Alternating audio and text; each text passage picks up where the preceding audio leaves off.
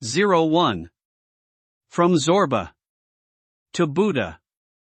Question: Osho lovers are still confused about the concept of Zorba the Buddha. Kindly explain its significance.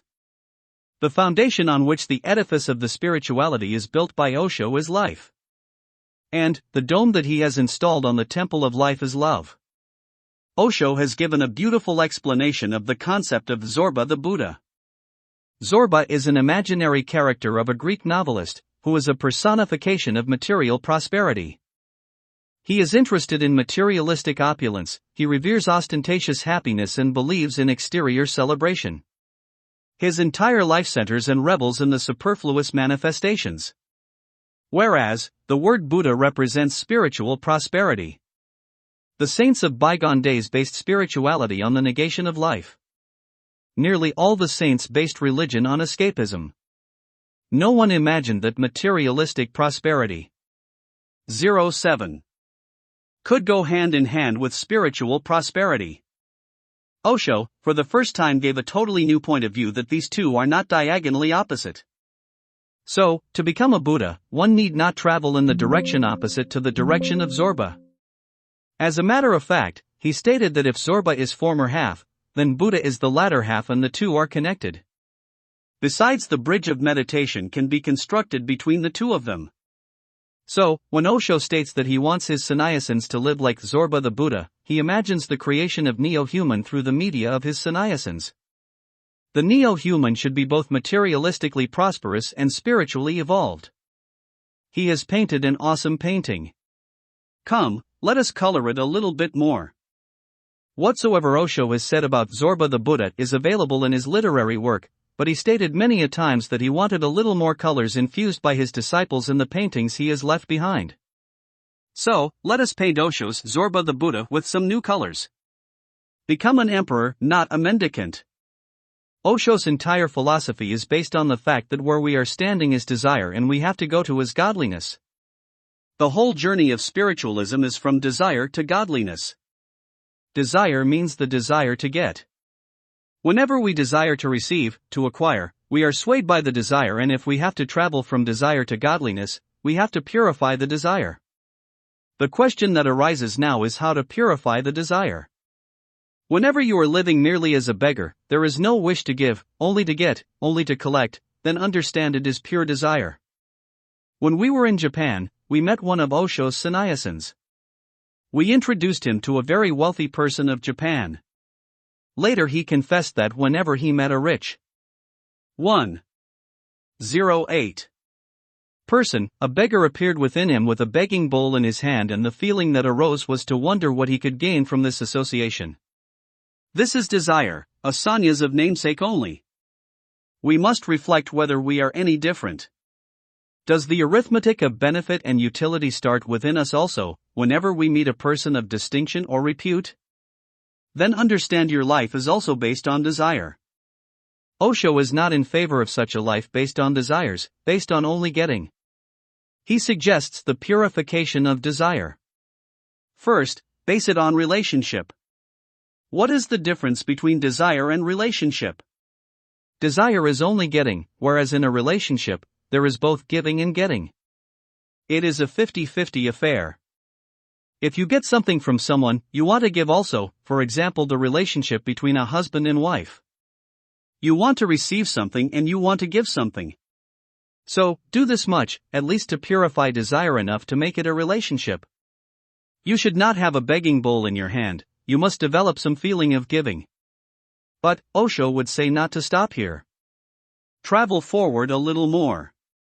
Now, purify the relationship too, and transform the relationship into love. When the intention of getting is more or less erased and the feeling of giving only remains, then it is called love. As I mentioned earlier, the foundation of Osho's philosophy is based on life and its dome is love. Love is the feeling to give purely. If you possess nothing, how can you give? So first, you have to become worth giving. Becoming worthy of giving is called Zorba. Become so prosperous that you become capable to give. You may want to give but may lack the capability, so in that case who will you give what? When I was a student in Indian School of Mines, Mr. J. P. Tiwari was my lecturer. After retirement, he lived in Jabalpur. He used to be very generous. If ever he were free, he would invite us to the canteen for snacks. One day, I 09 commented on his generosity. He smiled and said, "You are right, but what is the use of a large heart if it is not supplemented with a large wallet? You have a big heart, but you are not in a state to give, then what can you give to anyone?" So, according to Osho, first develop the capability to give, become Zorba so that when you feel like giving, you can follow the dictate of your heart and do so. Bashir Badr says, Kuda hum ko asi kudai nada. Kuapni siwa kuchdai kai nada. O God, do not give us such intelligence that I cannot see anything beyond myself. This state of mind is Zorba. Who is Buddha? One who just does not have even the tiniest desire to get from anyone is a Buddha. One who nurtures the feeling to give is a Zorba. When Osho says Zorba the Buddha, he means that when the feeling of giving arises, become a Zorba, and when the feeling of getting arises, become a Buddha.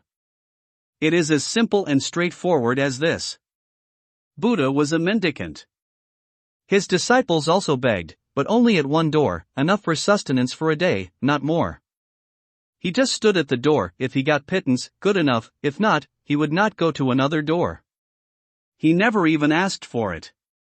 This was the level of self-control and patience, no insistence to get. When Osho mentions Zorba the Buddha, he is speaking of pure love pulsating only with the desire to give. But, most of the sannyasins are usually the opposite of Zorba the Buddha. When the desire of getting arises, they become Zorba, and when the desire to give arises, they become a Buddha. In my search for truth, I have had the good fortune to meet many saints of India. Very few had something to give. Wherever I went I saw such miserliness, I saw such 10. tight-fistedness that I doubt whether they ever wanted to give or ever gave. Indian saint tradition has largely been poor and underprivileged tradition. They have lived a life of penury from ancient times. They did not have anything to give. So, when they got the wealth of godliness, even that they could not spread and share. They could not distribute because of their innate, integral nature of being poverty-stricken. They became arhat, but could not step ahead to become a bodhisattva. The direction given by Osho to his sannyasins is not to become arhat. If they gained realization, they should not keep it in their closets. Let it be distributed, let it be spread widely. But, how are you going to do it? If the desire of giving has departed, how will you give? Thus, live the life like an emperor from the beginning. What does an emperor mean? A person who is generous, who nurtures the desire to give, is an emperor. Therefore, to me, Zorba the Buddha represents a person who believes in giving, who revels in giving love, who has a minimal desire of getting. Thus, the first definition of Zorba the Buddha has 90% desire to give and only 10% to get. When you want to give, become a Zorba; when you want to get, become a Buddha. Become Zorba the Buddha. Become a jolly renunciate. I want to paint another color in Zorba the Buddha. Guru Arjun Dev was the fifth master in the Sikh sect of Guru Nanak Dev, after Guru Angad Dev, Guru Amar Das, and Guru Ramdas. He has written lovely verses. He writes, Prab milbi ko o preet man lagi purab karam ankor jab pragati, beti ho purak rasik bairaji. The loving desire to meet my beloved has arisen within. 11. My mind. When the seed of the past actions sprouted, I met God. He is both the enjoyer and the renunciate. According to Guru Arjun Dev, the definition of a master is one who is a jolly renunciate, whom Osho is calling Zorba the Buddha. What is the meaning of Rasik Bairaji, a jolly renunciate? When the desire of getting arises, become a renunciate. And, when you see God in the world, become joyous. A saint is like this. When he sees the world in the world, he becomes a renunciate. When he sees God in the world, he becomes the enjoyer. Or you can word it thus, that when he sees the other, the feeling of giving arises, his jolliness surfaces and he reflects on what he can give and what he can do for the other. But, when he looks at himself and he feels like getting, he looks at the world like a renunciate. Osho also wants to say the same through the medium of Zorba the Buddha, that Guru Arjun Dev is saying through the medium of Rasik Bairagi. Now, take yourself. When you look at the world, which facet surfaces for demand or for giving? If you predominantly feel like giving, then you are enjoyer of the world. But, if you feel like getting, then obviously you are unable to see God in the world, then you are not Zorba. So, look at the world with the feeling of giving and become Zorba. And if you feel like getting, then become a renunciate. Such a person is a Rasik Bairagi, a jolly renunciate. Osho says that Zorba is representing the earth and Buddha represents the sky. What is the grace of the sky without the earth? So also, what is the grace of earth without the sky? Think how it would be if the earth were present without the sky, would it be worth living on? And, if the sky were present without the earth, where would you live? Zorba without the Buddha is like the earth without the sky. The sky meets the earth in Zorba the Buddha. 12. Do not talk of sky. In this country, there have been a lot of commentary on flowers, but the roots were not discussed. As a result, the flowers withered away, being excessively discussed. It would have been better to discuss the roots instead. If on the contrary, we had reflected on the roots, the flowers would have blossomed automatically. When Ma was a child, his mother often stated that she wanted to go to her parents' place, but she never went. So, he suggested that she should do so since no one was stopping her. His mother expressed worry for her little garden. If I go to my parents, who will tend my flowers? Mao assured his mother that he would take great care of her flowers in her absence. He would love them so she need not worry. His mother told him that he had really relieved her of her worry. She could now go without worrying about her plants. She went. But, when she returned after a month, they had all withered away, flowers, leaves and even branches. She stood aghast. She inquired of Mao regarding his promise to tend her foliage. How come they had all dried up? Mao told his mother that is exactly what he wanted to ask her. I would love them and daily caress them, but they kept withering, even the leaves languished. The mother explained to him that if the flowers had to be tended, they need not be attended to, it is the roots that need attention. Mao writes in his autobiography that he remembered this advice of his mother all his life. It was like a guideline. First care about the roots, the flowers will blossom themselves. Osho says, if you first develop Zorba within you, Buddha will automatically develop. But, if you do not care for Zorba, if you do not look after the external prosperity, it is nearly impossible to have internal prosperity. Understand the essence of Osho's philosophy, that living in the world, be 13. Practical and then start your inward journey. Start a travel in which there is practicality in life, in which your grip remains on the ground. Abhi Azman ka zikr nakar. Abhi Azman ki fakar nakar. Jo zamin ki zulfian sanwar de. Us basifa ki talash hai. Do not discuss about the sky. Do not worry about the sky.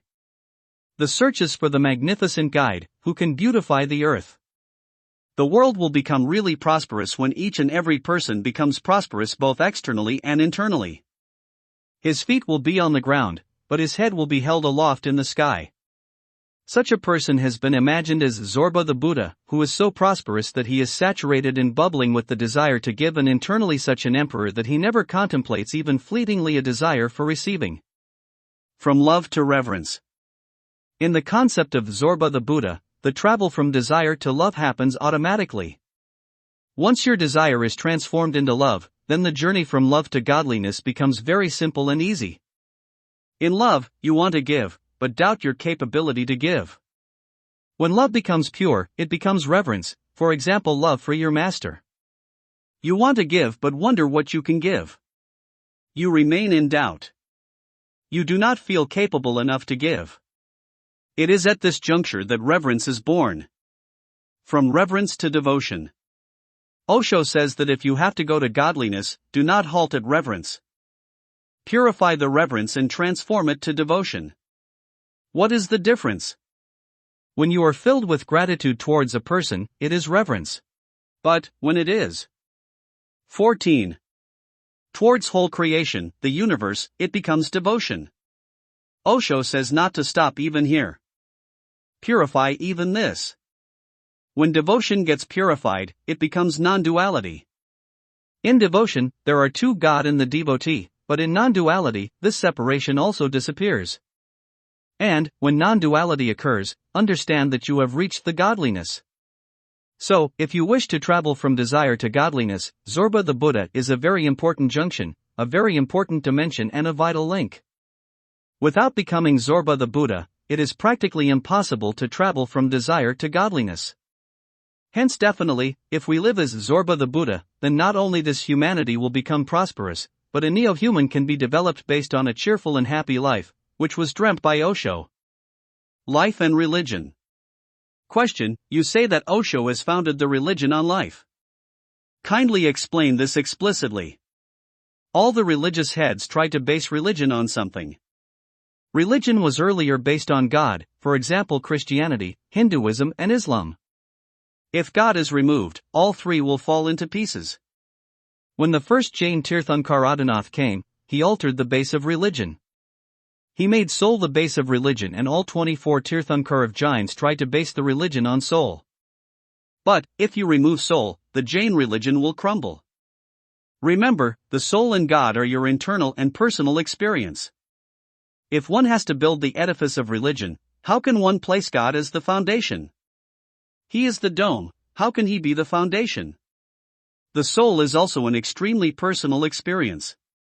So, Gautam Buddha, who is the Einstein of consciousness, a supreme scientist of consciousness, realized that this is a very difficult issue. God and soul cannot be made the foundation. So, he bid both of them. 15. Farewell. Then, what is there to know? He stated the goal is to go beyond the mind, which is the state of nothingness, and he gave a scientific support to this. It was such a beautiful scientific basis that people accepted it. So, they started the journey of their life, the journey of religion from the mind.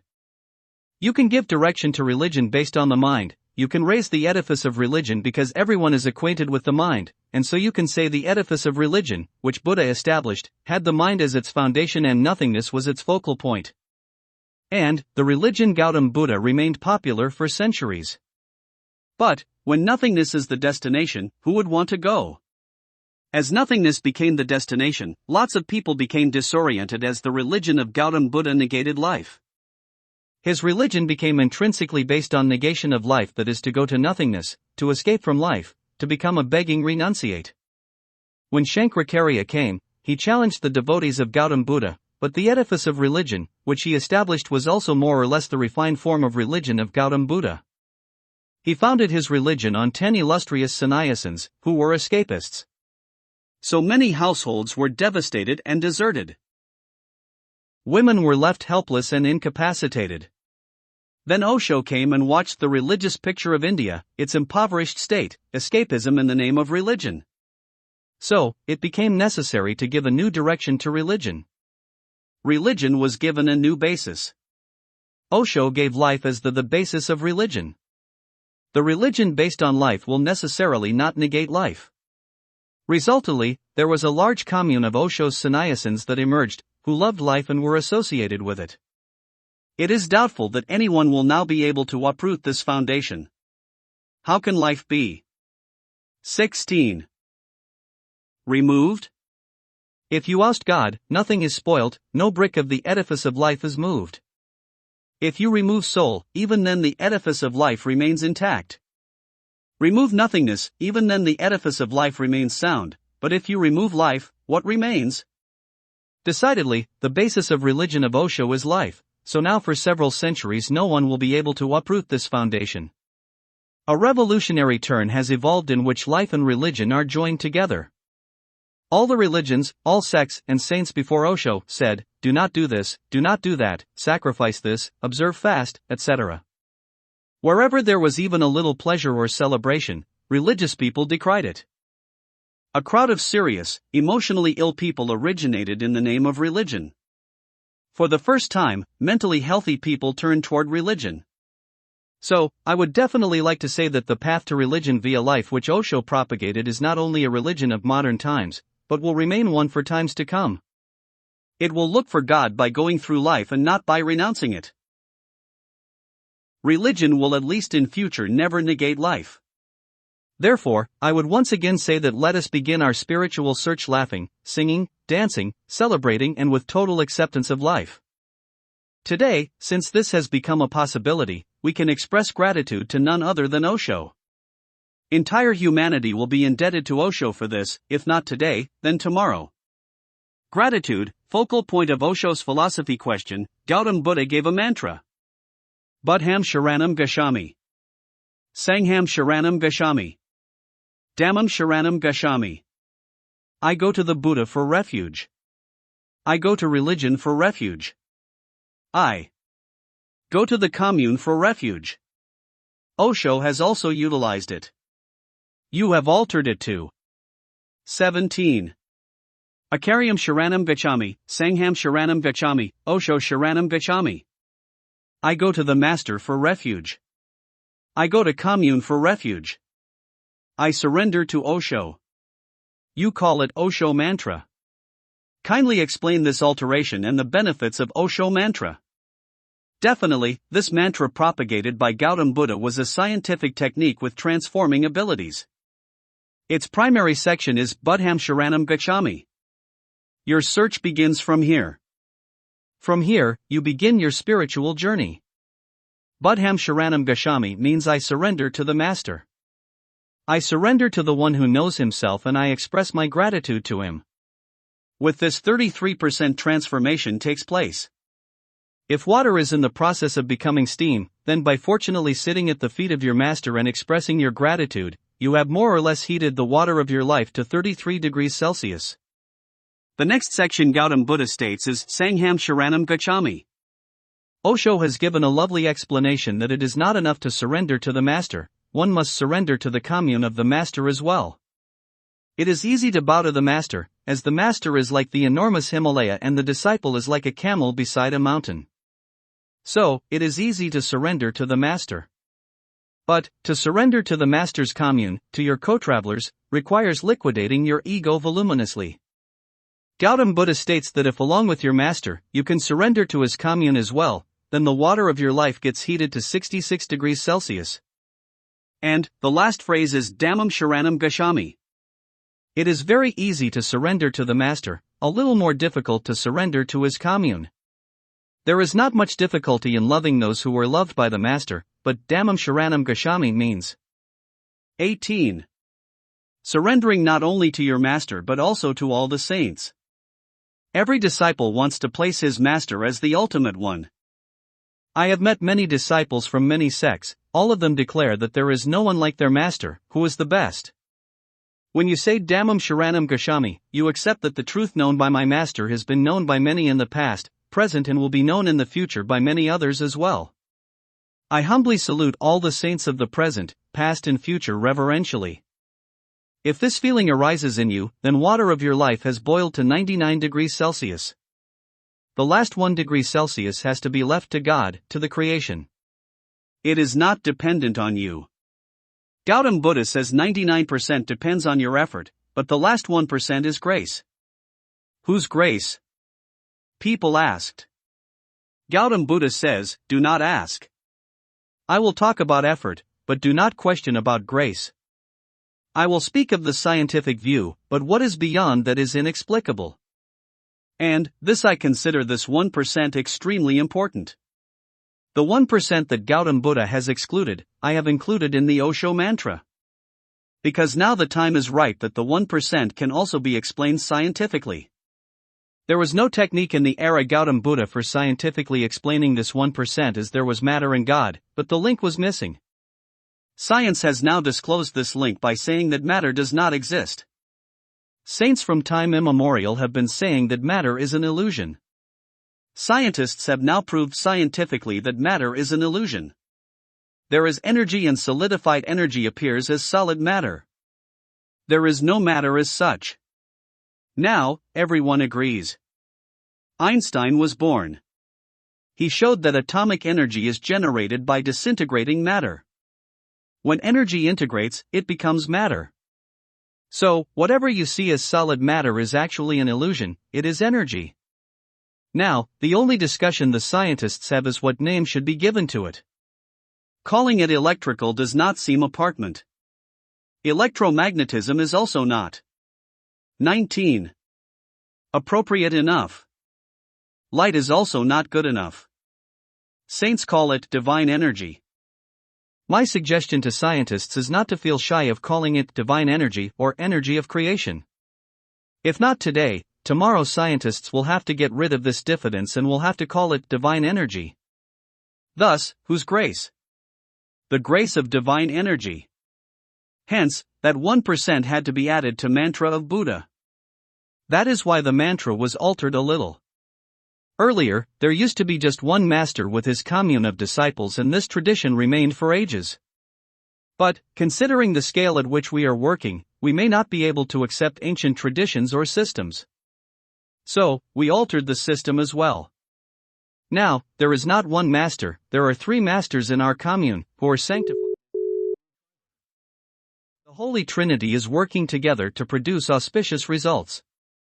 30 years ago, Osho said in Gene Koja Tinpaya, if one puts all the scientists of yesteryears on one side of a weighing scale and counterpoise it with scientists of the present times on the other side, the present ones will outweigh them in numbers and quality. Osho has dreamt that now many enlightened men will be born, so many saints, that the saints of the past will be outnumbered. The time for the fulfillment of that dream has dawned. Osho's pulsating and living stream has started flowing. The science propagated by Osho has led to a technology. It was necessary to have a team of masters to execute work of this magnitude. A single person may not have succeeded. You can revel in the unified effort put in by Sadhguru Trivar. Each one has a different elegance, grace, and savor. One like a rose, the other like a lotus, and the third like a marigold. So, the necessity to alter the mantra arose to suit the present circumstances. This is how the Osho mantra originated, which has 5 sections and clear instructions. 20. The first section is Om. The first time when you say Om, you express your gratitude to the existence, which is in the form of Omkar, divine word, the divine light, the divine sound, the consciousness, in fact the creation in its entirety. How can we start our journey without expressing gratitude to the existence? In Ashadhara, Sadhguru Trivar are the representatives of the Master's sovereignty. The second section, Akaryam Sharanam Gacham, means that I express gratitude to Sadhguru Trivar. Then we come to the third section in which you say Sangham Sharanam Gachami. Ashadhara is a large commune with hundreds of trainers and thousands of seekers who are assisting you in your journey. Therefore, it is not enough to express gratitude only to Sadhguru Trivar. All the trainers and your fellow seekers need to be gratefully acknowledged. Remember, Guru Nanak Dev says, Nanak, Nam Jahaj Hai. The divine word, Omkar, is the airplane. But, on which runway will it take flight? If there is no runway, how will it take off? Once it takes off, it will be airborne, but before that a runway is a prerequisite. Your gratitude is like the runway, which is required to help the airplane of divine word to fly. And, expressing this gratitude is your preparation before being airborne. Hence, when you say Sangham Sharanam Gachami, you are thanking the entire Ashadhara commune. Next, we come to the fourth section of this mantra. Osho Sharanam Gachami means gratitude to Osho, our divine master. When we say it, we bow in reverence to Osho, as this Ashadhara has flown down from the Himalaya of Osho. Gratitude to the Ganges is not complete till we bow reverently to the Himalaya. Your surrendering to the Master and the commune is incomplete till you have expressed your gratitude to the Himalaya of Ashadhara, our divine Master Osho, and also to the entire gamut of 21. Saints Dadu, Dariya, Ravidas, Kabir, Gorakh, Buddha, Mahavir, Jesus, Muhammad, Mirabai, Sajabai, and Dayabai. Through Osho, we reverently salute all the saints gratefully who have been the source, the originators, the creators of the Ganges of knowledge, the stream which has got conveyed to the present age. If Osho also has been able to give this fortune of knowledge, it is because of the contribution of all his saint predecessors. Without them, it would not have been feasible. Thus, through Osho Sharanam Gacchami, not only are we expressing our gratitude to Osho, but also to all the saints of the past. Dhammam Sharanam Gacchami in the mantra of Gautam Buddha is our Osho Sharanam Gacchami. Finally, the fifth section is OM. We want you to respect yourself, be filled with reverence for yourself, be filled with reverence for yourself and be able to bow in adoration to yourself. Saint Kabir says, Sabhyai Guru Sabhyai Chela. By sharing divine word one becomes a master, and by getting divine word one becomes a disciple. If you see Omkar in the other, you can proclaim him as your master, and if you can see it in yourself, then you appears as a disciple. It is necessary to respect yourself to be able to undertake the spiritual journey. Therefore, in the fifth section, you bow to the Omkar within you. I salute myself. This is how every aspect is covered in Osho mantra. If you comprehend it correctly, nothing remains to be understood. And, if you cannot understand it, what will you understand? Osho mantra definitely presents the whole essence of Ashadhara. Search a living master question. Many of old sannyasins of Osho say that Osho will steer them across. No one else is required. 22. What would you like to say to these friends? Certainly, Osho will row you across, and he is working on it, but you do not understand. He has opened such a large tavern, a living stream has taken birth. Cannot you see the intervention of Osho himself in this? You say he will take you across, but you are adamant on not moving. You are not prepared to take a step. Do something yourself. When I was in my village, an old bull fell down in the fields and people tried to lift him. 2 persons tried but did not succeed, 2 others joined them unsuccessfully, so 2 more assisted. The bull was old, so 6 of them failed in their attempt. Had the bull tried to lift himself, just a little, even 2 or 3 people would have sufficed. So, Osho is waiting to steer you across in the form of Ashadhara. Such a big commune is anxious to help if only you would give that little flip yourself. You old bulls. Just a little push is enough. There was a saint in Bengal. He is deceased now. His name was Baba Bijan Brahmachari.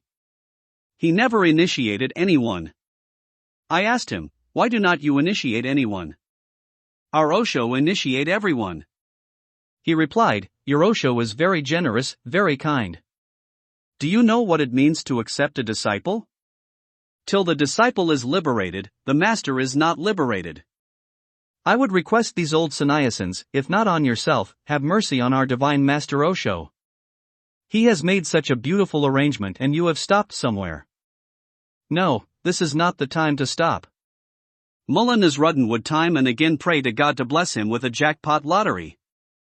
God was irritated listening to his grievance. So one day he told him to at least buy a ticket.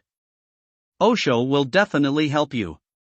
He will row you across, but purchase the ticket, at least. Frankly, this Ashadhara is flowing from the Himalayas of Osho, and I will say this to all of our old friends. 23.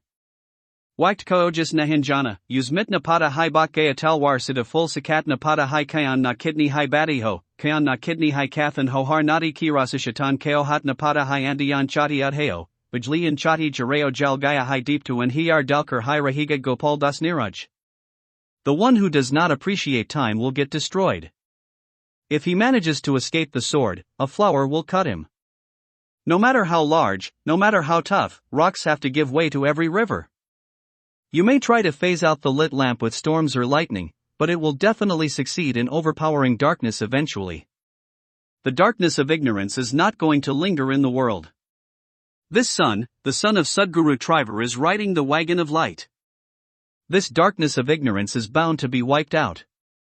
Fortunate are those who can jump aboard timely. They are all welcome to this living stream of Osho. Zorba the Buddha, an ideal model. The model of Gurukul was available. In the bygone days, there was a system to devote the first 25 years of life to studies and the last 25 years to spiritual pursuit in Gurukul.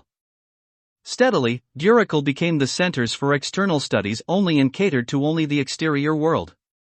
They did not remain spiritualism-centered. Lord Mahavir rejected this model.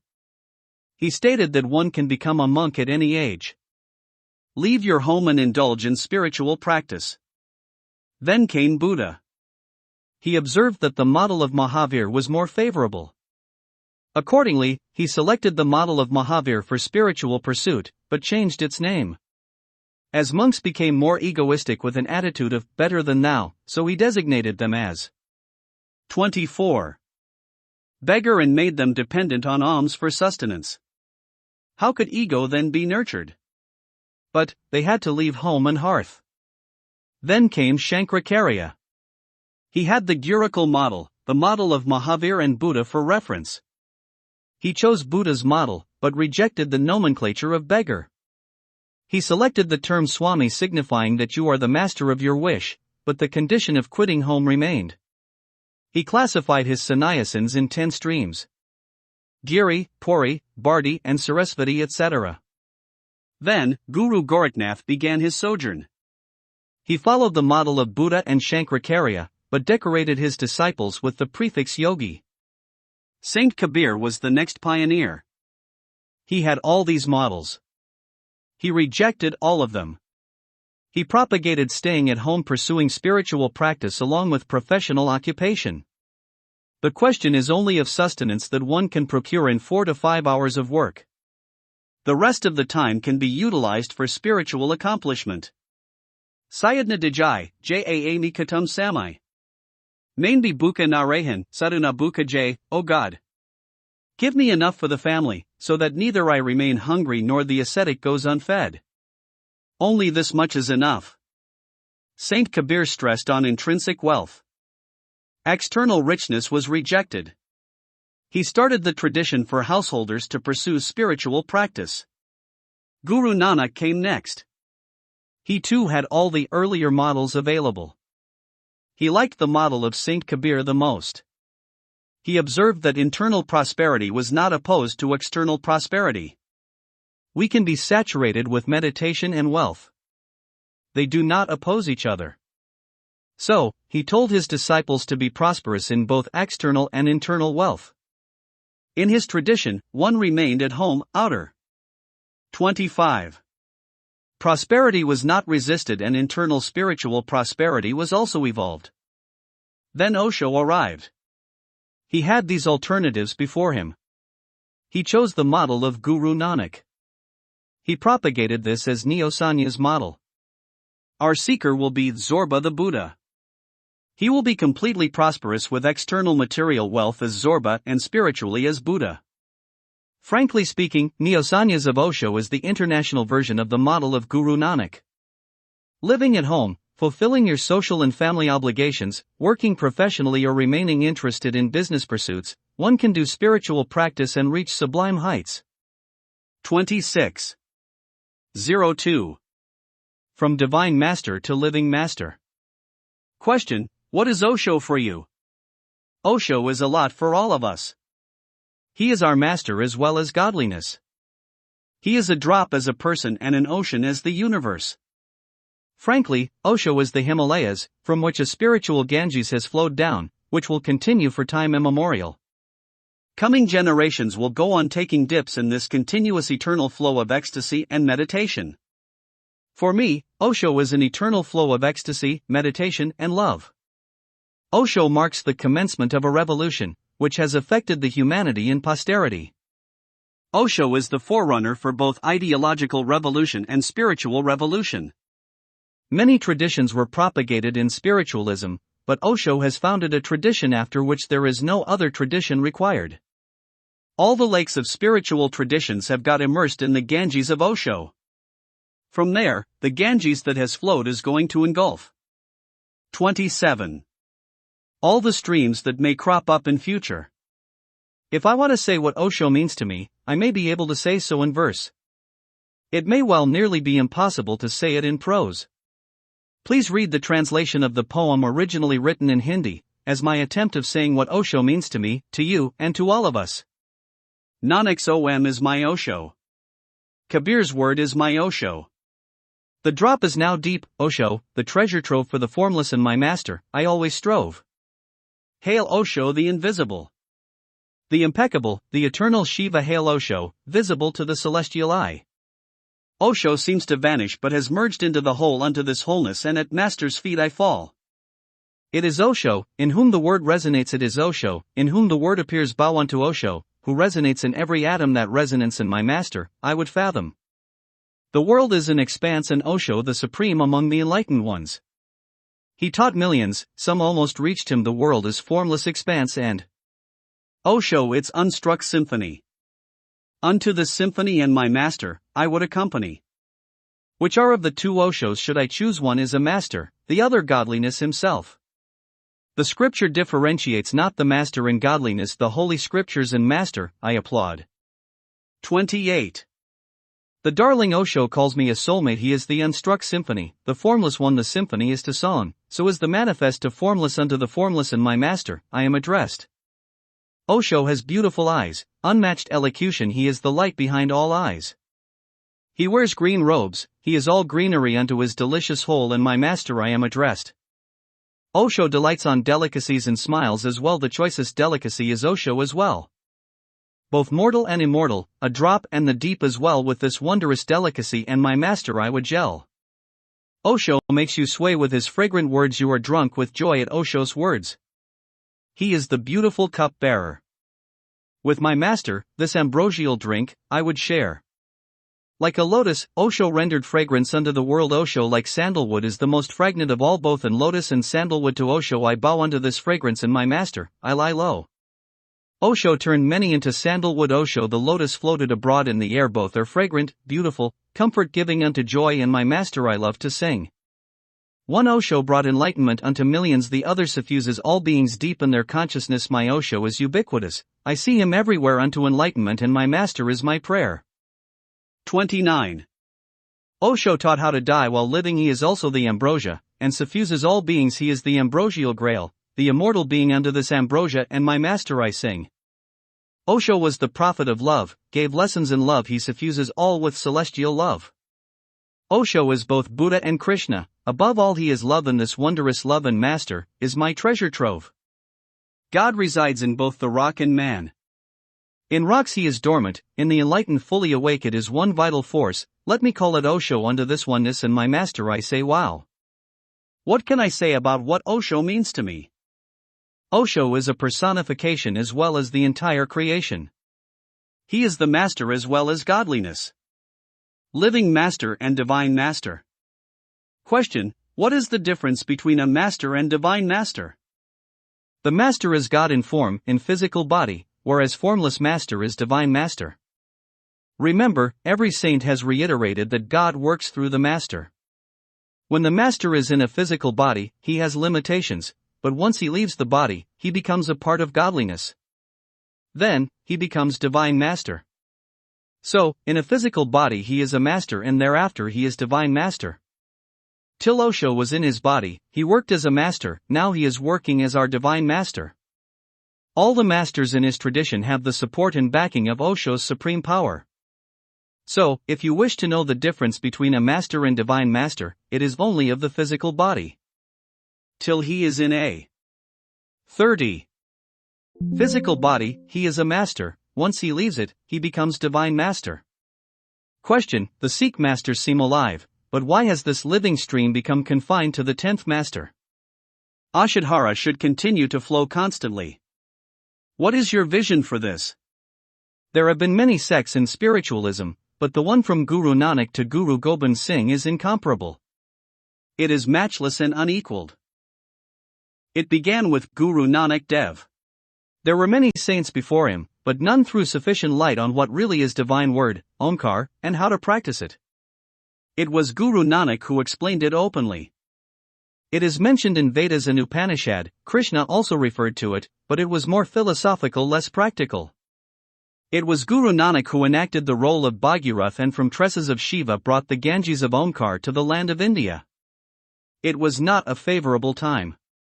Foreigners were ruling India. It was very difficult for a spiritual master to work. But, even in those unfavorable circumstances, Guru Nanak was able to do exemplary work. After Guru Nanak, Guru Angad Dev wore his mantle. The sacrifice of Sikh masters, their martyrdom and their devotion is striking. Guru Angad Dev's name was Lena. When Guru Nanak was about to depart, he assembled his entire commune. All those who loved Guru Nanak came, and amidst everyone, of his disciples, he declared Lena as his successor. Bhai Lena was hesitant. He stated that this would be an insult to the sacred master seat. Guru Nanak glanced at him sideways, reprimanded him and instructed him to occupy the seat. He was in a dilemma. If he sat, it would be insulting the sacred seat, and if he did not, it would be insulting his master. Baba Buddha was present there. He gestured to Bhai Lena to sit, or the master would be 31. Insulted, since the master himself was instructing, he could sit.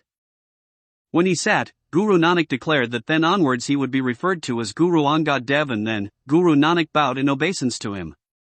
Thereafter, he announced that his time to depart had approached. The commune became sad, but found solace in the fact that there was at least a master available. Guru Nanak left his body after some months. Bhai Lena was extremely saddened. Even though godliness is within the master, but the physical body of the master is also very endearing. Very dejected, very sadly, he retreated to a secret destination for nearly 5 months. People located him with a lot of difficulty, as he had gone to his village from Kartarpur and also not to his own house. He went to the home of Ma Bai Rai. He was found after a laborious search, and then he took charge. After him, the lineage has Guru Amardas, Guru Ramdas, Guru Arjun Dev, Guru Hargobind, Guru Har Rai, Guru Harkishan, Guru Teg Bahadur, and Guru Gobind Singh in this sect. The sacrifice of every master is exemplary. Like this, many other sects also emerged. Many of them were swallowed by time. Osho has once again revived all the sects, so all the sects are absorbed in Osho. His sect is all-inclusive. Now, the scope is that if at all a new sect is born, if a new stream does gush out from some mountain, it will merge with Osho's Ganges. After Osho, I see no possibility of any sect to move in a segregated way. So definitely, his lovers and disciples have to shoulder a grave responsibility, because if tradition of Osho is kept alive, then all sects will remain alive. If his sect dies, then remember only one sect will not die with it, but all earlier sects will also be wiped out.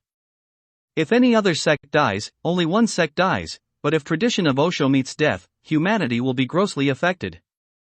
Fortunately, Ashadhara, the living stream of Osho, is flowing to keep it alive. We are all fortunate. You are all lucky that you are part 32 and parcel of the living stream of Osho. You are a rivulet of this river. From Osho, the Himalayas, the source, this stream is gushing forth. From the glacier, this Gangotri is a fresh release, a pure brook is surging out from you. Definitely, we have reflected intensely on how to keep it alive. A complete technology of meditation and ecstasy based on spiritual science of Osho is being made available. You know that based on scientific philosophy of Osho, there is provision for 28 enlightenment programs. If these continue, this sect will never vanish into extinction. We have planned out how to keep their flow remaining unabated and continuous. The major reason of the disappearance of many old sects was that their lineage discontinued for some reason or other, and the master-to-master appointment could not be maintained, so the sect became extinct. One of the main reasons was this. The other reason was that no one gave importance to the system. Thus, there was no system, no freedom, and no teamwork either. Because of these 3 reasons, they got destroyed. First, there was just a single person working with no team supporting him, and there was no system. In Ashadhara, we have ensured that no single person should work alone. A team should work. You see, there is a group of trainers working, and to keep it going there is a provision, there is a system. I would like to give you a glimpse of this system. After Amrit Samadhi, Divine Elixir Awareness, Acharya Pragya training program is proposed. After attending that, the trainers can conduct the first 3-day programs of Ashadhara like Anand Pragya, etc. Similarly, after doing Advait Samadhi, Universal Sound Awareness, Acharya Shri can be attended. Thereafter, the Acharyas will be educated to conduct subsequent programs independently or under Sadguru Trivar as per requirement. 33. This tradition of Sadguru Trivar, of Trinity, will remain in existence unceasingly. If anyone departs, the remaining 2 will fill the gap by selecting a replacement. Similarly, members of the Ashadhara commune will form a parliament. Under the patronage of Sadguru Trivar, this parliament will meet once a year to improve and reinforce Ashadhara. Thus, we have introduced such a provision that living tradition of Osho remains alive and pulsating, always with the replacement of masters and acharyas. Definitely, this living stream of Osho will flourish eternally. Many flowers will bloom and varied trees will be planted. You ask what my vision on making Ashadhara an undying stream is, so I have provided you with a synopsis of it. I invite all of you to assist in it, as to take it forward is a challenge, so please take it. Leaves will definitely fall. Question: some people walk along with you for a while and then drop away. What message would you like to give them? The principle of life is Jona Karega Sina Age, Pithus Kinchaji Peach, Jo Upper Ko Chad Nasakega, Usko Jana Hagan H. One who does not go forward courageously, he will be pulled back. One who cannot climb upwards, he will have to inevitably go down. Remember, a series of programs has been proposed, with the purpose of making you thinking of advancing forward. If you are climbing a mountain, you cannot afford to rest on a steep slope. Either you reach the peak or life will pull you down. Some of our friends think that we have attended one program, now we can relax. The sequential 34 program has been prepared so that one always looks and climbs upwards, since there are more rungs on the ladder. And one who is concentrating on climbing cannot fall down. Even if you do not climb up, at least you are constantly entertaining the thought to climb. And your thought will take you in the upward direction in life.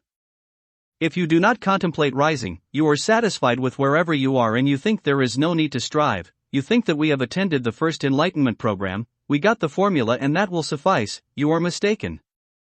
You think wherever the first enlightenment program has taken you, you will remain there. Life will pull you down and it will not let you stay there. I would like to advise such friends not to stop. Do not come here if you so desire. I do not insist that you come to Ashadhara. Go anywhere, but do not stop midway. If you stop, life will definitely take you downwards. If you are inclined to come here, you are welcome to join us. If not, at least keep your search alive. Go elsewhere, wherever your life gets direction to evolve. There are many flowers and many saints. We do not claim that evolution is possible only here and nowhere else. Indian land is very fertile, very productive, and many saints have taken birth here. When I was a child, I read a poem of Harivansh Rai Bachchan. Abna Rahi wa Peen Whale. Abna Rahi wa Madhushala. Now, the drinkers like the ones in his times are there no more is there a tavern similar to that used to be there in his time. I used to be filled with despair that alas, why was not I born during the era of Buddha? I wish I were born in the era of Ramankrishna Paramahamsa. But then, I met Osho and I danced with delight at my good fortune.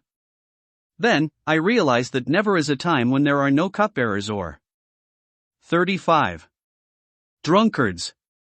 If this tavern does not captivate or fascinate you, there are many more available. Go elsewhere. If not, the doors of this tavern named Ashadhara are always open for you. This is the tavern of Osho and no one is shut out. Question: those people who love Osho or are associated with neo-sannyas of Osho, but have not reached you, what would you like to say to them? Those associated with Osho are definitely fortunate. I have many achievements in my life, both educationally and professionally, from worldly standpoint. One day my daughter asked me that which one I do consider my biggest achievement, being an administrator or studying in a reputed school or performing excellently in education. And I replied that my greatest achievement was to be attached to Osho. Frankly, people who were born and lived in era of Osho and did not get connected to him are unfortunate. It is like being born in India and not seeing the Ganges River. Could there be a bigger misfortune? But what would you say to a person who goes to the banks of Ganges, but does not take a dip in it? He is extremely unfortunate. Is not it? Similar is the fortune of a person who got associated with Osho, but did not plunge into ecstasy. Extremely unfortunate. Secondly, the promise with which you joined Osho has not been kept. Here is another opportunity to fulfill it. Come to Ashadhara and fulfill the promise of achieving ecstasy and enlightenment. Let us flow together and strive to manifest the dream of our beloved Osho. Question: if a seeker is doing meditation, but not progressing, what should he do? Osho has given a touchstone to all of us. If you experience bliss in your journey, then keep going on that path. Continue doing whatsoever you are doing. But, if you observe there is no progress, your bliss is not increasing. 36. Then stop a while and contemplate. Probably there is something amiss and somewhere there is a blockage. Whichever path you have chosen, whichever technique of meditation you have adopted, if for months and years you feel you are in a status quo, then do you intend to halt there? Another point to note is that the journey of meditation should lead to ecstasy. Osho has repeatedly stated that one begins with effort, but ends with grace of godliness.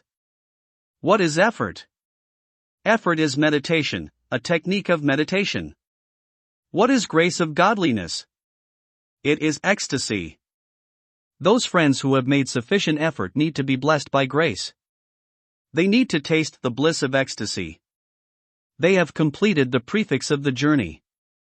Now, they should prepare for the suffix. I invite all of them. You must convey this message to all of them who have halted somewhere along the way that they need not stop.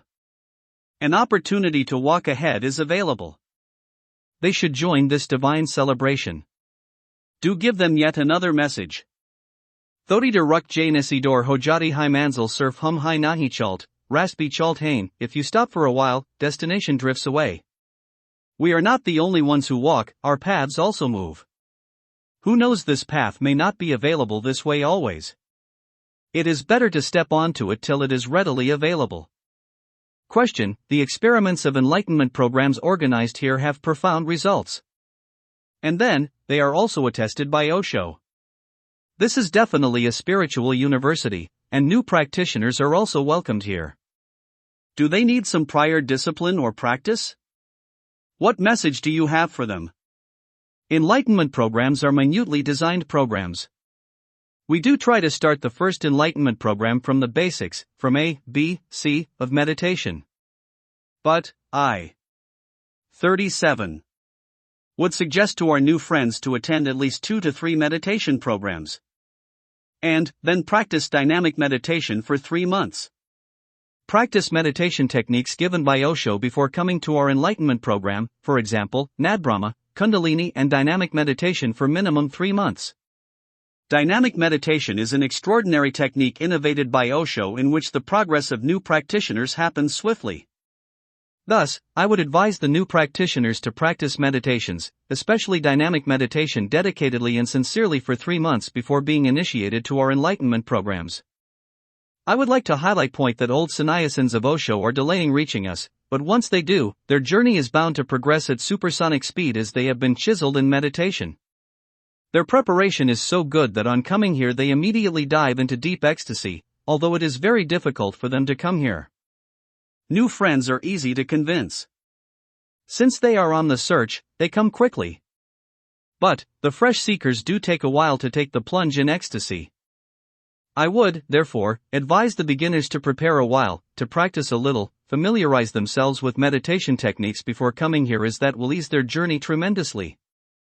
Question: Osho Gangotri Dam is perhaps your favorite. You have accredited it as the Gangotri of Ashadhara. You have assigned the management duty to Osho Maitreya. Sadhguru Trivard give it a lot of time, love and attention, whereas it is in Nepal, so far from India. What is the secret? Kindly throw some light on this. There is no secret in this. It is all decided by godliness. We are mere puppets. We ourselves do not know what is happening and how it is happening. Osho Shailendra Ji got an invitation from them. He deliberated with us.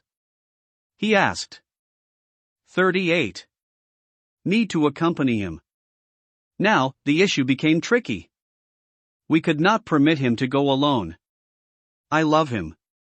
So, I said, let us go. It was not as per any plan that we all came to Nepal. Remember this. We were just pulled. We did not think with minds or intellects, we just came. And, when we did come, things just automatically unfolded. We were surprised. 21 people attended our first program here. It is a strange number. If we recollect, we can understand clearly. Even in April 1998, the first Enlightenment program organized at Amarkantak had 21 people attending it. Osho loved the number 21.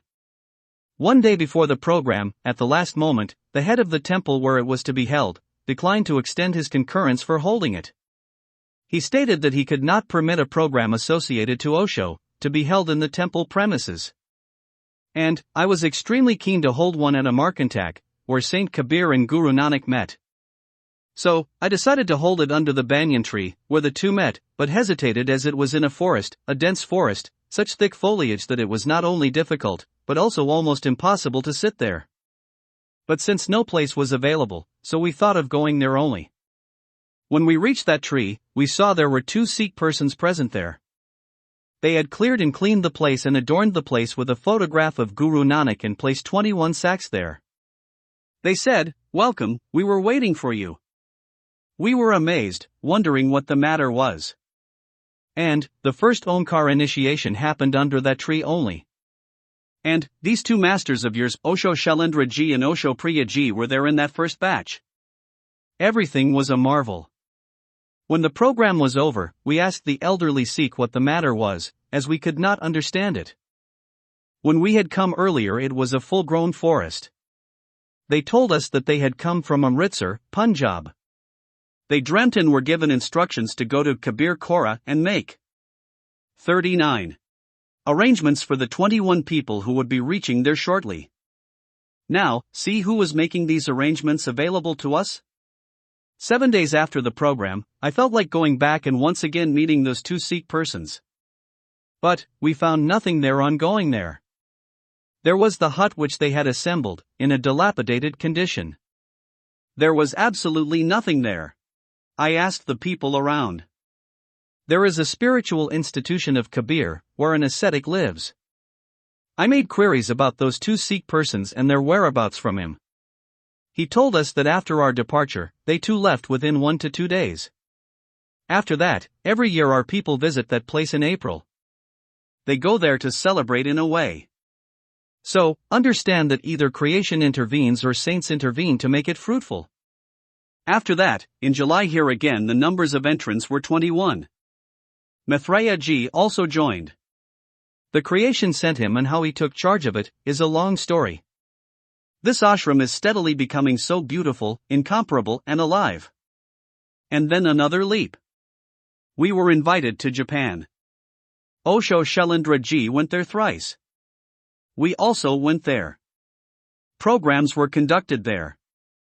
Then, there was an invitation from Madhopur, Punjab. Now, see where is Nepal and where Madhopur. On the bank of the magnificent river Ravi, where in the bygone days, Guru Nanak had established his Kartarpur township.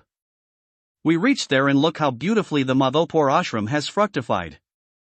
Such a gorgeous bank of river Ravi and the splendorous sight of the Himalayas, where amazing program are being conducted. Friends kept pouring in from diversified directions. Definitely, someone is sending them, and you also do not think that you have come here because of yourself. There is a power, a divine connection that you are connected with, is sending you here. Just understand that everything is just happening. No one is doing anything. You are slowly falling in love us. I recollect a story. 40. There was a lover. He would write a letter to his beloved. His beloved used to wait for the postman to deliver the letter. By and by the lover's letters diminished as he went very far away, and sending letters became difficult from that distance. But, her continuous wait for the postman remained steady. And, her beloved fell in love with that postman. I think your situation is similar. Frankly, this love letter is of Osho. We are like the postman, delivering his love letter, and you fall in love with us, the postman. You express your gratitude to the postman. Okay, we accept it. We transfer the goods from here to there and from there to here. There is a nice saying in Bhojpuri dialect. Aam ki lakri, jajman ka gi, swa. Ablasho ns. The wood is of the mango tree and the melted butter of the host. What does it cost us? The wood belongs to the mango tree and the melted butter to the one organizing the worship. So, the wood is of Osho and the melted butter belongs to all of you, and we as mediators make the offering. Whatever it is, such a lovely atmosphere has developed with the amalgamation of love, meditation and ecstasy. Definitely, this is due to grace of Osho, who is our divine master. If for everything someone has to be given the credit or thanked or held responsible for, then it is only Osho. And, when you thank Osho, the master and godliness, both are thanked. New friends are welcome. Question: Osho and I leave you my dream has said, always make a room for new sannyasins. Kindly, explain these divine words. Before Osho departed from his body, he gave instructions to his Pune ashram management to always have a soft corner in their hearts for newcomers and also to 41. Keep some space vacant for them in the ashram. This is an obvious declaration of his love for his sannyasins. There should always be space available for those who loved him. It is an ashram, not a hotel. Even a 5-star hotel could be houseful, but a saint's hut can never be houseful. There is never a shortage of space. Osho narrates a beautiful story. It was raining. There is a saint's tiny hut. A person comes asking for refuge. The saint ushers him in. Another comes. He is also accommodated. After 4 to 5 more, on the arrival of the 6th, the earlier travelers state that there is no place. The saint says that we can all stand, but let him in. So, he too enters. Then, a donkey comes to the door. The saint suggests that it too should be accommodated. People asserted that there is absolutely no space left. The saint said that when they came in, there was space. Now that new friends have come, there is no space. The saint very affectionately brought the donkey in. This is the conviction of a saint. There is always place for new entrants in his heart, whereas the heart of a worldly person has limitations as he will welcome only the one who he can benefit from. A saint does not look at the profitability. Whoever comes is the manifestation of God, sometimes in the body of a donkey, other times in the shape of a human. But, the saint welcomes perennially. Wherever there is a shortage of space, understand it is no longer an ashram. It has become a hotel. And, wherever there is no dearth of space, it is not a hotel, it is actually an ashram. Outside, there could be scarcity of space sometimes, but if there is none in the heart, then space will never fall short.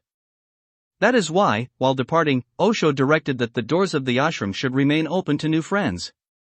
It was a very valuable advice. Be so generous, so magnanimous that you never refuse entry of new friends. But, his statement was not understood correctly. The expansion is being based on brick and mortar. Hearts have 42. Shrunk. What to talk of new entrants, the doors have been shut to old friends as well. It is shut specially for those who are progressing spiritually. Osho's directorate has not been obeyed. You remember, you are associated with Ashadhara. We have introduced the Akaryashri program so that your hearts never shrink. This Ashadhara is a magnificent stream and full of benevolence. There will be plenty of space available for new friends and for every talent. This declaration of Osho indicates his love. And, it is a direction for us to maintain magnanimity in our hearts. Osho was definitely aware of the fact that Ashadhara, his living stream, would one day take an enormous form. Hundreds and thousands of people are going to converge, so the doors should not become narrow. Let, at least, Ashadhara follow his guideline. It does not entitle us to criticize others who are not following advice of Osho. Let us, on the contrary, obey his dictates, his guidelines, his instructions. Let us implement them. Let us welcome new friends warmly, with open arms. This should be our state of mind. The winds will decide. Question: Osho's lovers and sannyasins adopt a permissive attitude towards themselves, but fail to be responsible to themselves and others. They pass snide remarks about sannyasins of Ashadhara. We, who wish for spiritual progress, participate in enlightenment programs, how should we interact with these friends? How should we present ourselves? Kindly explain and oblige. Osho loved his sannyasins. Whenever he uttered the words, my sannyasins, his bosom would expand with pride. He loved them so much that in order to teach them the right paradigm, he tolerated the misdemeanor of the entire world, he bore their insults patiently and he turned a deaf ear to their abuses. Everyone was prepared to honor. 43. Him amply. Jain society was ready to make him their ultimate saint. Under the patronage of Seth Govind Das, entire Hindu society was prepared to accept him as an incarnation. But Osho gave truth the prime importance and not a reverential and glorious status for himself. I recollect that initially when people joined as sannyasins in his commune, they were ridiculed. I remember walking past the mocking youth in Kolkata with a smile.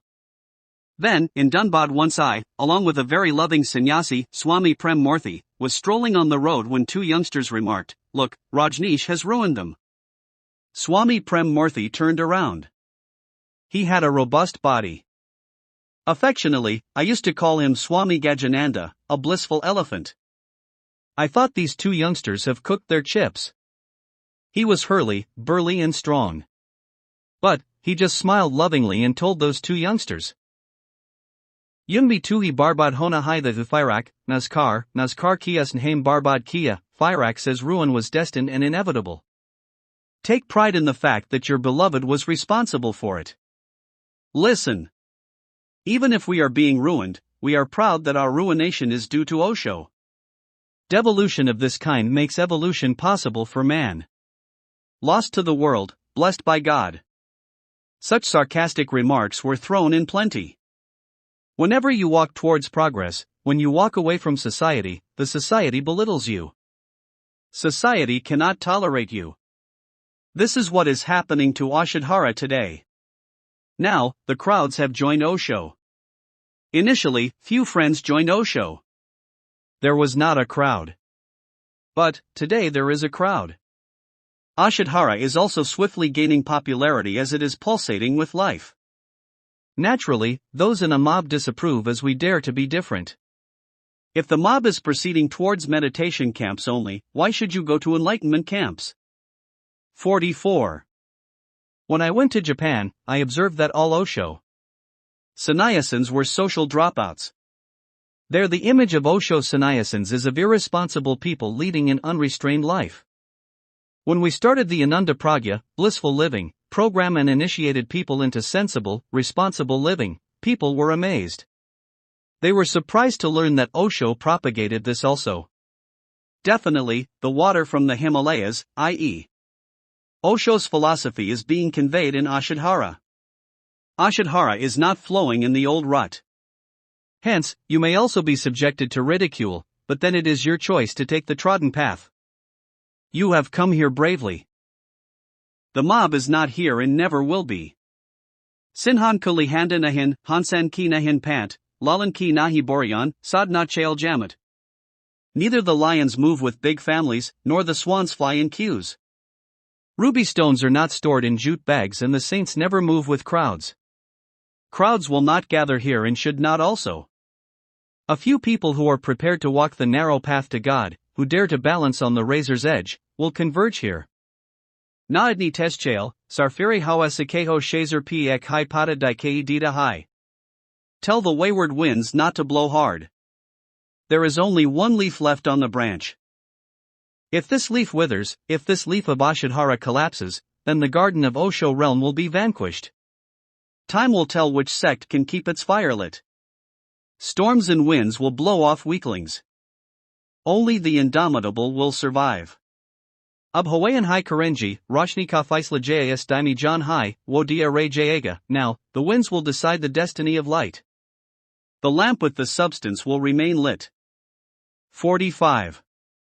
But, please do not be filled with derogatory thoughts for those friends. Pity them, love them, sympathize and make them understand affectionately. Kuch to Majburi and Rahi Hongi. Warnakoi biwafa nahi hota. Sach ken ko chata hai dil. Magar hansla nahin hota. No one is unfaithful, there must have been some compulsion. Frankly speaking, the heart wants to profess truthfully, but cannot usher enough courage to do so. There must be some underlying necessity. I know what these are. Some friends are alcoholic. They are addicted to it. Now, that is the problem. They have to take the 5-point oath which prohibits drinking, eating fish and meat. It is a difficult dilemma. For years, they have been taking liquor. They should have consumed divine liquor, but they have been consuming the bitter one. I know that they cannot quit it now. Those who are intensely opposing are alcoholics. Whenever anyone resists, the first doubt is that he is probably addicted to liquor, else why would he resist? I am not saying that all our critics, our opponents, are necessarily alcoholics.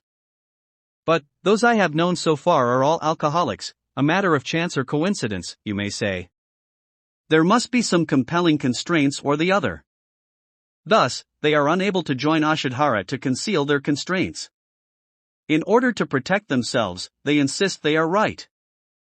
They will criticize you, they will be sarcastic, and they will trouble you and test you by instigating you. If you lose your temper, they will draw attention of other people towards your display of anger. People will provoke you to test your patience, to see whether you, Ashadhara seekers, have conquered anger, sex, and desire. Therefore, stay alert. Awake to your ghost nature, your psychological kind. No matter how much they 46. Instigate you, keep smiling. Let them incite you, you remain blissfully calm. Watch your tremors. No doubt you will feel bad to hear your masters criticized and defamed, but at that time watch your tremor. Be filled with self-remembrance. Then, you will see that your tremors will become meditation and be the cause of bliss within you. For the ones who scatter thorns in your path, reciprocate by spreading flowers in their path. Jo toko kana boy, tahi boy tu full twako full ko full high, wako high trishul. If someone sows thorns for you, you sow flowers for him. For you, flowers will remain flowers. For him, they will transform into a trident. With your hands you disperse only flowers. Your hands will retain the fragrance of flowers. But, when they observe that you are filled with gratitude in response to their spiteful behavior, then they will be compelled to contemplate. They will wonder how and why the eyes of seekers of Ashadhara commune are filled with bliss. These beautiful personalities are proof of some divine occurrence within. Definitely, this is a challenge for you. Lucky are they who are faced with challenges. They who lack challenges lead an impotent life. Fortunate are they whose lives are filled with challenges. Bak parayan ki mat pucho. Hey hamian apno ka bayahai. The challenges are thrown at us more by our near and dear ones than by strangers. Secret of Osho as prefix. Question: why have you prefixed Osho with your name? There are others also with the same prefix. If there are so many Oshos, the magnificence of Osho 47 will be at stake. Osho is the source of a new living stream. It is like many people prefix or suffix the name of their father with their own, with gratitude. They also substantiate it also with the name of their birthplace to declare their roots.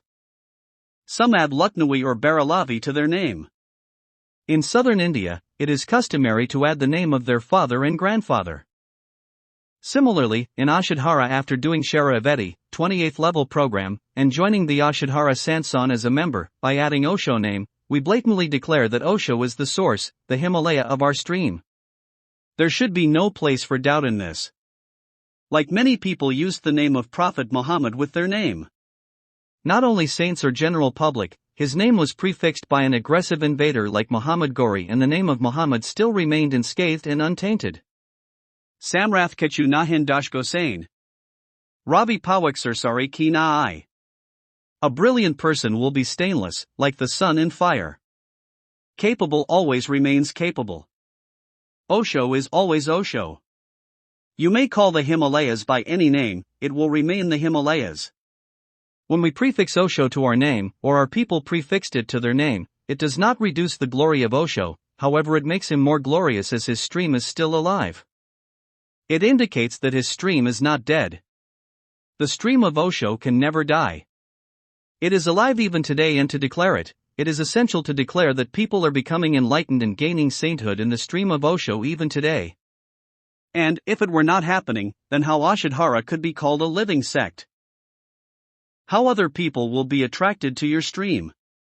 The streams of Maharishi Raman, Saint Kabir and Saint Dadu is practically extinct today. Had there been some courageous people who could name themselves like Dado Sundardas, 48. Dadadarayadas, had there been any living master in their stream, all the spiritual seekers would have been attracted to them. But, today nobody gets attracted to their streams as no one owns it, no one has been able to keep them going, none is there to declare that their stream is alive. As we are the representatives of Ashadhara, the living stream of Osho, we declare this, and nothing could be more gratifying and glorifying than to be associated with Osho. Remember, today you may or may not understand that Ashadhara is going to emerge as an eternally acclaimed sect. There will be thousands of Oshos in the future. Thousands will become enlightened in this commune. Thousands will have Osho prefixed to their names. Osho's glory will be enhanced. How can it diminish? I can foresee that Osho's dream of 10,000 enlightened people is going to manifest in the next few years. I can see 10,000 seekers prefixing Osho to their name. Osho has dreamt this, and his friend Swami Sukrajbharti also imagined seeing Osho here, there and everywhere. There is no question of any illusion or of any decrease in Osho's glory. We know old disciples of Osho are annoyed with us for this reason. They have misunderstood it. Osho says that there are two types of wrong people: wrong friends and wrong enemies. Friends and enemies based on mere words are wrong. They have got caught in the mesh of words. We are using Osho as an adjective. Remember, Osho as noun stands for Osho Rajneesh. But, our usage is as an adjective, for example Osho Siddharth, Osho Shailendra, and Osho Priya.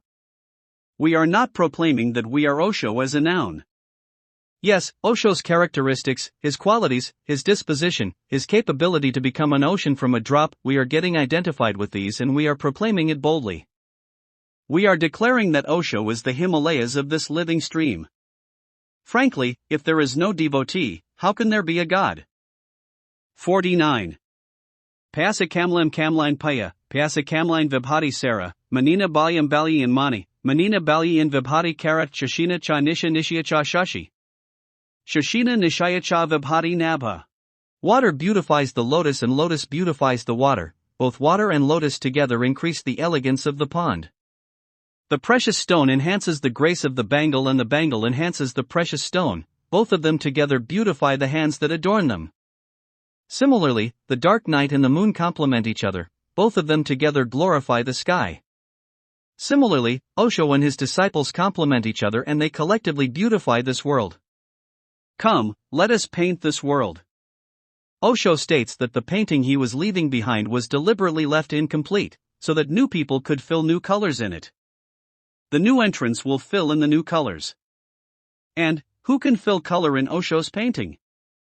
Jump aboard so that we can give birth to thousands of Oshos and color the entire creation with varied hues and colors. 50.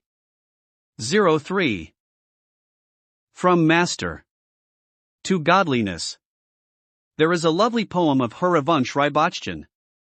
Mataralaya Jain Koagars, Kaltahai Pinwala, Kispathasa John Asamanjas, Main Highwa Bolabala Alag Alag Path Badlate Sab, Lekan Main Badlatahun, Rapakad Tuak Chalachal, Pajayaga Madhushala.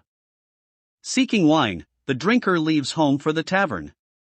Perplexed, he asks, which path will take me there?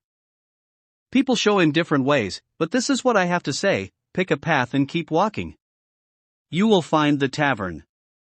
51. Ascetics of the past have shown many paths to reach God. From a stone to Shiva, from food to the divine, from desire to godliness, our ascetics have indicated innumerable doors. This is really a matter of good fortune. But, it has become a misfortune because many paths have been told. There is confusion as one wonders which one to follow. This is what always happens: misfortune gets conjoined to good fortune and vice versa. 500 years ago Guru Nanak propounded this truth. If it is declared in the scientific world of today, it is not surprising. But 500 years ago, someone established this truth. This is extremely marvelous. Good fortune and misfortune are not separate. There is a verse in which he states that heat and cold, warmth and coolness are not opposites, because the two are connected. Every ocean has the drop and every drop contains the ocean. The place you say is lit, has darkness as well. And, the darkness is not without light. Today, even scientists agree with this fact. What we call hot or cold, is only a play of temperature. If temperature increases, heat prevails, if it decreases, coolness is exhibited. So, this is correct. What we call hot has an element of coolness in it. Similarly, cold contains heat. Now, scientists too confirm this.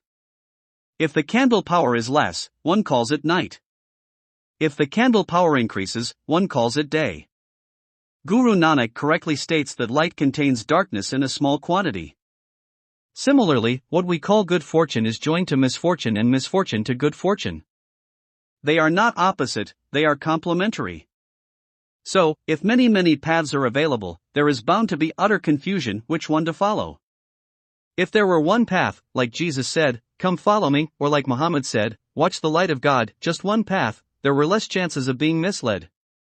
But in India, it is stated. 52. Shruti Vibhina, Smriti Chabina, Na Eko Munihyeja Vakanam Pramanam Daramasya Tatwam Nayadam Vahayam Mahajano Yen Gata Sapanda. There are differences in the explanations of religion in different types of scriptures. The words of no sage are authentic. The essence of religion lies in the inner cave of heart. Great people follow this path. This is a strange declaration. Shruti have propagated many paths. Smriti too have shown different paths. So much so that the master talks of one path and the disciple understands another. Whose description will you vouch for? So, mere words do not suffice, as every saint, every ascetic explains the truth in his own way. Whom will you call authentic? The essence of religion lies in the inner cave of heart. One who experienced this, he only comes to know this. The truth is one, but the explanations vary. So, the chances of being confused arise. There is a Chinese axiom: 100 walk, 1 reaches. But in today's circumstances, Osho has altered it to 1,000 walk, 1 reaches. Earlier, the possibilities of reaching were more. There were less chances of getting stuck. Now, there are many distractions, for example, television, newspapers, etc. In the times of Confucius and Lao Tzu of China, it was correct that 100 walked and 1 reached. But, Osho states that when thousands walk only 1 reaches. I would like to dwell on the deviations and obstacles, so that the earlier quotation is proved correct of 1 reaching out of 100. Where can one halt on the spiritual path and where one can go astray? If we are aware of them, our journey will be obstacle-free and confusion-free. Whoever steps on to the spiritual journey begins from the world only. The journey starts from where we are. So, let us first ascertain where we are. The second necessity is to find. 53. Where we have to go. The third, in which direction we need to proceed. For example, to travel from Rameshwaram to Delhi, we have to traverse northwards, but if we have to go from Amritsar to Delhi, we will have go southwards, not northwards, and if we have go to Delhi from Kolkata, then we will travel westwards. Similarly, it is important to know where we are and where we have to go, what will be the direction of our journey and what milestones we will come across. Milestones are milestones, not camps. Do not halt there. Let no milestones become our destination. So, I will first like to discuss where we are. We are in the world. Where do we have to go towards godliness? You may call that one as truth, supreme bliss, godliness, the divine, ultimate truth or ultimate realization. Whatsoever you call it, the difference is in the name only, the essence is only one. So, the direction of our journey will be from the world to the divine. Let us see which milestones we will come across on our way. Many people tell me that when I speak I openly explain everything. I give the blueprint of the journey. Most saints explain just one bit. Their explanation is so fabulously descriptive that the listener is awestruck. Such scholarship. He is struck by an inferiority complex. He thinks that he knows nothing. He is dumbfounded, but this happening is not beneficial for him. I do not want to mesmerize people. I do not want you to think about myself that this man is very learned, very knowledgeable. I do not want that you maintain a distance to me. I do not want to be seen on such a height that you hesitate in extending your hand towards me. I want to present myself equivalent to you, so that you can give your hand in my hand. So, every time I give the total map. This is one of my special habits because I, myself, wandered mostly due to this. Wandered a lot. I got aggrieved from this deviation. And, 54. Hindered a lot. The irritation of this deviation remained. So, I do not want anyone to face this pain that I have received from this deviation, from this hindrance. Therefore, in nearly every discourse, I give almost the comprehensive map. I give it in various styles. Any concept can appeal or suit someone. So, I want to provide the complete map of spiritual journey. I would also like to discuss about the hindrances and deviations. First obstacle, temple. Worship is the first milestone to proceed from the world to godliness. You go to worship either to a temple or a gurudwara or a mosque, Kaaba, Kashi, or your village temple. Whether you worship Shiva, Hanuman, Durga, or any deity, does not matter. However, it is nice that you at least worship. Some worldly people refuse to budge. All they want is a lucrative job, a fat bank balance, marriage, and children. They are happy with this much. I praise those who wish to go ahead, go beyond the world. I appreciate them. At least they have gone to the temple, to mosque or gurudwara. They have at least realized that what I am searching for cannot be found in the world. But, you can get stuck in temple or mosque. If you go there to improve your lot in the world, to stabilize your job, for promotion, to conquer enemies, to win court cases, then such worship can become an obstacle. Life is thus wasted and spent away. I had a friend in Delhi who would frequently go to Kalka temple. I loved him, so I often accompanied him. He used to perform sacrifice to fire for 7 to 8 hours at a stretch. I used to sit against a pillar. He used to distribute sweets sometimes. The temple priest observed me and became friendly. He said that he could not understand why I often came to the temple, but never worshipped there. He said your friend worships while you take the support of a pillar. 55. And sit with eyes shut, you open them occasionally to smile slightly. I replied that I am amazed at all this. Guru Amar Das Ji has rightly said, Hari api amalako hai, mula na paya jay kais vida ho rahi lak vilali, God is priceless and cannot be found by paying any price. People are trying to find him in different ways. Open your eyes and observe how people are standing in temples, mosques, churches, and gurudwaras. They are going crazy looking for God. They do not search for him where he actually is. They are going mad. He is so close, so easily accessible. What antics they are doing, not only in Kalka temple, but also in all the temples. So, the first hindrance, the first obstacle is worship. Remember, it is an obstacle. There is a little difference in a halt and an obstacle. If you march ahead of it, then it can be called a camp, but if you stop there, then it becomes an obstacle. It is just a question of moving on or stopping there. So, about 50 lucky ones out of the total 100 who began the journey move on. These 50 muster courage, wisdom, and understanding to march ahead. Second obstacle, scriptures. The second obstacle is the scriptures, the Vedas, Upanishad, and Dhammapad. So many ascetics and orators expounded these scriptures. Reflect on these scriptures. Read Ramayana. Beautiful. Even I read it for 4 years. Then, one day I read a statement of Tulsidas Ji that one cannot gain realization without a master. I thought, what insanity I am indulging in.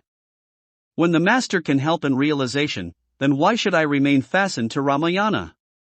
That day, I decided to move ahead. But it took 4 years. People recite the entire Ramayana in 9 days. I too. 56. Did the same. These are all obstacles of scriptures. Scriptures are not to be read aloud or be recited. They are to be reflected on and understood. They are like Osho's books, which you read today. They have become scriptures. When Osho was lecturing, they were not scriptures, but today they are. When Buddha was communicating, it was not a scripture, but today Dhammapad has become one. The words of Lao Tzu of yesteryears has become the scripture of Tao Te King today. Scriptures infuse the capability to understand. They lead to inquiry, to a thirst, to an inspiration, to a search. Those who read scriptures are appreciable because as compared to others they have at least taken a step forward. But, scriptures becomes obstacle if you make its reiteration a subject. Wake up every day and read Hanuman Chalisa daily. Recite it every day, but nothing will happen. I have heard that a leader of birds requested a saint, "Sir, there is a hunter who wants to trap us. Give us some technique which can save us from him." The saint told to propagate this among all the birds that the hunter will come, he will scatter grains, he will lay the trap but we will not get trapped. The leader thanked the saint for saving them from the hunter. Thereafter, they started chanting it regularly. Then one day the hunter arrived and all the birds started reciting, "The hunter will come, he will scatter grains, he will lay the trap but we will not get trapped." The hunter was taken aback. This was a real problem. The birds knew the trick of the trade. But, he thought that one odd bird might get entrapped who has not learnt the lesson. He laid the trap with this hope and scattered the grains. He was surprised to see that all the birds kept chanting the quote like a sacred verse and all of them flew into the trap. The hunter then went away with them in his trap. Even after that the birds kept reciting their verse. When the hunter was 57. Walking past the hut of the saint called him and asked the birds why they got entrapped in spite of the lesson taught by him. The birds said that it was exactly what they wanted to know. Daily they repeated his lesson and yet they got caught. The saint said that the lesson was not for recitation, but it was for implementation. If you follow scriptures, you will evolve. But, if you just recite them, then they will be an obstacle. This is the clue. So, read scriptures to imbibe from them. If you implement it, then you will progress towards godliness. But if you only recite and not implement, then you get stuck. So, 25 out of the 50 get entrapped by reading and reiterating scriptures and halt there. Third obstacle, discourses. But, some fortunate people are able to catch the indications of scriptures. Bin satsang vivek na ho. Ramkripa bin silab na soyi. One can develop discretion in the company of good people. It is not possible without the grace of God. Manua, Ram Nam Raspij. Taji Kuzang, Satsang Baith Nidhari Charcha Karlij, O my mind. Remember the divine word. Leave the bad company. Listen to discourses and discuss about God. One is inclined to attend discourses on reading the glories of discourses in scriptures. Many people benefit from it. What is the difference between discourse and scripture? When the orator is alive, then listening or reading it is a discourse. His book is a love letter, it is not a scripture. But, when the master departs, his statements become scripture. They no longer remain love letters. Osho has 58. Written many letters to people. They have all been compiled into a book. It has become a scripture with different names. They were not scripture for the ones to whom the letters were addressed. They were love letters for them. But, after Osho left and the letters were printed and published, they became scriptures. What is basic difference between a scripture and a discourse? In scripture, there is philosophy but no guidance, whereas the orator has both philosophy and directional instructions. Scripture is like a chemist shop, where all the medicines are available. But, you cannot find the one you need for your ailment in it. The orator is the doctor. When you reach him, he diagnoses your ailment like a doctor and prescribes medicine. Discourse is like a meeting with orator. Vedanta also is the discourse between a master and disciple. All the Upanishad are discourses between a master and the disciples. But today, they are scriptures. When the discourse happened, it was an Upanishad, but today it is scripture. Saint Kabir says, Tara Janikad hai koi. Calm, crowed, mad, lab vivarjit. Hari ko chin soy. You have one odd devotee, only one. Only the one who is free from desire, anger, arrogance, and greed can recognize God. He says that there is hardly one odd devotee of God. How to get rid of them? For this discourse is essential. What does discourse do? It is like a stone chiseled by a sculptor. The unnecessary is chipped off and the statue emerges. When you attend a discourse, you tolerate the blows of the orator, then the statue within is evoked, the negativities are shed off. Your conscience becomes pure and clean. Discourse is a beautiful evolution.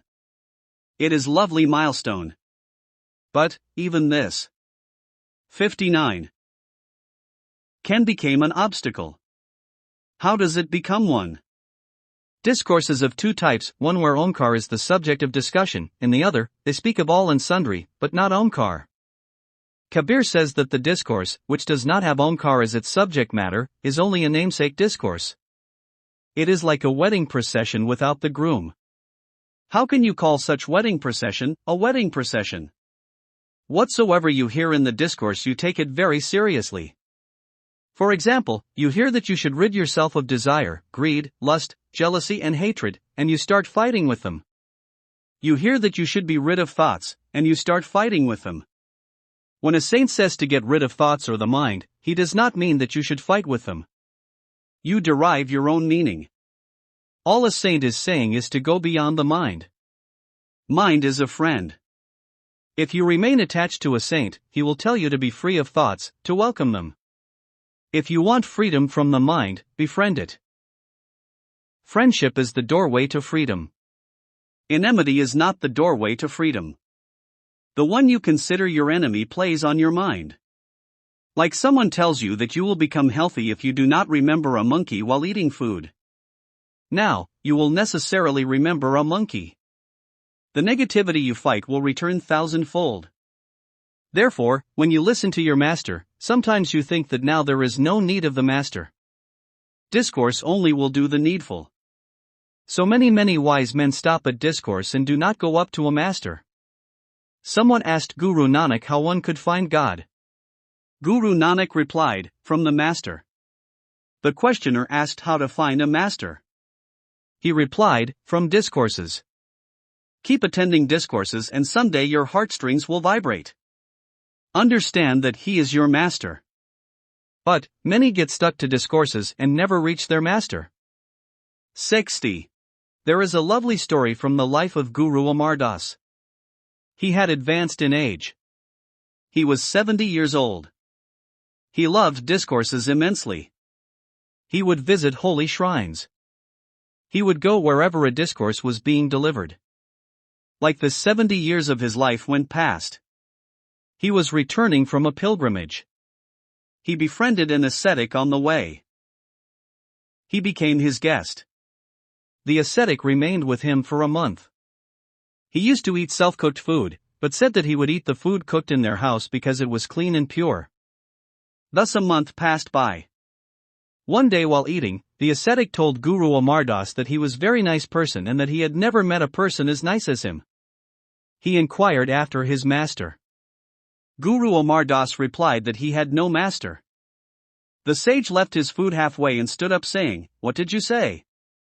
No master? Sin be appeased. Sin be appeased. Great sin has been committed. I have eaten out of the hands of a person without a master. You do not have a master?" Guru Amar Das was surprised. Is it so sinful to be without a master? That sage left saying, "Sin, be appeased. Sin be appeased." Guru Amar Das was deeply hurt. He reflected on the necessity of having a master. Some days later, a girl next door was singing a verse of Guru Nanak. He approached her with the thirst for a master. He queried about the verse, whose composition it was, since it was very nice. That girl was the daughter of Guru Angad Dev. She told him that it was the verse of Guru Nanak. He asked whether there was any living master in that commune after Guru Nanak who could guide him. She replied that Guru Angad Dev is their living master. There was no respite after that. He promptly reached Guru Angad Dev. He surrendered to him and accepted him as his master. Then, the journey ahead commenced. Even Guru Amar Das had halted at the obstacle of discourse. Who would be more wisely intelligent than him? And he could stop a discourse. 61. What to talk of people like us? So, there is every likelihood to get stuck at discourse and not to go out in search of the master at all. But, if the desire for the master arises within you, then understand that the grace of God has been showered on you. And, you go in search of a master. Listening to his discourse, the strings of your heart lilt and you declare, the feet I was looking for, are these only. And then, you bow to place your head on the feet of your master and say, here is my head, here is my life, now do what you like. You belong to the master. You have reached the master. You have become a disciple. Now, the dialogue begins. In discourse there is no dialogue, it is a monologue. Only the orator speaks, you listen.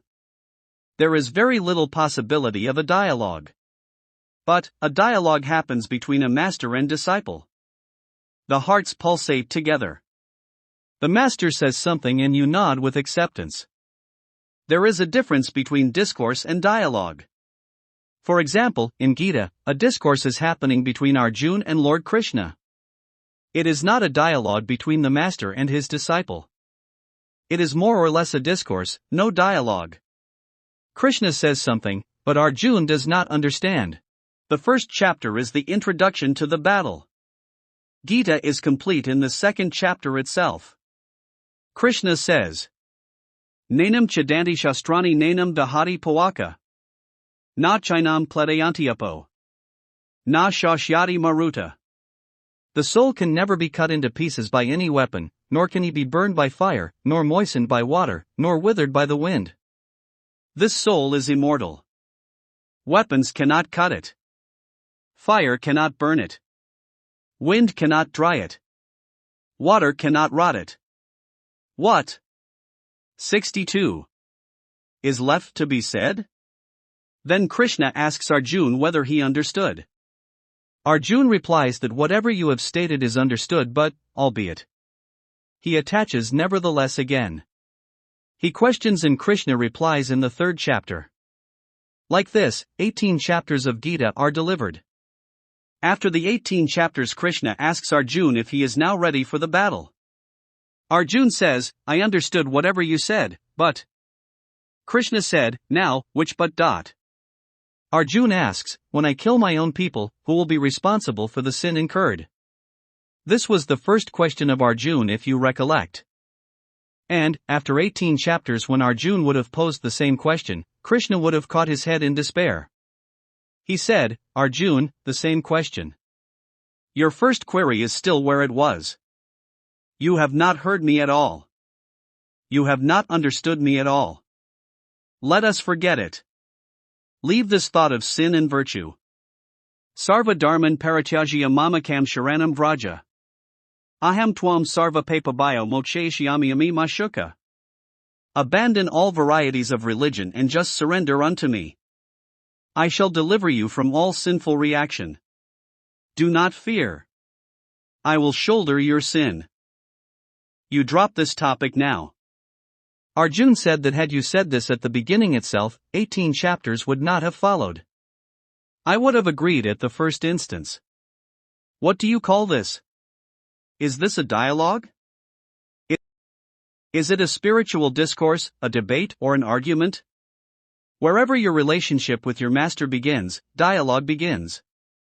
From there, the master states something and the disciple nods with acceptance and vice versa. It is like two mirrors facing each other, like a dialogue between Sage Ashtavakra and King Janak in Ashtavakra Samhita. Sage Ashtavakra would speak and King Janak would nod saying, "You're right. This is my experience." 63. Also. Then, King Janak would share his experience and Sage Ashtavakra would say, "Janak, that is a nice declaration. Come, let us discuss it a little." Ashtavakra Samhita is a dialogue between a master and his disciple. Last obstacle: the master. To be connected to a master is a very great journey. But, even master can become an obstacle and can be the biggest one being the biggest support. Master is phenomenally the biggest support and the biggest obstacle on the spiritual path. How can the master become an obstacle? Firstly, the master gives you a mantra. You think that you have got the ultimate, the mantra, for example, Shivaya Nama, Hare Ram, Hare Krishna, etc. According to your own conclusion, you consider it as the ultimate weapon. Now, what to do? Keep chanting the mantra. When the master gave it, he gave it as the first step. But, when you accepted it as the last plunge. I observe that some friends go to some master and get the mantra, for example, from Satya Sauda or Radha Somi. Both of them are very nice communes. I respect and appreciate them. I am not criticizing them. But, I am talking about some disciples who are chanting the mantra for the last 15, 20, and even 25 years. Now, this has become an obstacle. Ask your master when God will appear. You have been chanting the mantra for a long time, then the master gives further instructions. So, the master also becomes an obstacle. What kind of an obstacle? The master gives you a technique, a method of meditation. Say dynamic meditation, Kundalini meditation, Net Brahma meditation, and Vipassana meditation, etc. These are all techniques. People get stuck to the techniques. Osho has repeatedly said not to do any technique for more than 3 months, but no one. 64. Listened. I have asked people how long they have been doing a particular meditation and they reply 16, 25, or 27 years. So, look at the gap between what the master is saying and what you understand. On top of it, you do it according to your will. You do not do it as the master wants it, you do it as it appeals to you. The danger is not because of the master. If the master wants it thus and you do it, then there is no problem. But generally, you do it as you wish. Osho in the introduction of dynamic meditation and Kundalini meditation has said that it is not meditation. It is a technique for meditation and do not practice any technique for more than 3 months. Now, what instruction could be clearer? But, we consider it a meditation and do it. The second mistake is that we assume the technique given by the master in our own way. Osho spoke on godliness for 10 years. He did not speak of dynamic meditation. We started our education by directly going to class 1. Many of you belong to that generation. There were no nursery and kindergarten classes. But later, nursery and kindergarten, KG, classes were introduced in India. They could not seek admission directly in class 1. They were not fit for it. So, before class 1, nursery and KG were introduced. Osho spoke on godliness for 10 years, on enlightenment, on ecstasy, and saw that people were not fit for class 1, so he gave many techniques, in the form of nursery and KG. But, we believe that Osho had explained all the Upanishads, Gita, Japuji of Guru Nanak, Kabir, and Lao Tzu. Later he spoke on so many ascetics and saints, and after all that he gave these methods. We assumed that he has given us the essence in these techniques. Whereas Osho said that since you cannot be admitted in class 1 directly, so start from nursery and KG. What he gave as nursery class, we considered it Ph.D. To top it, we did not do what the master willed, we did what we 65 willed. What to talk of others, even I was entangled for 16 years. I used to do dynamic meditation in morning, Kundalini meditation in evening, and Anapanasati yoga during the day, like the bull in a circle that walks and walks, but does not progress, and he goes round and round in the same area. I do not consider myself wise. But, on questioning my other friends, I discovered that they have broken my record also. 16 years was nothing as compared to their 20, 25, and even 27 years. Even today, if you ask some about what they do, they will answer, dynamic meditation. Since when? Year after year, they say 27 years, 28 years they promptly reply. When did Osho direct you to do dynamic meditation for 28 years? So, when a master gives directions, they are for that period according to your stage then. He gives it so that you can move ahead from that particular stage. And, you accept it as though it is your final path, as though it will take you to the ultimate. The master did not say this. Has Osho ever said that dynamic meditation will take you to enlightenment, to ecstasy? But, we did what pleased us. So, this also became a cause of obstruction. The master gives you a direction, a path, and you take it to be the path to the ultimate goal and start living it the way you want it. Thus, this way also, the master becomes an obstacle. Another impediment can be that while the master was alive, you could not reach to the ultimate and he left his body. Now, you get attached to his physical body. This is the biggest stoppage. Even while the master is alive, you could be attached to just his physical body, you ignore the godliness sparkling within him. You get overly attached to his physical body. This is the biggest hindrance. Remember the instance of Anand? He was paternal cousin of Gautam Buddha. He was his secretary. His memory was very sharp. Whatever Buddha said got etched. 66. On his memory like on a tape recorder. When Buddha slept, he would jot it down. Even today, all of the available discourses or verses of Buddha are the ones compiled by Anand. Very sharp memory. Steadily many disciples of Buddha were attaining the ultimate knowledge, like Sariputra, Vimalkirti, Kashyap brothers, Manjushri, and several others. But, Anand remained unchanged.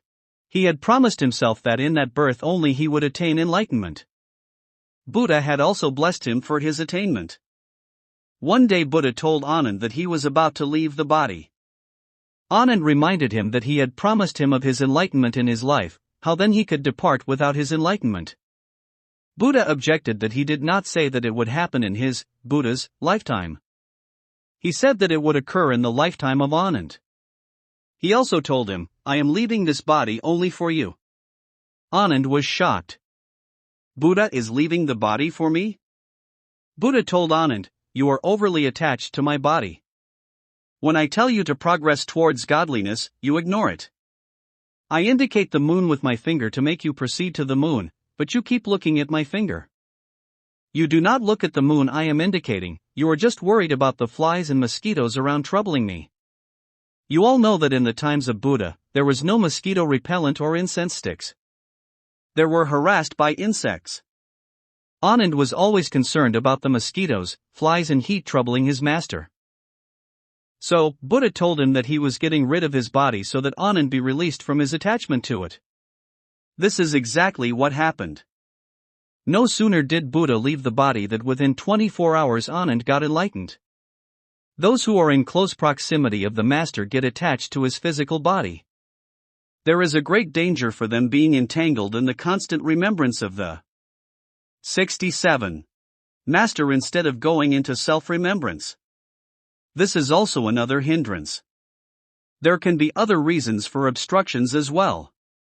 I had mentioned earlier too that the master is the biggest support and therefore could be the biggest obstacle. How? The master has left the body and you stop your journey. You cannot move ahead. Osho said a very nice thing. He said, when I depart, look for me in a living master. Those who love Krishna will find Krishna in their master. Similarly, those who love me can find me in a living master. But, people are under the impression that since they were associated with a particular master and he has left, how they can be associated to another master, this would be a deception. Osho says that you will be deceitful now because you have not fulfilled your promise. You were supposed to know godliness, to get to godliness, to reach ecstasy, this was the oath which you had taken. Your master was the witness. But, you have deceived him, as you have fallen short. This is also a big obstacle. For example, I want to state that 90% of Osho sannyasins have got stuck here. Osho is directing them to find a living master. And the methods I had given were feasible and applicable with me around. They will not work in my absence. These chaotic meditational techniques will not be effective without a master. But they would not pay heed. Osho also says, I know you would not listen. You will continue doing dynamic meditation and breathing in the same fashion. You are not going to obey. This is because he knew the tendency of our mind to stop. 90% people have halted at Osho. They did not follow his advice to find a living master after his departure. They did not agree with Osho and got stuck to Osho. This is a big obstacle. But, if you do not get overly attached to your master and he directs you to know godliness and you have taken the step ahead, then, you are beyond obstacles but you can still get misled. Obstacles are conquered. Master is the last obstacle. 68. Towards godliness. I have spoken at length about obstacles. Master is the last obstacle. But, hereafter the possibility of being misled or going astray begins. How? Your master initiates you. Who is a master? Who is a perfect master? The one who knows and introduces you to Omkar is a perfect master. He makes you listen to the divine sound. He teaches you the technique of listening. Now, here you can go astray. How? If you are self-focused, you would not go astray, but if you become other-centered, you will wander away. You start listening to the divine sound, but if in the process you forget yourself, you do not remember yourself, you only remember Omkar. Now, from here you take an erroneous direction. You will go astray. Now, the master will tell you how to remember yourself and how to listen to Omkar. I have seen that people listen to Omkar for years. First, it is difficult to know it, as it has many layers. There is a difference in the kind of listening. Your master reveals this secret to you. Even if you have got the method somehow, then you listen in self-forgetfulness. From here, there is likelihood of deviation. To go away from yourself is the deviation. To get stuck away from godliness is an obstacle, but to go away from ourself is a deviation. Now, you cannot stop. Where can you be obstructed? Subtlety begins from here. Whenever there is grossness, there are obstacles. Wherever there is subtlety, there are deviations. You cannot halt in a forest, but you can lose your way. But, while on a road and following the milestones, you cannot lose your way. You can always see the milestones. Guru Amar Das says a very lovely thing. Hari ji sukham agam hai. Kat vidi miliya jai. God is very subtle and unreachable. How to meet him? It is very difficult to meet him. That is why I say that the 69. Possibility of going astray is very high. There are no milestones there. You have to take every step carefully as now you are traveling in the airplane of divine word. So far you were traveling in a bullock cart. Even if you deviate, how far could you go in the erroneous direction?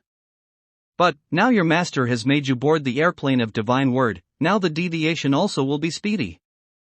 In minutes, you would not know where you have disappeared. Listening, first misleading stage. There can be a mistake in the different techniques of listening. In one of the biggest spiritual sect of India, many misconceptions have developed. How? Someday, the master said that you could hear the sound of godliness from your right ear and that of God of death from your left ear. Beware of death. Now, people from this sect approach me and tell me that they hear the sound of God of death. They are becoming weaker. They have no smile on their face, no zeal, no bliss, and no celebration whatsoever. Gosh, if you are living in divine remembrance, then how can you be without fun, delight, and bliss? In that case, it is not divine remembrance. It would have been better to dwell in the world entirely. And, all your life you have been living scared of God of death. Now, this a misconception. You say that you wish to live in divine remembrance, but you are constantly remembering God of Death. If you are going to worry about not remembering a monkey, then you are bound to remember it. A small error and you wander away so far. Your master tells you the correct technique of listening. You need to move forward as you can lose your way in listening as well. 70. Divine remembrance. Second misleading stage. You can also go astray in divine remembrance. What is the correct technique of divine remembrance? You can go astray in it as well. There are many ways of divine remembrance, through the throat, mind, heart, and as witness, etc. A small slip and you can go so far from yourself that it will become very difficult to retrace your steps to return. Ecstasy, third misleading stage. After divine remembrance comes ecstasy. Even in ecstasy, there is likelihood of going astray. Even a slight incorrect direction is enough to mislead you. But you cannot halt. Nothing is available to stop you. It is fortunate that there is absolutely no obstacle, but the misfortune is that there are bright chances of misconception. After reaching the master, the journey has to be taken very cautiously. Before reaching the master, the journey could have obstacles but not deviations, there you need not be extra cautious. So, the journey from master to godliness have deviations but no obstacles. 90 out of 100 get stuck somewhere before reaching the master. And, beyond master, 9 out of 10 get deviated. There would be just about one who can escape these obstacles, which are like mountains, and deviations, which are like some forest or a ditch. After crossing all these, rare one can reach his goal named as nirvana, enlightenment or non-duality. That is why there is the saying that 100 walk and one reaches. Ego, last misleading stage. We have changed this quote in Ashadhara. Here 100 start the journey and 99 reach. One odd gets deviated and that one also can be because of his ego, not because of. 71. Lack of guidance. For example, during holy festivals some people are hesitant to play, but the remaining friends throw them in the tank filled with colored water. Even then, if someone misses it, what can be done? Our effort is not to let anyone be left out like this. We want him to be included in the celebration, like the people of a locality want every family of the locality to participate, no one to be spared. But, if someone locks himself inside his house and no one knows of it, then what can be done? He will remain untouched by color. If you have not hung the lock outside your door, then you cannot escape this color of spiritualism. One possibility has still risen after ages. Spring has arrived again. Some flowers have begun blossoming. Thus, I would like to say this to you. Haryigni Navik 8 Hain, Kuch Newton got ban 8 Hain. Tayar Kata Jo Chown Ko, Viani Par Lajate Hain. Kol Rahi Ek Hai Nav Abi. Mat Kana Mila Nadant Kavi. Atha Sadguru Sharanam Gashami. Baj Osho Sharanam Gashami. In every age new boatmen come and make new banks. Those ready to move are taken across. A boat is ready to depart. Do not say that you did not get an opportunity. So, surrender to the master, sing the glories and surrender to Osho. 72. 04. From India to Indianness. Question: what should be India of our dreams be like? Kindly throw light on this subject. How should India be? When we say Bharat, what does it mean? National poet Ramdhari Singh Dinkar says, which Bharat should I bow to? To that Bharat, which is the three-pronged continent, or that Bharat for which Osho mentions as an eternal journey, or the India of ancient traditions? Bharat is a search for truth. Bha means light, truth, Rat means the one pursuing the search for truth. So, whoever is working in the search for truth is Bharat. Osho says that merely taking birth in the three-pronged land of India does not make you an Indian, like a person born to an engineer or doctor does not become an engineer or a. 73. Doctor. One has to strive to be an engineer or a doctor. Similarly, just being born in India does not make you an Indian. One has to develop the ability to become an Indian. What is this ability? The one who searches the truth, the one whose mind is desirous to know the truth, and the one who lives for truth is Indian. Even a person born in America who craves to know the truth, according to Osho, is Indian. And a person born in India not thirsty for truth is not an Indian. However, even then identification of India remains with the three-pronged continent, which has the Himalayas in the north, the Indian Ocean in the south, Bay of Bengal in the east and the Arabian Sea in the west, where Ravi, Satluj, Beas, Jhelum, Chenab, Indus, Ganges, Yamuna, Nirmada and Godavari rivers flow. This is what makes identity of India.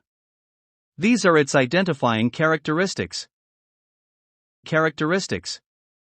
Reason being that if India is an ancient tradition, then it has grown and flourished in the valleys of Indus, Ganges, Godavari, and Nirmada. Even today, Indian soil has the dust of saints' feet. Even today, the earth and sky reverberate with the sound of saints and masters. India is embedded in this triforked continent. This three-pronged continent is body of India. The soul is in the Vedic sages of the past, like in Ashtavakra, in Janak, in Ramkrishna Paramahansa, in Buddha, in Mahavir, in Osho, in Nanak, Kabir, Dadu, Duriya, Ravidas, Mirabai, Sejabai and Dayabai. The body of India is from the Himalayas to the Indian Ocean, from the Arabian Sea to the Bay of Bengal. Agreed that the body is not the soul, but the soul is an internal extension of the body and the body is the external extension of the soul. There is a difference between the two, but somewhere the two are inseparable. So, I want to state that when we mention India, we do not only mean just its physical characteristics. Osho says that India is an eternal journey, and if the entire world has to be joined. 74. Together with a living religion, with spiritualism, and then only India can hold the inaugural torch. On the spiritual culture of India, the spiritual edifice of entire world can be established.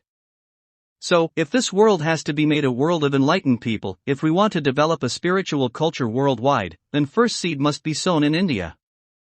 For if it is not born in India, then the dream of a world spiritual culture cannot manifest. So, whenever we contemplate on peace, harmony and unison, inner and outer prosperity in the whole world, then necessarily we have to first think that India must prosper internally, then only can we think about prosperity of the world. Dream a green and prosperous India.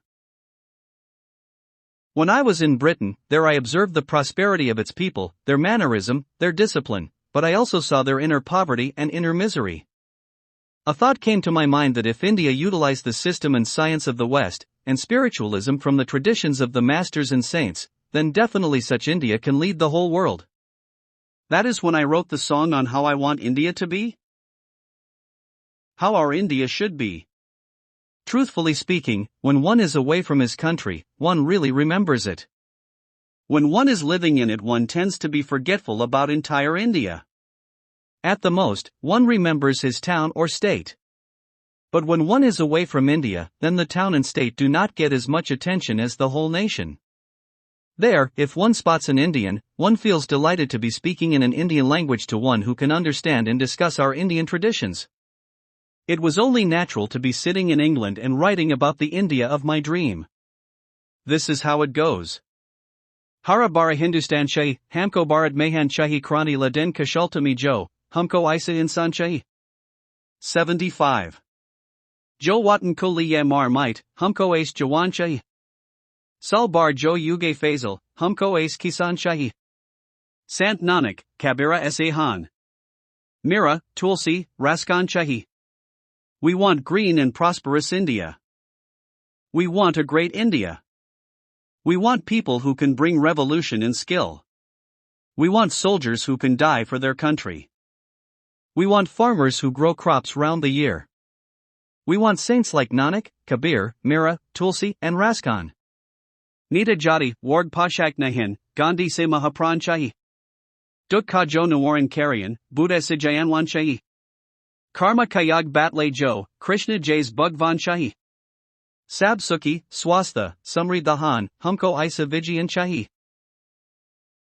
We want leaders who do not discriminate on the basis of caste or sections. We want great people like Gandhi. We want realized people like Buddha who can eliminate sorrow. We want gods like Krishna who can teach the yoga of action. We want such a science which can make everyone joyous, healthy, and prosperous. Dharmka Marma Samjay Jo, Osho Siddharmpran Chahi.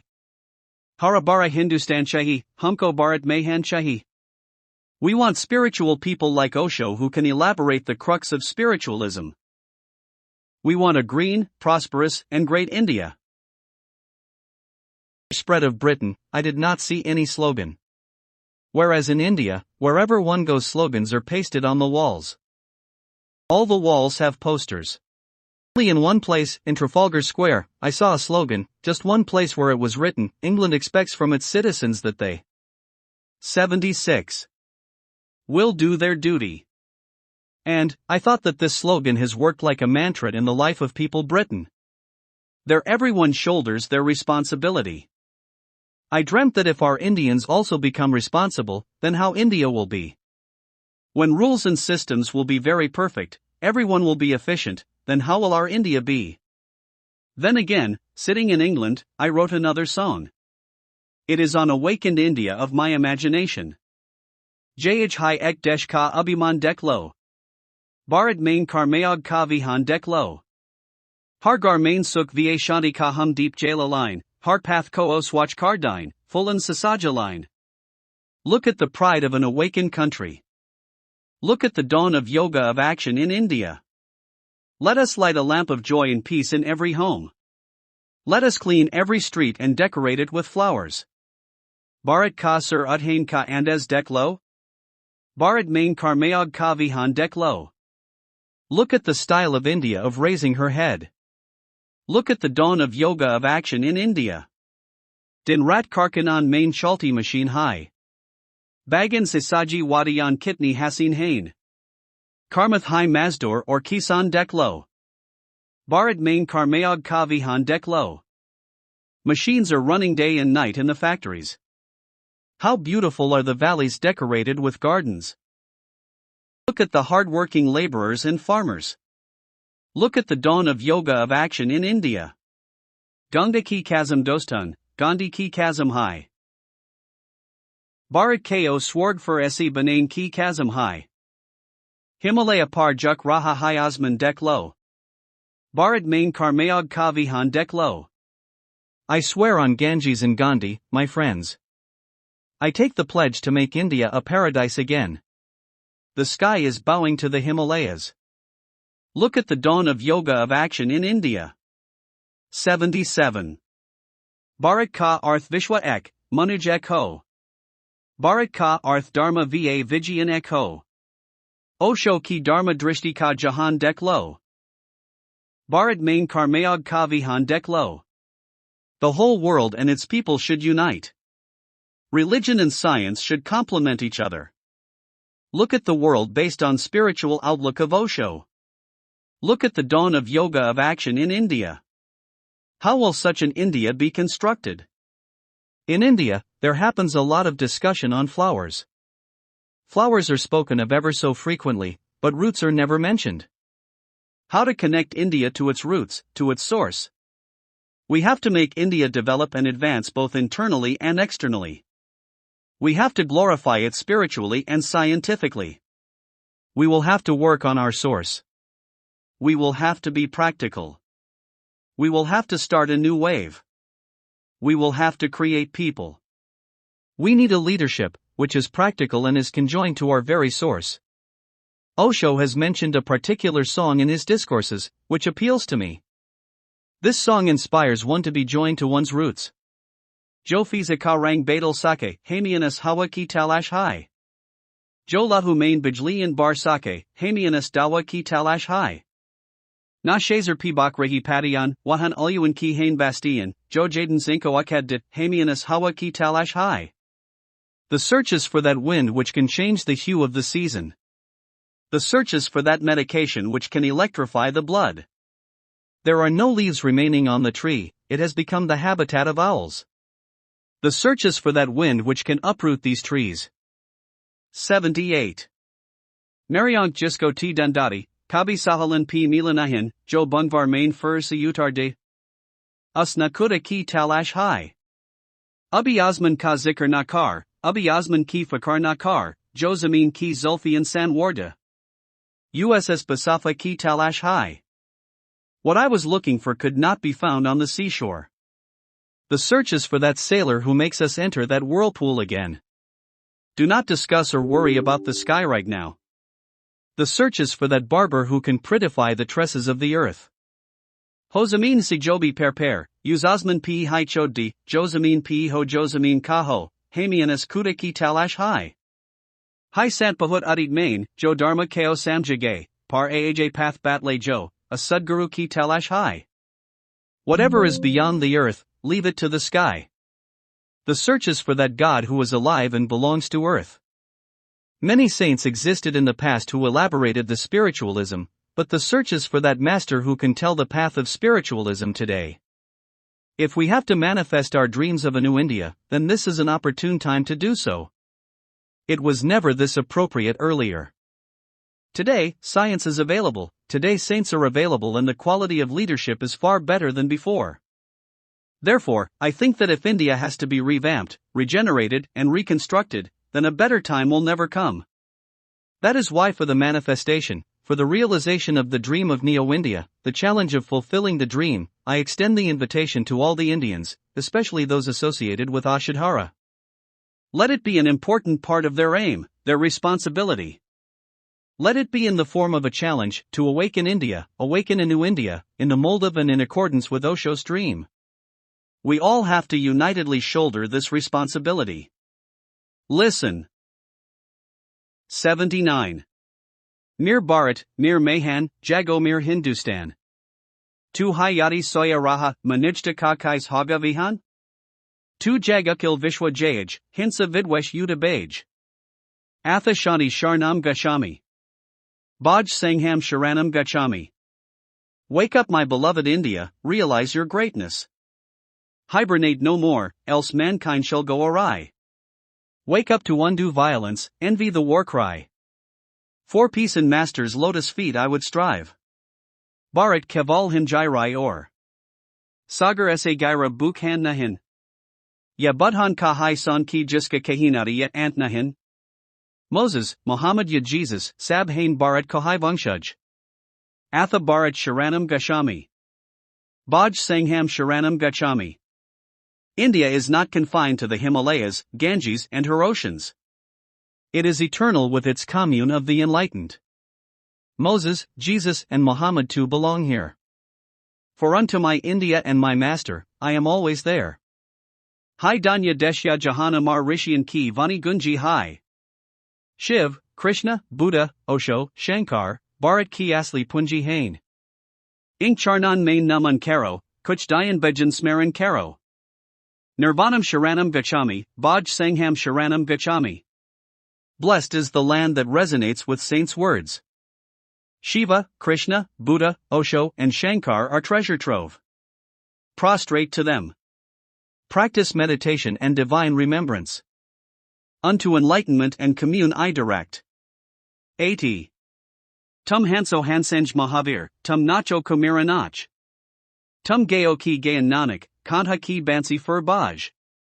Han Ram Nam Kasabi Rind. Ao Isa Ham Rakian Hind.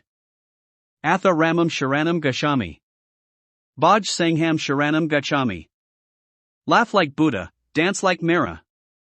Sing like Nanak, like Krishna play on flute. Be drunk with divine elixir. India would be a paradise. Unto godliness and Osho I strike. Nalanda Takshila Jays Vasuda Vundad Han Jayanpith. Vijayan lay Samardhi Sakal, Harjayan Nagar Baithain Kabir. Abnahin Koi Biarat Ho, Isa Maraya Bharat Ho. Vijayanam Sharanam Gachami. Baj Sangham Sharanam Gachami. Let there be universities like Nalanda and Takshila. Let science usher in riches, but let Kabirs oversee it. Bid adieu to misery in our wondrous land. Let science and master's words be our brand. Imjirai Silekar Sagartak, Kitan Main Fazline Larayan. Lakhan Chimney Asi Duanath Furbi Harayali Man Bay. Bijli Siroshan Ho Hargar, Hansabi Swast, Hansabi Sundar. Atha Utsav Sharanam Gachami, Baj Sangham Sharanam Gachami. Let luxuriant crops sway from the Himalayas to deep seas. Let factories flourish, but let there be greenery. Let home be brilliantly lit, let us all thrive. Unto festivity and master I always strive. 81. Hai bada baigya manish hona, barat main puna janam lina. Kia pada ki mauka mile na fur, islai na awazar yakona. Deen ko ram rutan pyara, yogi ayatir dware. Atha Sadguru Sharanam Gachami. Baj Sangham Sharanam Gachami. To take human form and in Mother India's womb, catch it by the forelock it may not come again. The yogi himself knocks to deliver jewel of word. Where else but in my master I find life's fuel. Quality circle. Question, you practiced the Kaushal chakra, quality circle. Under your guidance other institutions also followed suit and progressed a lot. What should be done to introduce quality circle throughout India so that this country can touch heights of development?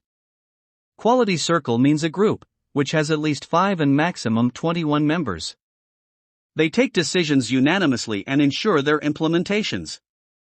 It was introduced 2,500 years ago in the Republic of Vaishali. Ajatashatru wanted to attack Vaishali. He wanted it to be a part of his Magadha kingdom. He went to Gautam Buddha to seek his blessings for his attack. Gautam Buddha wanted him to answer a few questions before he gave his blessings. Gautam Buddha said, I have heard that quality circle prevails in every village, town, and district and even in tiny courtyards of Vaishali Republic. Every issue is discussed, reflected on and unanimously decisions are made and implemented. Is this correct? Ajatashatru agreed and stated that his spies also have the same news to convey that in Vaishali, quality circle prevails. Then, Gautam Buddha declared, my blessings will be futile since Republic of Vaishali cannot be defeated. Wherever there are 5 people who unanimously. 82. Take a decision, it has the insignia of the creation. The creation itself starts helping in its execution. So, till quality circle prevails in Vaishali, they cannot be defeated. Ajatashatru understood it in his own way. He thought he is being told to destroy quality circle in Vaishali. It took Ajatashatru 10 years to wipe out quality circle from Vaishali. After that his armies advanced into Vaishali like an intoxicated elephant who unabatedly quells all the farmlands that come his way. Gautam Buddha has mentioned quality circle of Vaishali in his discourses. From there, quality circle reached Japan through Zen masters. In 1962, there was a scientist and an engineer named as Ishikawa in Japan. He observed the pathetic condition of Japan. A Japanese product meant an imitation.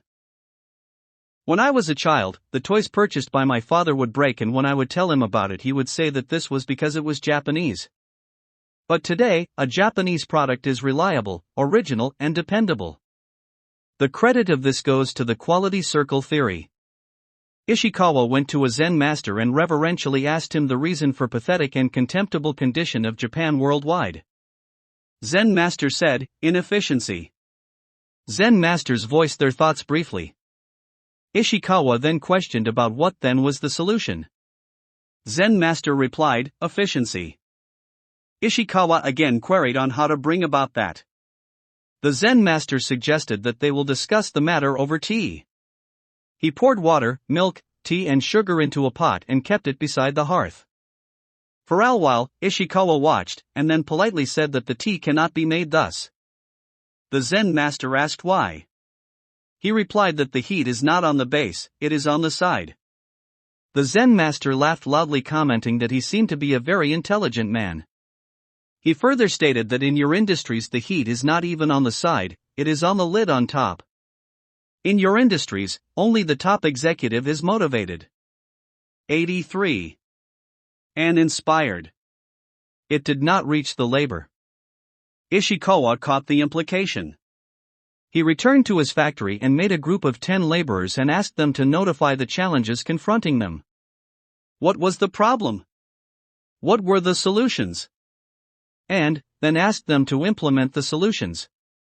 By and by, in the short span of 30 years, Japan became a super economic power as 500,000 quality circles were formed between year 1962 to 1992. America fought with Iraq, and very few know that all the wealth utilized was made available by Japan.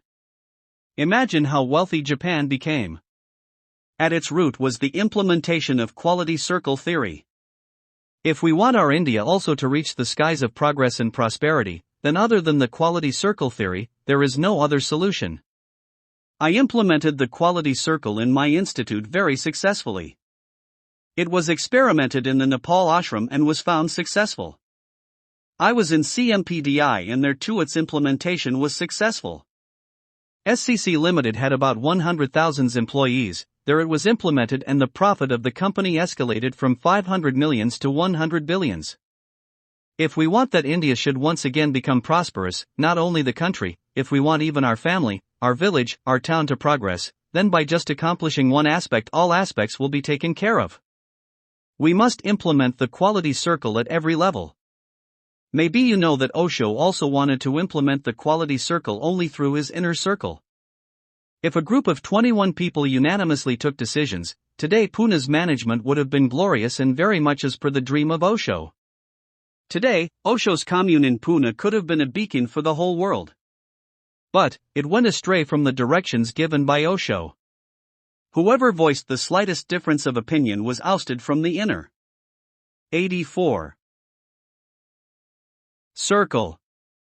As a result, the main concept, which Osho propagated as the inner circle, based on the quality circle, was ruined. Quality circle was destroyed. Its very structure as the inner circle was altered. There is no need to discuss it at length because you all know it.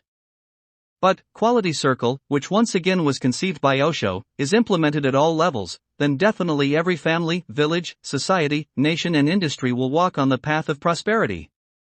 If at the family level decisions have to be taken, then 5 members of the family should sit and unanimously take the decision.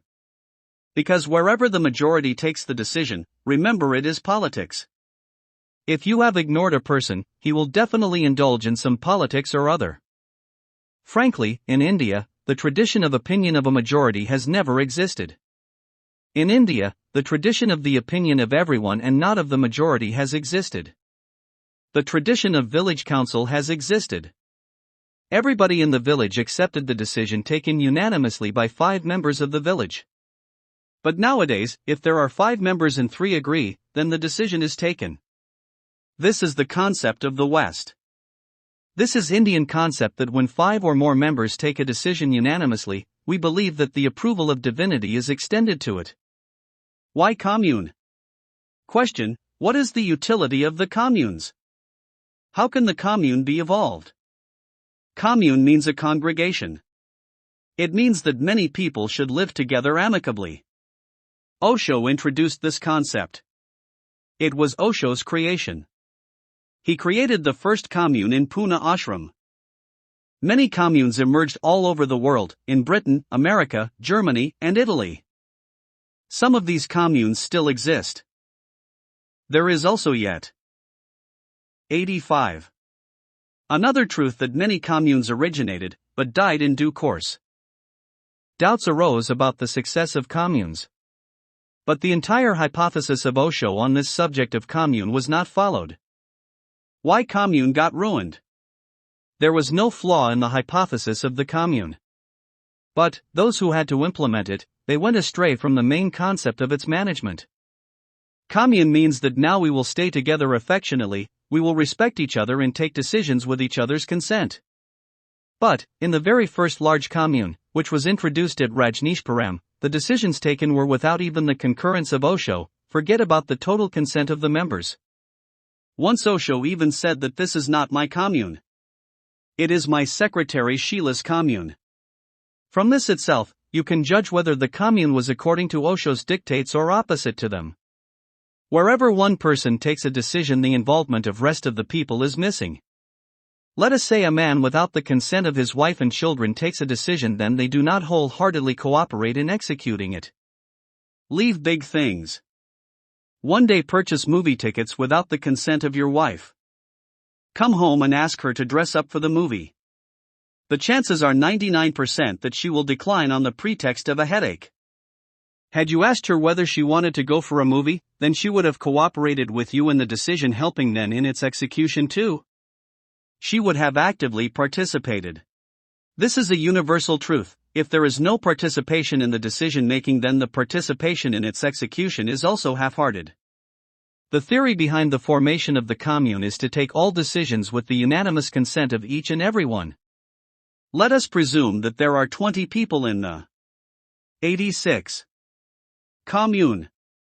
At regular intervals, important decisions will be taken with the consensus of all 20 people. Then there is no question of politics. Even if one person lifts his hands of non-acceptance, then it is the responsibility of the remaining to convince him, else give that particular person a chance to convince the rest. Majority is not always correct. If one Galileo says that the earth rotates around the sun and the rest of the people disagree and say it is the contrary, the sun rotates around the earth, then one Galileo can be correct. At least he must be given an opportunity to speak. If everyone agrees on one issue, the creation too extends its consent. Wherever there were communes, this was overlooked. One person at the head of the commune would take the decision himself. So, naturally, the others felt that they were subdued, inferior and secondary, so the belongingness with the commune vanished. The reason for its ruin was that the commune became autocratic instead of being democratic. The second reason was that the management of the main commune in America was autocratic, and they sent their representatives around the world to form communes who in a calculated way destroyed all the communes. The destruction of the commune is immaterial, but what is of consequence is that the alternative of a family, which Osho had given as a solution, has regressed by 50 years. But, do not think that there was something fundamentally wrong with the hypothesis. Families are breaking up. Why? Because people are getting disassociated with their source. This is a worldwide occurrence.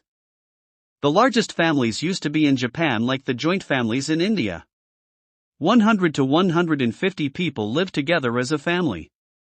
When we were in Japan, we conducted a program for children in Osama. There were about 87 children.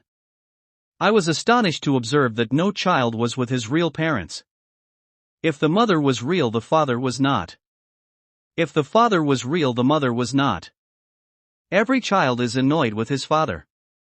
In another program, there were adults, and I stated that if one has to find the ultimate truth, if one wants to find God, we must be associated to our sources, our parents. We must respect and regard them. There was an agitation amongst all the participants. The turbulence increased to such an extent that the session had to be discontinued. I was baffled and surprised. I could not understand what had annoyed them so much. When I returned to the room, Swami Kyaka, the organizer, came to me and said, "What did you say today? Everyone is very furious. No one says it in Japan." I was wondering what it was that had caused the rage. On my askance, he said, "You have told us to respect our parents. How can we love our parents? We can love our dogs, but we cannot love our parents." I asked why everyone was angry with their parents. He said, "Annoyed? Watch the Japanese television and every day 5 to 10 scenes of parents torturing their children can be seen. This is the main subject of Japanese television." So, for them, parents means those people who trouble and torture their children. The one who is cruel to children are called parents. There was a 60-year-old woman. She had lost her mother and father. They had expired. She said that she was prepared to forego association with God, but it is not possible to respect her parents. I asked her of their whereabouts, and she replied that they had expired. I asked her how even now she was holding on to her grudges and could not respect them. Was there no gratitude? She replied in the negative. I thought Japan was a prosperous country. Capitalistic system found favor with them. The one who earns, who does he earn for? They are earning millions and billions. 188 cannot possibly spend that much money on oneself. Then, why are you earning? I thought they must be earning for their future generations. But, children break away from their parents because of money in Japan. Shankaracharya had said long ago. Hidan anarth ki jad, isko tum barbar socho samjo, danman putra sibidarda, chintit reta hi vyartha ao. Money is the source of tragedy.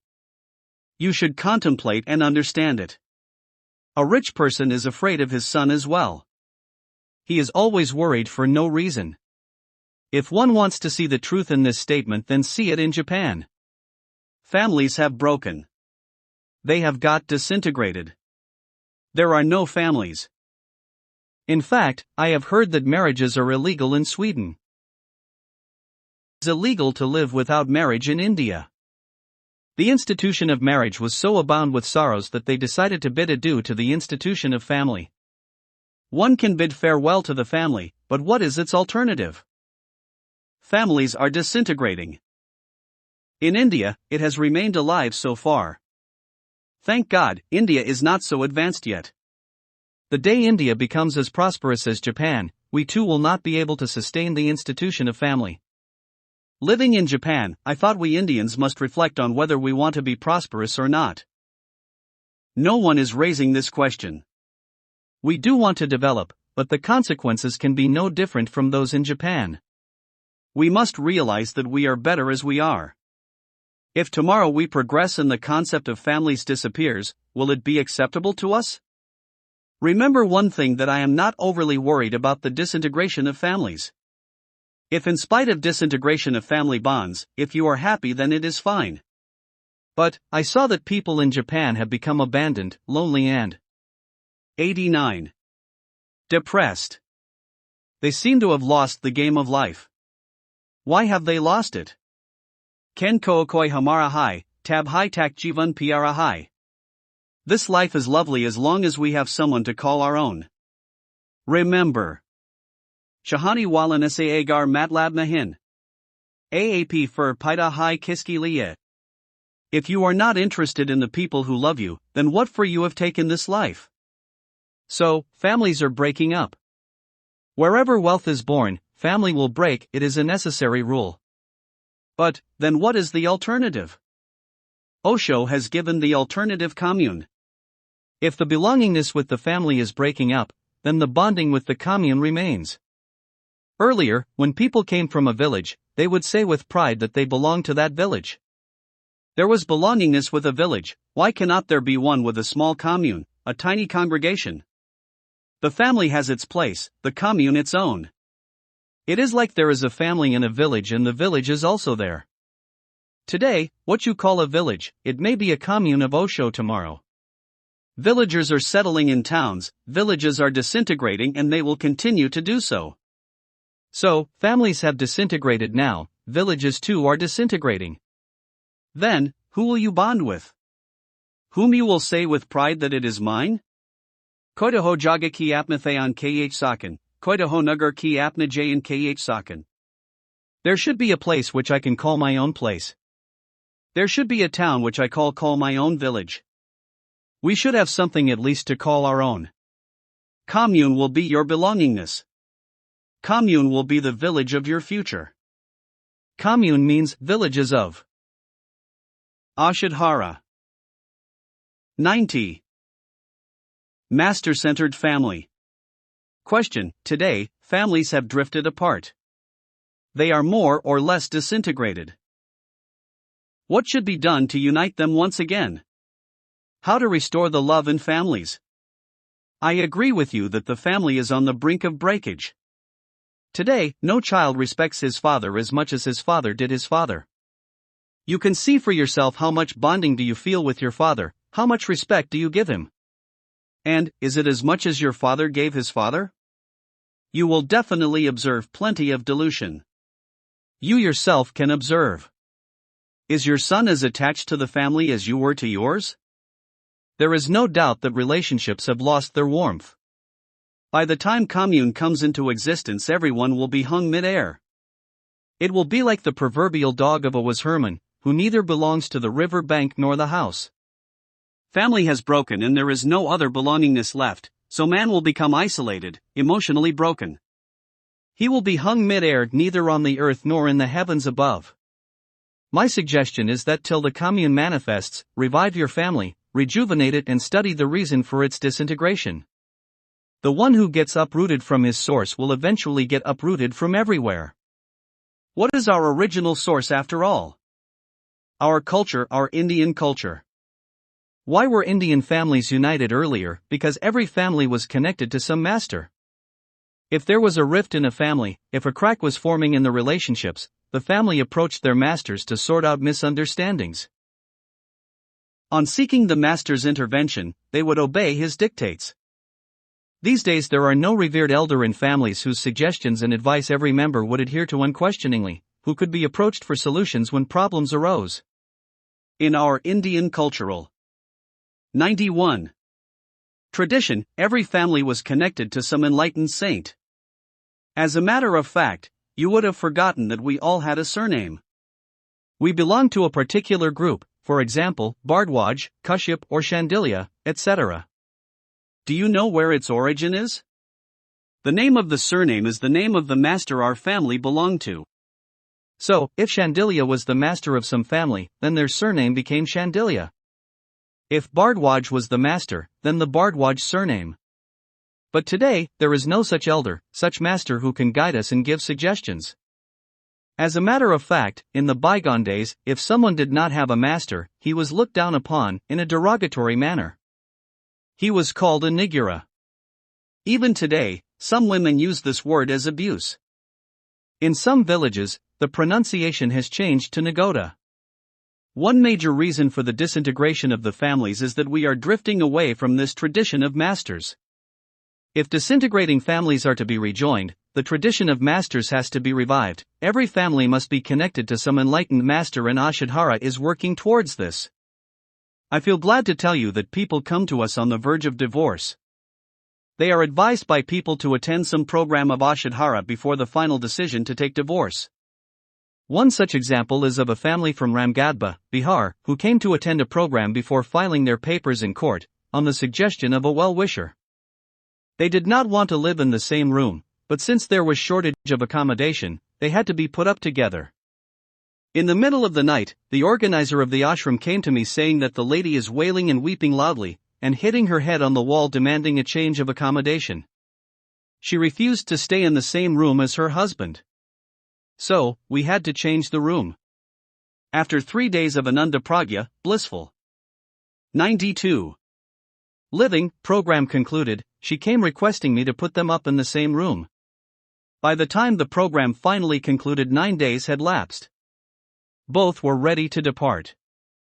I asked them about their intentions of filing their divorce papers in court. They replied in the negative by saying that they had torn the papers. I asked the lady, why? Can't you see your husband's vices now? She said, my husband is so loving. When I asked the husband the same question, he replied that no wife could be found as nice as his wife. Now, just look, the wife is the same who was breaking her head and screaming her lungs out against her husband. The husband is the same who had signed the papers for divorce. The same husband could see beauty and charm in his wife, and the same wife could see a virtuous man in her husband. This incident took place many years ago. But, whenever I see them and their daughter and their lovely affectionate relationship, my happiness knows no bound. This is not the story of just one family. Let me give you another example. There is a Swamiji in Sunali, Nepal, who is associated with Osho. He came and said that his mind remained distracted in meditation. I inquired the reason. He stated that he had ulcers in his stomach. As a matter of fact, name a disease, which he did not have. He had them all.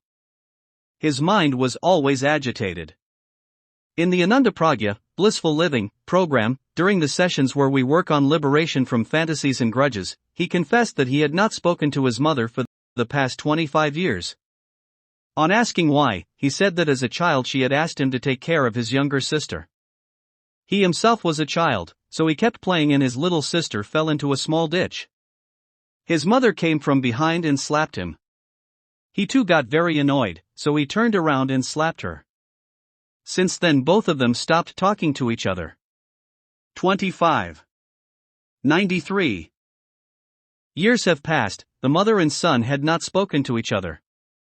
Then, I reprimanded him saying, how could he not nurse ailments? Can anyone be disassociated from his mother and be associated with God? Putro Kaputro Ja8, Mata Komada Nabawati, a son can be worthless, a mother can never be bad. I said, 25 years you have been living without your mother. How are you living? He went out when the session concluded and rang up his mother.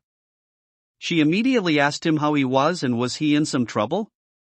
After 25 years he had rung up, so she wanted to know whether he needs her, whether she should come. The son replied in the negative. He then told her that there was no such requirement. He was fine. The mountain of trouble was no longer looming high, on the contrary it had vanished. He told her that he would be visiting her soon. She had cancer. The mother was also bound to have some disease on being cut apart from her son like this. But now, the son took her to Kathmandu for treatment. He took good care of her, so the last 3 months of her life were peaceful and she died happily. The family was blissful. Everyone is happy today. This is not the story of 1 or 2 families. In Ashadhara, there are many families that were broken or were on the verge of a breakup. But, they have come and finished an Andapragya, blissful living, program, learned how to live life respectfully, how to live lovingly, how to live wholeheartedly. They have learnt the art of living. After that, life is being lived anew in a different way. Today people look at those families, their smiling faces and the change in their lives, and they come to join our programs. No doubt, spiritual thirst attracts them, but a larger section comes on observing the changes in the lives of the earlier participants. 94. Love, not revenge. You ask what should be done to re-establish love and friendliness once again. There is just one thing to be done, and that is to invite them to attend an Andapragya, blissful living, program of Ashadhara. If we are drifting apart, then no one can be blamed for it. Definitely, there is a lacuna within us. And, the day one learns how to speak, one knows who within us quarrels with other, creates strife, one learns how to speak to emanate friendship so that love increases, not enmity. The day one learns this art of living, that day rays of love and friendliness will shine in your life unhampered. Generally, we are breaking bonding, because we appreciate and nurture revenge as if it is a wonderful thing. All stories, novels, films, and even television serials highlight revenge. The consequence is that everyone is annoyed with everyone and tries to take revenge. No, this conditioning needs to be altered. In all stories you see how a villain harms a hero and how the hero takes revenge. The whole hall reverberates with applause because all of them who are clapping are nurturing the desire to take revenge. It is a different thing that for fear of the police or due to lack of courage, they are unable to take revenge. So, when a hero takes revenge, we clap supporting him against the villain. Our society has become revenge-based. Family cannot survive in such a way. Our people have become revenge-oriented. But, the day we realize that life should be based on love, respect and regard, that day again there will be a flow of bliss in families. Pyar ki baat samani mi nirali deki, pyar se pyar ki faldi hui dali deki, pyar insan ko insan bana dita hai. Pyar pathar ko bi bagwan bana dita hai. The concept of love is unique in the world. It enhances by getting love. It make a human a human. It makes even a stone revered. 95. Love and independence. I want a recreation of India, of communes, of families, and society from the very beginning, based on a new view, based on the triangle of independence, respect and love. We should respect the independence of the person we love. All we need to do is to respect. Generally, when we love, we deprive that person of independence, and the one who we want to give independence, we cannot love him. If we are able to grasp this one paradigm of Osho to respect the freedom of the person we love, then a healthy humanity can grow, a new human can develop, which will not only give birth to healthy family, healthy society, but also to a healthy and great India. The new human of Osho's imagination is one who lives life based on the triangle of love, respect, and independence. The one who drowns in meditation is immersed in love, because meditation means nothing other than self-love. There is nothing much that has to be done. First, love yourself. After that, love all those around you, like your mother, father, brother, husband, and son. But, remember one more thing: give independence to the one you love. That is it. Use these 2-3 small sutras and we will be able to create family, society, village one in India of Osho's dream. 96. Love and independence. I want a recreation of India, of communes, of families, and society from the very beginning based on a new view based on the triangle of independence, respect and love. We should respect the independence of the person we love. All we need to do is to love, is to respect. Generally, when we love, we deprive that person of independence and the one who. 05. From religion to spiritualism. Question: when one looks back at the history of India, one finds that in order to rid of religion of rigidities, the fifth Sikh master, Guru Arjan Dev Ji, sacrificed his life. In the same sect of masters, Guru Tegh Bahadur Ji too sacrificed his life in Delhi against fanatic fundamentalism of religion.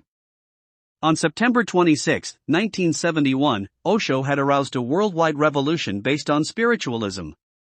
Osho had initiated the Neo-Sannyas by solemnly inducting a few friends into it. This was the auspicious commencement of this Neo-Sannyas revolution. What do you have to comment on these historical events? Kindly guide us on this burning issue. Like the question indicates, 31 years ago Osho initiated the revolution of Neo-Sannyas.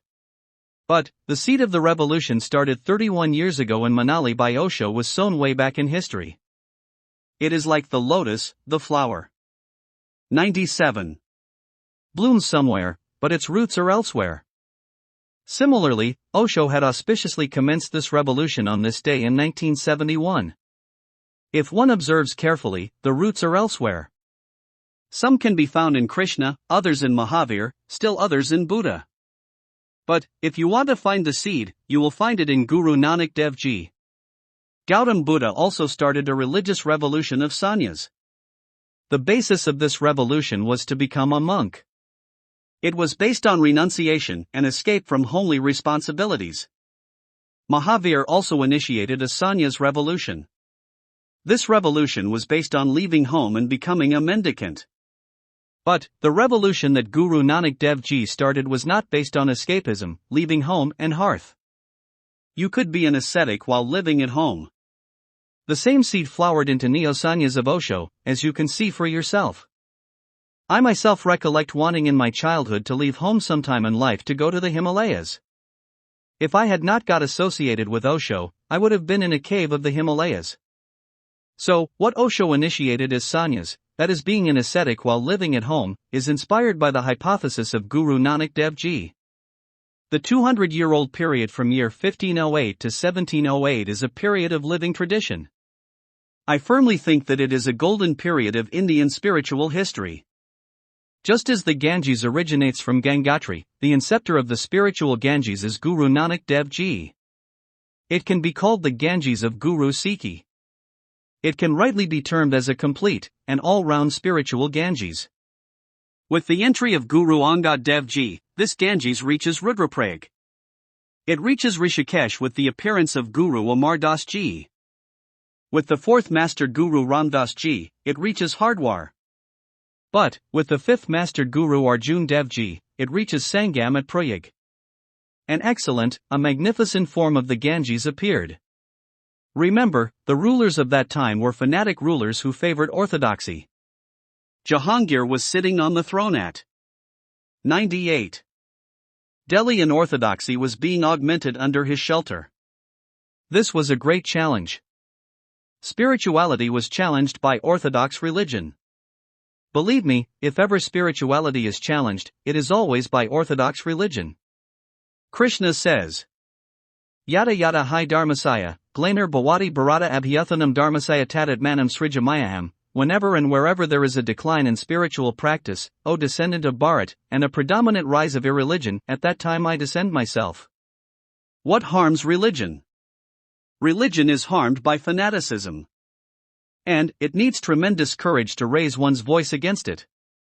The number of fanatical people is always large, so they wield strength.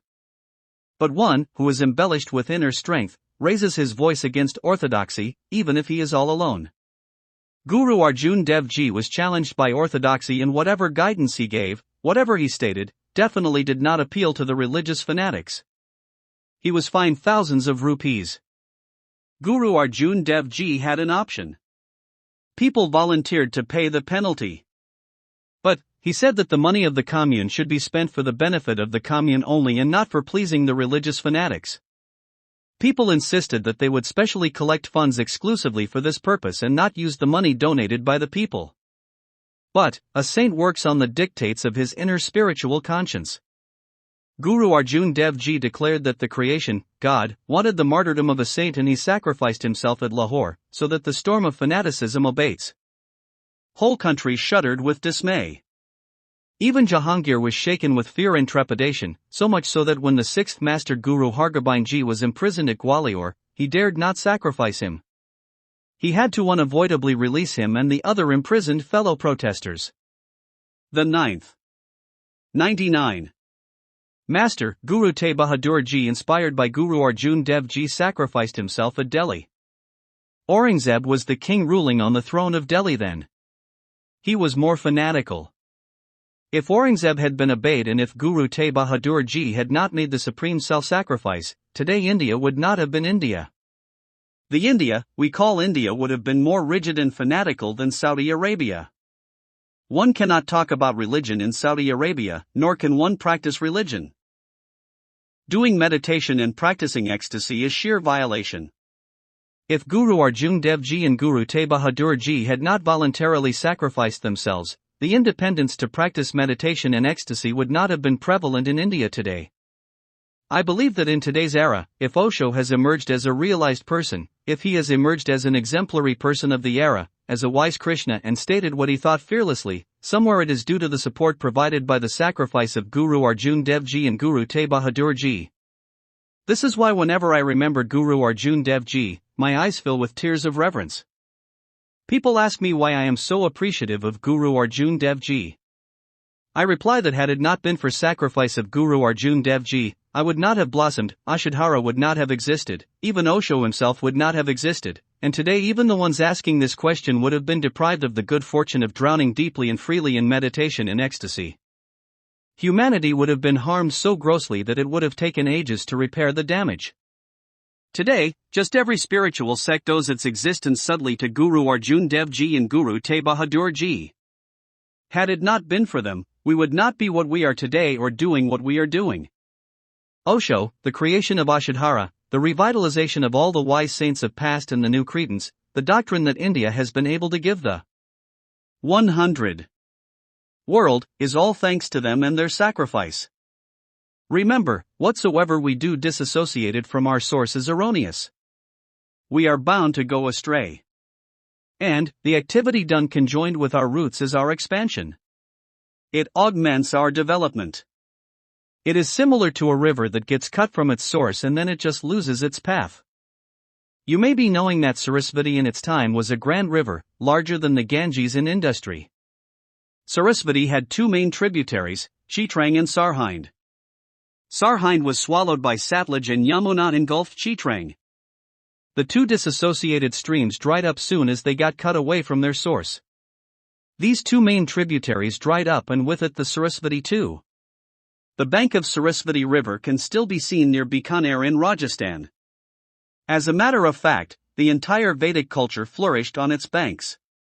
Each and every ritualistic ceremony begins with the Sanskrit recitation Ekta Sarasvati Tir Jambu Dweep Bharat Khanda. The ancient history of India is the history of Sarasvati.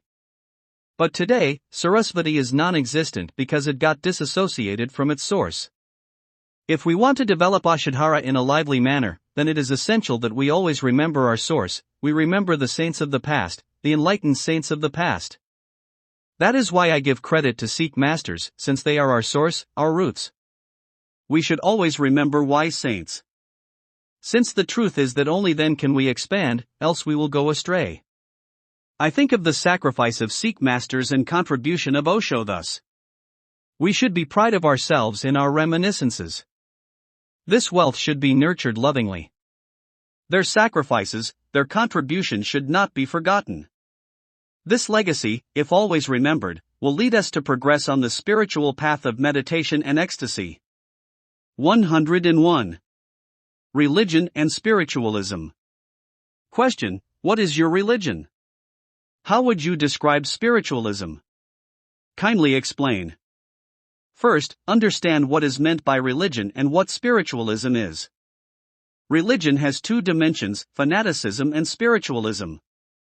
Fanaticism is that where religion halts. Spiritualism is that where religion keeps flowing. Fanaticism takes one to ritualism and spiritualism guides one to vitality. Religion will either progress or regress. If religion is not alive, it will go towards strictness and rigidity. Firstly, religion cannot be described independently. Which part of the religion is the pulse of spiritualism and which represents fanaticism? When a realized person appears, when a master comes, when a complete master descends, spiritualism is born out of religion. And, when he departs, only ashes remain, and fanaticism, rigidity and ritualism are born. Guru Nanak Dev Ji was asked by someone what his religion was. He replied that he was neither a Hindu nor a Muslim. Daulat Khan was the ruling Nawab at that time. A case was registered in his court against this statement as it was considered a criticism of both religions. Why was he stating that he was neither a Hindu nor a Muslim? Daulat Khan loved Guru Nanak Dev Ji. But, the cleric declared that this was an atheistic and irreligious statement. It was irreligious to say that he was neither a Hindu nor a Muslim. Guru Nanak Dev Ji was summoned to the court of the Nawab. He said a lovely thing, does God love you considering you a Hindu or a Muslim? What can be the religion of a saint? He does not have a religion. What is religion? Religion is a truth and truth is different for everybody. What is spiritualism? It is the ultimate truth. And, ultimate truth is not different for everybody. Your truth is not the truth of others. What is truth? The one that evolves you is your truth. What is ultimate truth? The 102. Ultimate truth is the one whose dictates the creation follows. The ultimate truth does not differ. But truth is different for different persons. One person reached Gautam Buddha and asked about the existence of God. Gautam Buddha in turn asked him what he would do if there is a God. He replied, nothing. What is necessity to do anything? He said that he would stop doing everything and sit idly because what has to be done by God. Gautam Buddha then told him that there is no such thing as God. The questioner went away. That afternoon another person made the same query about God's existence. Again Gautam Buddha asked him the same question as to what he would do if there were God. The questioner responded that he would have fun, stealing and plundering, since there was no one watching. Gautam Buddha told him that God is existent and he watches, observes, and keeps an account of everything. This questioner too went away. In the evening another person arrives with the same doubt. He in turn asked what he would do if there is a God and what he would do if there was not one. He innocently replied he would believe him either way and do nothing else. Then Gautam Buddha told him that God is and is not, but he must find that out. And, the questioner departed. Anand was uncomfortable at night. He kept tossing and turning. Gautam Buddha remarked that Anand seemed restless. He said, today 3 people came with same question and your reply was different to each one of them. Gautam Buddha asked why he was agitated. He told him that the replies were for the particular person who asked the question. Ananda said that since he heard them all and they were all different he is perturbed. Gautam Buddha said a beautiful thing. A saint always says the truth. And truth is that which evolves the person concerned. The first answer would help the first questioner to evolve, the second would. 103. Assist the second one and the third one would benefit the third one. So, truth is different for different people. But, the ultimate religion is only one and that ultimate religion is spiritualism. It becomes new with every step taken. That is why no predictions can be made about saints. None at all, no predictions can be valid. You can predict about a priest because he will follow a definite doctrine. But, a saint is intuitive and spontaneous. An erudite priest wanted to discuss holy texts with Raman Maharshi. There was a stick lying beside Raman Maharshi. He picked it up and challenged him to fight holding it in his hand. The priest ran on the Aranankal mountain and Raman Maharshi chased him with the stick in his hand. That person was running ahead commenting on his intolerable behavior. No. You cannot predict about saints because they are unpredictable. They are guided by the inner inspiration and discretion. Newtonam paid. Every step is taken anew. Religion is a memory of the past. Spiritualism is the song of the present. Religion is a way of life. Spiritualism is the flow of life. The two are very different. You ask what my religion is. I will say what Guru Nanak said. Neither am I a Muslim nor a Hindu. A saint has no religion. A saint has ultimate religion. He has no religion. You cannot limit a saint in boundaries. A saint cannot be of a religion. Just like the winds do not belong to any place, the sunrays to any village, similarly a saint cannot belong to any religion. A saint belongs to the whole creation. You cannot tie Buddha to Buddhism. You cannot limit Mahavir to Jainism. Krishna is beyond Hindus. Guru Nanak, Guru Arjun Dev and Guru Tegh Bahadur and all the 10 masters do not belong just to the Sikh religion. They are the wealth of humanity at large. No saint is bound by limitations or boundaries. He is beyond them. So, I would answer in the 104. Same tune, I belong to no religion. Yes, I belong to spiritualism. Spiritualism is the constant, perennial flow. That is why we have named our movement as Ashadhara. This is a flowing stream. Osho stated that he was painting a picture.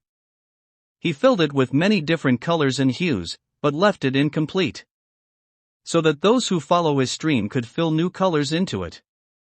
He told a beautiful thing that you also leave the picture unfinished so that the coming generations can fill newness and freshness into it. This is called spiritualism, a constant flow. A flow that flows eternally is called spiritualism. Spiritualism and spiritualism is not different. Guru Nanak's spiritualism, Buddha's spiritualism, and Osho's spiritualism do not differ an iota. There is no dissimilarity in the spiritualism of saints. I am not associated with any religion, but I am completely affiliated to and totally associated with spiritualism. You too remember not to be limited by religious boundaries, flow in the Ganges of spiritualism. And, the new name of this spiritualism is Ashadhara. Unity in diversity. Question: Zen masters say that a seeker undergoes 3 different stages. The first is when a mountain is a mountain and a river is a river. The second is when a mountain seems like a river and a river like mountain.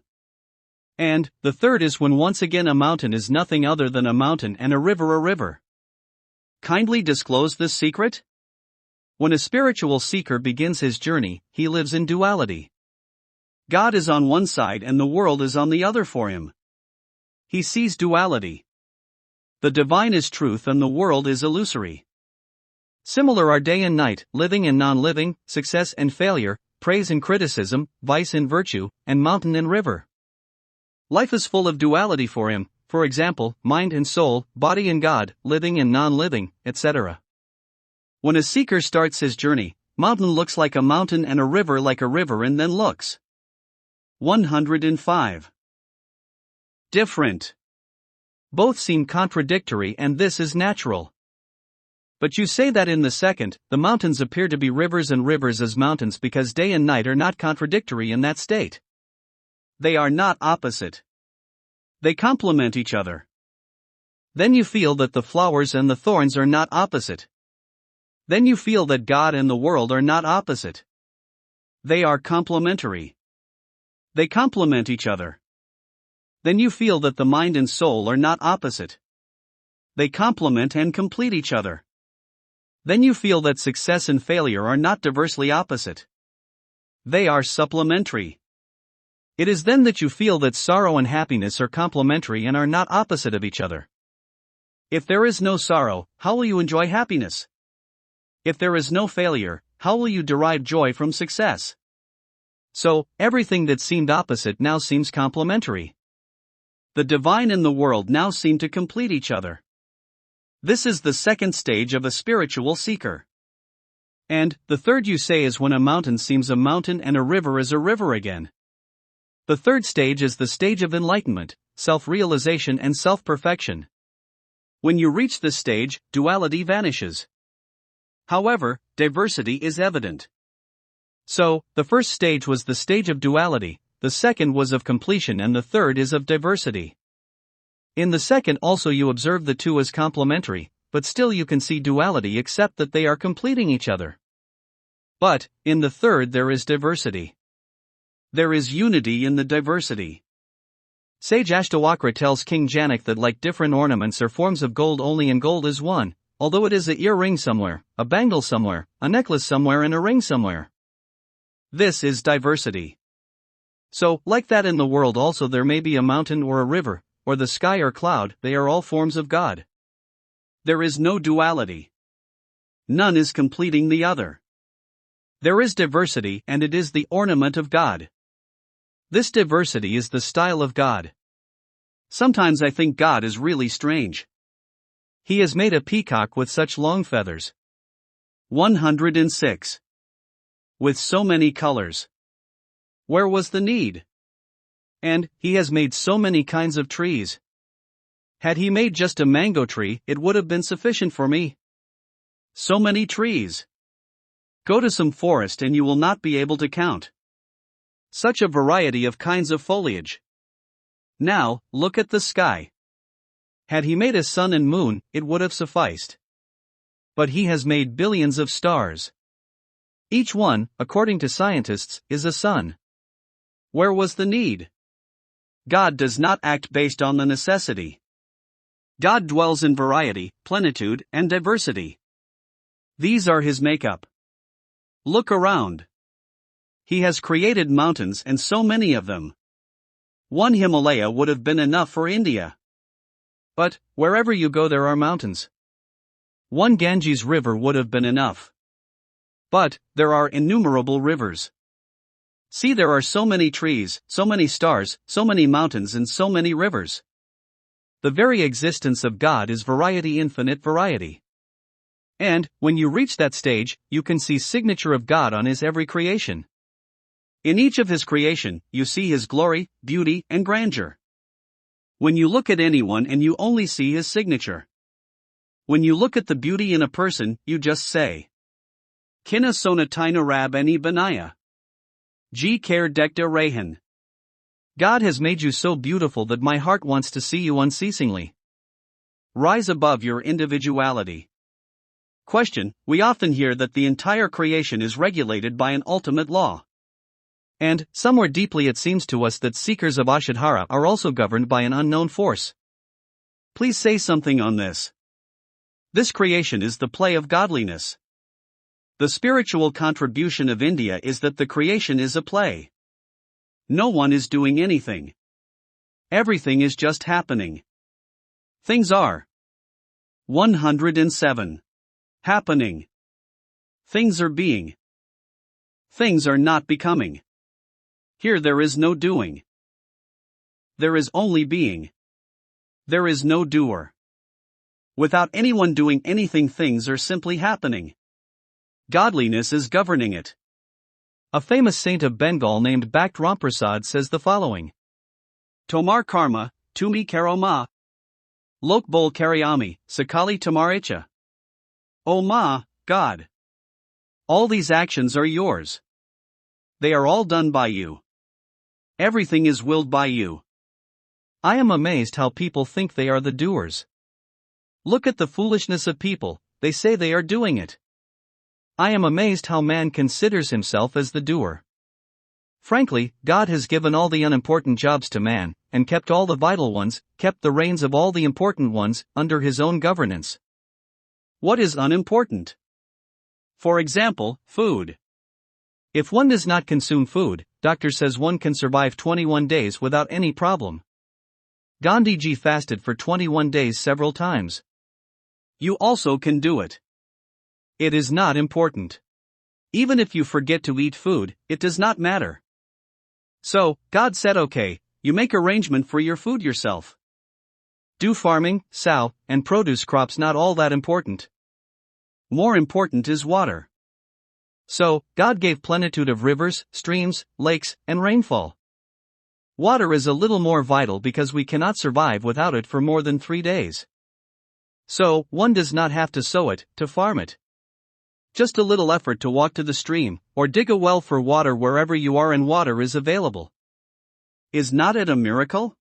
Air is even more important than water. So, God said, where will you farm air? Wherever your nose is, air is made available. You have to do sweet nothing for air. Yes, you can pollute air. You can pollute it with smoke and gases. Man has contribution in pollution only. To purify air, man has furnished nothing. So, where? 108. 9. Your nose is, air is. And, one states that I am doing everything. I am responsible for this, that and the other. Let us go a little more into subtlety. Our breath. God has kept its governance in His hands. If left to man, forget about forgetting to breathe in sleep, we will forget to breathe even when we are awake. We could be lost in the thoughts of our beloved and forget to breathe. And that would be finale of our existence. So, no matter what you do, lost in contemplation or in the thought of your beloved or unconscious in sleep, God has made arrangement that the breath continues non-stop. Let us go deeper. Without your breath you might remain alive for 3 to 4 minutes, but there is a pulsating heart within you. What a design! You eat rice and it transforms it into blood, into bones. No scientist can compose blood, remember that. What a design! As a child, I became a theist, wondering who creates man, who creates all the creatures. One can see no hands. One cannot see the manufacturer of this machine, but someone must have designed it. There must be some designer. How does a mango tree emerge from a seed of a mango? Who had designed this, that a neem tree is produced from a neem seed and a mango tree proliferates from a mango seed? And, this design of a human. One's heart throbs. Had He given it switch to us, we would realize that we forgot to switch it on, the heartbeat has stopped. So, the vital dimensions of the life have been kept in God's governance. And, yet you say that I am the doer, I am living my life, I am governing my world. Amazing. No, definitely this is the play of godliness. You probably have a little freedom to choose being a doctor or an engineer. But, what difference does it make? If you observe carefully whatever is happening here, even the gross things, you can see the signatures of God in everything. 109. Diarisubashame dihar hi jiskishar par, Mary Gaflat Tadeko, main use Gafal Samajtada. The one, who takes care of the whole world each morning and evening, look at my ignorance that I used to think Him as ignorant. No, He is informed and is not heedless about us. He bothers and worries about us every moment. Do you observe this system? He has filled water just everywhere in every nook and corner. He knows which small insect, which small moth, which little plant, is thirsty and wants water. He knows it all. Look at His water supply system. Water has to be brought from the ocean. One finds it difficult to fetch water even from the river. He knows that the water of the sea is saline. This hard saline water will destroy the plants. There is no pipe or tanks. He directs the wind to blow and create waves which in major change clash with the air above, and water vapor is formed which rises. In Japan, at one place, we saw at the bank of the ocean, clouds were being formed. Billions and billions liters of water was being transformed into water vapor through this reaction. It was amazing to see how clouds are made, how they blow and how winds are directed to drift them far and wide. Where is the Arabian Sea, where the Bay of Bengal, and where the Indian Ocean? And, He knows about the thirst of a tiny little plant in Manopur, Punjab. He directs the wind and clouds to fly across to quench the thirst there. Soon as the clouds reach Madhopur, He instructs them to shower the water there and not go further. One little sapling of mine is thirsty. Do not you marvel at this water supply system? This is the extent to which He cares for every plant, animal, and living being. The truth is, Zamin chao rahi hai, Asman chao raha hai, ya kiski seher jahan chao raha hai. This earth is rotating, this sky is also present. On whose support this existence is driven? 110. It is he who gives signals for everything. You say that the seekers of Ashadhara seem to be directed by some unknown force. A turn has come in this grand arrangement of the creation. As per Osho, the spring of spiritualism dawns after every 2,500 years. This spring came in the era of Lord Krishna. Then it came in the era of Gautam Buddha. Now, the same spring has come in the era of Osho. And, in the whole spiritual history of mankind, never has there been a more beautiful time for seekers and for the saints as well. A lot of opposition existed in the times of the Sikh masters from the rulers. The rulers were very atrocious and violent. Guru Nanak Dev Ji said that the rulers were like butchers. You know Sikandar Lodi imprisoned Saint Kabir. His son Ibrahim Lodi imprisoned Guru Nanak Dev Ji. Guru Arjun Dev Ji and Guru Tegh Bahadur Ji were sacrificed. Then, Guru Gobind Singh Ji had to unavoidably pick up arms and his whole life was spent fighting against the rulers. But, look at the times today. Are you facing any torture by rulers of today? Today, whole world is fighting against rigidity and fanaticism. The creation has made such an arrangement to give the most powerful country's president a one-point agenda to fight against fanaticism. American President Bush, then, is fighting the battle, which Guru Arjun Dev Ji had started. The creation has taken such a turn that fanaticism is going to be completely wiped out from the face of the earth and spirituality is going to emerge. There is a powerful inclination to fight against fanaticism throughout the world. Definitely, whatever is happening today is because of the intervention of the saints and God. The speed at which Ashadhara is progressing, do not be surprised that in the near future more than 10,000 people are going to be enlightened. A gigantic arrangement is being organized. But, to observe this arrangement, one must have the willingness to see. One must be a little sensitive to. 111. Experience it. Remember, no one is doing anything. Do you know that the first Enlightenment program was organized in April 1998 in Amarkantak, the place where Guru Nanak Dev Ji and Saint Kabir met and stayed together for many months? The vital movement of Ashadhara has started from there. At every step we realize that there are some concealed helping hands. How swiftly the spiritual practice is actualizing here.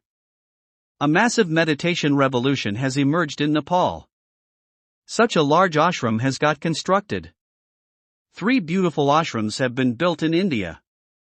Is this within our limits? Even Saint Kabir did not have such beautiful ashrams. What has happened today? Such huge ashrams. Hands of assistance are being extended from all 4 directions. This is not possible without the blessings and help of the creation. This is being done by the creation only. Yes, we are all fortunate to be the chosen ones by the creation for this role, and we have become a part of Ashadhara. The way we are all blossoming, it is due to His grace and management that our individualities are disappearing in a way, and on the other side our soul is manifesting inside. Allama Iqbal says, Mita diapi hasti ko, agar tu martaba chahi, kadana kakmi milk guligals are hoda hai. You have to be selfless if you desire to reach higher altitudes in life. Just like the seeds when sown in the soil diminishes itself, slash themselves and give way to a garden. So, this immersion of seed in the soil, the watering by the gardeners, and by appearance of flourishing orchard of trees, blossoming of flowers and fruits and progressing of Ashadhara like massive Ganges, it is all due to grace and blessing of godliness and the benevolence of the masters. It is all His play only. 112. Spiritual Diary.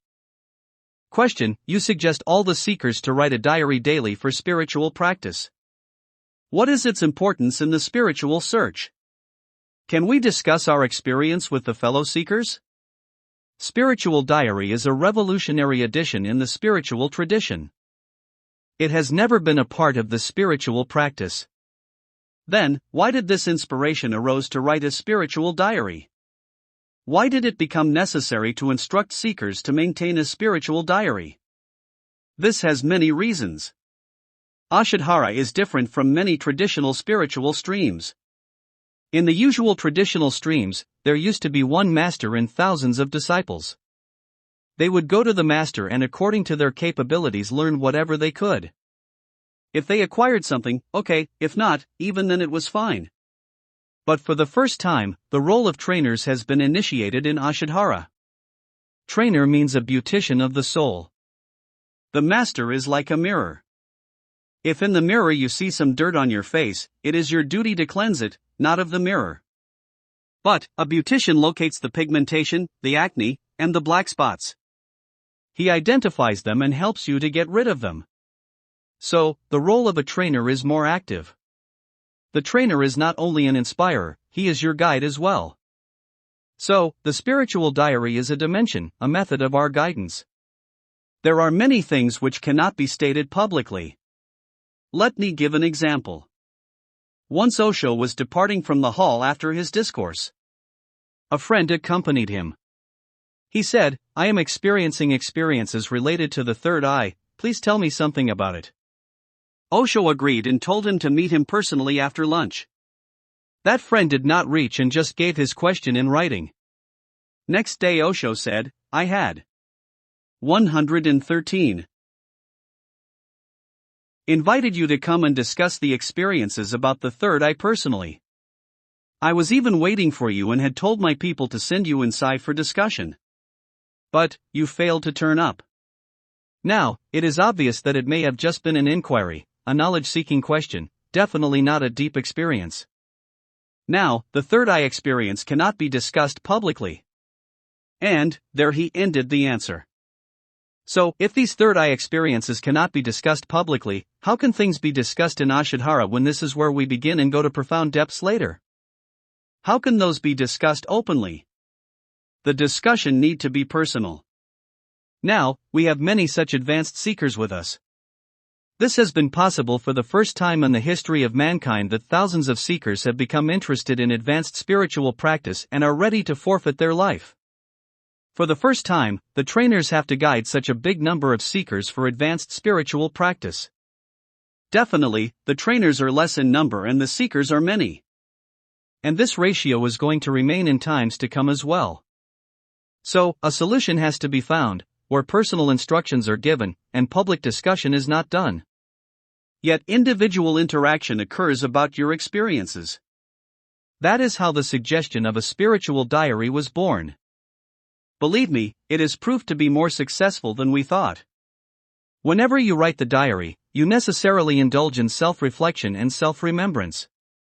And, spiritual search begins with self-remembrance, whereas the search of the world begins with self-forgetfulness. When one writes the diary at night, the whole day one keeps a watch on oneself and observes how one has lived life that day. What have you learned from life? 114. Then, a habit is formed of self-inspection. Just like this, one starts assimilating from every occurrence, one becomes aware of small realities which in turn lead to the final reality, the ultimate truth. What is self-realization after all? What is enlightenment? Only realization and experience of the ultimate truth. If you have not learned to form a habit of acquainting yourself with small realities, how can you ever be fit enough to experience the ultimate truth? So, writing the diary means reflecting on one's life every day. Whatever occurrences occur in life, observe them, reflect and learn something from them. And, write the subtle internal experiences so that your trainer knows them and guide you further as to what your further path will be. You ask whether you can discuss your experiences with fellow seekers verbally. Whenever you discuss your experiences, they get diluted, and whenever you write them, they get enforced. So, you must write them to enforce them, to solidify them. But, when you discuss them verbally, they vanish like camphor. So, firstly, do not discuss your experiences, you will lose them. Secondly, I do not want esoterics to get importance in Ashadhara. You will definitely have experiences. You will see some past and future happenings, even your past lives. Especially, when you come for Nirati Samadhi, divine light awareness, you get acquainted to your light body where your past lives are exposed more as compared to that of the experiments of the past lives. If you discuss them, then you will progress towards esoterics and you will go astray from the destination we want to take you to through ecstasy. Osho had permitted the discussion of esoterics initially for 10 years. But, when he saw that esoteric discussions were gaining importance and meditation and ecstasy were being 115 sidetracked, one day he declared, "Stop this esoteric nonsense." Why should we say this after 10 years? Today itself, I am saying to you, stop this esoteric nonsense. No matter what experience you have had, whether it be a fantasy or a reality, whether it be your past life or someone else's past life, there is no place for their discussion in Ashadhara. And, if someone talks to you of it, you decline discussing it by stating that your trainers have forbidden this discussion. Excuse yourself and refuse to be party to the discussion and tell him not to discuss with anyone. If you are really attached to Ashadhara, then I would like to give everyone this instruction, this suggestion, this guidance, that not to voice your experiences even to the trainers. With all and sundry, in any case, you must not discuss, not even with your trainers. If there is something important and necessary, note it in your spiritual diary. And, then whatever guidance is required, your trainer will definitely provide it. So, consider the spiritual diary as a part of your spiritual search, a path for your spiritual evolvement and a necessary part of your spiritual practice and ecstasy. 116. From sorrow to ultimate joy. Question: 2,500 years ago, the Four Noble Truths of Gautam Buddha were expounded and explained. Since then logic, philosophy and science has progressed considerably. Osho's extensive reflections are also available. According to you, which are the Four Noble Truths applicable in today's era? Gautam Buddha established Four Noble Truths. I. Life is full of sorrow. 2. Sorrow has a cause. 3. There is a likelihood of removal of sorrow. 4. The Eightfold Path is the path for eliminating sorrow. Gautam Buddha has been the founder of the medial path. According to me, Gautam Buddha has stated the four basic noble truths but has left an important portion in the beginning and also a vital part in the end. The issues of beginning and the ending have been neglected and disregarded, the middle has been stated. The reason may well have been that he was preaching to his mendicant disciples for whom renunciation was a very 117. Significant dimension. Life is sorrowful. By making a sweeping remark like this, one gets attracted to renunciation. But, after Gautam Buddha the direction changed, the dimension was altered. Spirituality also changed its direction and dimension. But today, spirituality is not for renunciate mendicants only. Osho has made spirituality available for everyone. That is why after Osho, the noble basic truth cannot be solely associated to sorrow. The truth of life cannot be religiously correct only for monks. That is why, after Osho, if the noble authentic truth has to propound, it has to be based on totality of life.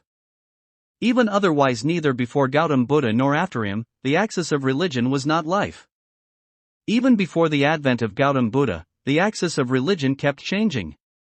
Whether it was Hinduism or Christianity or even Islam, they all stood on the concept of God. Remove God and all three religions will collapse. The first Jain Tirthankar Bhagwan Adinath removed God and made the soul the axis of his religion. From Bhagwan Adinath to Bhagwan Mahavir, all the 24 Tirthankar made the soul the axis of religion. Then, Gautam Buddha arrived. He again altered the axis of religion. He removed soul and made nothingness the axis of religion. So, the Four Noble Truths of the religion based on nothingness are: I. There is sorrow. 2. There is a cause for sorrow. 3. It can be removed. 4. There are methods for its elimination. Right, so what remains when sorrow is removed? Nothing. Sorrow is eliminated, but what after that? There should also be a suffix to it.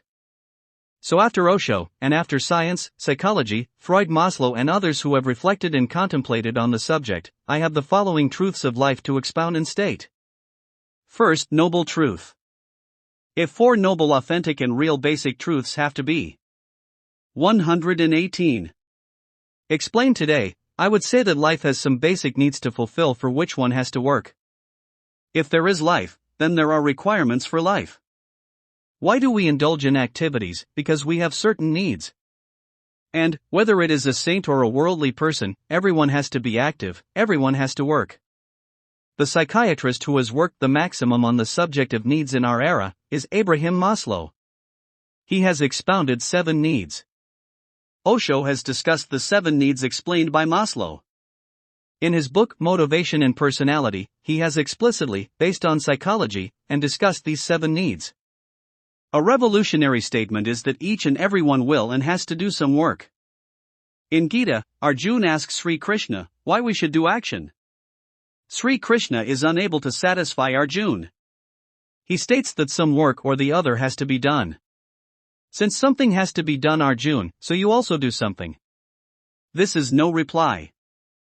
Maslow gives the correct answer. He states that we have needs and that is why we indulge in work. What can these needs be? First need, we have some physical needs of this body. Everyone feels hungry and requires food.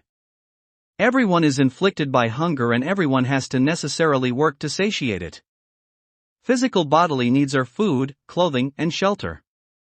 Everyone has to do some work or the other to fulfill these physical needs. Buddha also had to do. For the provision of food, he had to ask for alms. His disciples too had to do the same. So, none can be spared. Activity has to be done so long as there are needs. It is essential and it is a part and parcel of our existence. The second need is indulgence. Maslow terms it as sex needs. There is an amazing fact I would like to draw your attention to. The needs that Maslow mentions are the same that our ascetics of past have spoken of in some way or another. Like our ascetics state that we have a desire for food within us. Our ascetics admit it. They state that this 119.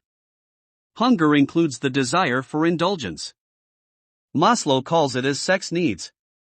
It is natural. It is in everyone's consciousness. Some activity has to be necessarily done to satisfy it. The third need as per our ascetics is the desire to live. If we have to live, we will have to make provision for its security for life. Maslow terms it as security and safety needs. Therefore, we have to unavoidably build houses and boundary walls. We will have to work for the safety of our life. According to Maslow, the fourth need is love needs. Our ascetics term it as prima-kanksha. Each and every person wants love. Who does not want love? It is a basic need of our consciousness. We want love. No person can live without love. There was an experiment conducted once, which you may also have heard of. Osho has mentioned it in one of his discourses that babies of monkeys were fed by a robot in the shape of a monkey. They were breastfed but all the monkeys became mad in spite of the intake of milk. If a machine-made mother could nurture us, then evolution would have been possible through machines. But, every living being needs love. Similarly, every human too needs love and for that one has to make some efforts. The fifth need, according to Maslow, is belongingness, the need to belong to someone. Koita ho jaga ki apna thayan kh sakan. Koita ho nagar ki apna gayan kh sakan. There should be a place which I can call my own place. There should be a town which I call my own village. Maslow says that it is a significant need. You live for someone. If there is no one to call your own, then there can be no nectar in life. 120. Ken ko koi hamara hai. Tab hai tak jiwan pyara hai. This life is lovely as long as there is someone whom we can call our own. There should be someone for whom we should live. Someone whose happiness makes us happy. People say, my village, my wife, my beloved, and my lover, etc. Even saints say, my master, my godliness, etc.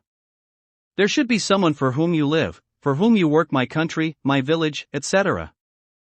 According to Maslow, the sixth need is need of esteem. Our ascetics call it mahatvakanksha. It is not enough that we belong to someone, we must also be honored. Someone should respect us. We have to make efforts for this too, the desire for glory. The seventh need, which Maslow mentions and draws our attention to, is self-actualization. The brilliance embedded in us should bloom and blossom.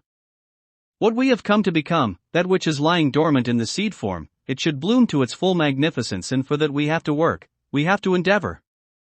Now, one does not need glory, one does not need love. These are needs of the primary kind. These are more or less fulfilled. And, even if they are present, they no longer satisfy. Now, there is a creative instinct, which must be satiated. Maslow states that a saint, a Buddha, a Mahavir and Osho, all of them were actively engaged in some or other activity. Why should they do so? Because the innate glory, the spiritual splendor has to manifest in full bloom. Our ascetics call it mumuksha, the desire for liberation. We indulge in work and activity for this too. So firstly, why do we work? An ordinary person when asked why he works will reply he works for joy, for getting joy. No, this is disillusionment. No one works for achieving joy. Activities are not a source of joy. Activities only fulfill needs. They only satisfy desires. 121. So, according to me, the first noble truth is to fulfill our basic needs of life. We have to work for them, and that is a necessity. So, whenever you work, remember that there are 7 needs of life and we work to fulfill them. Second noble truth. If you agree with the first basic truth, let us proceed to the second one. I would like to say that action arouses desire, and desire is the cause of sorrow. Desire means that you work with some motive in mind. The result that you want from your action is termed as desire. Ordinarily, we think that desire takes us into action, but actually it is the opposite. Desire does not lead us to activity, need leads us to activity. First action, then desire. We think that our motive should be fulfilled, that is why we work. For example, we do some business for profit. So first, we started working, and according to that our desire arose, which became our goal, which we then wanted to accomplish. And remember, it is not necessary that the desire for fulfillment closely follows the action. It may follow some of your activities in the past. For example, you have a son. You made efforts for his upbringing. Now, you are old. You want him to look after you, to fetch your medicines and arrange your food. Now, the action was done way back in time, but the desire has aroused today. So, the second noble truth is that action gives birth to desire, which is the cause of sorrow. The cause of sorrow is desire. Action is not the cause of sorrow. There are no others causes of sorrow. As a matter of fact, this desire that the result should be as per our goal, our motive, this desire is the cause of our sorrow. That is why Krishna says to do action without desire. He is only iterating that while working have a motive, but do not nurse the desire to get the result as per your motive.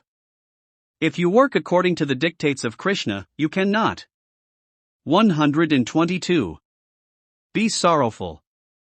But, you despair when you work. This is not because of the action, it is because of the desire attached to the action. In other words, desire-oriented action is the cause of sorrow. Action without motives results in a joyful state. Therefore, the second noble truth is that work nurtures desire on being goal-oriented, and this desire is the cause of sorrow. Third noble truth. The third noble truth is the eightfold path for liberation from sorrow. There is no doubt in the fact that the eightfold path propagated and expounded by Gautam Buddha is effective. It can liberate us from sorrow. What is this path? Gautam Buddha's eightfold path is so scientific that there is no scope for alteration. The terminology may be altered a little to suit the present times. Now, let us understand this correctly.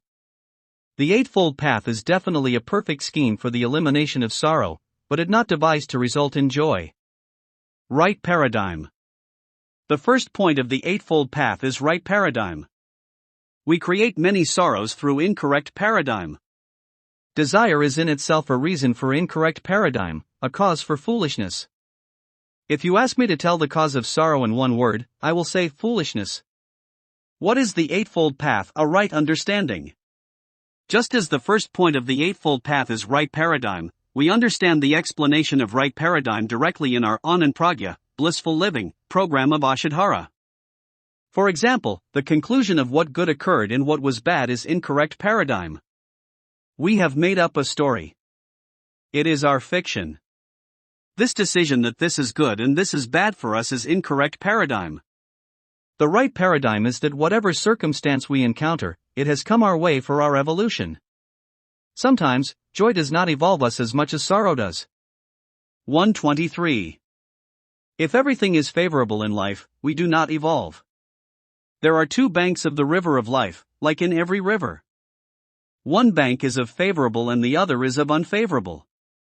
Only when there is something unfavorable then life flows like a river. But, if everything is favorable, then there is stagnation, a dam is created. And, the river of life will not evolve. Some challenges in life help it in its evolution. Life without challenges is impotent. So, the life in which unfavorable occurrences prevails is the life which has been provided with opportunities to evolve. Gautam Buddha says that no matter what happens, do not form an opinion, and do not make a decision, good or bad. Only understand and realize that it was necessary for your evolution. That is the reason why that particular incident took place. Listen to what Osho says: those who have known the ultimate truth also know the fact that whatever failures and successes they encountered in the past were all necessary. The failures were required, the victories too were needed. The honors and abuses were both arbitrary. The glories were important, the criticism too was equally important. The ultimate truth could not have been known without them. This is the right paradigm. Right awakening. The second point of the Eightfold Path is right awakening. Gautam Buddha terms it as samasati. This can be termed as witnessing. Our consciousness has two parts. Outside is the personality and inside is the individuality. Personality means our persona, which is created by our traditional values. Individuality is our intrinsic self, that which is our own self, our wisdom. This is not created by culture. It is our integral human existence, our natural existence. Gautam Buddha says samasati. It only means that how long will you dwell on the periphery? Awaken to the periphery and awaken to your center as well. Ordinarily, we live only at the 124 peripheral level. Your inner level is your ghost nature, your intrinsic individuality. Become aware of it, awaken to it. And, what is your integral nature, your individuality, yourself? I would like to call it pure nature. When you know both of them, the nature of both of them, and awaken to both of them, to your motion and motionless state, to your joy and your distress, and when you are aware of both of them, then it is termed as right awakening. Osho calls it as witnessing or double-arrowed consciousness. One arrow of your consciousness awakens to your motional existence and the other arrow of your consciousness awakens to your motionless state. He. We. The. 5. If you remain a witness to the tremors within, whatever distress is born within, the irritation, the annoyance, which are the cause of sorrow, then definitely this anger will not be vivified. This unrest, this anxiety will not be created, and this will take you away from sorrow. Right action. The third point of Gautam Buddha Eightfold Path is right action. It is what action you do on leaving the rut. Ordinarily the activities are provoked by the crowd, are in tune with the crowd. It takes us to the unmindful state. It takes us to sorrow. Now, the crowds are going to temples, you follow suit. Go to the temple, there is no complaint. But you are going there because everyone goes, then you are creating sorrow for yourself. You go because everyone is going, everyone is doing something, and if you do exactly what they are doing, then your ghost nature, your periphery is being strengthened. Your individuality is being victimized. Your intrinsic is not being nourished. You are becoming one with the crowd. Right action is what you do different to the usual rut. Leek leek gadi chail, leek high chail kaput leek chad teen high chail shayar, sing, saput, the bullet cart follows the lane. Similarly, a bad son follows traditions. Only 3 do the unusual things, poet, lion. 125. And a good son. A good son walks away from the rut. So, the third point of the Eightfold Path is that one should not become a part of the mob, the crowd. Walk away from the rut and search your individuality. Right living. The fourth point according to Eightfold Path of Gautam Buddha is Samajiv, right living. During his era, the meaning of right living was limited. It meant that job which would take you to ecstasy, to meditation. Earlier there were not such big factories or workshops. But today, the meaning of right living is a little different. Occupation should be such that it should not entangle your relationships with society, with your immediate family or with your colleagues. In the discourse series Gunhat Kapat Kal Ri, Osho says that the first veil is of your relationships. If you get entangled with your relationships, you cannot go into the depths of meditation and ecstasy. If you want the roots of meditation and ecstasy to go deep, then you must have a pleasant life. Your relationships should be cordial. If they are bitter, then you are nurturing enmity, then your mind will lose itself to the vagaries and bitterness of enmity. So, if you wish to enter the depth of meditation and ecstasy, your relationships should be cordial. Right expression. The fifth point according to Eightfold Path of Gautam Buddha is Samvacha, right expression, i.e. you lead your life as a virtuous, well-behaved person. If your expression is not appealing, then you will definitely hurt people with your words, then they in turn will harm you. And this will end in vicious circle. So, Gautam Buddha says that your behavior, your verbosity should be pleasant, only then can you turn inwards. 126. Right resolve. The sixth point is Samakappa, right resolve. Whatever you want to achieve, you need to make a firm resolution for it. There is a science of resolution. Actually, the creation understands the language of resolution only. So, if you do an action resolutely, it meets success and you can fulfill your requirement. Walk with an aim and a resolution. Right acceptance. The seventh point according to Gautam Buddha is Sambhyayam, which we can term as Tathata or right acceptance. Make an endeavor, work hard, but do not insist that the aim that you commenced work with should bear the desired result. It may be favorable or unfavorable. Put in full efforts, work hard, but after that, accept the result gratefully, as non-acceptance will take you to stress, to sorrow. Retrospect in life. Whenever there has been stress or sorrow, those were the times when the obtained result was not acceptable. Live with acceptance. Live with gratitude. Live without complaint. This is termed as acceptance. Whenever and in whoever's life, acceptance is born, he is free from stress and sorrow. Right meditation. The eighth point according to Gautam Buddha is Samasamadhi, which can be termed as ecstasy, which means turning inwards. The journey to bliss begins from here. Fourth noble truth. Gautam Buddha stops here. He does not mention anything ahead. As I have stated that he has left something in the beginning and something in the end and said the things of the middle and the noble truths, but by saying Samasamadhi, he has given some indication. So, 127. Definitely, if the third noble truth is acceptable, then we can proceed to the fourth noble truth, that bliss cannot be achieved as it is our natural state. Remember, this is in addition to Gautam Buddha's verdict. And it is very necessary for the mankind today. We work disillusioned that it will bring bliss. Ask anyone why they work? Someone asked Goswami Tulsidas that why he wrote the Ramayana, and he replied, Swata Sukhaya Tulsi Raghunath Gatha. I have written Rantrad Manas for my own joy. Everyone is disillusioned with this mirage that bliss is achieved through action. But bliss is not achieved through work. It is not a thing that we can get from outside. Sukasya dukasya nakapadata, parodadati iti vimudkata. No one else gives you joy and sorrow. Stupid people think that other people are responsible for our joys and sorrows. Bliss cannot be found from outside. Therefore, the fourth noble truth, I would like to declare, is that since bliss cannot be found from outside, there is no way to achieve it. So, there is no technique for finding bliss, it is our essential natural state. Osho says, God is your intrinsic nature. Bliss is your inner nature. Anand Amar Gatra, Utsab Amar Jati, bliss is our surname and celebration is our caste. Bliss is our seed. It is our core.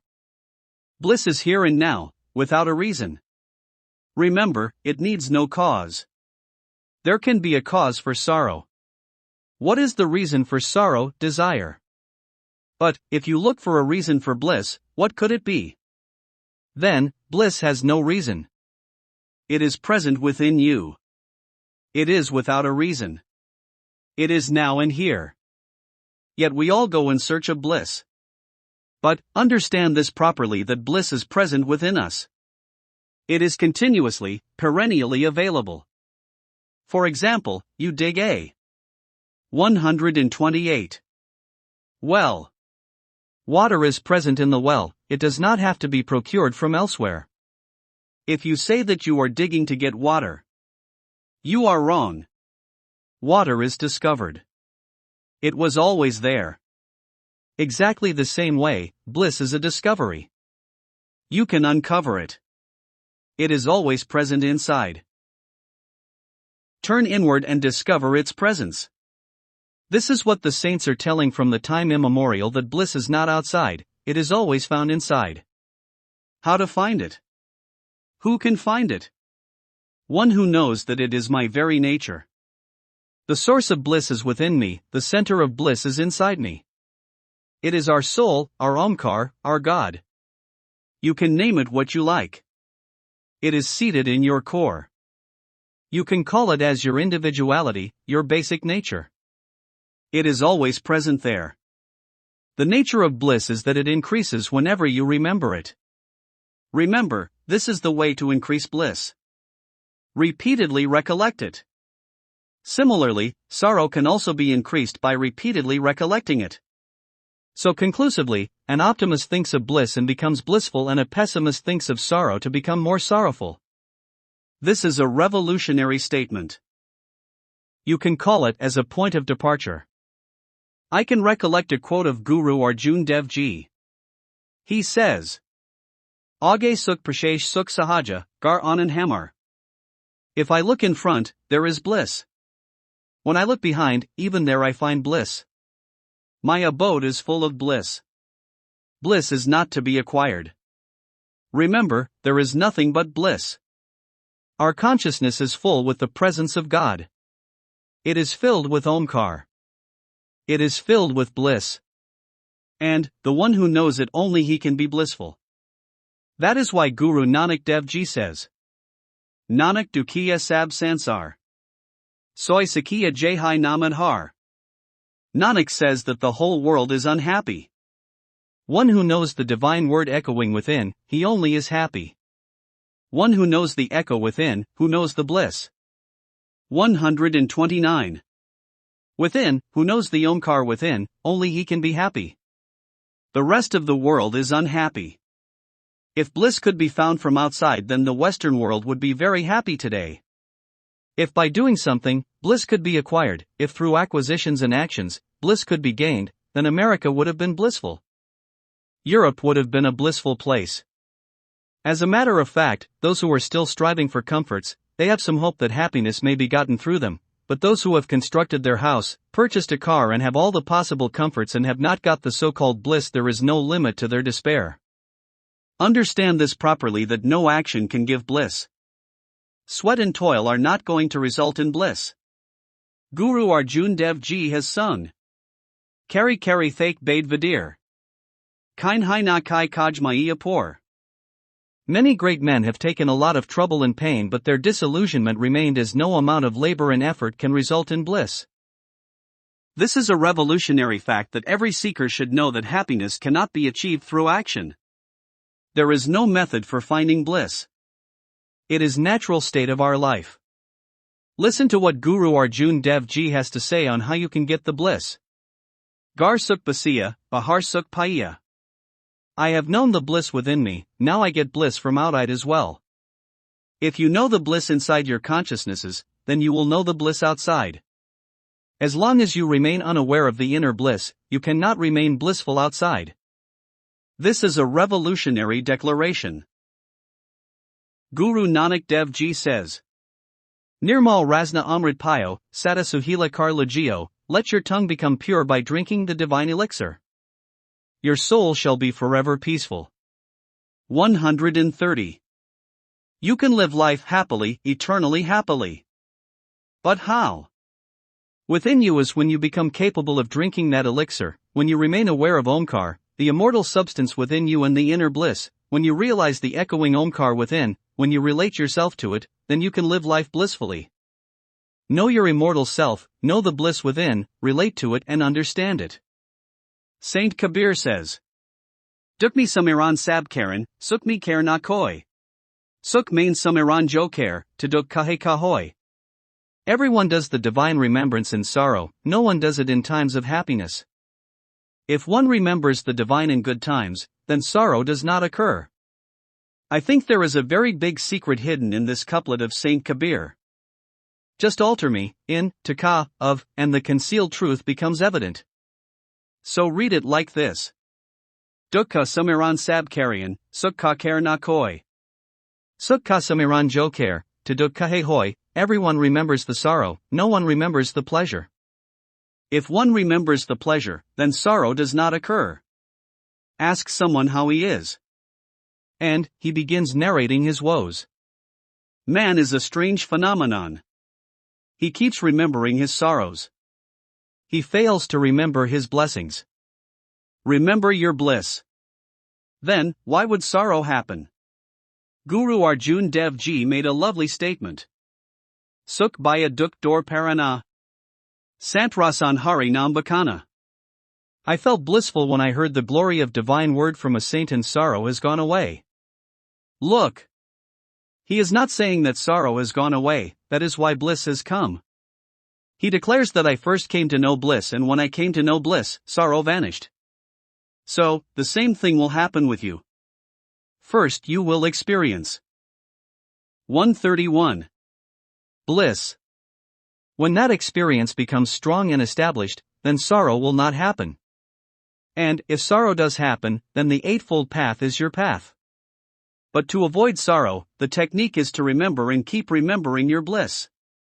You can consider it as a preventive management, a curative management. If sorrow strikes, the curative management is the Eightfold Path of Gautam Buddha. Sorrow should not happen to us. What would be the preventive management?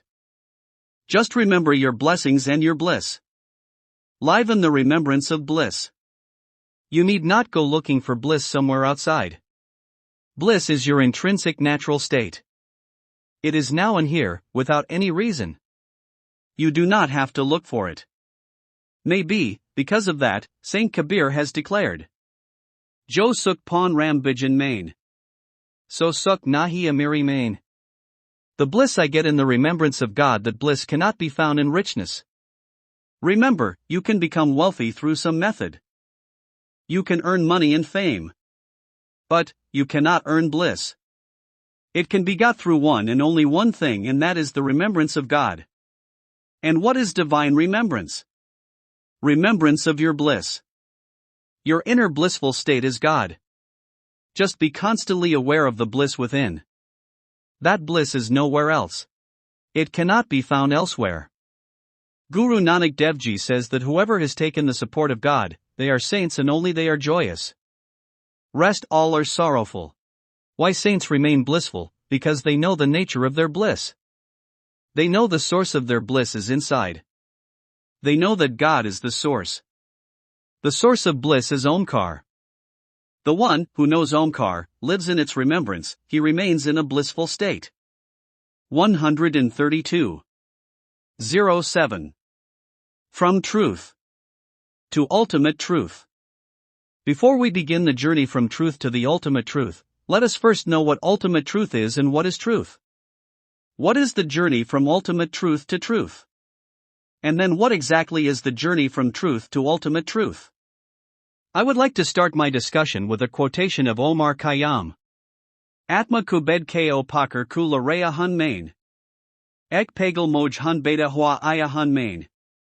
Bakudi katakta par batha hua hun dostun prem jag ka badsha hun, masti and laya hun main. I am swaying on knowing the secrets of the soul. I have come here flowing like a mad wave. My friends, I am sitting on the throne of unconsciousness. I am the king of the world of love. I have brought intoxication for you. 133. Just like there is a river and there is its surge, its delight and its waves, similarly is the ultimate truth and truth. No matter how constantly we look at the wave, it cannot give us information of the river. It cannot manifest the whole river. Similarly, the truth can only reveal the ultimate truth partly. It cannot reveal it entirely. The ultimate truth. Consider ultimate truth to be a flower. Then, truth is its fragrance. We can infer something of the flower from the fragrance, but the flower cannot be experienced. Similarly, when someone attains the ultimate truth, be it Buddha, Kabir, Osho, Nanak or Farid, they can only try to tell the truth. So, what can be stated is truth. But, what remains unexpressed is the ultimate truth. What is the difference between truth and ultimate truth? A lot of effort has gone into defining the ultimate truth. But, no language can reveal the ultimate truth. Like you can define a cow, that cow is an animal, having 4 legs, 1 tail and 2 horns. But, however accurate definitions you give, it cannot make a cow appear. Like, you talk about the sky, that the sun rises in the sky, stars rise, and moon too rises in the sky. Howsoever much you talk about the sky, neither can you bring the sky here, nor can you bring the sun here. Likewise, no matter what may be said regarding the ultimate truth, it cannot reveal the ultimate truth. It cannot be defined completely. At the most, some indications only may be given. Guru Nanak Dev Ji says, Adi Sachu, Jagati Sachu. Hai Bi Sachu, Nanak Hosi Bi Sachu. True in the beginning, true through the ages, true even now, and says Nanak will be true in the future. 134. He has given a very beautiful definition of the ultimate truth. But, even in this definition, the existential form of the ultimate truth does not appear. Only a little indication is received.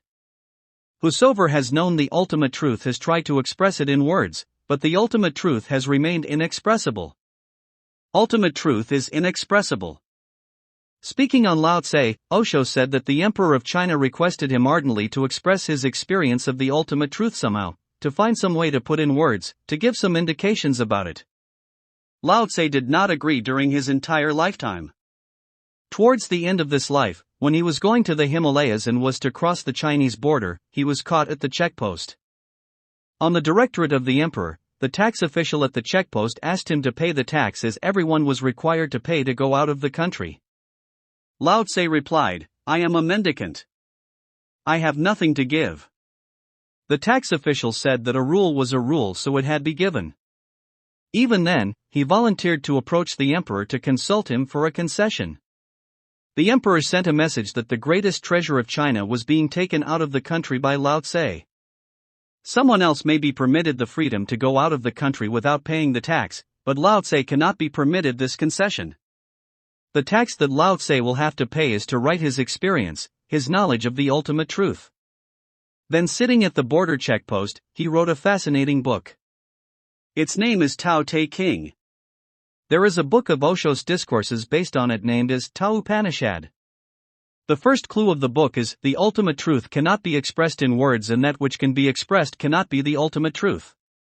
After that, he has tried to explain the ultimate truth through various 135 aphorisms. If it cannot be expressed, then what was he trying to say? What did he write? Truth can be expressed. Truth is changeable. What is the difference between truth and the ultimate truth? Ultimate truth is eternal. Truth is limited by time. Ultimate truth is changeless. Truth is changeable. The ultimate truth is beyond time and place. Truth belongs to the era. It belongs to people. It is not beyond time and place. Let me explain with an example. Someone asked Gautam Buddha whether God existed. Gautam Buddha in turn asked him that what he would do if he said that God existed. He replied, what would I do? Where is the need to do anything? When God is present to take care of everything, I will just relax. Gautam Buddha told him that he was mistaken, there was no God. Another person came in the afternoon. He made the same query, is there God? Gautam Buddha asked him what he would do if he told him of God's non-existence. He replied that he would have fun. He would steal, snatch, plunder and swindle. Gautam Buddha told that person that he was mistaken. There is God and he witnesses everything. A third person came in the evening. He also had a similar query, what do you say? Is there God? Gautam Buddha asked him, what would he do if he replied in the affirmative and what he would do if he denied his existence. He replied that there would be no need to do anything. Since he, Gautam Buddha, was an enlightened person, he would accept his word. Gautam Buddha said that God is existing and he is non-existent as well. Discover for yourself.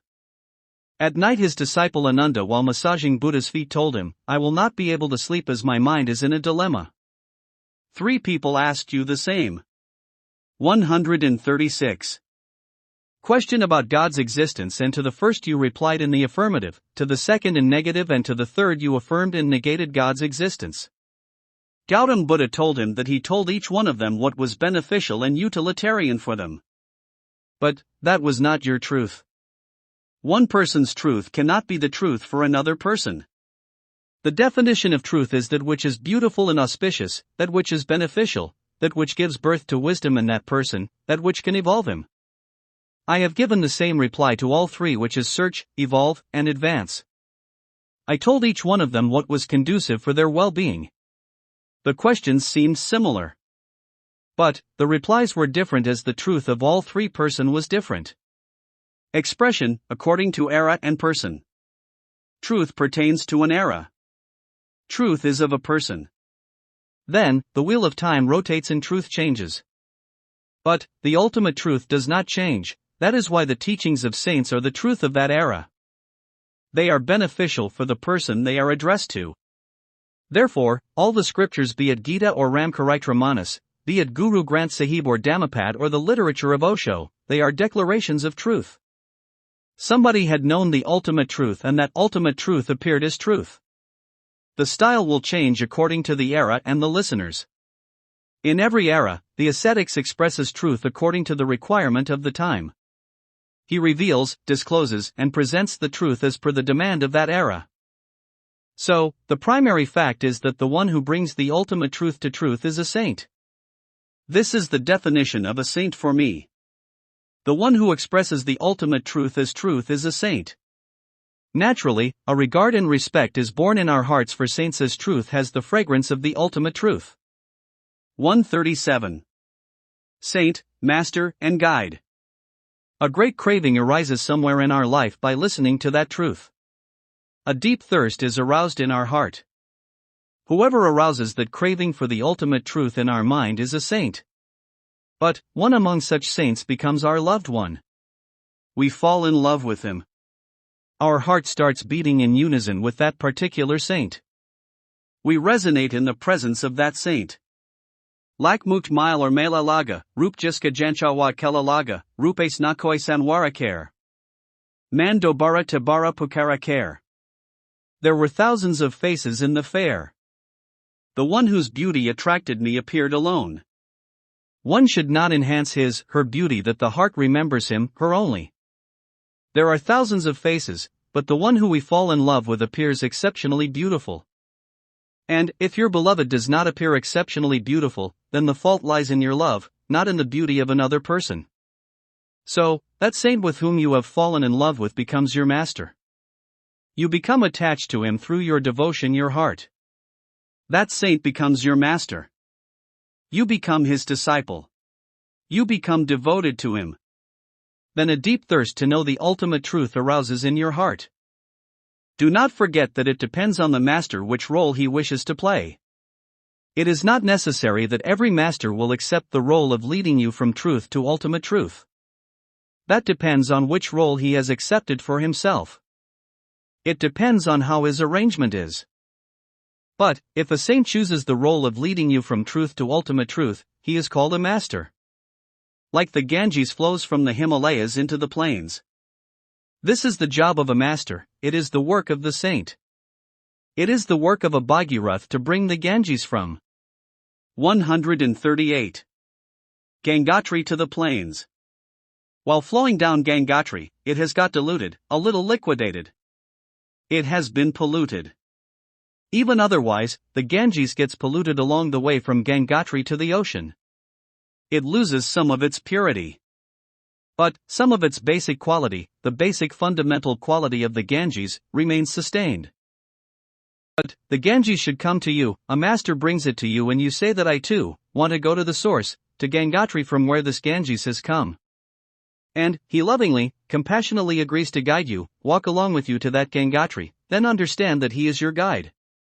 Difference between guide and perfect master. The one who takes ultimate truth to truth publicly is a saint. But, if he brings it especially for you, then he is your master. And, if he takes you from Prayag to Gangotri, to the ultimate truth from where the Ganges originates, then he is your guide. Someone may discharge the role of both the master and the guide.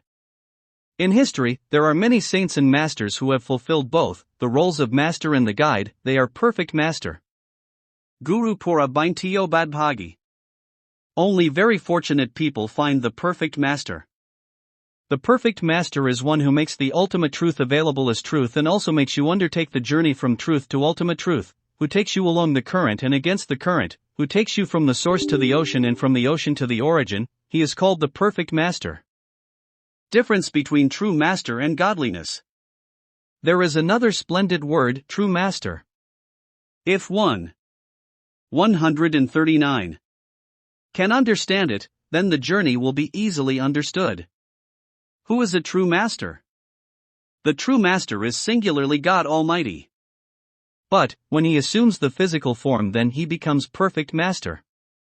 And, when he is in the formless state, he becomes godliness. Guru Nanak have stated, Guru Gobind Nahi Kachu Beda. There is no difference between a master and godliness. The difference is so subtle that it would be inappropriate to call it a difference. The difference is only of the form and the formless. One more splendid statement the Sikh masters have made. They have used two words, one is perfect master and the other is perfect godliness. When is godliness absolute? The answer is when he is in the formless state. When is he incomplete? The answer is when he is manifesting through a master in form. Then, he is incomplete as godliness, but complete as a master. But, when he is in the formless state, then he is incomplete as master, but complete as godliness. Godliness is the formless master. In any master, it is godliness which works as master. The master is godliness personified. Guru Nanak Dev Ji has said, Guru Guru Eko, Beshanak. All the masters are same. The difference lies only in the appearance. Sometime, he comes as Buddha, sometimes as Kabir, sometimes as Nanak and sometimes as Osho. Godliness only is master. The master is only one godliness. Though, he does assume different forms. Understand this properly. Godliness only is the master. When he manifests in physical form, he is a perfect master. And, he is godliness in the formless state. 140. Most scientific guide map. Now, how to proceed from truth to the ultimate truth. The one who takes you from the ultimate truth to truth is a master. But, the one who takes you from truth to the ultimate truth is a guide. And, the one who does both these jobs is the perfect master. But, what is the map of the journey we have to undertake? Many saints have given different type of maps. Since this is a scientific era, the discussion has to be necessarily scientific. So the most scientific one we are going to discuss now. I am not saying that other maps are not scientific.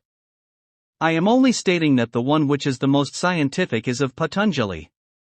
It is stated that if one has to walk the path from truth to the ultimate truth, there is a special path to be followed. If you walk on it, then you will reach ultimate truth from truth. Patanjali names this guide map as Astangic Yog, the Eightfold Path. It has 8 steps. Remember, it is a guide map only. You can read it, you can gain an understanding of spirituality by reading it. But, if you think you can walk on this path on your own with its help, the chances of losing your way and not reaching the goal are bright.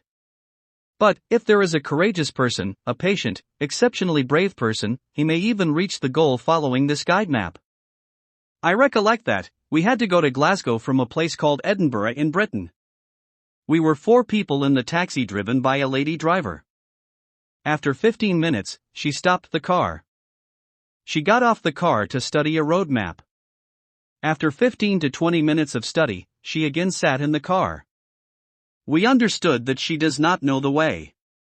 After 15 minutes again, she stopped the taxi and got off to read the map. I suggested her to ask someone the way. Every time she stopped, got off to read the map. We, Indians, are habituated to asking the way from just any passerby.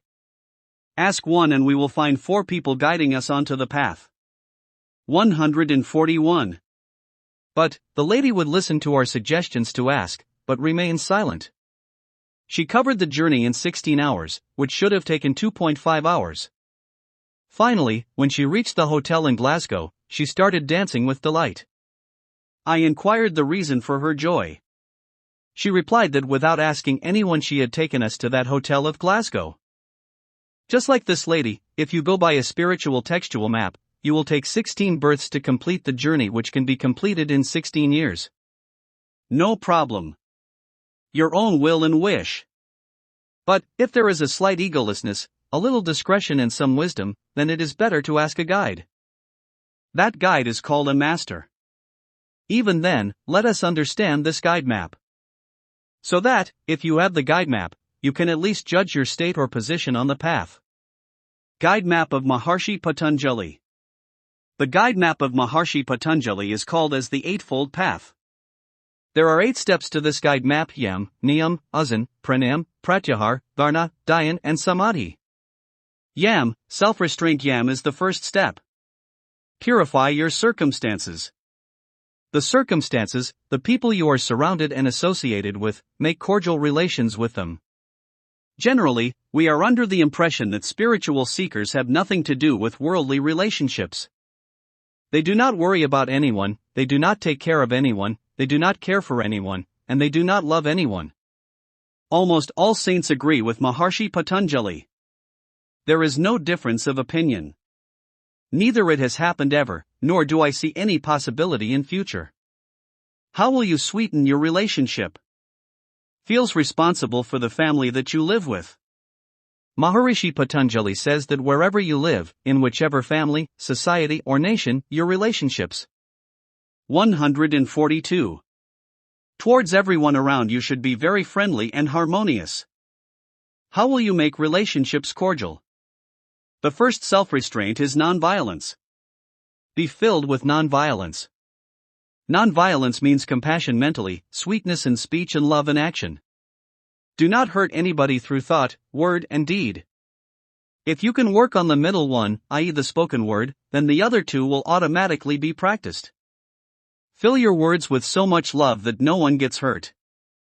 Guru Arjun Dev Ji says. Myth bolna ji hari sajana swami mora. How samli thaki ji ola kade na bole kara, God always speaks melodiously. He is never bitter in his speech. When our God, our Master himself does not speak harshly, then why should our speech be bitter? Kabir Sahib says.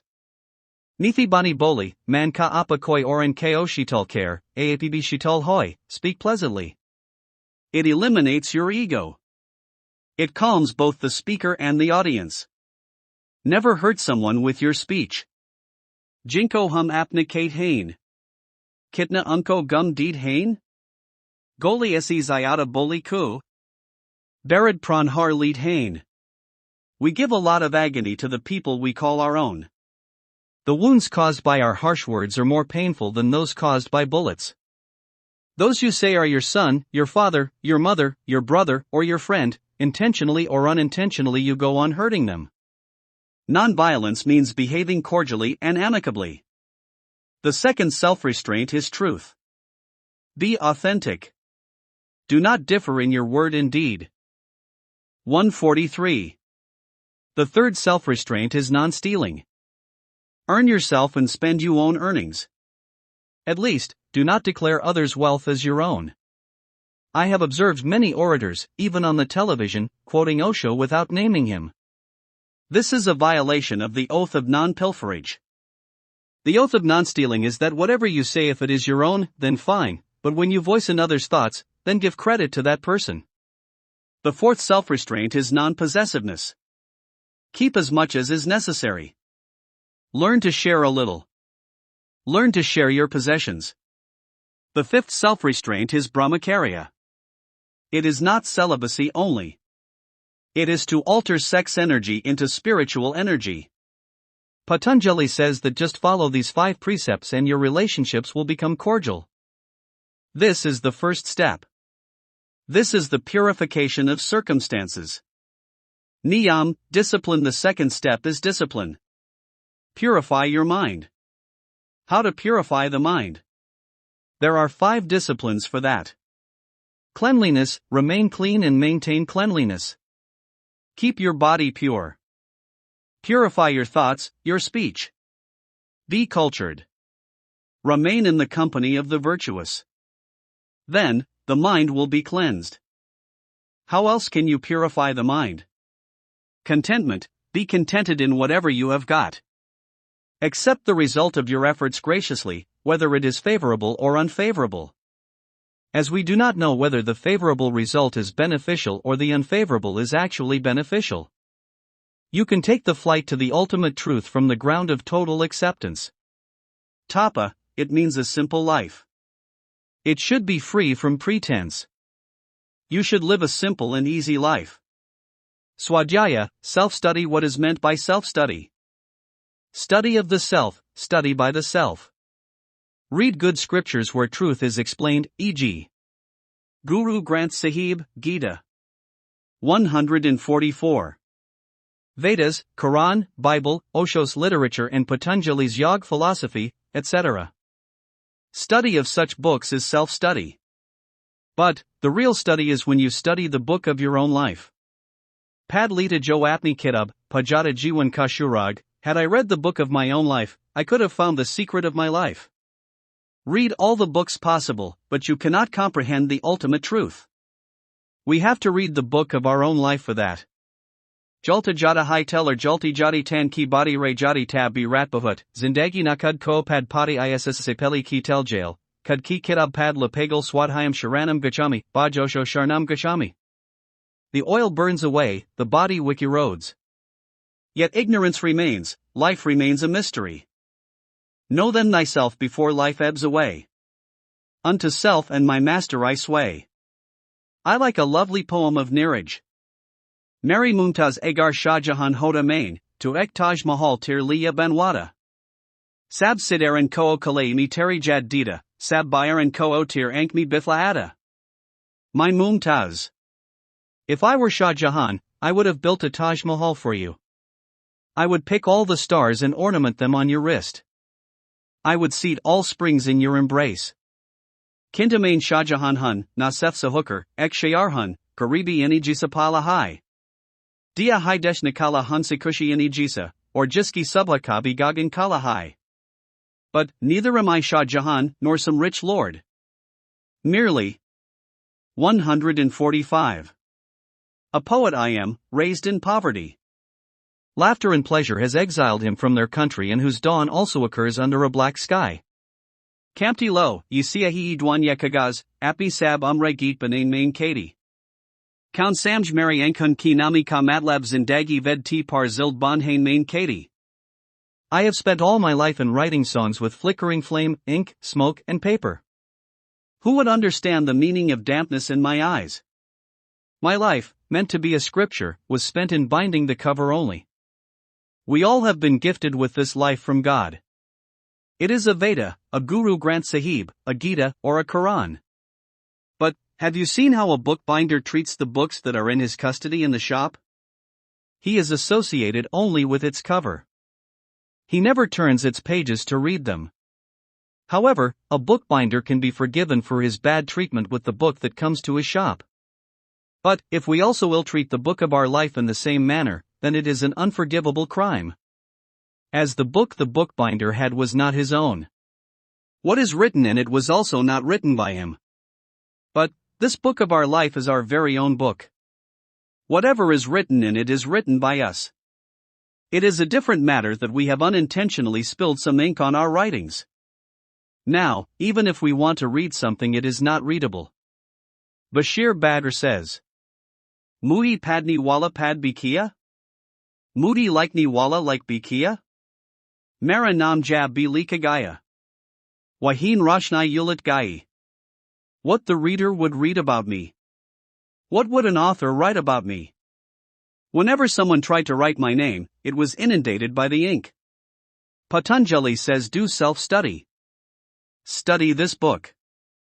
Ishvar Pranadhan, regard for God. This is the last issue for the purification of the mind. Patanjali says total. 146. Surrender to God. But, God is formless. He manifests in a living master, in a form. One must search for one such master. Listen to this magnificent quote of Guru Arjun Dev Ji. Koijan Hariasi Dev Jad. Charan Gahan Bakun Shabrazna. DJ Pran Akar. If I meet such a person, such a master, who unites me to godliness, I will hold on to his feet. I will sing his glory. I will surrender my life at his feet. You will have to search for one such manifestation, master, who can take you from truth to ultimate truth. Then, your mind and heart will become purified. The total purification of your heart is essential to walk on the path to the ultimate truth. Maharshi Patanjali says that when your relationships have become cordial, your mind pure, now come and walk on the path from truth to the ultimate truth. Asana, posture. The third step is posture. What does it mean? Now, make the body favorable. Make it joyfully stable. So long as this body has strength, you can keep it in a particular position for 1 to 1.5 hours. It could be Padmasana, the lotus pose, or the Sukhasana, the comfortable pose. But, if the body has aged and is weak, how will you stabilize it in one position?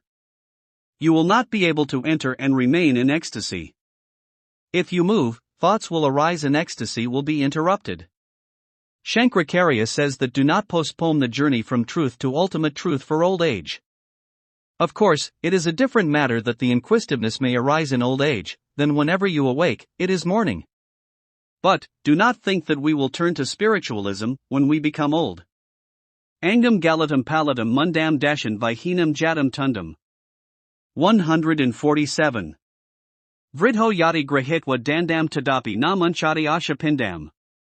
When our limbs become weak, our hairs have become gray, our teeth have fallen and our ability to sit is lost, then we cannot go towards God. Then, we cannot catch pace and speed in our journey towards God. You think you are too young now. Desires are alive. They have not vanished. As a matter of fact, desires gain more strength in old age. Brace yourself when the body is robust. Learn to sit still. Pranayam, breath control now, take a step forward in the direction of ultimate truth. Make your breath conducive for the inner journey. Make your breath long, deep, and regular. Let it go to your hara center. 4 fingers above the navel center is the hara center. Let the breath go till there and you will experience the divine elixir. You will experience tremorlessness, peace, bliss, and coolness. Deepen your breath. Dwell more on exhalation than inhalation.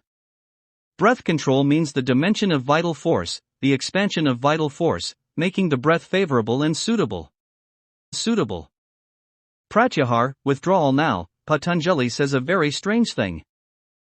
Take the next step, withdrawal. What it means? Your consciousness is all the time running outwards. Your 5 senses are racing to the external world. Now, make your sensory organs passive. They are very active, now let them be a little deactivated. How to do this? A bird twitters. Your consciousness runs towards the sound immediately. Withdrawal means that now the bird's chirping reaches you. Now, you do not let your consciousness go to the sound of the bird, but let the sound come to you. This will lead you to withdrawal. Now, look at a tree as though the tree is looking at you. Light waves from the tree are coming to you. When you listen to music, do not let your consciousness go towards the music. Let the sound waves come to your existence, to 148. Your being, to you. Listen with this feeling. Listen passively, watch passively, then it is withdrawal. You get a fragrance and your consciousness goes towards it. Your consciousness has gone outward and towards self-forgetfulness. But, turn it around and feel. Feel the fragrance from the flower coming to you from it. You are bathed in it. You are immersed in it. It is making you fragrant. This is called withdrawal. Transform activity into passivity. Instead of always going outward, turn inwards. Patanjali says that now you have reached very close to the ultimate truth. You have reached really close. With withdrawal, your journey in the direction of the ultimate truth proceeds at a great speed. Withdrawal is a very important milestone, for which Saint Karandas says, Indri palt man vishaya, man palt bud mahi, bud palt hari dayanmi, feri laya hojani. Let the senses return to the mind. Take the mind to witnessing and take witnessing to godliness and then merge in godliness. But, this version of Saint Karandas is poetic. It goes beyond comprehension. But, description of Patanjali can be easily understood. Withdrawal means that instead of letting your senses run outward, you let the outside things, the outside memories come towards you. For example, if you love someone, if you live in his/her memory, then it is impure love. But, if you can feel the waves of love of your lover approaching you, then it is pure love. Love also becomes withdrawal. Patanjali states that withdrawal will bring you very close to ultimate truth. Varna, conception. The next step is conception. It means that till you do not know the ultimate truth and you hypothesize it. Of all the spiritual traditions, this conception is the most beautiful, to see your master's face with closed eyes. Then, let the face disappear. Only the formless godliness remains. Those who know this is the truth for 149. Them. The master within the master is godliness only. But, until you know it for yourself, it is a conception for you. Take the support of some conception, until you get acquainted to the ultimate truth. In Vijayan Bhairav Tantra, Lord Shiva gives Parvati 112 such conceptions. Based on which, a beautiful series of discourses of Osho has been published in a book named as Tantra Sutra. One must read it. These techniques of Tantra are very useful conceptions. Though for the enlightened they are the truth, but till one knows them from one's own experience, they are mere conceptions. You have come closer to the ultimate truth with conception. Dhyan, meditation. What is the meaning of meditation? Self-remembrance is meditation. When one arrow of your consciousness is towards your tremors, be they thoughts, breath, or anger, and the other arrow is towards your tremorlessness. Where there is no turmoil, no despair, no irritation, and no wave of any sort. Then, this is witnessing. This witnessing consciousness, this total awareness and this complete wakefulness will take you to nothingness. This emptiness is meditation. Samadhi, ecstasy. After meditation, Patanjali takes you to the last stage of your journey, ecstasy. What does it mean? You have merged in the stillness. Now, there is not a double-arrowed consciousness. There is no duality. You are grounded in the self. When you rest on the ground of the soul, it is ecstasy. According to Patanjali, with ecstasy, you are very close to the ultimate truth. Ecstasy is the rest on the land of godliness. There are several types of ecstasy. Patanjali says, Savikalpa Samadhi, choiceful ecstasy, and Nirvikalpa Samadhi, choiceless ecstasy. 150. Then, he says Sabij Samadhi, seedful ecstasy, and Nirbij Samadhi, seedless ecstasy. The journey of ecstasy gets completed in 4 phases. Savikalpa Samadhi, choiceful ecstasy, means that you have not built your house on the land of the soul. You are a visitor. You visit it, relax and return to your old ground of the mind. This is Savikalpa Samadhi. The options and alternatives still remain. When you go ahead, then Nirvikalpa Samadhi, choiceless ecstasy, is encountered. Now, you do not relax on the land of godliness for a while, you go there and merge with him. The duality vanishes there. You have become godliness. Saint Kabir says, Lali nir lail ki, jit dikan tit lail. Lali dikan main gayi main biho gayi lail, wherever I see I find the color of my God. I myself got his color when I went to see it. I really love a ghazal of Zak. My kanewahad at main saki ki anayad sipit hai pukaratha, jo tu hai wati main hun, in the tavern of godliness, due to the grace of the cupbearer. As soon as I had my drink I exclaimed, I am what you are. Mullah Nasruddin was a chronic alcoholic. He told me that since I spoke a lot of wisdom, he too wanted to know something. How much alcohol to consume? I replied, Mullah, can you drink till you can see two men in one? He replied that he could. Then, he came for enlightenment program of Ashadhara. He got the realization of godliness. He became acquainted to the alcohol of godliness. Then he asked, now, tell me the limit of drinking this alcohol of ecstasy? I replied, drink till you start observing two people as one. Nirvikalpa Samadhi is the land of non-duality. The devotee and God have become one. Listen to the words of 151. Saint Namdev. Pranav Nama Bayanayakama. Ko Thakur Ko Dasari. Namdev has become desireless remembering the divine word. Now, who is the master and who is the devotee? Now, which master remains?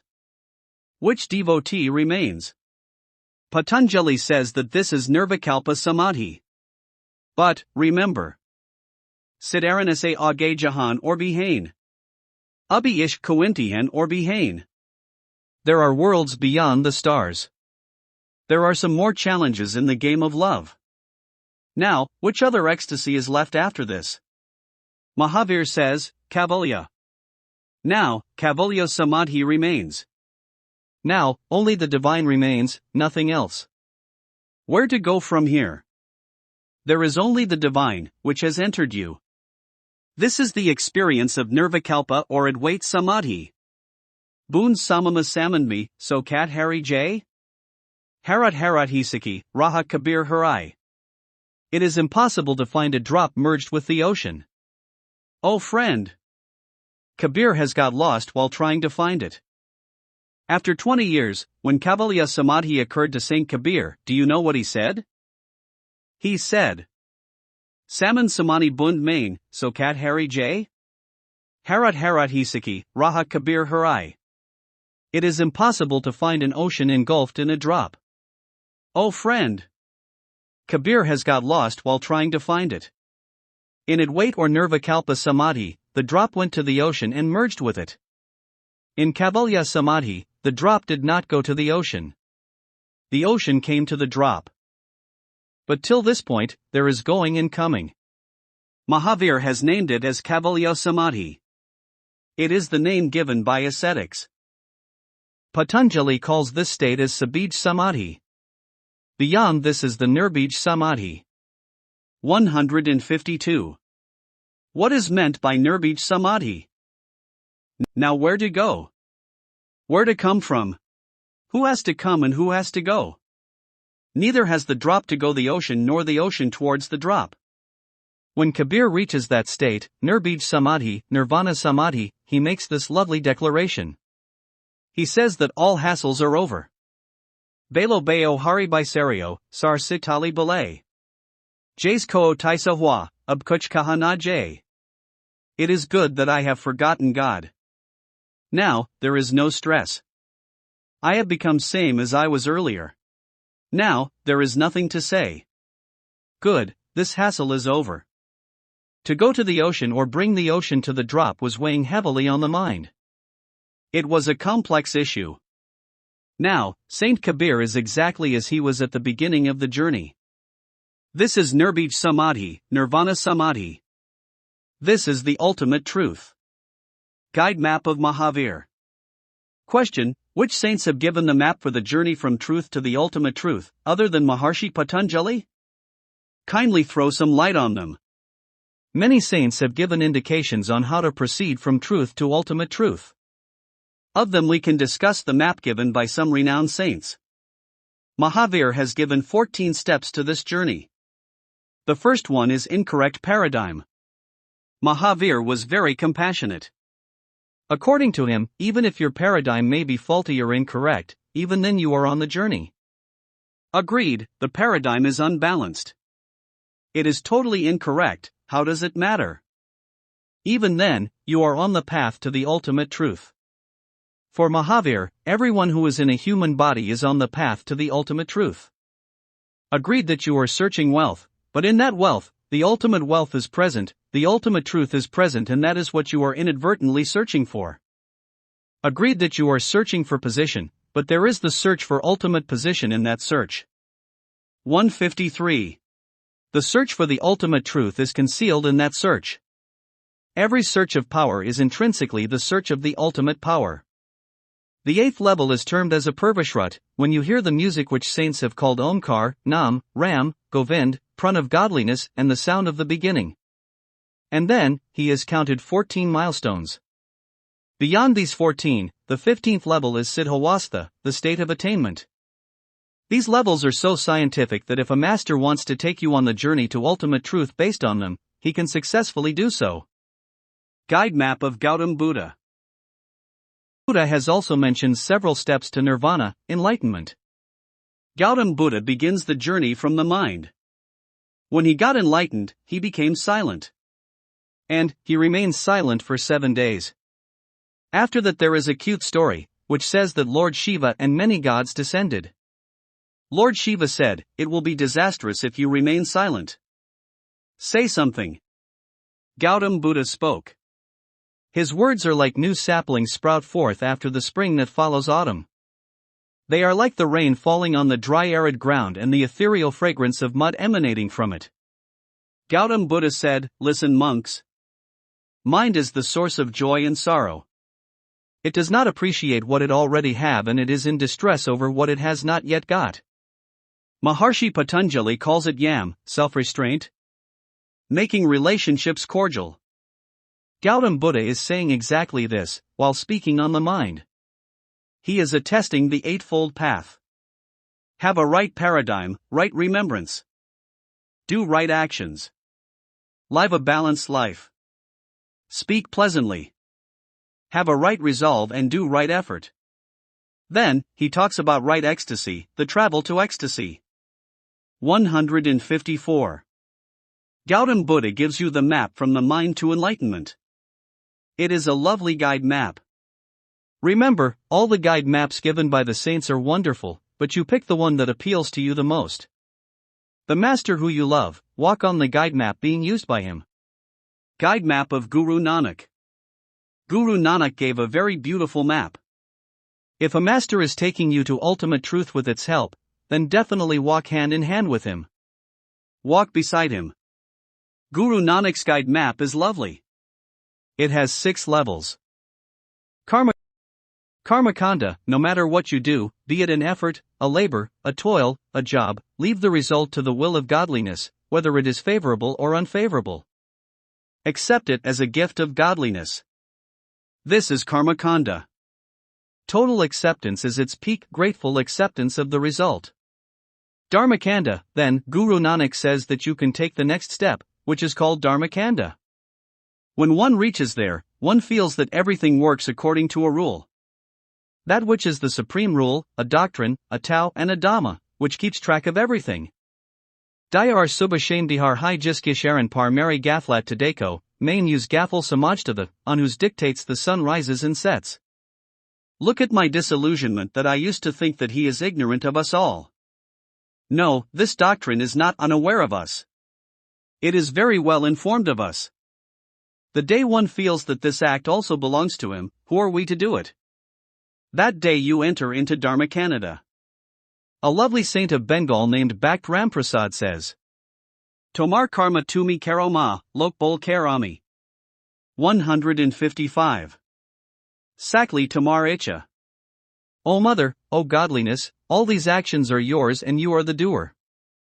People say that they are the doers. But, I clearly understand that you are the doer and everything happens according to your wish. Everything is in accordance to the supreme rule. No one is doing it. The day this realization dawns, understand that you have stepped into Dharmakanda. Spiritualism sustains everyone and everything. If this understanding dawns on your consciousness, then you have entered into Dharmakanda. Jayankanda, Guru Nanak Dev Ji says that now you can proceed to the third level, which is Jayankanda. You know that everything works in accordance with the ultimate law, but who is governing it? Who is the painter? Who is filling the colors in these pictures? There must be a painter. But, who is he? Who is the linker? Adi Satchu, Jagati Satchu.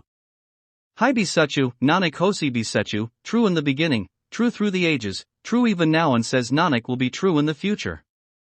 It is Ek Omkar Sat Nam. It is the divine melody, supreme sound or divine sound. It is the inner light and the continuous sound. It is that which is governing the whole world, the whole creation. With that, one gets acquainted to the Jayankanda. Who introduces you to it?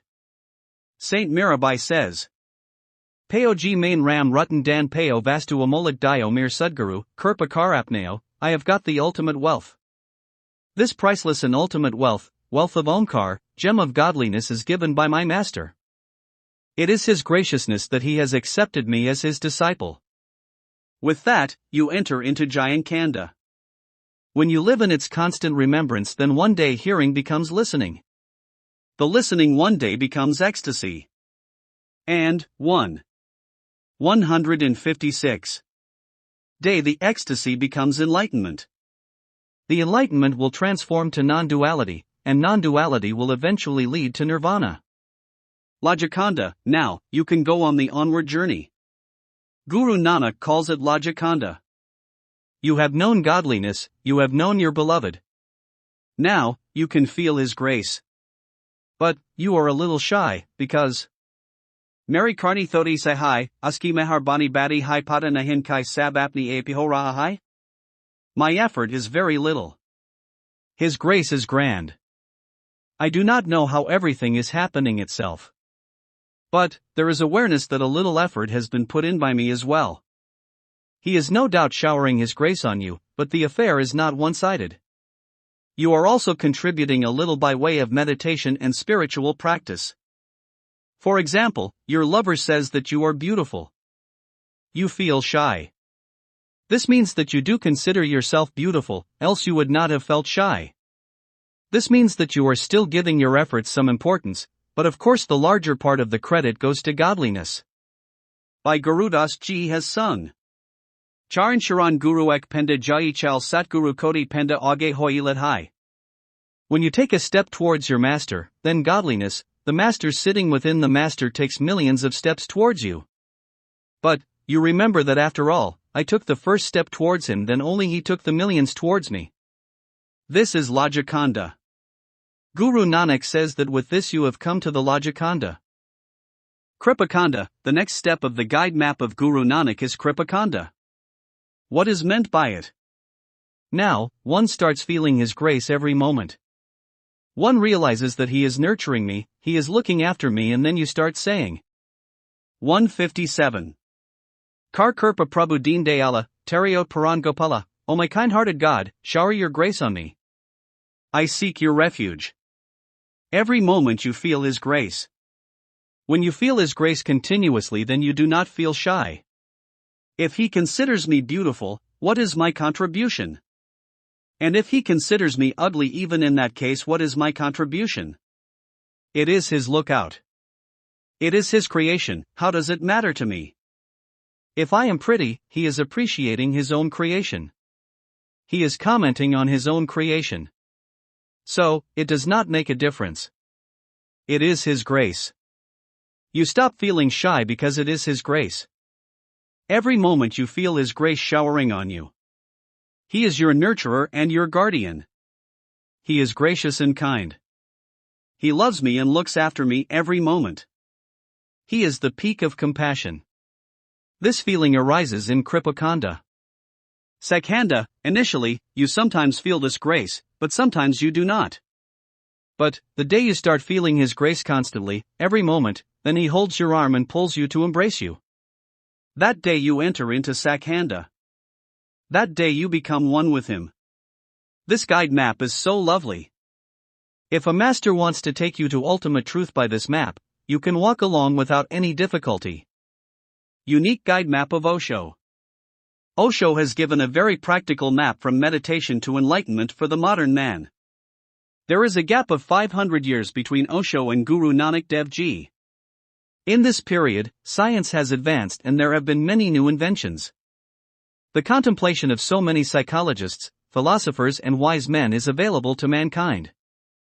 There was a blast of knowledge. So, definitely when Osho will talk of truth, he will talk of truth valid to his era. Naturally, the style will be different.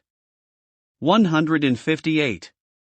But remember, the map given by Buddha, Mahavir, Guru Nanak or all the saints before Osho, this map of Osho is the altered form of them only. The map given by Osho is the modernization of the amalgamated form of all ancient maps.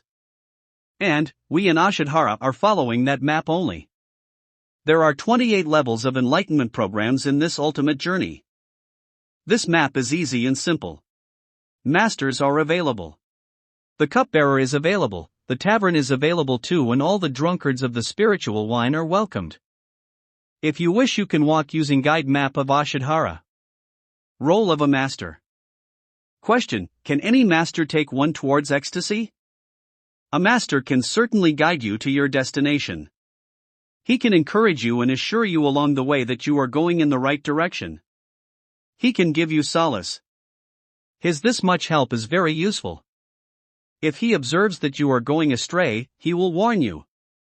If you are falling asleep, he will wake you up. But, do not forget, it is you only who has to walk. You yourself have to make the effort. You have to undertake the journey yourself.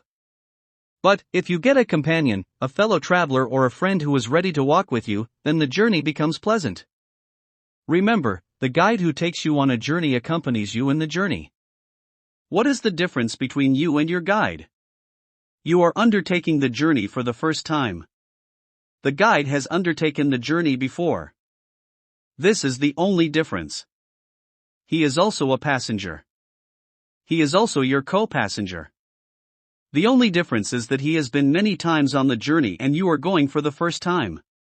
Spiritual guide cannot lift you physically and forcibly. He can, however, accompany you. He can encourage you. And, if you can get this assistance, consider yourself very fortunate. Else, why would Guru Arjun Dev Ji sing this? 159. Koi Janu Hari Su Devai Jori. Charangahan, Bakun Sub Rasna DJ Pranakori, if only someone would unite me with the God, I hold tight to his feet, and utter sweet words with my tongue, I make my breath of life an offering to him. Saint Kabir goes to the extent of saying this. Guru Gobind Do Kade, Kak Lagan Payani? Balihari Guru Apno, Jean Govind Dio Bate, if the master and godliness are standing in front, whose feet will I bow in obeisance to first? It shall be at the master feet that I will respectfully and reverentially bow. If the master were not there, then how would I know about godliness? How would I know that he is the one I am searching for? Without the introduction of the master, how would I have understood? Even if I knew, I would not have been sure. Great Saint Sajo by goes even a step ahead, Ram Tajuan Par Guru na by Saran. Guru Kusang Hari Ko Nanaharan. I am prepared to overlook godliness, but I cannot forget my master. When I am with my master, I do not prefer noticing godliness. In the spiritual path, whoever is ready to walk with you on the goal of ecstasy, whoever is willing to be your guide, he is definitely gracious and you must be full of utmost gratitude to him. I want to say another thing to you. Be filled with gratitude, not devotion, as there is a shadow of doubt in every devotion. The matter is of more or less. Devotion means 90% of devotion and 10% doubt. Devotion does not depend on you. It is dependent on the revered. He is revered as long as the master is true and pure to your criteria. But, as soon as the master slips on your criteria, for whatsoever reason, he no longer remains revered and the devotion vanishes. But, gratitude is not dependent on the other. It totally depends on you. You are grateful for what you have got. 160. Gratitude has nothing to do with the personality of the one you are grateful to. It does not matter what kind of personality he is. You are grateful for what you have got. You are thankful for that. Your gratitude is never partial. That is why we prefer gratitude and not devotion in Ashadhara. There is not a shade of doubt in gratitude. Gratitude is totally dependent on you. So, the first thing is that the master does not take you till ecstasy, but he gives you the map, the direction to ecstasy. He tells you the way and he encourages you every now and then. Osho says that the master is majorly required twice: first time, for giving a guide map at the beginning of the journey, and the second time, when you complete the journey, when you reach your destination. When the non-duality occurs, you do not come to know, the right understanding is not there. One doubts. Is this the destination? Is this the one we have been searching for life after life? Is this non-duality? Is this nirvana? There the master assures you, well done. This is it. This is where you had to come. This is what you have been searching for life after life. This is it. So, at the end of the journey, once again the need of the master arises. Death, a curse or blessing. Question: if someone is walking on the journey of the ultimate truth, then God should be lenient with him? He should, at least, waiver his death so that he can complete his spiritual journey. Many years ago, I dreamt that God told me that he would grant me one wish. He would fulfill it. I thanked him 1,000-fold. I had been waiting for an opportunity to be granted a wish. At last, you have been trapped. I happily requested him to end death. This was the wish I asked for: God, please remove death from the face of earth. God said, granted. So be it. 20 years passed in my dream. Then, I saw the world full of old men and women. Wrinkles. 161. Wrinkles and wrinkles, broken teeth, weak limbs, illness and disease. People whimpering and groaning, waiting for death impatiently. It was frightening and overwhelming. People tired of life, disgusted of it, distraught, keen to commit suicide, but that also was not possible. I prayed to God to grant me yet another wish. A big dilemma had arose. God said, okay, ask what you want. Let there be yet another one. I said, please reintroduce death. These diseased old men and women have made the world really ugly.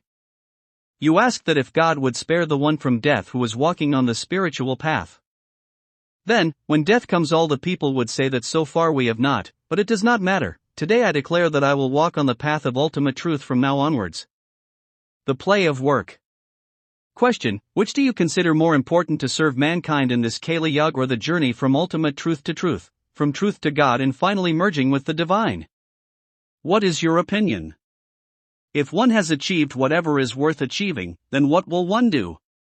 What did Guru Nanak Dev Ji do? What did Guru Gobind Singh Ji do? What did Guru Arjun Dev Ji do? What did Gautam Buddha do? What did Mahavir do? What did Osho do? There is no difference in the action. It does not matter what you do. How you do it is what matters.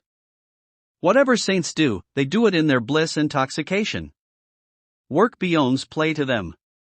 Their bliss increases through the medium of work. They share their bliss with everyone. But, a worldly person looks for bliss through work. And, a saint spreads bliss through work. This is the only difference. What difference does it make? You are looking for bliss from objectivity, from outside. And, a saint distributes bliss through work. 162. We think that we will first get joy and then bliss. This is a worldly search. People search outside.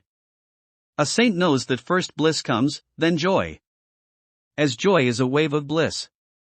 Guru Arjun Dev Ji says. Anand Bhaya, Sukhpaya, Mile Guru Govinda. I have become blissful and joyous as I have met the Master in godliness. First comes bliss, then joy occurs. How bliss occurs? It occurs when you meet the godliness in the Master. And then you meet your own godliness. As both, the Master and godliness are concealed within you. Your Master outside is the one who introduces you to the Master within, who steers your journey towards your Master within. You not only have to know that inner Master, godliness, but also you have to merge into Him and become one with Him, as only knowing Him is not enough. Remember, godliness has many manifestations. Divine sound is one of His manifestations. Divine light is His another manifestation. Continuous inner light and sound is His manifestation. He is not only the divine sound within. The inner light and divine elixir is also His manifestation only. Divine taste, divine fragrance, divine intoxication, divine energy, divine bliss, divine touch, divine love and divine consciousness, etc. are all manifestations of godliness. One manifestation of godliness is the divine bliss. Ascetics have called it Satchidananda. How is Satchidananda like? It is truth. Truth here means eternal. The divine sound and the divine light are the ultimate truth. It is the consciousness, divine consciousness, and the ultimate consciousness. It is ultimate bliss. Anand Samadhi is one of the enlightenment programs of Ashadhara. This is the 10th level program, where you get acquainted with the manifestation of godliness as divine bliss. Then your bed is laid on the land of feelings of divine bliss. Then onwards, whatsoever you do it for spreading bliss. Action becomes your joy. 163. So, there is no difference between the work of a saint and a worldly person. The difference lies in the motivation, the inspiration for action. A worldly person does work so that he gets joy from it and thinks that it will lead to bliss. Why does a saint work? Why do the enlightened men work? Guru Nanak undertook 4 long journeys, from Afghanistan to China. Those days there were dense forests, infested with thieves and dacoits, dangerous animals, mountains, rivers, and innumerable obstacles. Why was so much pain undertaken and effort done? Because inside there was a spring of bliss which had to be distributed. What else to do with it? Can anyone make a pond out of a spring? But, this spring of bliss has to flow. Cows do not drink their own milk. A tree never eats its own fruit. Similarly, a saint cannot digest his own bliss. He distributes his bliss joyfully. Spreading bliss is his play. When you come to know that ultimate bliss, that ultimate truth, then you overflow with bliss so much that drowned in that bliss, action is done naturally and automatically by yourself. It is not done with the aim of getting joy. So, the difference is not in which work, but in how the work is done. 164. 08. From death to immortality. We celebrate Osho's death as Amrit Diwas, Elixir Day. He himself has selected its introduction. He has got the following written on his epitaph. Never born, never died, only visited this planet Earth between December 11, 1931 and January 19, 1990. Dies. Definitely, Osho did not die. As a matter of fact, no one. Death is a myth. Death is only a fiction. There are many stories about death, and what stories? One myth is that death destroys everything. Nothing remains. The story is over. But, those who have known life, e.g. Krishna, Kabir, Muhammad, Jesus, Buddha and Osho, they say how can death occur? Krishna says, Nanam chindanti shastrani, nanam dahati pawaka. Na chinam kledayantiapo. Na shoshayati maruta. The soul can never be cut into pieces by any weapon, nor can it be burned by fire, nor moistened by water, nor withered by the wind. 165. No weapon can cut this consciousness. Fire cannot burn it. Water cannot rot it. Wind cannot dry it. So, whom should we agree with, Krishna or the common people? Listen to what a Sufi poet has to say. Ye hayathomamat kuch bhi nahin, bat ye hai ki bat kuch bhi nahin. Admi pyrahan bat alta hai. Ya insan ki jat kuch bhi nahin. This heaven and hell does not exist. The truth is that there is nothing. Human beings only change clothes on death. Death is insignificant. This is a fiction that everything ends with death because consciousness can never be destroyed. As a matter of fact, consciousness always was, is, and will remain. When this body was not present, even then you were present as consciousness, and one day when this body will not remain, even then you will be present. But, this has to be realized. What can be done? Only be believing it. Keep repeating, I am divine, it is of no use. When the thorn pricks, you will immediately realize, I am the body. So, this has to be experienced. Knowing it will not suffice. And, when you experience it, you can comprehend this. Vasamsi Jurnani Yatha. Vihaya Navani Granati Naroparani Tatha Sararani Vihaya Jurnani. Anyani Samyati Navani Dehi. As a person gives up old and worn out clothes and accepts new apparel, similarly the embodied soul giving up old and worn out bodies verily accepts new bodies. Krishna says that just as one discards old clothes and adorns new ones, similarly the consciousness sheds the old body and accepts a new body, takes a new birth. Consciousness leaves the body when it withers away with old age. Na janam kuch, namrikyu kuch, biasadni surf bat hai. 166. Jishikion kol gai, jishikeon inde gai, neither birth nor death is substantial. It is just this much that someone has woken up and someone has fallen asleep. It is just this much. Death is like sleep. The daily sleep is like a short death. And, when one awakens, it is like a new birth, a new life. Osho says that he came to this planet, accepted this body, then left it here and went away like a visitor. Ye zamin jab nati, Usman jab nada. Chand, Suraj yeter, Jahan jab nada. Tabna the Kuch Yahan, the Magar tu hai tu, Allahu, when there was no earth, sky, moon and sun. When even this world was not there, when nothing existed, O God, only you were present. But this form of yours, Allahu, this melody inside, this illumination within, one day you will be acquainted to it, then you will declare that your Allahu was present eternally. Everyone has to experience this. This is the arrangement of nature that even great prophet, Tirthankar and saints are also unaware of facts in the beginning. They have to again experience under the guidance of a master, a spiritual guide. For example, one fine day Gautam Buddha becomes enlightened and comes to realize for himself that he is immortal, that he cannot die. For example, the grace, the divine light of God is showered on Hazrat Muhammad on one day. That day he awakens to the fact that he is Muhammad. Muhammad means a person on whom the divine light of God has descended. Every container has a lamp. A Sufi mendicant asked me the meaning of this sacred recitation. La ilaha illallah, Muhammadur Rasulallah, all living beings are not different to God. The Master is the mirror of God. I told him that the meaning is evident, that none other. 167. Then God is worth worshipping. La is not, illa worth worshipping, ill other than, Allah God. Nothing other than God is worthy of adoration. He asked, even if not worth worshipping, is there anything other than God? I replied that there must be something other than God. But, whatever else there is, it would not be worth worshipping. The meaning is like that only. He then wanted me to mention one thing in which God is not present. I was confused. What is there without God?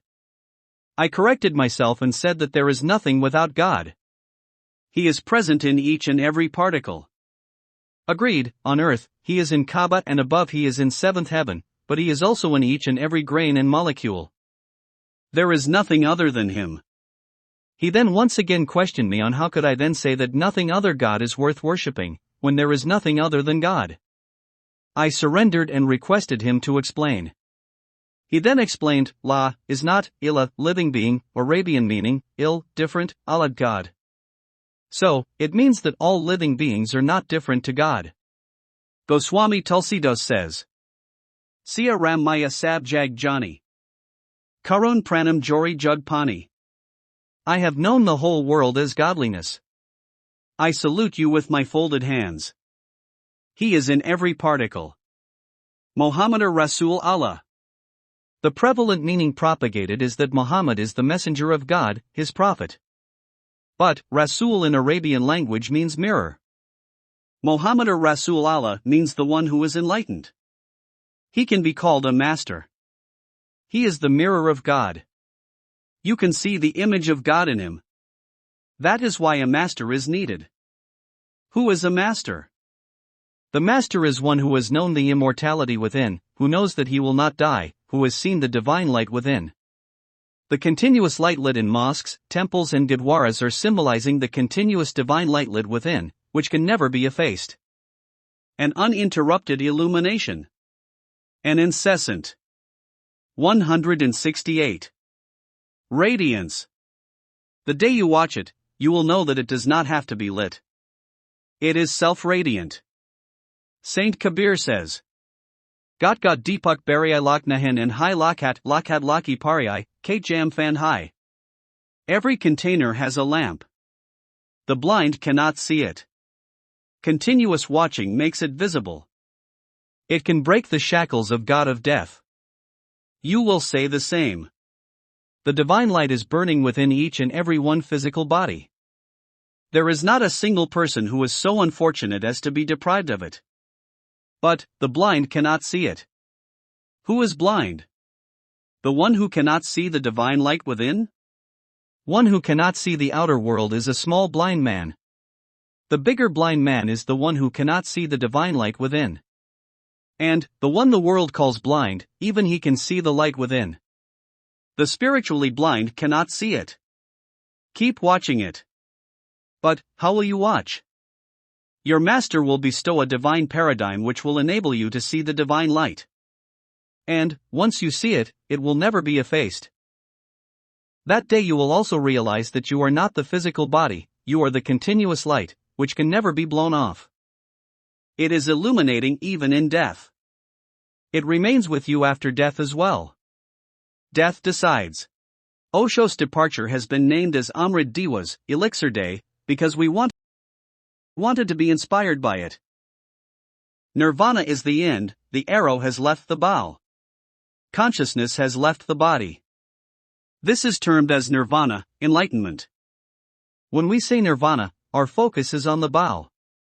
But, if we say elixir, then we are focusing on the eternal existence, which is always present. We are inspired to know that elixir which made Osho an Osho, Buddha a Buddha and Muhammad a Muhammad, so that we also never die.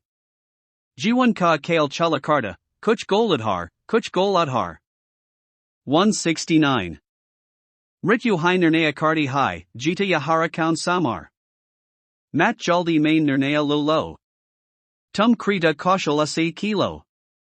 In the game of life, both teams face goals. Ultimately, death decides who the winner or loser is. Do not take decision in haste. Play your game efficiently. Remember, this life is like a football match. Sometimes, you win because you scored a goal. Sometimes, you lose because someone else scored the goal. This regard, this insult, it is all a football match. Only death will decide whether you have won or lost the game of life. One needs to proficiently play the match of life. Some people play without knowing the rules.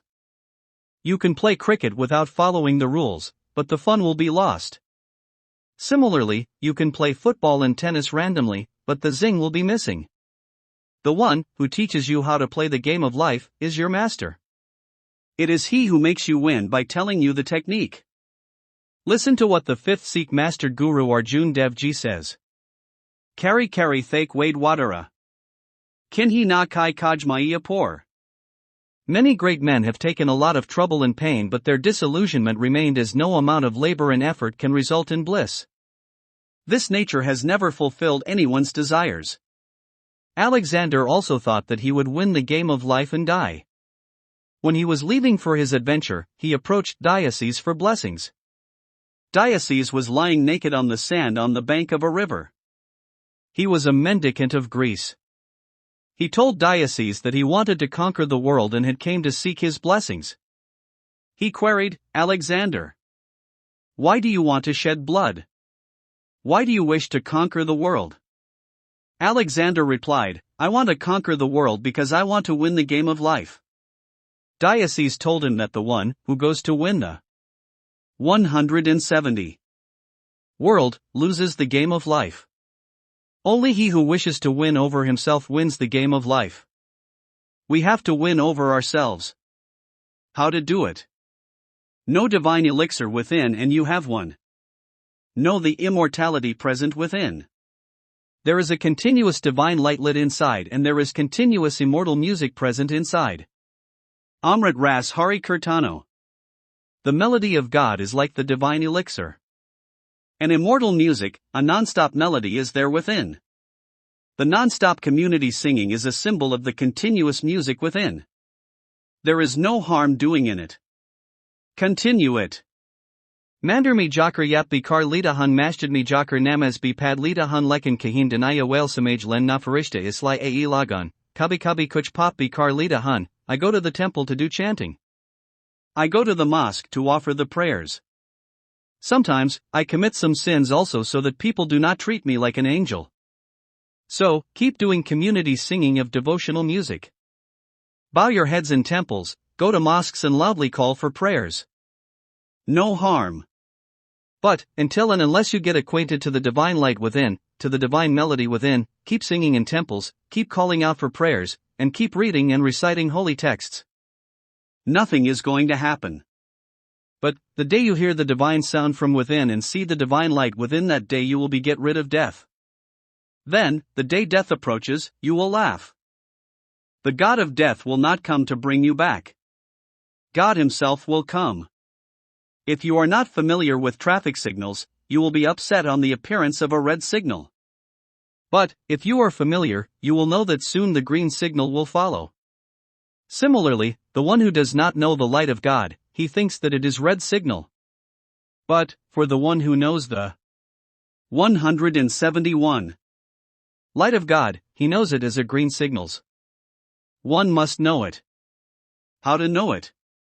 First, understand that all the myths about death are make-believe because there is no death actually.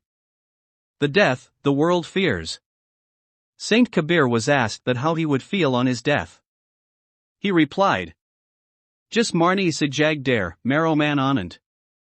Kab marihan, kab betahan puran parmanand, I enjoy the death, which everyone is afraid of.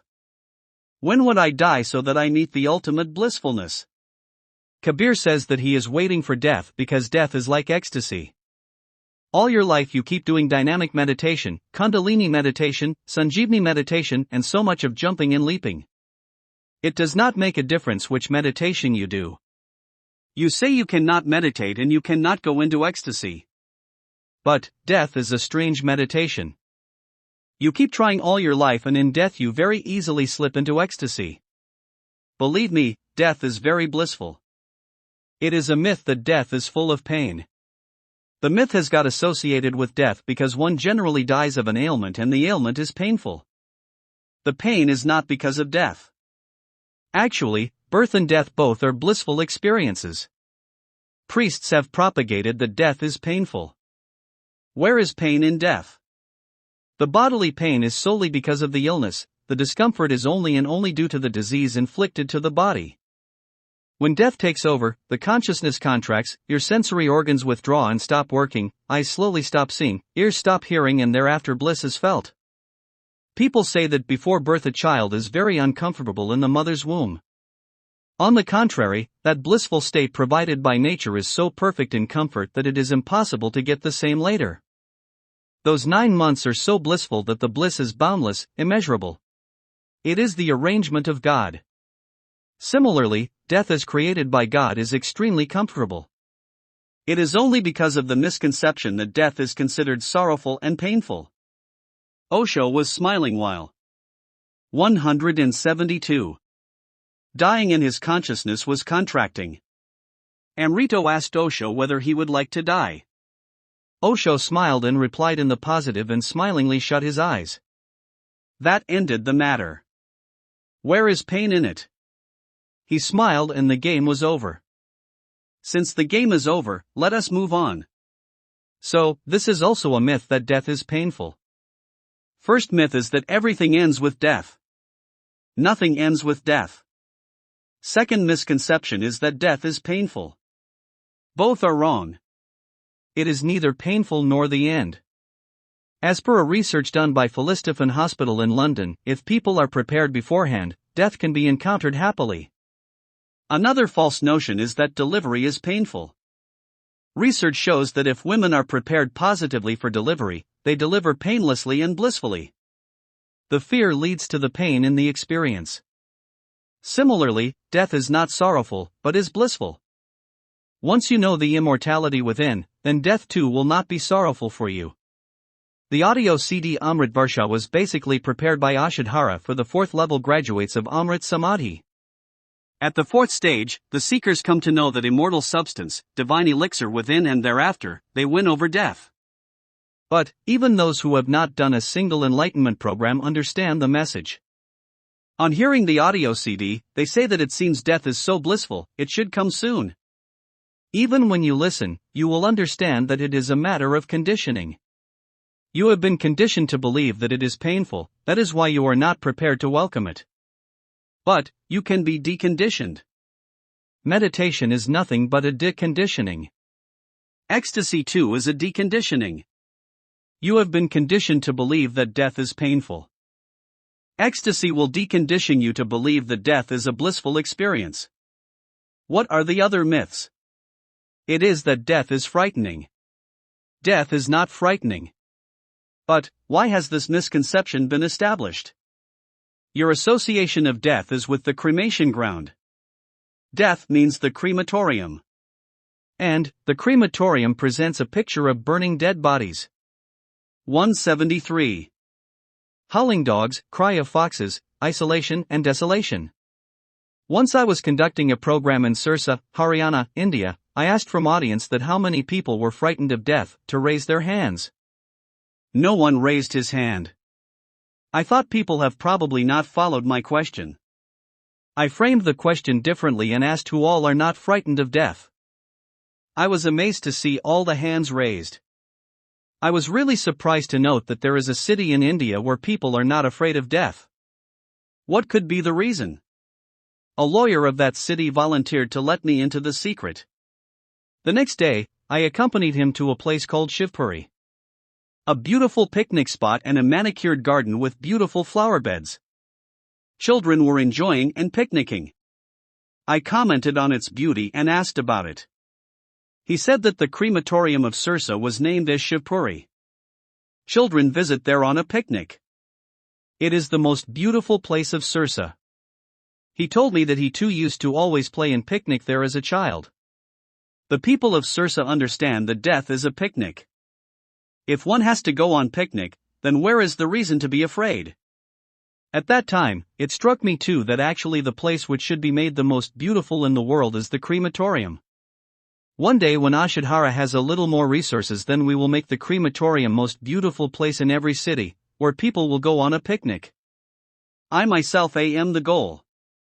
Death is frightening, is a myth. But, how to get relieved of these myths?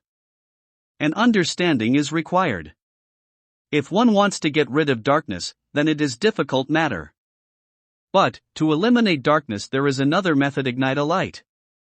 If you fight darkness, you cannot win. But ignite a light, darkness will disappear itself. 1,000-year-old darkness will not say that how can a small candle and its flickering flame eliminate the 1,000-year-old darkness. It will simply disappear. So, you have to travel to the divine elixir. 174. Within. So far, you have been living outside. All your sensory organs face outwards, they are proceeding towards death. Every moment we are going closer to death, whether we know it or not. Our entire journey is outward. Eyes see outside objects, ears listen to the external sounds, the skin feels the outer atmospheric vagaries, the nose too smells external fragrances. Every moment we are approaching death. Life is not being lived at all. Life is within. Soba hodi hai, sham hodi hai. Amrayun hai tamam hodi hai. Every day, there comes morning and evening. All our life simply passes like this. We do progress in age, but we do not live life. We have to go towards immortality. Saint Kabir says, Kihan sunam kuchu nahin kuch karan hai, there is nothing to discuss, nothing to do. What does one have to do to know life, to know this immortality? There is nothing to discuss. The ascetic in Mandukya Upanishad says, Na yen atma pravakanan labi, self-realization cannot be got through discourses. Attending religious gatherings cannot provide self-realization. Attending religious functions will give birth to discretion, but not self-realization. This much, of course, will be achieved. Discretion will be born, a thirst, a quest will be aroused, but that is all. A yearning for the divine elixir will be born. The job of a saint is to arouse this thirst. There are many wise and intelligent people in this world, but this thirst of divine elixir never arises. There is definitely some deficiency in their wisdom. The chair of president seems more attractive. The thirst for immortality has not risen. The governors of nations, the governors of the world are definitely intelligent people. But they are not wise. There is a lot of difference between intelligent and wise. Saint Kabir 175 was not literate. He never touched pen and paper. He was not a scholar, but he was very wise. Listen to what Saint Kabir has to say. Haman ko ishk mastana, Haman ko hashiyari kia? Rahan azadya jagmi, Haman danaya asayari kia? Jeen kador priyatam hain, bataktidar badar ferte, hamara yar hai hummi, Haman ko antazari kia? Love is valuable to me, what is the use of being clever? I am ever free in this world, I need not any friendship of this world. Those who are separated from their beloved, wander here and there. My beloved is within me, there is no need to keep waiting. Na pal baishade payahumase, na baishade humpiariase, unhaise ne lagi hai, Haman ko bekarari kia? Kabira ish kamada, dui ko dorkar dilase jo chalna ranazuk hai, Haman sarboj bari kia?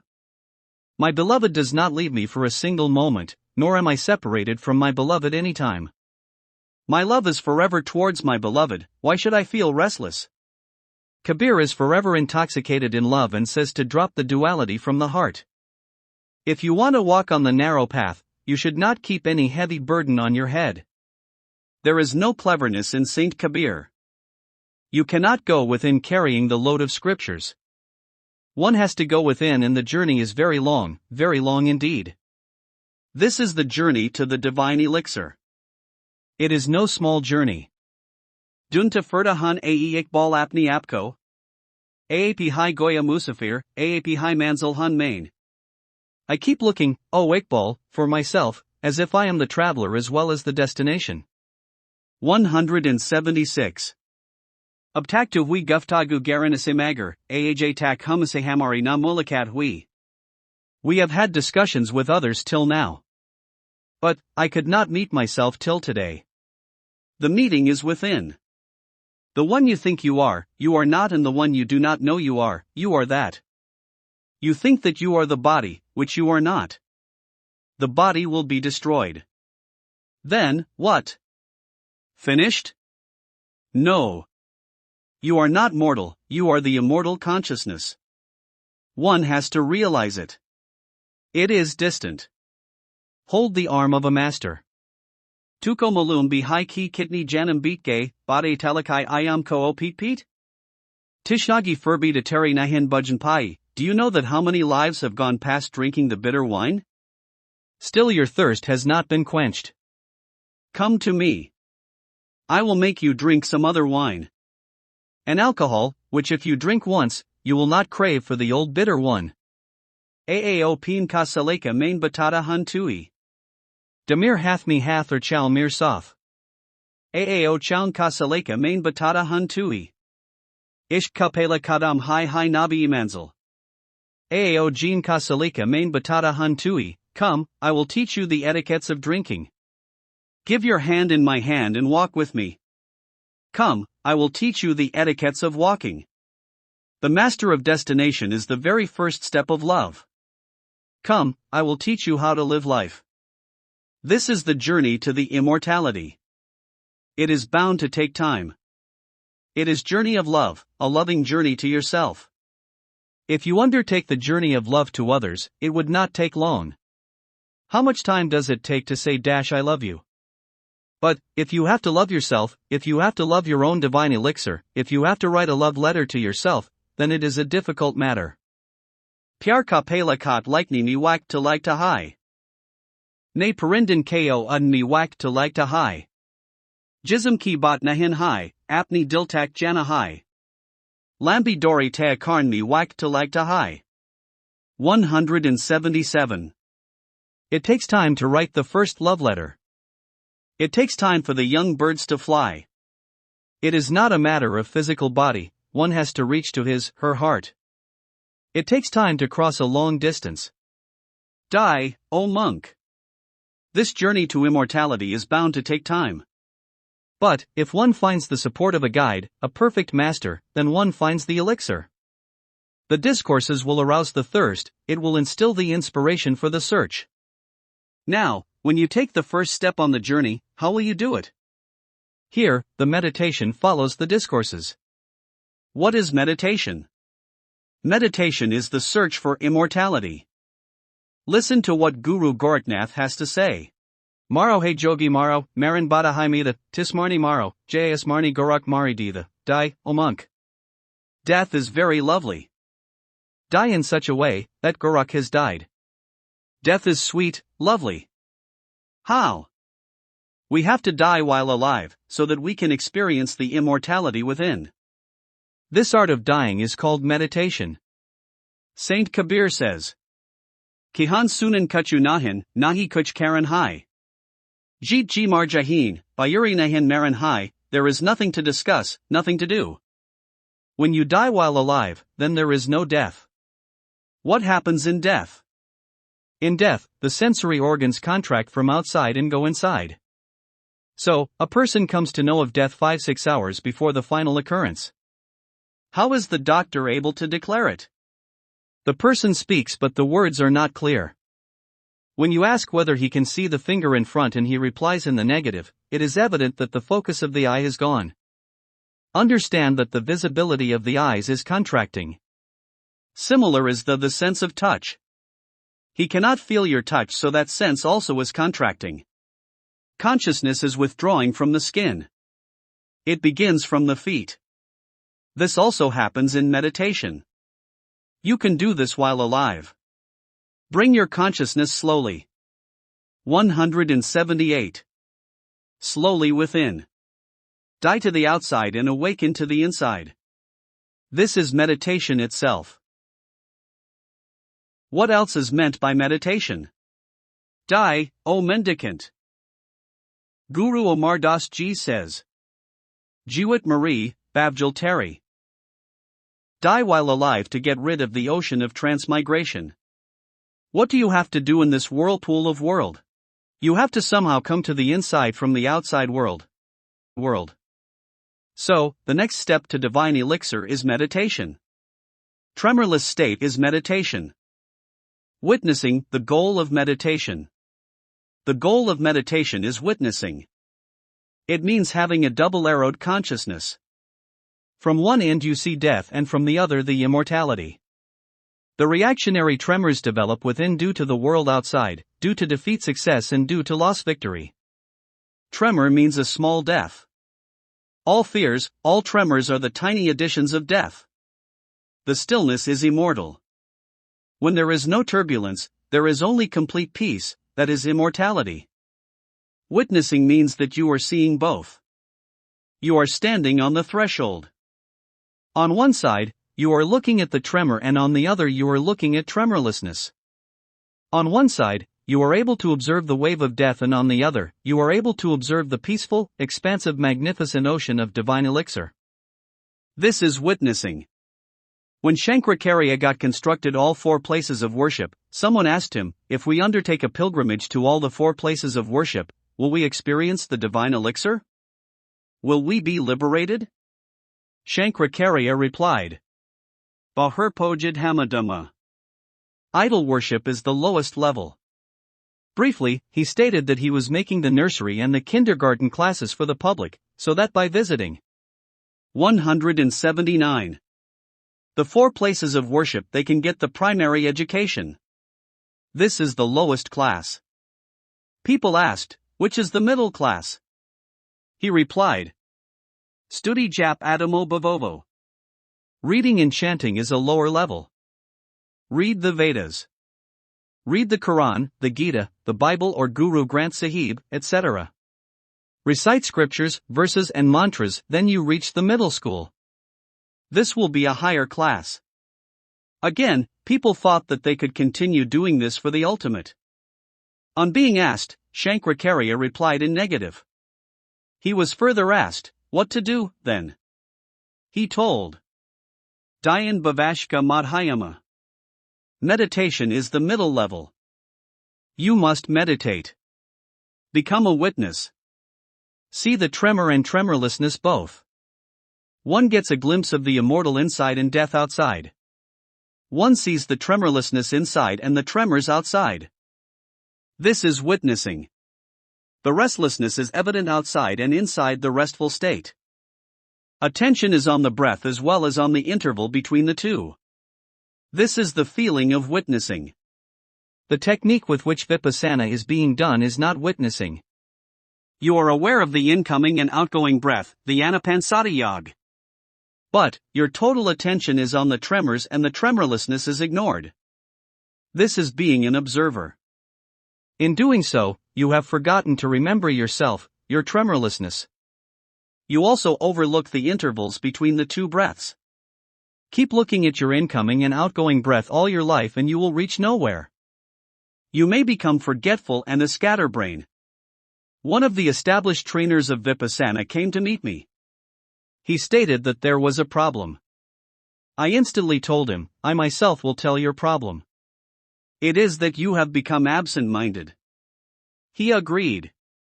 I explained him that this was inevitable. Watching and counting your breaths. 180. You are bound to become forgetful. Remember, if you do not remember yourself, you are bound to become absent-minded. If a person cannot remember anything, the reason lies in his being self-forgetful. This was what was meant when our elders used to tell us to take care of ourselves. Do not forget yourself in the struggle of work. Self-remembrance is witnessing. Many people do Vipassana but they will not achieve anything. If at all they come by something, it will be forgetfulness. Even I used to do anapanasati yoga. 3 friends accompanied me. One evening one of my friend's wife asked him to fetch sugar. He came to me. I was 4 kilometers away. It was a moonlit night. He suggested that we should enjoy the moonlight. I agreed. 2 more friends joined us. We kept celebrating till midnight. When we were about to return, I saw the carry bag with him. I asked him why he had brought it along with him. He said that his wife had asked him to bring sugar and he just began walking, watching and counting his breath, practicing Vipassana. He reached me. Now, he started worrying that his wife was not going to open the door for him. I consoled him and provided him with sugar from my house. Next morning, my wife said that it seemed a thief had come last night. He did no harm except that he stole the sugar. I told her that I was the thief. Then, I narrated the whole episode of sugar. She reprimanded me for giving the entire stock. At least, a little should have been left aside for the bed tea. Vipassana makes you an observer, not a witness. If you are practicing witnessing, if you are practicing meditation, self-remembrance is an absolute necessity. Self-remembrance means watching both your tremor and tremorlessness. Go beyond witnessing. Remember, witnessing is the middle of the inner journey, not the destination. This witnessing will not take you to the ultimate pinnacle. But, we get stuck. We just get 181. Stuck here, there, and everywhere. It seems to be our habit. Sagan main attack rahi sab bakt, batakti nirgun main gyani, mujyami tun sane anahad kimi thiwani. All the devotees got stuck in the features and the wise men wander away in the featureless. You have made us hear the divine sound in the middle of both the extremes. When there is something gross, you hold on to it and get stuck. When there is something subtle, almost attributeless, almost formless, then you go astray in it, as there are no milestones there. If you follow J. Krishnamurti, the likelihood of going astray is definite. There are no milestones on the way. Follow Janak, Ashtavakra, Kapil and Maharshi Raman, you are bound to miss the way. There are no directional milestones. That is why the commune of Maharshi Raman could not continue. It cannot remain alive. Only Annamalai Swami could understand something and whole essence got lost with his demise. Now, no substance is left there. Jiddu Krishnamurti unsuccessfully explained for 20 long years. It was like being in wilderness with no milestones. No soon after his demise, his commune also died. In 40 years, not a single person got enlightened. Remember, this is a subtle issue. Neither is it attributeless nor is it with attributes. It is not so gross that you get stuck in it. It is not even so attributeless that you go astray. There is a little subtlety. When you know the Omkar within, you will know the immortality within. Do not forget, you need to know Omkar, being a witness alone will not do. So, the final thing is to know immortality within. You cannot know it directly, so I am giving you the entire map. Some people ask me why in every discourse, I give different types of route maps and no saint reveals his full path. I replied that I have wandered a lot. On one hand, I suffered a lot because I practiced in so many sects. 182. Nath, Akar, Tantric and Sufi. On the other hand, it has proved to be a blessing as now you need not be misled. I can guide you. I can save you from going astray. There is no need to lose your way. The Fair of Kumbh had held in Hardwar in year 1986. A Sufi saint asked me to accompany him to the fair. I agreed as I thought that he would tell something about God in his ecstasy. I stayed there for a month. Every morning the Sufi saint directed me to go to different camps there and ask them the technique to know divine elixir. I agreed to visit all the camps. Morning to evening, I used to go around asking this question. On return every evening, he would ask whether I could know about God or divine elixir. And, every evening I replied in negative. Next day he used to tell me to go to some different camp. A month passed in this exercise. Then, he asked me, is there any other camp left unseen? I had visited all the camps, e.g. Naga, Udasi, followers of Shrichanji, and Agori ascetics, etc. So, I replied in negative. Then, he asked whether I could find the answer. I again replied in negative. Then, he declared that he had deliberately taken me to the fair to tell me that there was nothing substantial there. I told him that he had wasted my whole 1 month. He replied, no, later you would realize about the utility of this exercise. All these paths are like dead ends where you get stuck somewhere or the other. A friend asked me that Osho says that witnessing only is enough, whereas you state that it is still midway, not the end. I confess that I had read only 50 out of 650 books published by Osho. I read his books for 20 years regularly but could read not more than 50 books.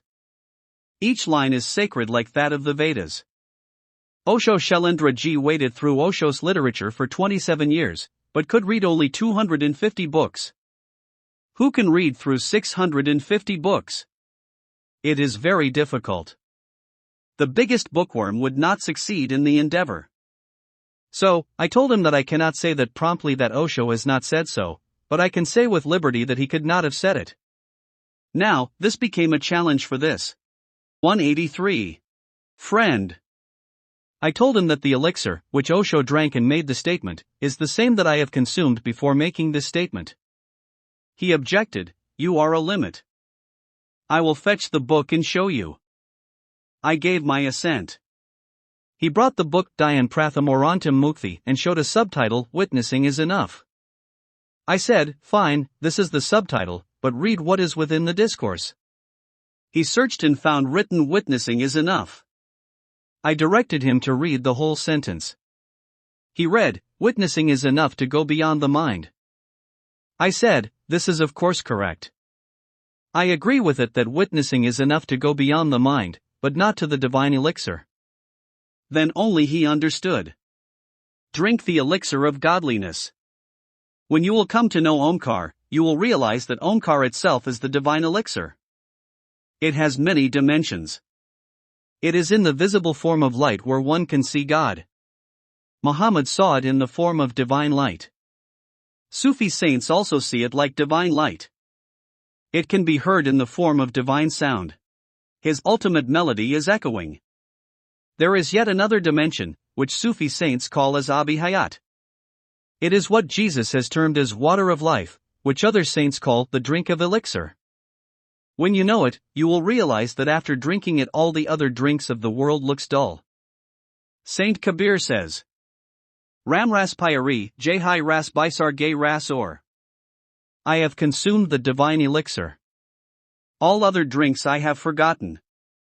If one has tasted that elixir of godliness, then all drinks seem tasteless. Guru Arjun Dev Ji says, Amrit ras Hari Kirtano, the divine elixir is the name of God. Elsewhere, he says, 184. Amrit ras Jinhi Chakia, 30 Kasahag, those who have tasted the divine elixir, only they have steadfast bonding with God. Like girls get married and consider themselves to be in an auspicious wedded state. But, the fear of losing that state to widowhood is hanging about. But, when one uses the vermilion of the inner divine elixir, the auspicious wedded state becomes permanent. Where is this divine elixir? Saint Kabir says, Kothari Mahi Kothari, Puram Kothari Vishar, there is chamber within the chamber. Think of going to the ultimate chamber. There are 3 chambers. One is of the observer, then is of the witnessing, and another is that of ecstasy, that is where the divine elixir is. We have to go there, to that ultimate chamber. Witnessing comes in the middle. Abjain Doli Kahan Rok, Abjain Sham Kahan Parho Abjain Gunghat Kahanath, Dulhan Badnam Kahan Parho Abjain Bistar Kahan Bish, Sabkam Tamam Kahan Parho Abjain Kabrang Resmile, Kunar Nishkam Kahan Parho Pard Kubitar Pard Main, Bapardasham Kahan Parho. None knows where the palanquin would stop and where the evening would occur. None knows where the veil will be lifted and the bride would become infamous. None knows where the bed would be laid and all the game will be over. None knows where one finds a dyer and the cloth would become spotless. None knows where God, who is hidden under various layers, would be exposed. Ecstasy will take you to the divine elixir. You have to hold on to the hands of a perfect master to know ecstasy. He will tell you the secret of ecstasy. He introduces you to 185. Omkar, the continuous ultimate sound. Somebody asked Guru Amar Das Ji the definition of God. He told him these splendid words. Antarjoti near Antarwani, Sakshay Sahib Siv live lay, divine light shines continually within my deepest self, I am lovingly attached to the word of the true master. How God looks like. Inner light, a light is illuminating within. A continuous melody is going on. He is the real master. The remaining bosses or officers are false and illusory. The real boss is present within and we have to know him. You can go on your own to witnessing, master is not significantly required. But, beyond that, journey will not continue. The journey beyond requires a perfect master, a saint and a knower of truth. He will introduce you to that divine elixir. He will acquaint you to its permanence, to its existence and then assist you to be grounded in it. The journey towards God is called meditation, and when God starts approaching you, that is called as ecstasy. For example, you invite your friend to your home for a celebration. It is his wish to come or not to come. If he loves you, he will come and will press the call bell. Similarly, God accepts your invitation as you called him lovingly. It is his choice to come or not to come. He comes in ecstasy. You do not have to go anywhere. Saint Maluk Das says, Mula Japi na Karjapi, Jaiwa Japi na Ram Samiran Mera Harikare, Main Paya Vishram, neither had I chanted the name of God on some rosary, nor through my hands or my tongue. My God is remembering me and I have achieved total relaxation. This is the statement of the state of ecstasy. Now, you do not remember God. He showers His graceful presence on you. Now you can feel. Note the word feel. This feeling is the center of spirituality. Thinking and contemplation will not do. This intellectual functioning will not do the needful. This skull is not worth a cup of tea. One has to feel its presence.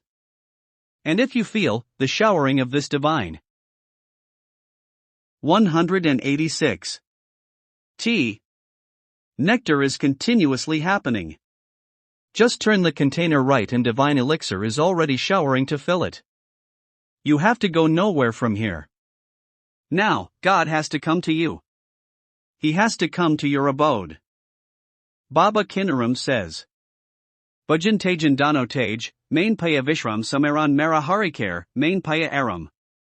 I have left both self-remembrance and divine remembrance. I have got ultimate relaxation. Now, God is remembering me. Now, devotional singing is not required. Now, there is no need to count the beads of a rosary. Now, God starts looking after you fondly. Jolly renunciate. There are 3 stages. The first is wordly, when your sensory organs are completely involved with the outside world. The medial stage is of a seeker. Your sensory organs have started watching within. The outside world loses its fascination. Now, you are a spiritual seeker. But, when you are established in the truth, then there is no difference between inside and outside. There is no question of inside and outside for Osho, so also with any enlightened person. A saint becomes a jolly renunciate when he starts taking interest in the world. When the feeling of giving arises, he becomes worldly. When the feeling of acquiring arises, he transforms into a renunciate. This is the definition of a saint, given by Guru Arjun Dev Ji. From the caves, a Hazrat Muhammad comes amidst you. From the forests, a Gautam Buddha comes amidst you. Those who had gone to the caves, to the forests, return to you so that the divine elixir they have known should be known to all and sundry. They have to face many inconveniences. Guru Nanak Dev Ji traversed the world 4 times. But, why? He wanted to share the divine elixir he had known. Omar Khayyam writes. 187.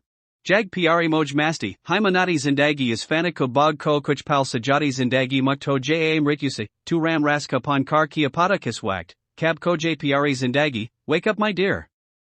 This life is celebrating itself. Life is decorating the garden of cessation for a few moments. Get rid of death by drinking the elixir of the divine word. Who knows when this lovely life will cease to exist? Nothing is known. Before the death comes knocking at your door, know this divine elixir. Then, you will be prepared to welcome death. You will be able to say to death that you have taken so long, come soon. Do you remember? Socrates is being given poison. The one preparing the poison wants to spend more time grinding it because Socrates is such a lovely person. Socrates asks him why he is taking so long. Socrates says that he is waiting impatiently. The man remarks that he has never come across a person so keen to drink poison. Socrates explains that for him it may be death, but for him, Socrates, it is divine elixir. The preparation is for going on the other side, ecstasy. Let me do my makeup and wear my ornaments, because the bride has to go in her chariot to her bridegroom. Why are you delaying? Hurry up. Life is a halt in this path of death. Remember, it is a halt, do not consider it a goal. Life is a halt towards the ultimate journey. Isfatakuras main, Zindagi Hayek Padab Merka Hymeses Kardi Vyarth main is Isilagov Kuch Karn Kookade Uski Hukum Kider Haikon Pachegayahan, Uti Hui Midi Kabav. Life is a halt on the path to cessation.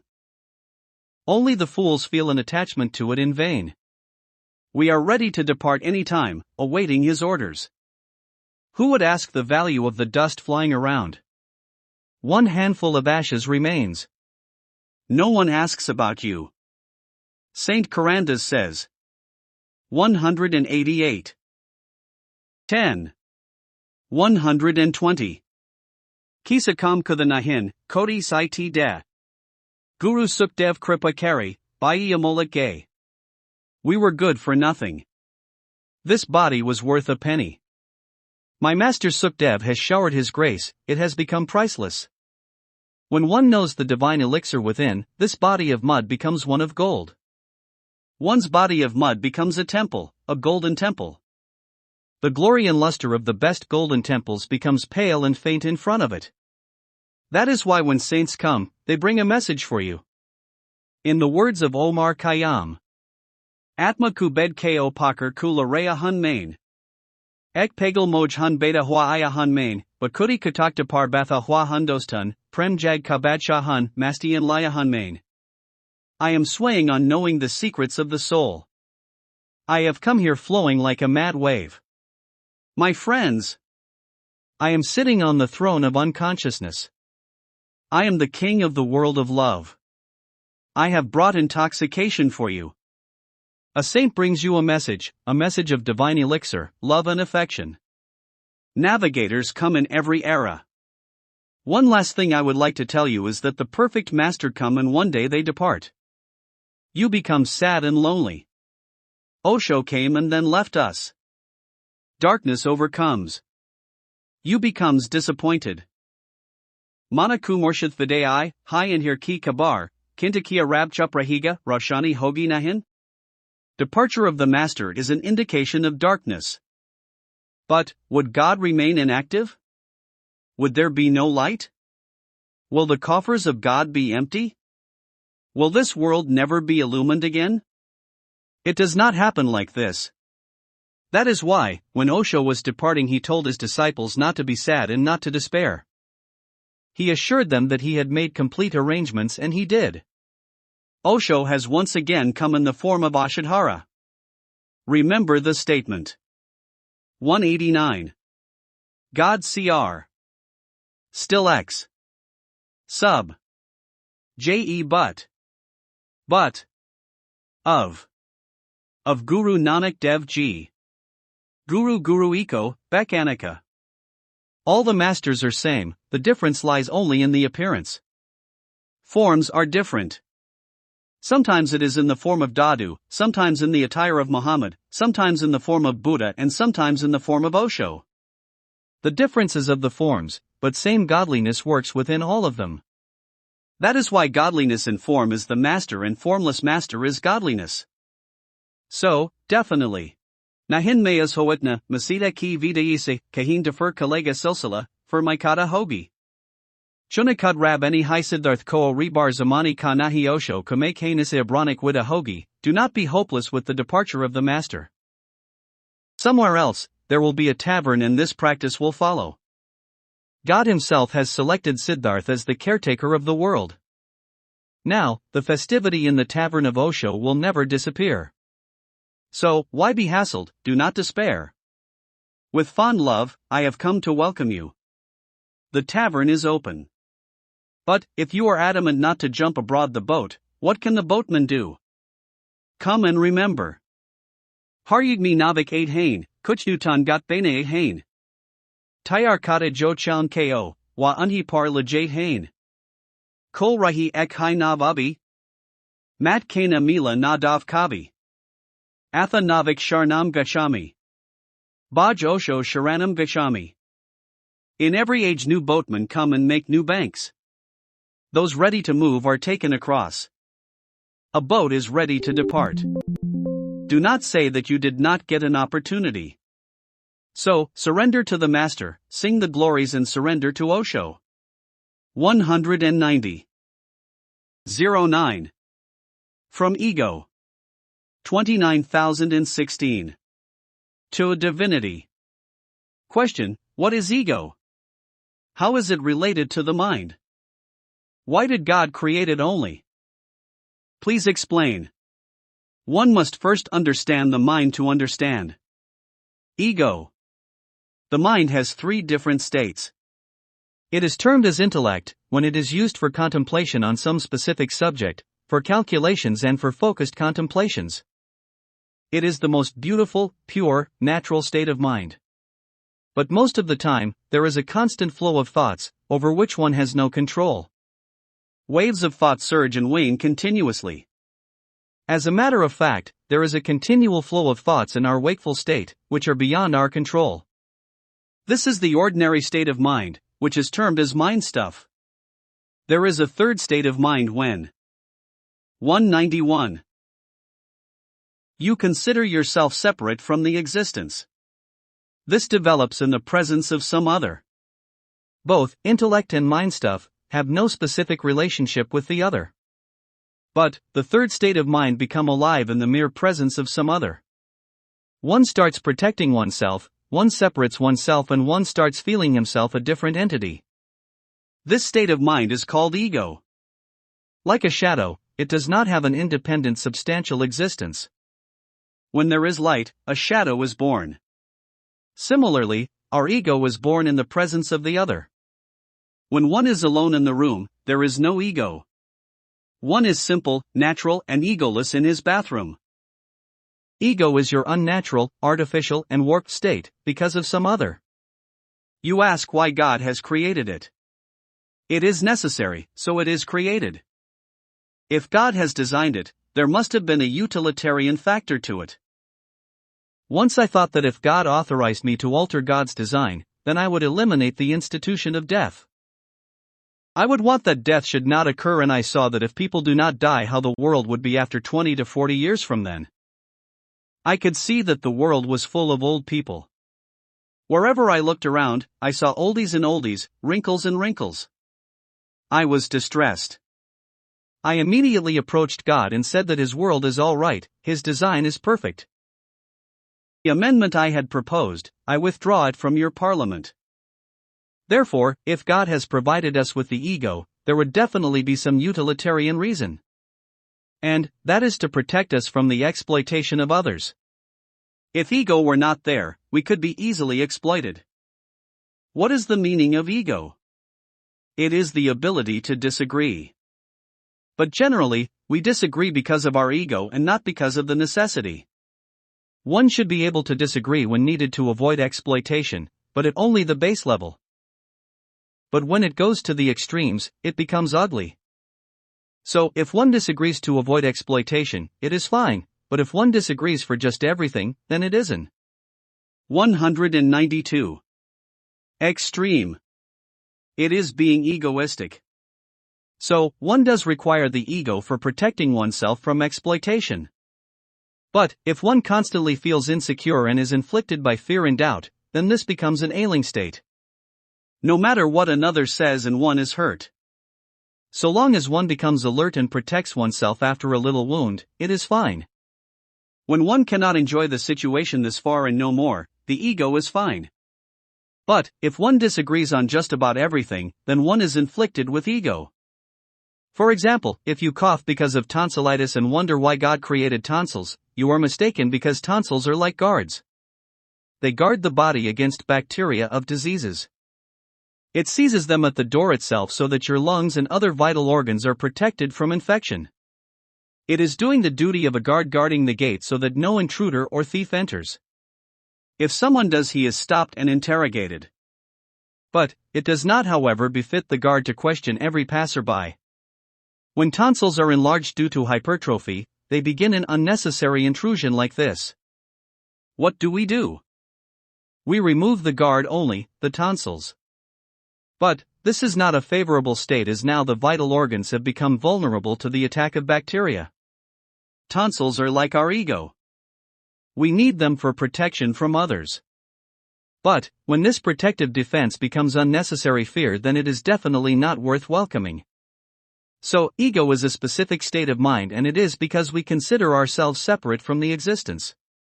Ego and self-respect. Question: what is the difference between ego and self-respect? There is a subtle difference.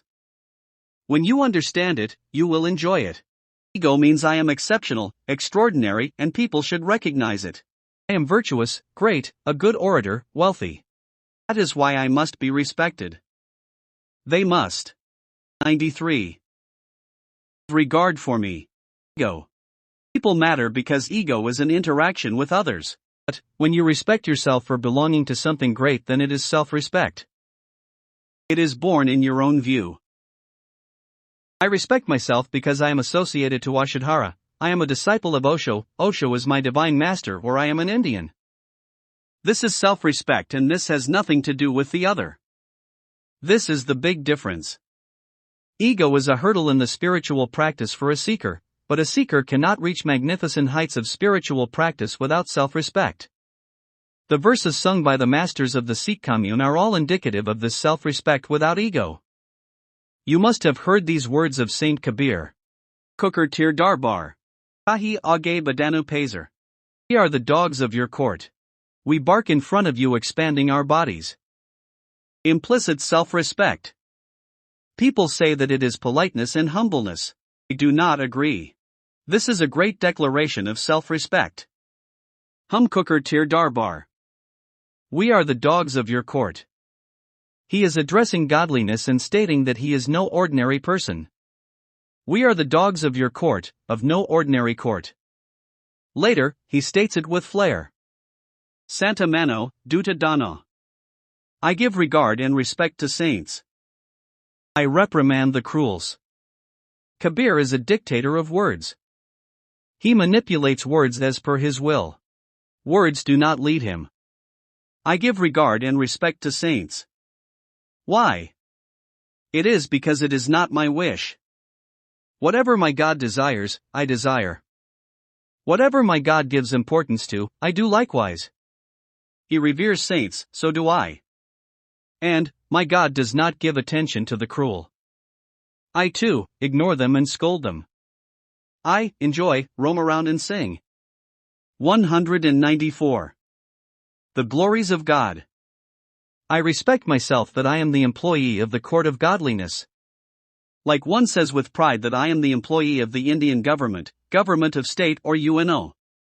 What is the meaning of being the employee of godliness? We are the employees of the cosmic government. Is this a declaration of humbleness or self-respect? Like Guru Arjun Devji says, Hum chakar Govind Ku. We are the servants of godliness. We are the employees of godliness. We are the employees of the cosmic government, and that is why I respect myself. He does not say that others should respect him because he is the employee of godliness. He says that he respects himself because of these credentials. He holds himself in high esteem. When you respect yourself due to your belongingness, it is self-respect. But, if one expects respect from others because of wealth, greatness or virtues, then that is called ego. Mind, the source of joy and sorrow. Question: many a times, we have heard you saying that ego is the reason of our joy and sorrow. Kindly explain it. There is duality at the level of ego, at the level of the mind. The joys and sorrow are only at the level of mind. There is a beautiful story attached to the enlightenment of Gautam Buddha. All gods assembled and requested Buddha to word his experience of bliss. Gautam Buddha agreed after a lot of persuasion. The ones he remembered first were those fellow seeker friends who had forsaken him due to his balanced approach, since according to them he had gone astray. He was filled with compassion for them. He telepathically located them at Sarnath. He went to Sarnath from Bodh Gaya. When his seeker friends saw him, they were awestruck. They prostrated and asked him. 195. To be their guide. His ecstasy, his eyes, and his behavior, all was revealing his inner bliss. It was evident that Buddha had achieved the supreme state they were all searching for. They asked for his guidance, and Gautam Buddha said words like the rains after scorching heat. They were like fresh buds, fresh sprouts after the autumn fall. He said, Gautam anikatahe bhikshuen suno, manhai suk dukka mulaho. Jo hai uska karta naman. Jo nahin mila to pershan man hai ashant to jobi karo. Iaga dukkanavaria aho. Listen, monks. Mind is the source of joy and sorrow. It does not appreciate what it already have, and it is in distress over what it has not yet got. When the mind is under stress, whatsoever you do will invite sorrow. He advised the monks to start the journey from the mind. We experience joy and sorrow because of the mind. Why? It is because this is the nature of our mind. Jace chaka peach balan kukalta jata hai, ways hai hoyati manchanga. Suk ki gongda lu ata hai. Sarah jag hai man ki maya, man se hai duk man sichaya. Pramutit man sharanam gashami. Baj osho sharanam gashami. Like the wheel follows the bullocks in a bullock cart. Similarly, when the mind is healthy, it brings the Ganges of pleasure. This whole world is the illusion of this mind.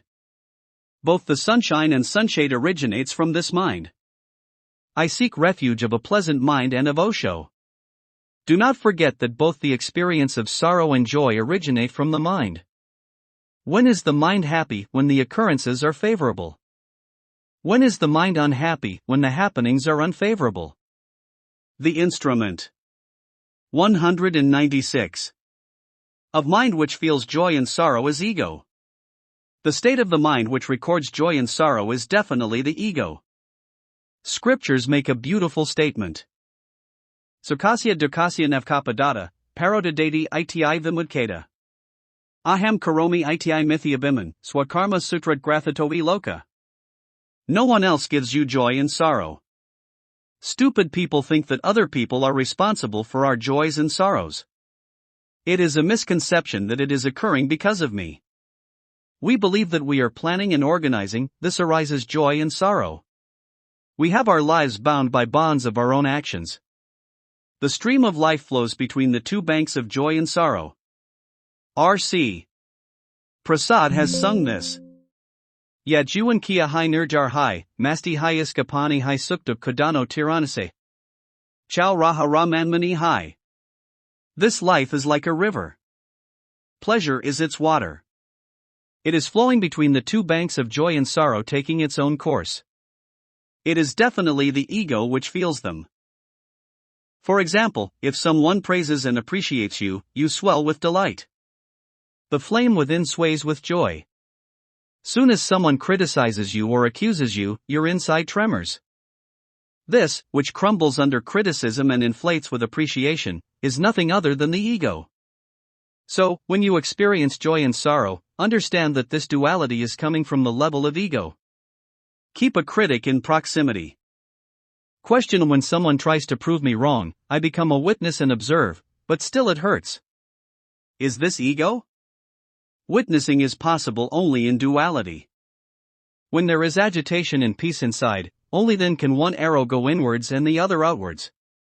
One can be an observer. 197. Only when one experiences pain.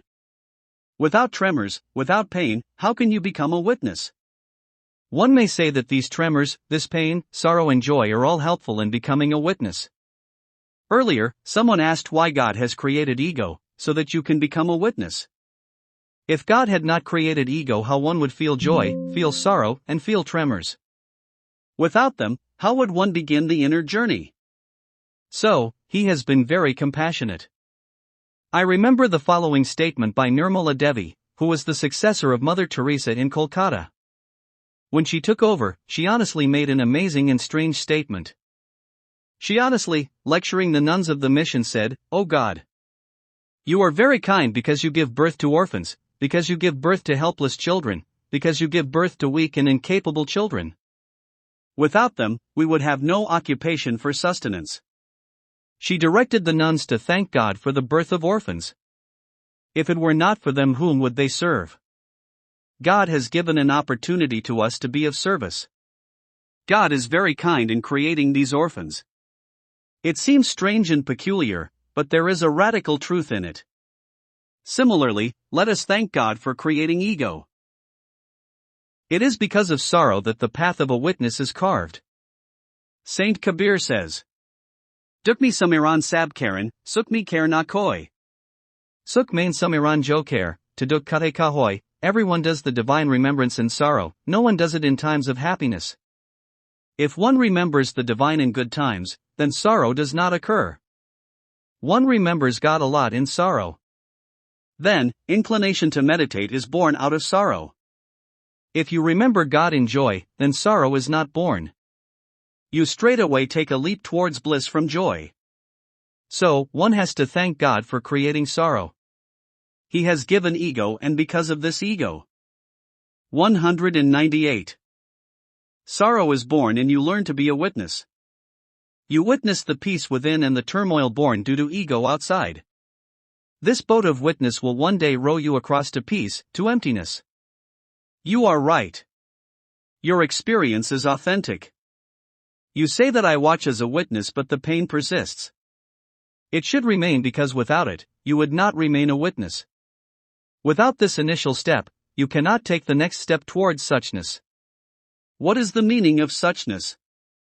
It means that where there is no restlessness and where there is no sorrow, you have reached there, you have reached that bank. But, the journey has to begin from duality, the journey has to begin from witnessing, the journey has to begin from observing the restlessness.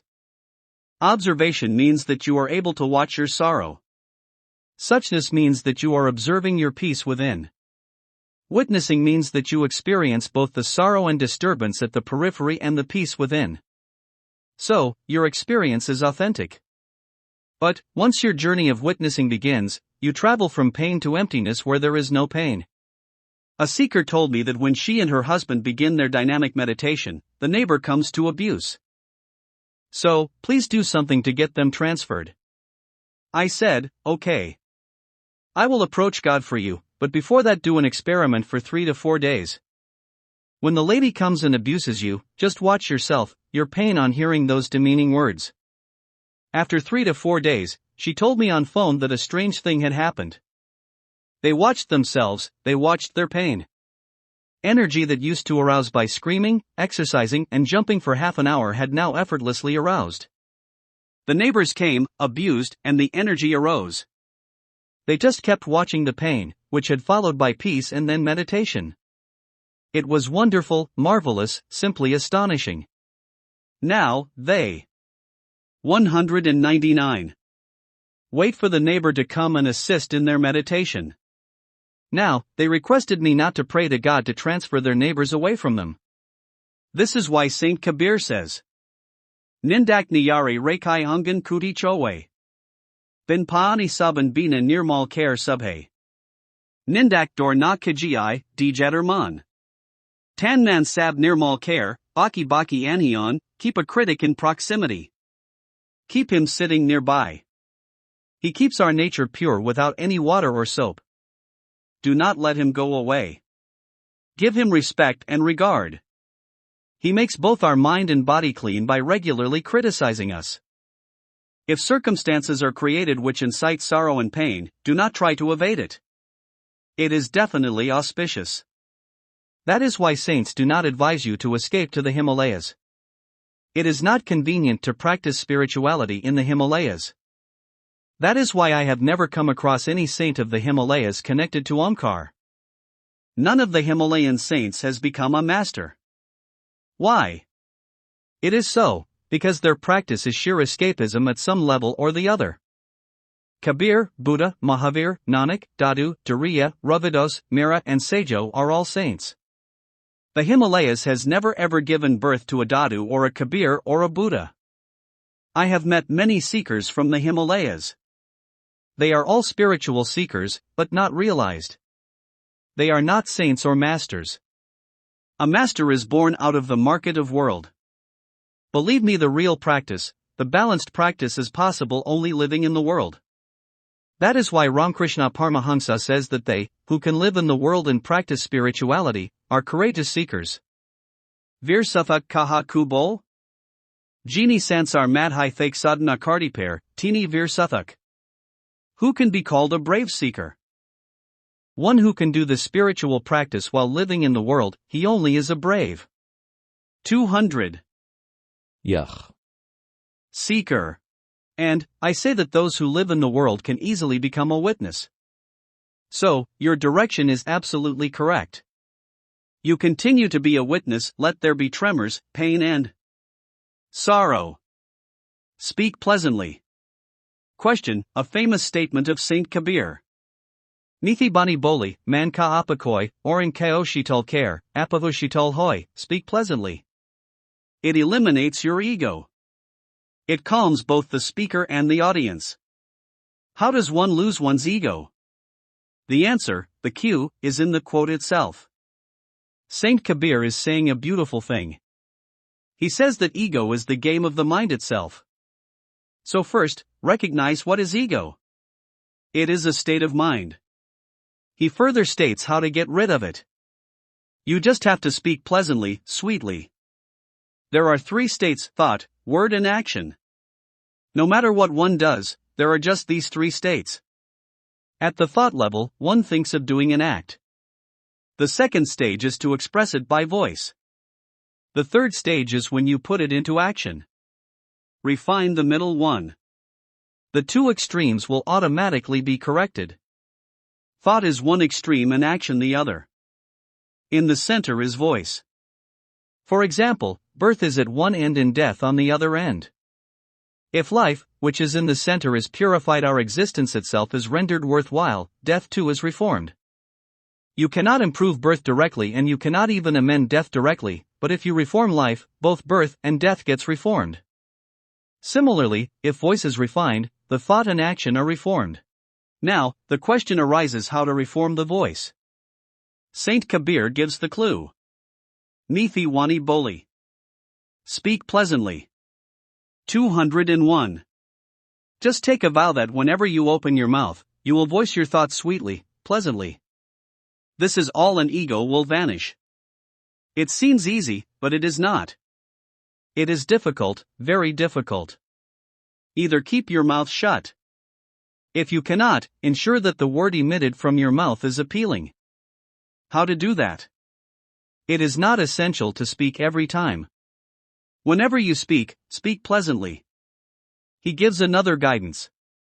Got main wahi sai ramta, katuk bakon matbol ri danyoan ka garab nakij, jut the pakrang kolri. Godliness is present in everyone, so do not say harsh words to anyone.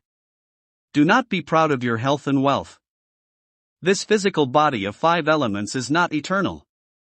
He is giving a complete clue to destroy ego. Firstly, if one feels that the person being spoken to have God, divine consciousness seated within him, how then can derogatory words be spoken? Secondly, listen to the other as though God is speaking through him. Not a hum-bolt hain. Not a tum-bolt ho. Ek mati ka putla banakar.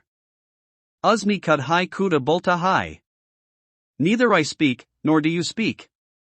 It is God himself who speaks from a statue of mud built by him only. In the discourse series, Krishna Mary Drishti Main, Osho says, no Krishna is so lucky so as to have Krishna speak through him all 24 hours of the day, that he remains established 24 hours in the essence of God. So also, no one could be that unlucky that God does not speak through him even for a single moment in the entire day. Since one does not know when the other speaks from his core, so respect everyone at all times. Do what you like, do what according to you is correct, decide for yourself, but where is the harm in listening to the suggestions of the other with? 202. Regard and respect?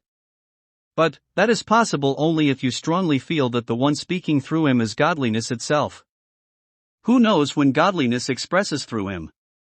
So, listen with total attention and due respect. Saint Kabir gives yet another formula. Listen, Dan Yoan Ka Garab Na Kij, Jut the Pakrang Kolri. Do not be proud of your health and wealth. This physical body of 5 elements is not eternal. If you are proud of your wealth, your youth, it can depart. So, do not be proud of it. Pani Kara Bud Buddha as Manishki Jat Dikat Hai Mit Jat Hai Jayantara Parbhat. Human life is like a bubble of water. Like a morning star, it vanishes as soon as one sees it. This wealth can vanish like a morning star.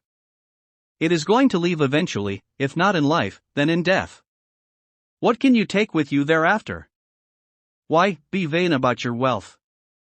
It is present today, it will be absent tomorrow. One day it is definitely going to be disappear. If you have to take pride, why not be proud of something that will remain with you always? Youth will depart, why be proud of it? Every year you celebrate your birthday. Do you understand the meaning of it? Old age is knocking at your door. Every year it is drawing closer. Why be proud of youth, which will be gone tomorrow. And, why be proud of this body? It is made of the 5 elements. This body will also merge with earth sooner or later. Why be proud of something which is going to eventually blend with mud? If one can follow these 2 to 3 clues of Kabir, ego will certainly dissolve. First, speak pleasantly. Second, experience the presence of God within everyone, so interact respectfully. Third, do not be proud of your wealth or youth.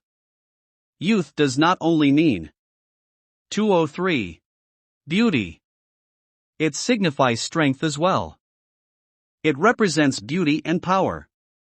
Do not be arrogant because of wealth and youth. Hold your head high, founded on that which is eternal, not on the temporary and short-lived. Then, see whether ego remains? Now, see what is eternal. The association with godliness is eternal. Earn the wealth of divine remembrance, it will stay forever. Become aware of the divine elixir within, it will never depart. Be arrogant about the eternal, not the momentary. Guru Gorakhnath gives even more practical clues to supplement first clue of Saint Kabir. Habki na boliba. Do not speak without awareness. Do not insist on speaking. Do not cut the flow of the other's speech. Do not interrupt. If someone is talking, an egoistic person cannot wait. He wants to intrude and wants everyone first to listen to him. This special attention-seeking demand and behavior is a proof of his ego. Wait, be patient, listen, let the other speak, then speak when your turn comes. Second clue of Guru Gorakhnath. Dabki na kaliba. Do not walk proudly. Look at people. They walk with such showiness. The bodybuilders have an arrogance in their walk. Walk modestly. Be modest in your style of walking. Your walk should reflect softness and modesty. Some people walk with a boastfulness flamboyantly. Walk in such a way that none knows about your walking. Dabki na kaliba, dear Durba Payan, do not walk proudly. Put your feet softly on earth. The earth is alive. It is living. Become sensitive. Walk as if you are walking on the living grass. Sahaj Rahiba, Garab na Kareba. 204. Vedant Gorakh Rao. Gorakh says, be natural. Do not be arrogant. Be natural. Do not be deceptive. Do not profess the opposite. Live life as you are. Be yourself. Be authentic. Do not be arrogant. These cues of Guru Gorakhnath are practically correct. If you lead your life even a little based on the teachings of Guru Gorakh and Saint Kabir, you will get rid of your ego. Destroy your existence. Question, a Sufi poet says. Mita diapni hasti ko, agar tu martaba chahi, kadana kakmi milk guligals ar hoda hai. What can be the art of destroying one's existence? Here existence means ego. Watch a seed. It falls to the ground, withers, dissolves and then sprouts to become a tree. Allama Iqbal rightly says. Mita diapni hasti ko, agar tu martaba chahi, kadana kakmi milk guligals ar hoda hai. You have to be selfless if you desire to reach higher altitudes in life. Just like the seeds when sown in the soil diminishes itself, slash themselves and give way to a garden. So, if you want to progress, expand and evolve, then dissolve your ego first. Like a seed falls on the soil, blends with it and then see a garden originating. What can be the art to dissolve it? There is just one method to dissolve it. Watch yourself when unfavorable circumstances surround you. When opposition comes, watch when your ego gets hurt. Only watch the burning pain dissolving you. Welcome sorrow. Only watch sorrow and things will change. For example, when someone says, you are mean and cruel. You feel insulted, but just watch the painful burning sensation is hurting my ego. Just this much, pain is being experienced by my ego. This means I am housing ego. Be grateful to this friend who has helped. 205. You to see and understand the presence of your ego. For example, a wife reprimanding her husband by telling him that he never does anything correctly. The husband is offended. Your wife gave you opportunity to understand your ego, but you feel offended. Now, do not blame your wife. There can be a view that you think that my wife always criticizes me. She always belittles me.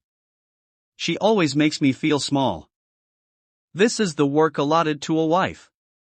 What after all is the meaning of wife in Hindi? One who is always angry at the husband. And, what is the meaning of husband in Hindi Alif? Husband has another connotation, he, whose laughter stops before his wife. So, one way is to find fault with your wife for saying such a statement, but doing this will not help you to conquer your ego. On the contrary, this formula will work for inflating your ego. Realize the fact that since the words of wife hurt me and this proves that I have an ego. Awaken to the ego. Realizing it, watching the armor of ego will drop to dust. It will be destroyed. Not the seed, only the covering, the armor. As it keeps withering, the life within, the soul within and the existence within will start blooming and sprouting. Take help from others to blossom your seed. You will be liberated of this defensive armor yourself too. Meditation will assist you in getting rid of this armor of defense. What is the meaning of meditation? It means the art of dying while living. Saints have sung. Jeevat Marie Bavjal Teri. Die while alive to get rid of the ocean of transmigration. You must have heard this quote of Guru Gorakhnath. Maro hey jogi maro, marin bada haimida, tismarni maro, jas marni gorak maridida, die, O monk. Death is very lovely. Die in such a way, that Gorak has died. 206.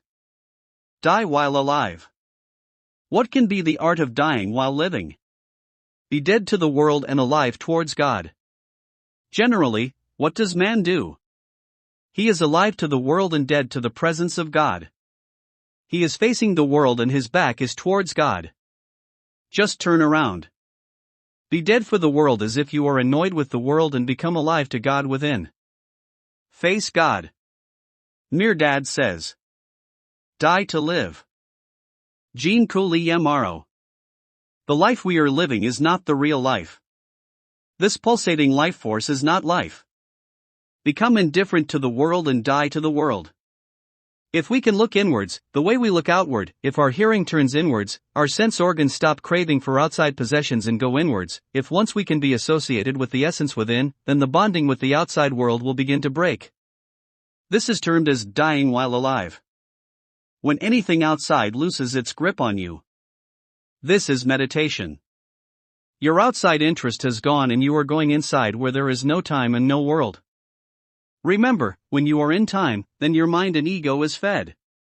But, when you reach a timeless state, the existence of the mind and ego is destroyed and to go beyond time is meditation. Saint Kabir makes a beautiful statement. Akir yi tan kak milega. Kahan firat magrurimi? Man lego maro yar fakiri main. At last this body will turn to dust, why you wander being so much arrogant? My mind and heart enjoys in simple way of living. Just remember death. Which pride, high notions and arrogance are you roaming around with? One day this physical body will turn to ashes.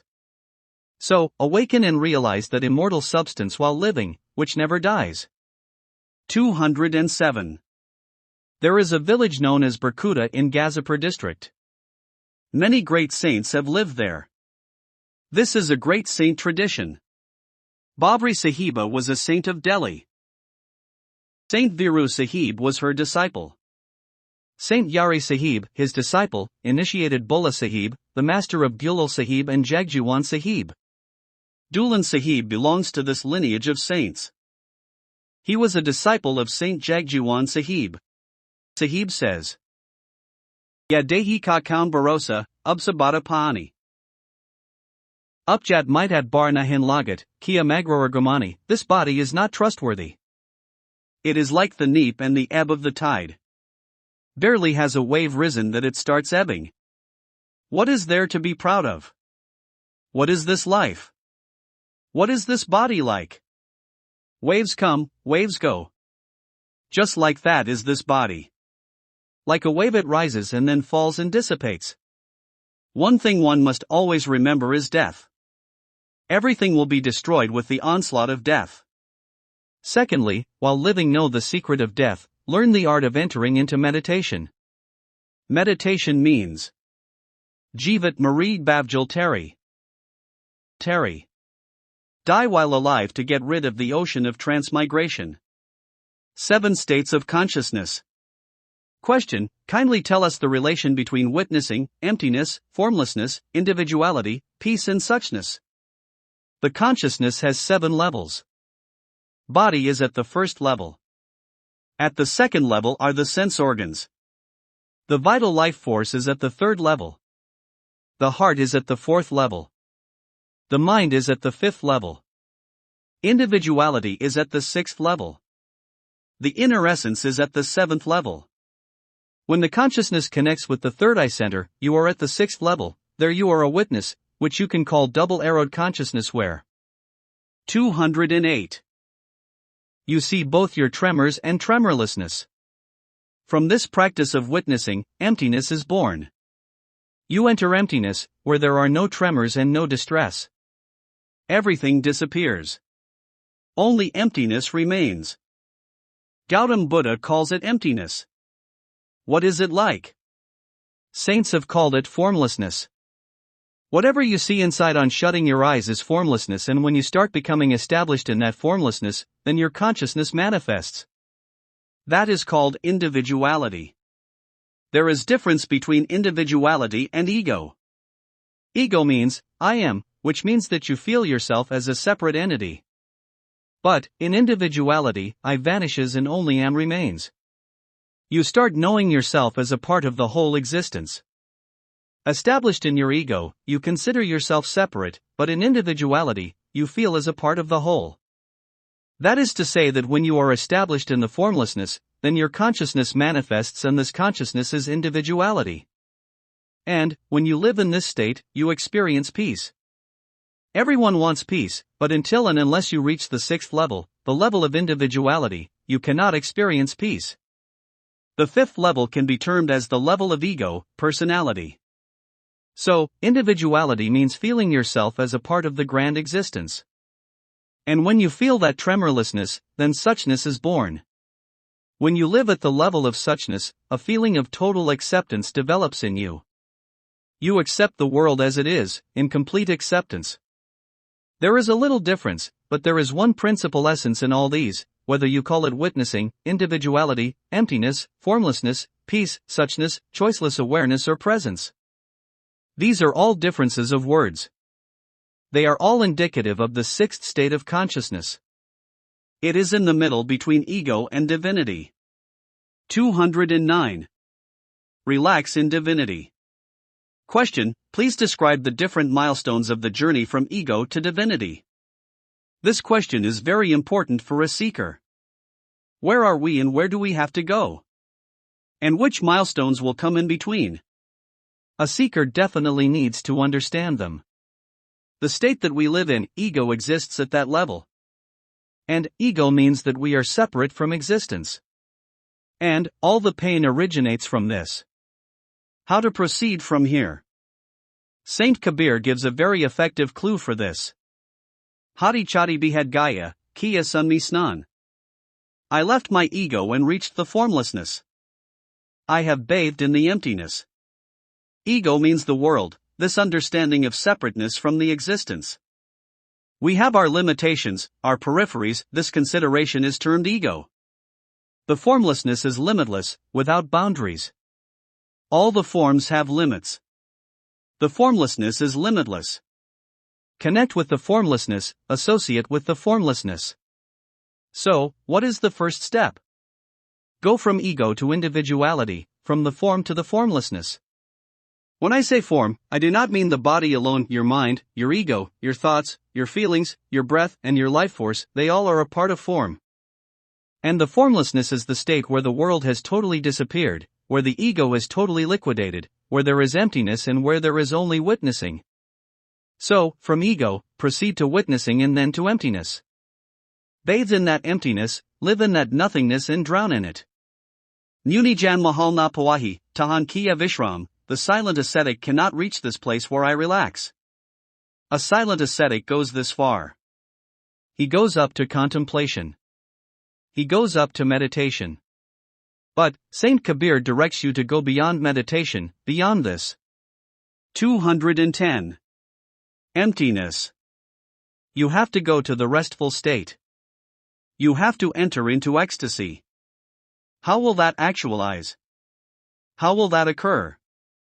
Saint Dariya Sahib of Rajasthan says, Jadhamari Brahmhai, Mata Pita Hainram. Jaira Hamara Sun Main, Anahadmi Baisram, the divine, Brahm, is our caste, God is the mother and father. Our abode is in the stillness and we relax in limitless, divine sound. Make your abode in emptiness. But, you have to go beyond that also. You have to go to divinity. Without going into divinity, there is no rest. You have to go into Omkar. Your restful state is in Omkar only. That is your final halt. There is no goal in spirituality, only stoppages. That is why I am referring to Omkar also as a halt. Saint Kabir Sahib says, Kahe Kabir ya unman rihani. So pragat kar gay.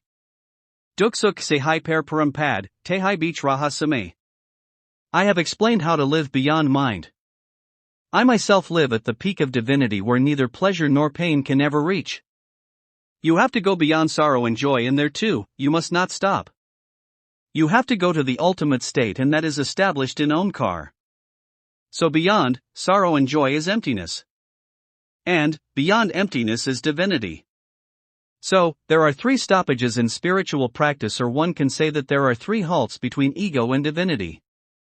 If you understand these three properly, if you travel according to this map, it will be very convenient. Understand properly where you are positioned now.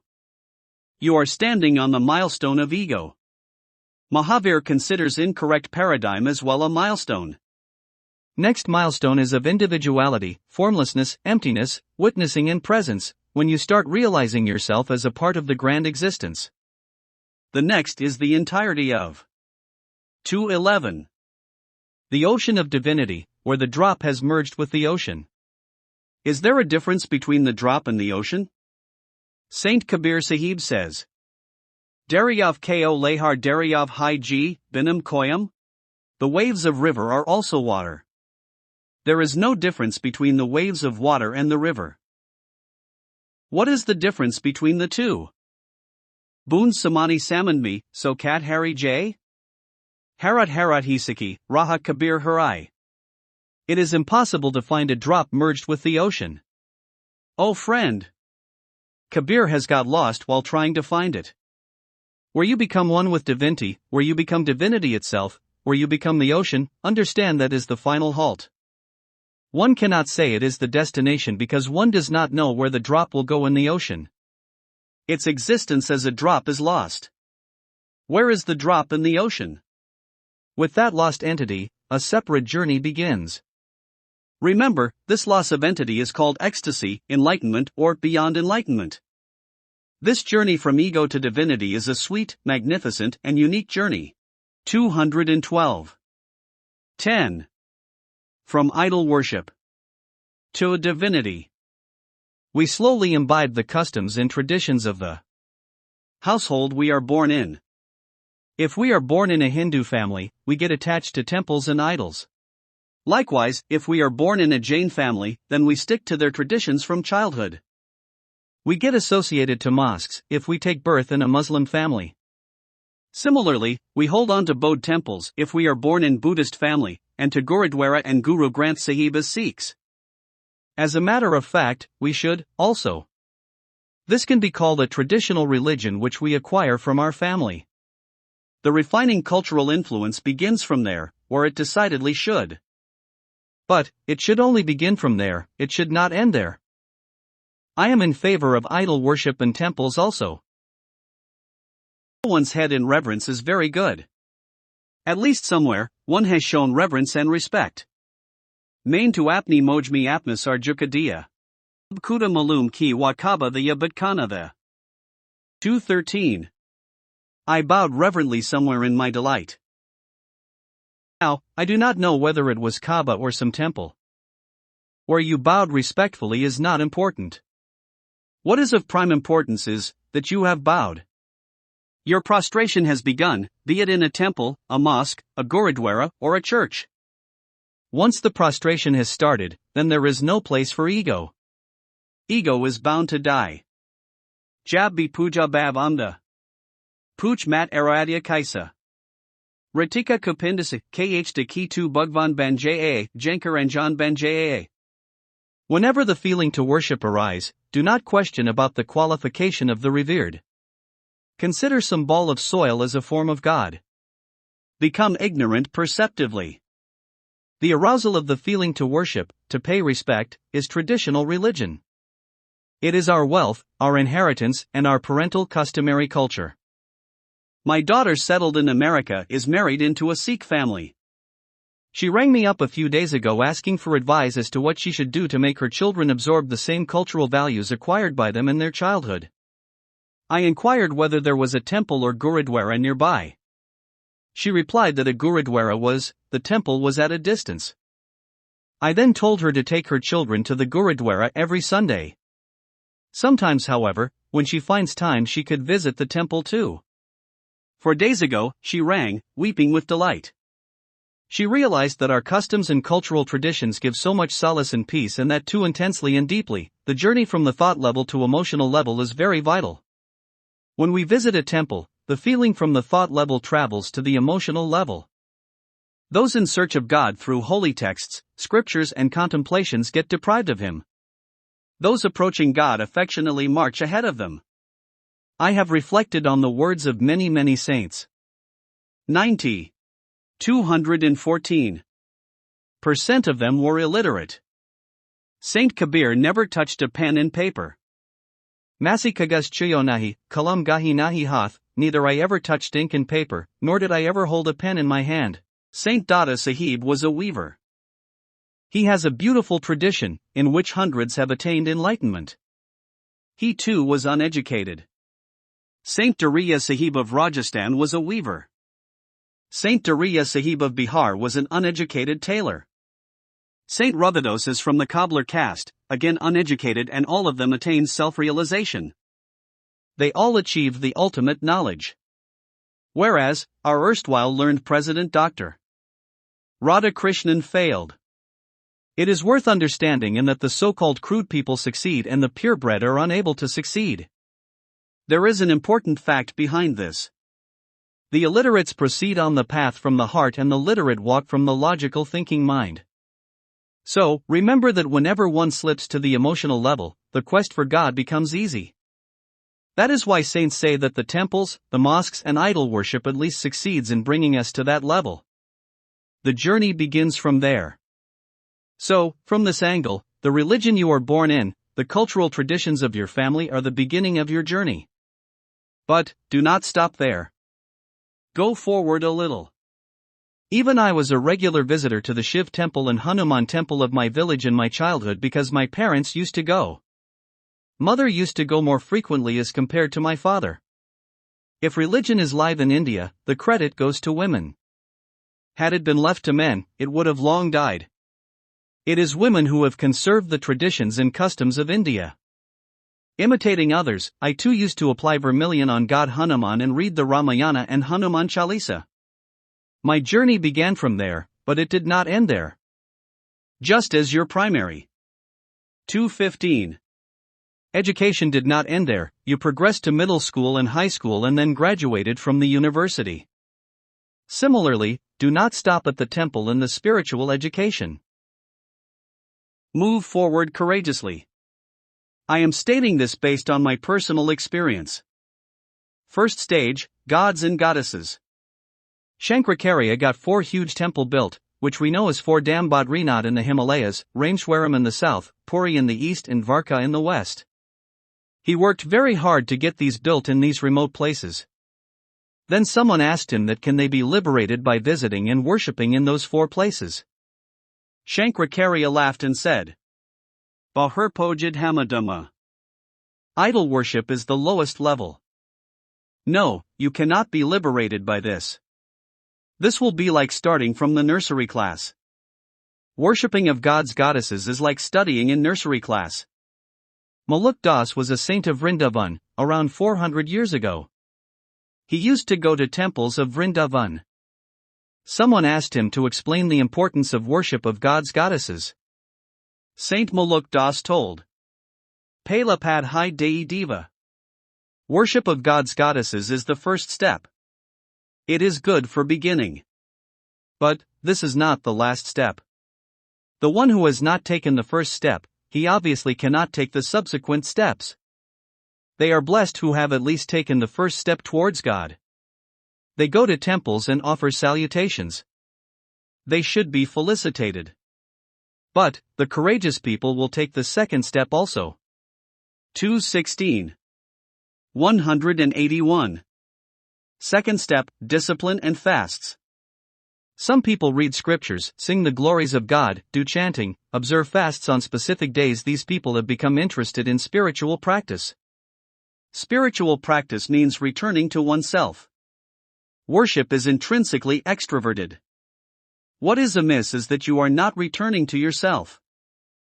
Your attention is on the other, be it a god or goddess. So, the second step is to turn inwards, because this body is the temple built by God. We construct the external temple. But, God has constructed this temple. If you have to choose between the two, then which one will you choose, God's temple or your own temple? Any wise person would naturally say that the temple built by God is more important. So, the second step is to turn around and pay attention to oneself. From here, you begin doing something for your transformation.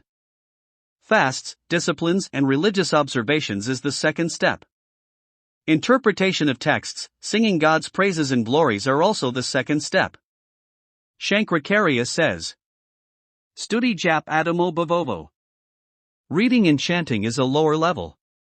This second step takes you from kindergarten to primary school. Someone asked Saint Maluk Das that if worship of gods goddesses was the first step, then what the second step was. On askance he said, Duja Nem. Fast, regulations and religious observations is the second step. Third step, morality. People asked Shankaracharya that what the third step was.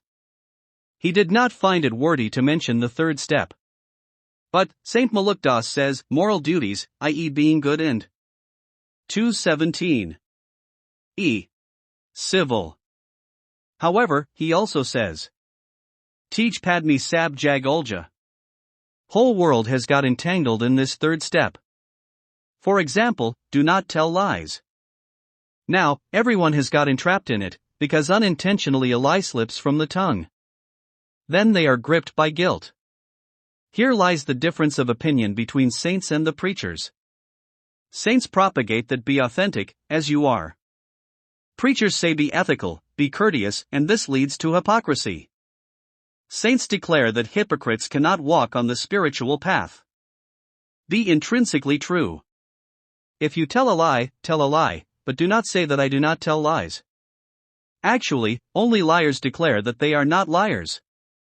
Whenever someone makes this declaration, I become alert. He must be a liar, else why this claim? Secondly, after all, what is the harm in telling lies? To enhance the taste of vegetables, we garnish them with spices, chilies, oil, and melted butter. What is the fun in listening to a fact as it is? Therefore, when the people of Haryana tell tales with much galore, I enjoy it. If we exaggerate to describe an event, the mundane event becomes interesting. The narration becomes fun-filled and captivating. Then, why not add the extra decorations? These are three kinds of literary expressions in literature. There are the literary, the figurative, and the sarcastic. Literary is to state a fact. For example, you are a fool, meaning, you are a fool, straightforward expression. Figurative is suggestive. For example, to say you are a fool, you say you are a donkey. Now, that is incorrect because you are not a donkey, but the style is different. There is no delight and gratification in calling a spade a spade. So, to add enthusiasm to your speech, you call the stupid a donkey. How much better it is to pronounce and to listen. But, if you want to add even more zing to what would you say to an nincompoop? You will say, you are great, meaning you are stupid. But, it is a lie. A. 218. Preacher will state that you are lying. But, a poet will say, wow. What style! It is admirable. Kate Hain Kogalib ka hai and ezibayanor, people say that the style of expression of Caleb is extraordinary. For example, you bring your wife home soon after marriage. Later, you would not, but initially you will tell her that her face is like the moon. Now, this is a white lie. No one's face can be like the moon. But, what you want to say is that she is beautiful. And, this is an expressing, a style. In spite of being a lie, it is so splendid, so beautiful. I am not opposed to truth. But, do not criticize those who indulge in lies. It is because of such liars in society that there is amusement and humor. The day everyone in society becomes an abject truth lover, then silence will prevail. No one would like to speak. Ethics and morality are neither mandatory nor helpful in the search for God, because this can make you feel guilty. You get stricken and impaired by a guilty conscience. And, who can admit not to have unintentionally spoken untruth? A person committed a crime once. Everyone pelted stones at him. Just then Jesus came. He told everyone that they could throw stones at the criminal provided they themselves had never ever committed a crime or a sin. Soon, the crowd dispersed. A saint says God accepts you as you are. Now and here, you are rid of your past. Whereas a preacher would say that you have committed so many crimes and sins, they tie you down. Do charity, be virtuous. If you want to progress on the spiritual path, at least balance the count of virtues and vices. You will say that this is a very difficult proposal. Whereas, a saint will say that there is no question of balancing the virtues and vices. You have the authority and qualification for it now and here. Guru Arjun Dev Ji says. 219. Gangdajul Guru Govind Nam. Jo Samayar Tis Ki Gadi Hoviai. Pivat Bayuri no Joni Brahmam. The name of master in godliness is like the waters of the Ganges. One who remembers it reaches the ultimate heights and he becomes free from transmigration. Observe the style of Guru Arjun Dev Ji. Godliness is not the holy waters, his name is, whereas master is himself the holy water. The moment you bow in respect to a master, you get rid of sin and merits. You are liberated. There is an arrangement made in every religion to make you free from your guilty feelings and your past. There is provision in Hindu religion to take a dip in the Ganges with a firm belief, addressing Mother Ganges and declaring that you are drowning all your sins and that you are thereby relieved of them. And, you will definitely be relieved. Liberation from them is certain. The same concept is in Christianity also. Accept your offense in church, confess it, and you are rid of them thereafter. There is an arrangement everywhere, but the most endearing one is in the court of the Master, at his feet. Saints say that when you take a dip in the holy waters of divine word, then being ethical, unethical, polite, courteous, gentle and civil are insignificant. But, Saint Maluk Das says, whole world has got entangled in this third step. Whole world is tied down by ethics. Religion has nothing to do with it. I am not saying that one should not be ethical and civil. I am only saying that it has no association with spiritual quest. If you have a little discretion, courage and wisdom, then do not halt here, progress a little further. Fourth step, meditation. People asked Shankaracharya which step to take next. He replied. 220. Dayan Babask Madhyama. Meditation is in the middle. Now, meditate. With this, you can assume that you have reached the high school. When Saint Maluk Das was questioned as to what the next step should be, he said, Chautha Aparampara. The fourth is beyond everything. This is the real thing. But what is it? This Saint Maluk Das reveals much later. Shankaracharya reveals it immediately. He says, now, look for meditation. What is meditation? Understand. Going to temples and mosques, worshipping gods and goddesses, you remain in the realm of the form. Even in a mosque, the Kaaba stone is a part of the form. Your fasts, observations, religious discipline are related to your body, which is a form. Then, you go forward into ethics. This is mind-related, but mind is also a form in a subtle state, whereas meditation is not at all linked to the form. It is associated to the formlessness. This formlessness is within you. In meditation, you find that your Mansarovar, the most sacred Hindu shrine for pilgrimage, is within you. Saint Kabir says, Hansapeo Mansarovar, Tal Talaya Kayandol, the swan has found the purest Mansarovar. What is the need to go to other ponds and lakes? Saint Kabir says that you are a swan, not a crane. Since you are a swan, do search for the Mansarovar, which is within you. Gautam Buddha has called it emptiness and nothingness. Saint Dariya Sahib of Rajasthan says, Jaira Hamara Sunmi. Our abode is in emptiness. This formless is inside, this inner space is larger than even the outer sky. Agreed, the outer sky is very large, but it seems to end at the horizon. But, expanse of the inner space has no horizon. Its range is larger than the outside. 221. E. Sky. Relate to it. So, become free from the form and go to the formlessness. Become free from time and enter the inner space. When you enter that emptiness, it is meditation, which means entrance into your inner space. Now, you have advanced considerably, but even then it is the middle. You have not yet reached the university of spiritualism. Fifth step, divine remembrance. People asked Shankaracharya the next step. He told, Adamo Brahm Sabhavo. Divine remembrance is the ultimate level. The most supreme is to know the divine, the Omkar, the divine word, and be in constant remembrance of it. Saint Rajjab Sahib, a great disciple of Saint Dada Sahib, says, Nam bina nahi nistara, kabahan napahanchpar.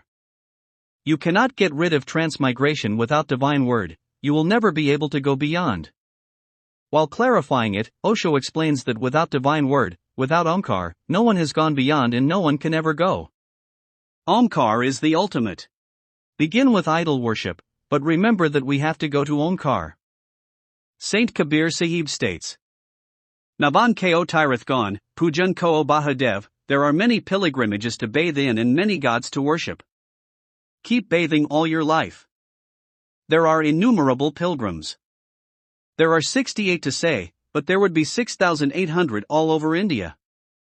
Go to Kashi, Prayag, Rishikesh, Gangasagar, and Hardwar. Many gods and goddesses are there to worship. Every day, new gods are born. When I was a child, every time I sneezed, my mother 222 would promptly say, Jai Chanchi Gosain. On growing, I inquired what it meant. She replied that she did not know. She had heard from her mother, so she repeats it. I wondered. I had heard of Lord Ganesha, Lord Hanuman, but Chanchi Gosain? One day I asked my maternal grandmother finally. She wanted to know where I heard it. When I told her that my mother says it, she said that she used to say Shatamjeev whenever someone sneezed, and that means live 100 years. She fondly called her a madcap that has interpreted Shatamjeev to Chanchi and later to Chanchi Gosain. This is exactly how new gods are created. Saint Kabir says, Navan Katirath Gain, Pujan Ko Bahudev. Keh Kabir Shutan Nati, Shutan Harki Sev. There are many pilgrimages to bathe in and many gods to worship. Kabir says, only by divine remembrance you can get rid of transmigration. Just like this, we cannot get rid of this transmigration, the grip of the world and the clutch of desires. How to disengage ourself? If you love God, godliness or Omkar, if you unite with His word, then this union will snap the earlier bondage. Someone asked Guru Nanak how to do it and he said a very sweet thing. Puja kij nam dayai. Bin nave pujna hoy. If you want to worship, remember the divine. Worship is impossible without the divine word. If you really want to worship, then know and understand the Omkar. Reflect, contemplate on and remember the divine word, the Omkar. Whom will you know it from? A perfect master, a realized master will teach you what divine word is. Know from him where within you is that Mansarovar, where is the thousand-petaled lotus? Then people asked if we do not know the divine word. 223. And we worship, then what will happen? He replied that your worship is not complete then. It is impossible. Something is amiss. Without knowing the divine word, without associating with it, worship done by you is deficient and imperfect. Saint Dado Sahib is a magnificent saint. His 158 disciples achieved the ultimate realization. Emperor Akbar used to prostrate at his feet respectfully. He was very impressed. Saint Dado Sahib says, Donpun tap tirithmir, keval nav tumhara. Ye sab mir sua puja, isa bharat hamara, remembering your divine word is charity, religious observances, and pilgrimage for me. This only I consider as worship and service of God.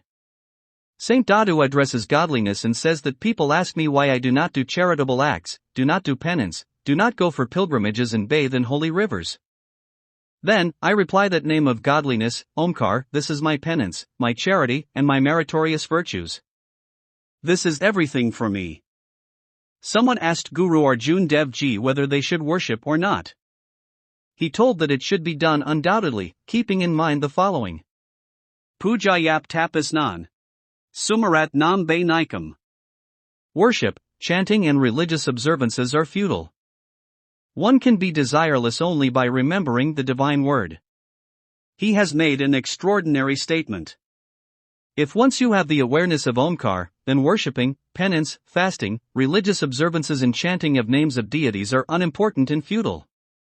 Do not stop idol worship till you get to know the divine word. If you do not know the divine word, do not stop going to temple and worshipping idols. Then you are mistaken. Yes, once the divine remembrance is known, then these all becomes useless. 224. I was once in a hotel in Shadal.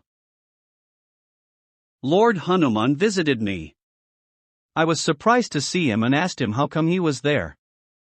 He said that since his tail was hurting so to first give him Arnica 30, a homeopathic medicine, to relieve him.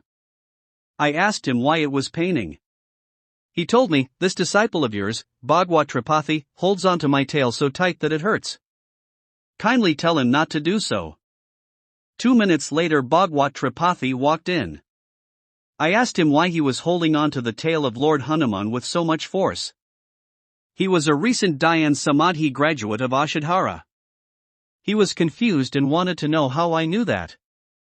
I said that Lord Hanuman himself had told me, how else I would know. He sheepishly said that it was an old habit and he cannot get rid of it. Since childhood he had grasped the tail, he could not leave it now. I then told him that since I had given him the knowledge of divine word, so where was the need to grasp the tail of Lord Hanuman tightly? He promised to release it, realizing that actually there was no need to hold on to it anymore. So remember, when a master has once given you the knowledge of divine word graciously, then there is no need for chanting of names, religious observations, and bathing at pilgrimages. Then drown in the remembrance of the divine word. This divine name is not a mantra, auto-suggestion. These days this practice is prevalent. A mantra is being given as divine word. It may be okay for the beginning. We do not wish to criticize anyone. We only want to tell you not to stop there. Proceed, go ahead till you learn how to drown in the holy water of divine word, which we call ecstasy. Till then do not stop on the way. Osho states that going away from Omkar is hell. That is why those who are unaware of Omkar dwell in hell.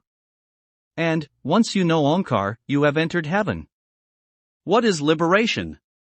What is blissful paradise? What is Amarpur? Where is 225. Mansarovar? Osho says that being one with Omkar is liberation. That is the blissful heaven, the paradise. Ecstasy means that now you and Omkar are not two separate entities, both have merged into one. Sixth step, sainthood. I cordially extend an invitation to everyone to walk to that blissful paradise. In Ashadhara, we have introduced an Ashadhara Sant Sangha. You will be amazed to know that this is the first traditional spiritual sect to have a congregation of saints. A congregation of seekers is found everywhere, but a congregation of realized persons is being formed for the first time. Shara Eveti, Ultimate Freedom Awareness, is the 28th Enlightenment Program of Ashadhara. Those who successfully complete this program are included into Ashadhara Sant Sangha. Osho had a dream that if we ever have 10,000 enlightened saints, the vagaries of war would be wiped out from the world. Ashadhara has shouldered responsibility to fulfill this dream of Osho. I cordially extend my invitation to you to become a member of this saint commune so that we can together destroy the travails of violence, battles and terrorism from the face of earth. 226. 11. Enlightenment. The ultimate freedom. Question: I have been doing dynamic meditation for the last 16 years. I have experienced emptiness in between. Till when should I do this meditation? Kindly guide me. Dynamic meditation is a beautiful technique given by Osho. But Osho himself says that dynamic meditation is no meditation. It is an introduction of meditation. It is a technique of meditation. Meditation in itself is not technique, it is unmethodical. So firstly, all techniques should be done for a prescribed time only. Osho has said that a seeker should do it for 3 weeks, for 3 months or maximum 1 year. But I have also experienced that like you have practiced dynamic meditation for 16 years, many seekers forget the very 227. Purpose of doing it. Why are they doing dynamic meditation? What is the intention of doing it? It is like a homemaker who cleans a utensil but forgets that she wanted to use it to serve food to the guest she has invited. It is like a farmer tills his soil while tilling he forgets the reason for tilling the soil. He had to sow seeds for harvesting the crops. Similarly, people doing dynamic meditation for a long time forgot why they were doing dynamic meditation. The purpose is to clean this utensil of body. Keep cleaning it, rubbing it, scraping it, and scrubbing it. One day the utensil itself will vanish. Then, what will you eat and drink in it? 16 years of dynamic meditation. You are like an ox moving in a rut, following the beaten track. The ox thinks that it is traveling forward. But, it is going round and round the same point. It thinks that it is journeying, whereas it is not advancing at all. The second important fact is that any meditation technique propagated by a master is effective only in his presence. Osho had said this himself: no matter how good it is, no technique works without the master. When I am gone, the Sufi dance will continue, the Kundalini and dynamic meditation will be done in exactly the same way, but the vital force would have departed. It would have vanished. When the master strikes with his wand, it is not the wand that works, it is the hand behind it that works. If the hand departs, then nothing works. Osho explains with a beautiful illustration. If that wand comes in the hand of a master, then the dynamic meditation technique will be successful, provided the master uses it as a wand. If you think that since Osho has propagated dynamic meditation and you practice it, you are going to succeed, then you are mistaken. If you are associated to a master and he directs you to do dynamic meditation, then it is fine. Minus 228. It is like the prescription of a doctor who advises you to take a medicine for 3 months or 1 month. Now, the doctor would have prescribed the medicine once and you keep taking it all your life thinking that it is prescribed by the doctor after due reflection. Is there any medicine which can be taken for 16 years? And you are taking that medicine for 16 years? Third important point is that dynamic meditation was propagated keeping the Western seekers in mind, as they are generally diseased at the mental level. Indian seekers do not need to do dynamic meditation for many days, because even today, the Indian mind is not like the Western mind. The average Indian does not live on the mental level. He lives at the level of the heart. The average Westerner lives largely at the mental level and not at the emotional level. In the 1970 decade, 90% of Osho's disciples were Westerners, so he kept the majority of sannyasins in mind while teaching meditation techniques. Even then, dynamic meditation is not helpful for Indian seekers. When Osho was alive, one could understand that dynamic meditation was like a magic wand. But the hand wielding the wand did the real work. But today, if someone does dynamic meditation non-stop, it is going to harm him more than benefit him. What is principal teaching of Osho? It is essential to know it. Are these meditation techniques his aim, or is it something else? After all, is dynamic meditation the goal or the means? If it is the end, then what are the means? And, if is the means, then you need to use it only till you achieve your goal. Osho repeatedly says that his main teaching is Omkar. His principal teaching is divine sound. So, each and every meditation technique should conclude there. Use it to know Omkar. Once you have grasped Omkar, hold on to it. 229. Omkar, fundamental teaching of Osho. Osho has spoken on almost all saints. He has reflected on all the saints. He has experienced their experiences personally first. He spoke on saints like Gorakh, Kabir, Nanak, Dadu, Duriya, and Rajab, etc. So, people thought that he would have definitely churned all their techniques, and on these he founded meditation techniques. But, this is a myth. When did Osho say this?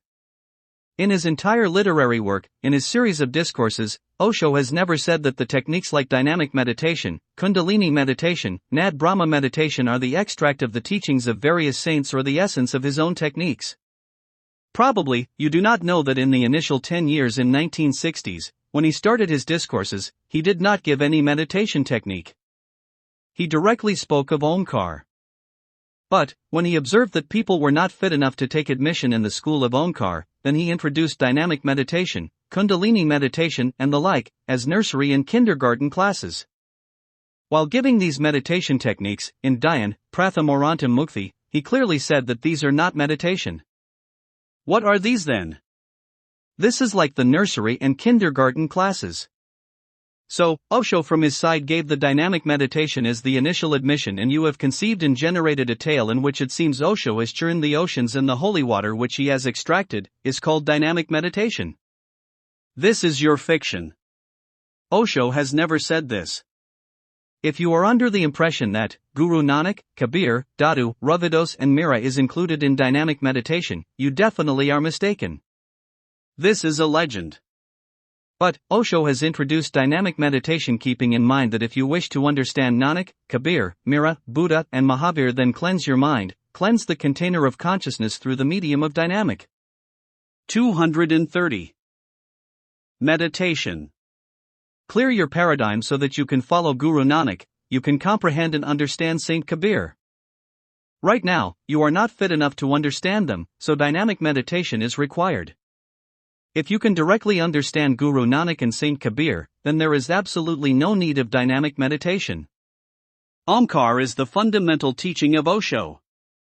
It is a different matter that people of Osho were not able to present it correctly. They were not able to say this with impunity and courage. We must understand one thing, that any spiritual stream that wants to survive without associating with Omkar is bound to vanish with time. Those religious sects that have stood the fluctuations of time are the ones that were linked to Omkar, and the same will happen in the times to come. Like the rivers flowing from the Himalayas are perennial, and those from small hills are seasonal. Till the monsoons last, they last. Once the rains stop, they disappear. Omkar is that Himalayas. The spiritual streams of Dadu, Buddha, Mahavir, Ravidas and Guru Nanak were fed from it. They were evergreen and continuous because their waters were from the Himalayas of Omkar. The supply was permanent and not temporary. Osho's spiritual Ganges also surged from the Himalayas of Omkar, but the people linked to Osho did not conjoin this Ganges to the Himalayas of Omkar. As a matter of fact, I was amazed when through the medium of Ashadhara in 1997, I said that the fundamental teaching of Osho was Omkar, and I created enlightenment programs based on Omkar and started conducting them, and there was turbulence in people linked to Osho. Many people said that we were doing something different from Osho. Now, just look at the dilemma. It should have been me saying that you people have deviated. 231. It has been like this for years. They kept reiterating that we have first associated Osho to Omkar and unavoidably in his name propagated something different. Even I was surprised. How can they dissociate Osho from Omkar? How can they understand Osho without Omkar? But of late, I have become a little reassured and hopeful that magazines associated with Osho have started publishing articles on Omkar. This is an auspicious sign. For years they had been critical of our inception of Omkar. What is the function of Omkar in the field of Osho? But, if a lost wanderer returns home by sunset, one cannot call him lost. Can one? I am certain that others also who had gone astray will realize their mistake, and they will also understand that Omkar is the fundamental teaching of Osho. Meditation, a stage of divinity. Whichever techniques you follow must conclude in Omkar. So, you confess that you have been doing dynamic meditation for 16 years and have experienced nothingness in between. Good. That is good. The experience of emptiness is an experience of meditation. Emptiness and formlessness is the result of meditation. It is a commendable achievement. As you have experienced emptiness through dynamic meditation, what else do you expect now? Long you have carried dynamic meditation. A friend attended our enlightenment program and asked how long he should worship Lord Hanuman since he was habituated to doing it. Similarly, you are inquiring. You are attending the enlightenment program and ask how long to continue doing dynamic meditation. Leave dynamic meditation like the tale of Lord Hanuman. Enough is enough. Now, you have advanced in the direction of ecstasy. Your farmland has been sown with seeds. Now, prepare for the seeds to 232. Blossom, to flower, to grow, to sprout and to thrive. Just prepare for the harvest in full bloom. Sanjeevani meditation. Question: Sanjeevani meditation of Ashadhara is similar to dynamic meditation. Where was the need to formulate the Sanjeevani meditation when dynamic meditation was available? Kindly throw light on this. Dynamic meditation is a strong technique for meditation. But, should the matter end at dynamic meditation? Should this spiritual stream not remain alive? How to rejuvenate it, revitalize it after Osho's departure? Nutanam paid. Newness at every step. New innovations every day will enliven it. If there is no newness, no novelty, then considers the sect dead. First, the matter should not end with Osho's meditation techniques. In order to keep Osho's sect alive, there should be new trainers, new enlightened souls, new meditation techniques and new masters. Therefore, delight in the fact that there still are people in Osho's tradition capable of innovations, who have the abilities to create new techniques. So, such new techniques had to be introduced and should be in future as well. Osho says, I wanted to paint a beautiful painting. All my life, I kept working on it. Now that I am departing, deliberately leaving it incomplete so that you can fill new colors in it. And, even when you leave, do not complete the painting. Leave it unfinished, so that the next generation can add fresh colors. Only then will this stream remain alive and pulsating with life. Only then will it progress and advance. So the first thing is that we should always reinforce the old with newness. And, I consider only that son a good son. 33. Who augments growth? The one who lives on his earnings of his father is no good. A good son should supplement the existing wealth with additions, with expansions. So, let us replenish the meditation techniques provided by Osho. The second reason is that the Western sannyasins of Osho have got a copyright of Osho's all meditation techniques. Do you know what that means? It means it is illegal to use them without prior permission. In India, we are used to breaking laws, but abroad you cannot practice dynamic meditation without paying the fees, without permission. If you are practicing dynamic meditation, be aware that you are breaking the rule. Some sannyasins of Delhi have challenged this in the court. I am glad. It should be challenged. How far we will succeed in getting Osho released from a prison of this copyright is difficult to say. We have got him released from the American prison, but that was a small prison. But, the prison of this copyright is very large. It is not an easy task to get Osho liberated from it. What is the result? In the West, all Osho's meditation centers have closed down. Only 5 to 6 running, are reeling and are on the verge of closure. Osho gave the oblation of his life so that a spiritual revolution could begin in the world.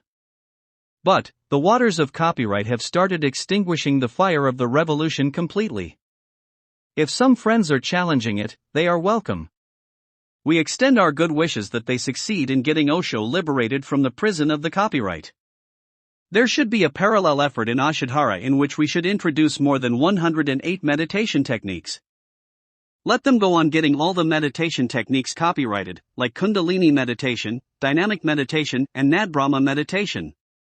Now, dynamic meditation copyright has been imposed, we will not do it. We will do. -234. Sanjeevani meditation instead. They have got the copyright of Nadbrahma meditation. Ashadhara has innovated Brahmanad meditation. We will practice Brahmanad meditation abroad even. They have got the copyright of Kundalini meditation. We have brought forth the Indradhanish meditation, which is better equipped than even that. Similarly, they can clamp as many meditation techniques as they want, it does not matter. Osho has given such a volatile science that thousands of techniques of meditation can be created based on it. There is no scarcity. This is another reason for being compelled to give other meditation techniques, to give Sanjeevani meditation, so that the matter of copyright does not throttle the practice and development of teachings of Osho. The third reason is that the meditation techniques introduced by Osho are majorly for the Western disciples, keeping them in mind. They do not appeal so much to the Indian minds, Indian seekers. Our Indian environment also does not accept it. As a matter of fact, because of this, Osho also altered them several times. First, he directed people to scream and shout. Later, he observed that there was an unrestrained commotion in the neighborhood, in the colony, so he stopped this shouting and screaming and asked to do catharsis quietly. People used to shout hoo-hoo too loudly. Then, there was opposition. So, he gave in and directed to say hoo-hoo softly. Do you think that if Osho were alive today he would have let dynamic meditation be like this? In his lifetime itself he had made so many alterations. By now, he would have brought about innumerable changes, were he alive. Dynamic meditation, which has catharsis, screaming, shouting and calling hoo-hoo is not acceptable in the Indian environment. You will be surprised to know that in the middle, people were directed to stop because of certain 235 circumstances. There was not enough space in the Buddha hall to accommodate everyone lying down, so people were asked to stand still. It is like Gautam Buddha instructed his monks to eat whatever they got in their begging bowls. An eagle once dropped a lump of meat accidentally. Now, all the Buddha disciples have become non-vegetarians. Similarly, Osho once on being told that there were too many people decided to make people stand. Subsequently, the trainers have started making everyone stand. When there are few people and there is enough space, even then people are instructed to stand. The master says something, we do something else. We understand it erroneously. It is certain that dynamic meditation cannot be favored by the Indian society. We have introduced devotional music, instead of the cathartic technique. Kirtan, devotional celebration, is welcomed by the Indian society. Actually, it is cathartic practice of India. When I was a child, I used to see all the villagers gather in the evening and sing together with musical instruments. They would sway, dance, clap and sing in a cathartic way. How much more catharsis is required? We have also included catharsis in our Sanjeevani meditation, but the technique of catharsis is Indian, not Western. Kirtan is a merger of catharsis and celebration. So, Sanjeevani meditation has the main element of dynamic meditation and it is more appealing and suitable for the Indian seekers. Practice Sanjeevani meditation and people will join you from your neighborhood.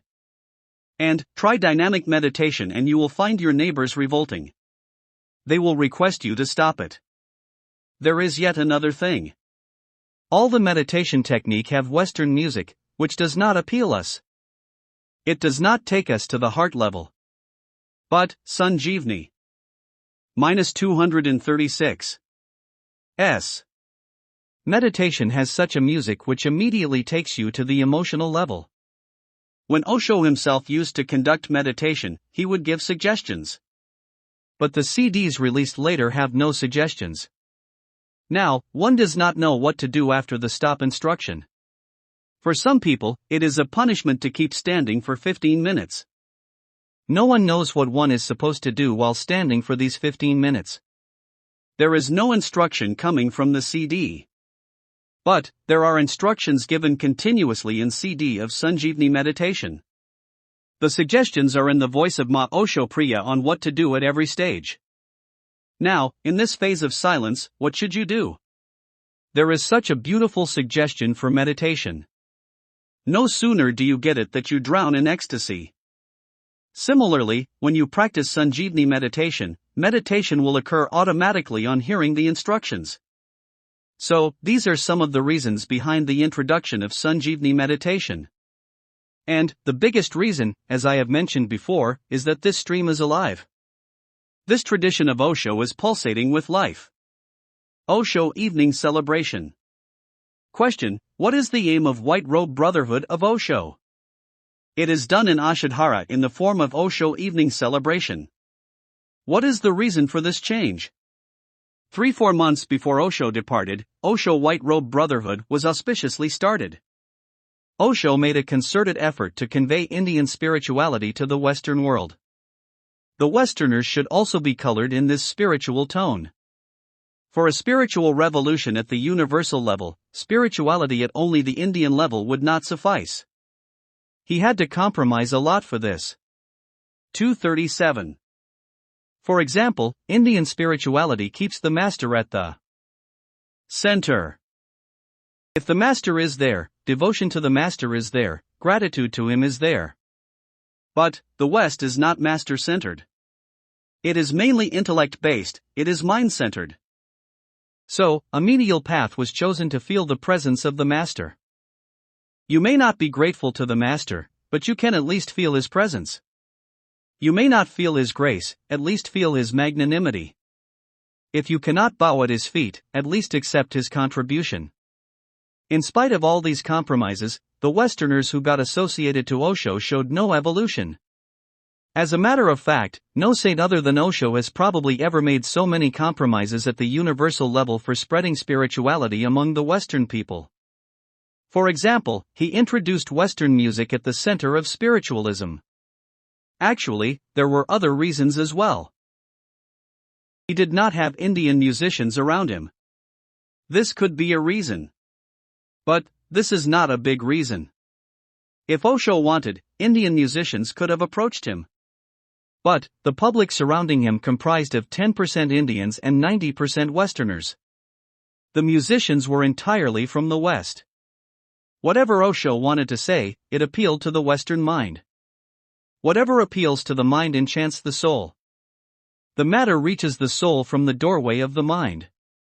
It appealed to them, so devotion to the master was not introduced straight away. Had devotion to the master been the center of the evening celebration, the Westerners would have left. Whereas, an Indian has no reservations going to a master and bowing at his feet, saying, "Here is my head, do what you like." This is because in the Indian spiritual streams, gratitude towards the master is the key component. The grace of the master is felt. This experience is widespread here. It is blended in the soil. But, when a Westerner looks at an Indian respectfully prostrating, he cannot understand how a man can bow and bend at the feet. 238. Of another man. He thinks it as a kind of slavery. It is a representation of servitude and subordination. The pleasure one gets on bowing at the feet of master is beyond his comprehension. The revelry, the merriment and the exhilaration are inarticulate for him. He cannot measure it. Initially, Osho had called the evening gathering a spiritual gathering, but later altered it to White Robe Brotherhood. Had he not done so, the Westerners would have left. Therefore, it was not made master-centered. He, on the basis of a compromise, called it White Robe Brotherhood, so that if not gratitude, at least feel and accept the presence of the Master and realize his contribution. 4 to 5 months later, he departed. कृषि But, the White Robe Brotherhood that survived was lifeless. An Urdu poet has said, Rock high, is rock main kia raka high? It is all ashes only, what is remaining in this ash? That is why when we included the White Robe Brotherhood to our Enlightenment program sessions, it seemed deprived of strength. People came punctually in the other sessions and were fully involved, whereas they would come late in the evening session. The involvement, that immersion, and that gaiety was more or less absent. I felt that the objective of White Robe Brotherhood gratitude towards the Master was not happening. The Western music for the celebration does not appeal to the Indian minds. Just as Indian music does not appeal to the Westerners, Western music fails to enchant Indians. Besides, the music associated with spirituality should have a calming, soothing effect. It should be essentially soft and comforting. Western music is noisy. It is exciting and provocative. Even the best music from the West is animated and stirring. I felt we were being unfair to the Indian seekers, trying to keep the evolution of the Western. 239. Seekers in mind, we were neglecting our Indian saplings. How will they bloom and grow? Like the shade of a tree is required for croton's growth and not for the rose to blossom. And, we plant trees in the entire orchard for the crotons, what will happen to the rose plants? The atmosphere should be congenial for them, as per their requirement. Main focus of Ashadhara is on the Indian seekers. We will start working at the universal level, we will formulate and introduce different techniques. We will not indulge in adulteration. The experiment had been conducted and it failed. Therefore, we will not experiment with adulteration. Why should we do something in which success is doubtful? So, we will design a program for Indian scenario, which is completely different. We will design programs especially for the Westerners, according to their bent of mind. We replaced Osho's White Robe Brotherhood with Osho Evening Celebration, keeping Indian seekers in mind. Audio CDs have been prepared in the voice of Ma Osho Priya for this. She begins it with Jiwan Ki Yesham, Osho Tir Nam, this evening of, my life is dedicated to you, Osho. Hearing it, the heart starts melting. Then prayers to the Master begin. The Master is remembered. Sanskrit couplets are recited in his praise. Then the devotional celebration starts. I think it is so inspiring that even a lame person will start dancing effortlessly. Initially, when the Western sannyasins were numbered, even Osho gave a lot of importance to devotional celebration. He even sent singing contingents from village to village. We have introduced devotional celebration in exactly the way Osho wanted to in this.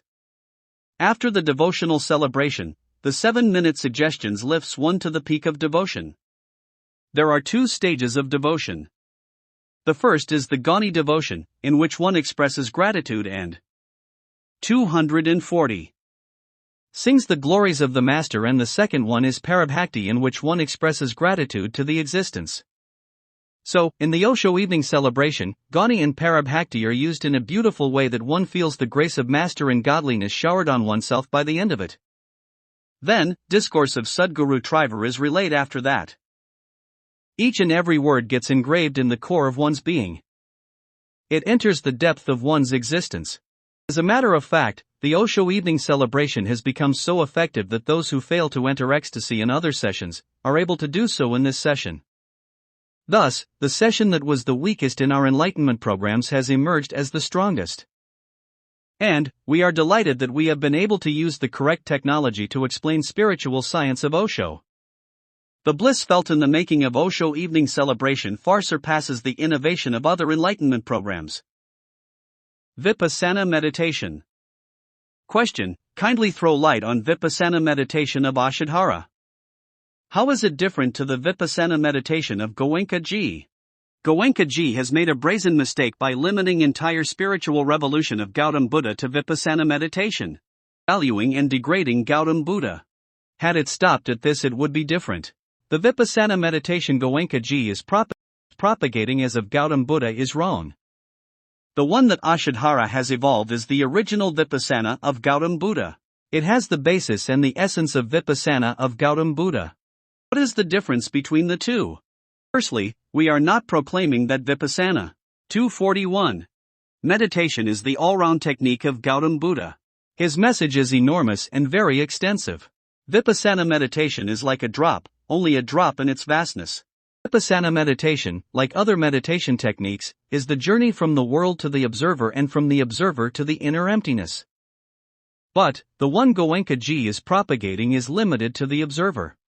Vipassana is associated with Gautam Buddha. Due to the regard people have for Buddha, they go to Goenka-ji, but there they get trapped in a whirlpool, where they are bereft of both spirituality and worldliness. That is why first understand what after all correct Vipassana meditation is. It is the journey from observation to the formlessness. What is an observer? When one watches the tremors, then it is called observer or objective awareness. Awareness towards any tremor at the physical body level and at the vital force or mind level is called being an observer. Looking at your breath, the breath is a tremor at the level of vital force. So, watching the breath is watching the tremor, it is being an observer. If only the stillness is watched, where the consciousness is motionless, where there is no distress, it is known as suchness or subjective awareness. Then when you watch both together, tremor and stillness, the movement of the breath and the uninfluenced consciousness beyond it, then it is called witnessing or total awareness. Observation is external meditation. Formlessness is our individuality. Whatever is outside, I call it external: the breath, the mind, the thoughts, and the sensory organs. Outside does not necessarily mean that which is outside the body. It may be inside the body, but it is outside the individuality. Vipassana meditation in Ashadhara is conducted keeping the formlessness, the emptiness, the nothingness. 242. And the individuality at the center. It has many stages. When you watch your breath, you simultaneously watch your formless presence. When you hold your breath inside, you also watch the emptiness within. Even when you hold your breath outside, again you watch the nothingness inside. Then, you do tanden from the tradition of Lao Tse, then also you observe your emptiness. This way you proceed towards your emptiness sequentially and finally drown in it. But, in Vipassana meditation of Goenka-ji, you watch your breath, you watch your thoughts, but when would you watch yourself? Practicing this, one becomes so forgetful that you become unusable in the spiritual world as well as the material world.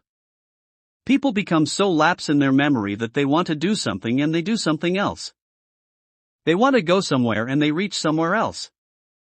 I have seen these ill effects in people. Their memory fails them. It takes them to total forgetfulness. But, which Vipassana leads to this, the one taught by Goenka-ji? Vipassana meditation of Ashadhara will take you to total self-remembrance. And, this is Vipassana of Gautam Buddha. This is Vipassana of Osho. And, this is the correct Vipassana. Again, I will reiterate that Vipassana is only a very small part of the teachings of Gautam Buddha. Consider it the main crux, the pillar, the essence, and the foundation of his teachings. To do so is to devalue and degrade Gautam Buddha. Enlightenment is the destination. Question: the path to the inner journey is meditation, but what is the final destination of a seeker? What support can help us reach that destination? Kindly explain. The inner journey begins with meditation, but the final. 243. Destination is enlightenment, nirvana. Ecstasy is in the middle. You have correctly said that a spiritual seeker should have the map of his inner journey, just like a traveler who undertakes a journey should have a map. I myself have felt its requirement immensely. In Ashadhara, we wish to give you a complete map of the inner journey. Where should a seeker begin? Which are the milestones he will encounter? And, where he has to reach? Summarily, I would like to say that the destination of an observer is meditation. Destination of meditation is witnessing. The destination of witnessing is suchness. The destination of suchness is divine remembrance. And, the destination of divine remembrance is ecstasy. Finally, the destination of ecstasy is enlightenment. The journey begins with observer, in between are meditation, witnessing, suchness, divine remembrance, and ecstasy. Enlightenment is the final destination. The inner journey begins with observer. When you start observing your tremors, from here you begin the inner journey. Vipassana of Goenka-ji takes you to observer. It is the primary class of meditation. I accept this much only. From there, start observing the tremors, your anger, your thoughts, your breath, your feelings, your imaginations, your beliefs, and your bodily movements. Become aware of all motions. Thus you become an observer. The beginning of meditation is being an observer. When you go further, nothingness will come. Grounding in that is meditation. Nothingness means where there are no tremors, but the depth of emptiness also has not yet been encountered. One has gone beyond one's distress, but is established at the surface of total peace. The destination of meditation is witnessing. See both the states in you, the tremorlessness and the tremors. Watch your distress and your peace. When you see both of them together simultaneously, then we call it witnessing. 244. Now forget about tremors, go beyond nothingness and step into your deep stillness. This is suchness. Karandas was a unique saint. He has said a beautiful thing. How should a seeker travel? He said, Indri palt man vishaya, man palt buth mahi buth palt hari dayanmi, feri laya hojati. Let the senses return to the mind. Take the mind to witnessing and take witnessing to godliness and then merge in godliness. He has given the complete map. From the sensory organs, go to your mind. Then, what to do? Go to realization from the mind. Go to witnessing. Reach stillness from the tremors. Now, live in divine remembrance. Next, drown in the godliness. Get melt in ecstasy. Divine remembrance and ecstasy does not happen before knowing godliness. It is meditation only before knowing godliness. Till you know godliness, till you live in its constant remembrance, it is meditation. Only on knowing godliness, divine remembrance and ecstasy can happen. And, what is godliness? It is Omkar. It is the divine sound. Omkar is the name of godliness. Till the time you are not acquainted with the divine word, you are like the linesman standing on the football ground. You have not become a qualified player. You may be doing any amount of meditation, you have not stepped into the arena of spirituality as a player. You are running around. You are there, retrieving the ball going out, but you are not a player. You are like the ball boys in a tennis match. Similarly, when you are playing the game of meditation, you are only helping the players. You are making preparation for the players to play. When will you jump into the playground? Only when you know godliness. You can do meditation without a master, but you can never know the secret of Omkar without a master. If you hear Omkar, 245. Unintentionally or accidentally, you are like the person who has quietly acquired a rifle, but does not have the license to use it. You will get arrested at some point of time. The license of God's rifle is with the master. Only when he gives it, you can pull the trigger and use it. Man Sahed Wishke Kasambu Bay Jagdiz. Inaman Amrit Payo, Raha Kateo Shish, Lord Shiva became revered by whole world by consuming poison respectfully, whereas, demon Raha drank nectar scandalously and got his head severed.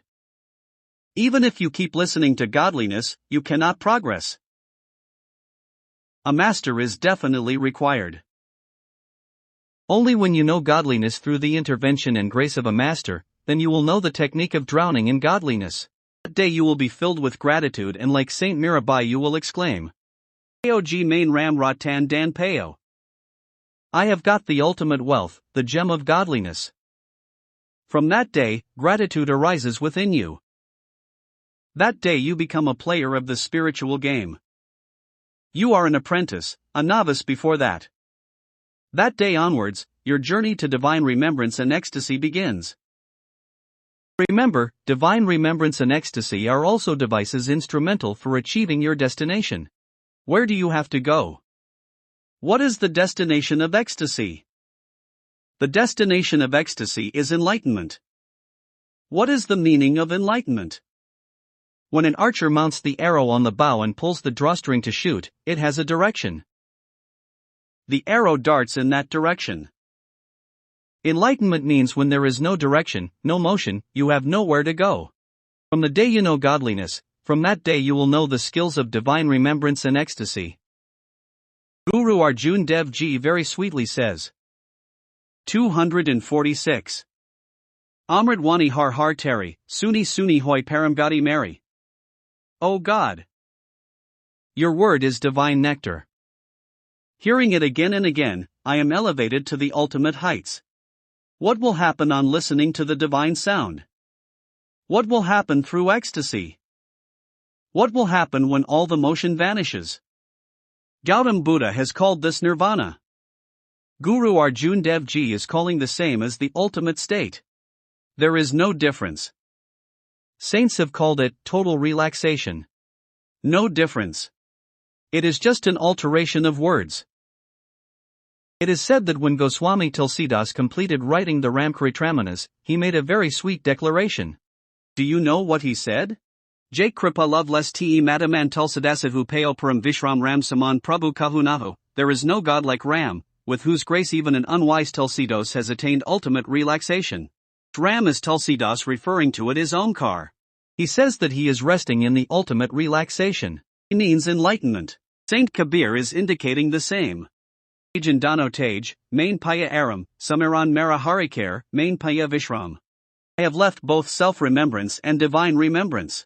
I have got ultimate relaxation. Now, God is remembering me. Now, there is no motion. Neither do I proceed towards godliness nor do I request godliness to come towards me. In ecstasy, one goes through many stages. Sometimes you go towards godliness and sometimes you call him to come to you. Saint Dani Dharamdas says. Fair Rahibo, Bat Johibo, Sahib Chali Aao.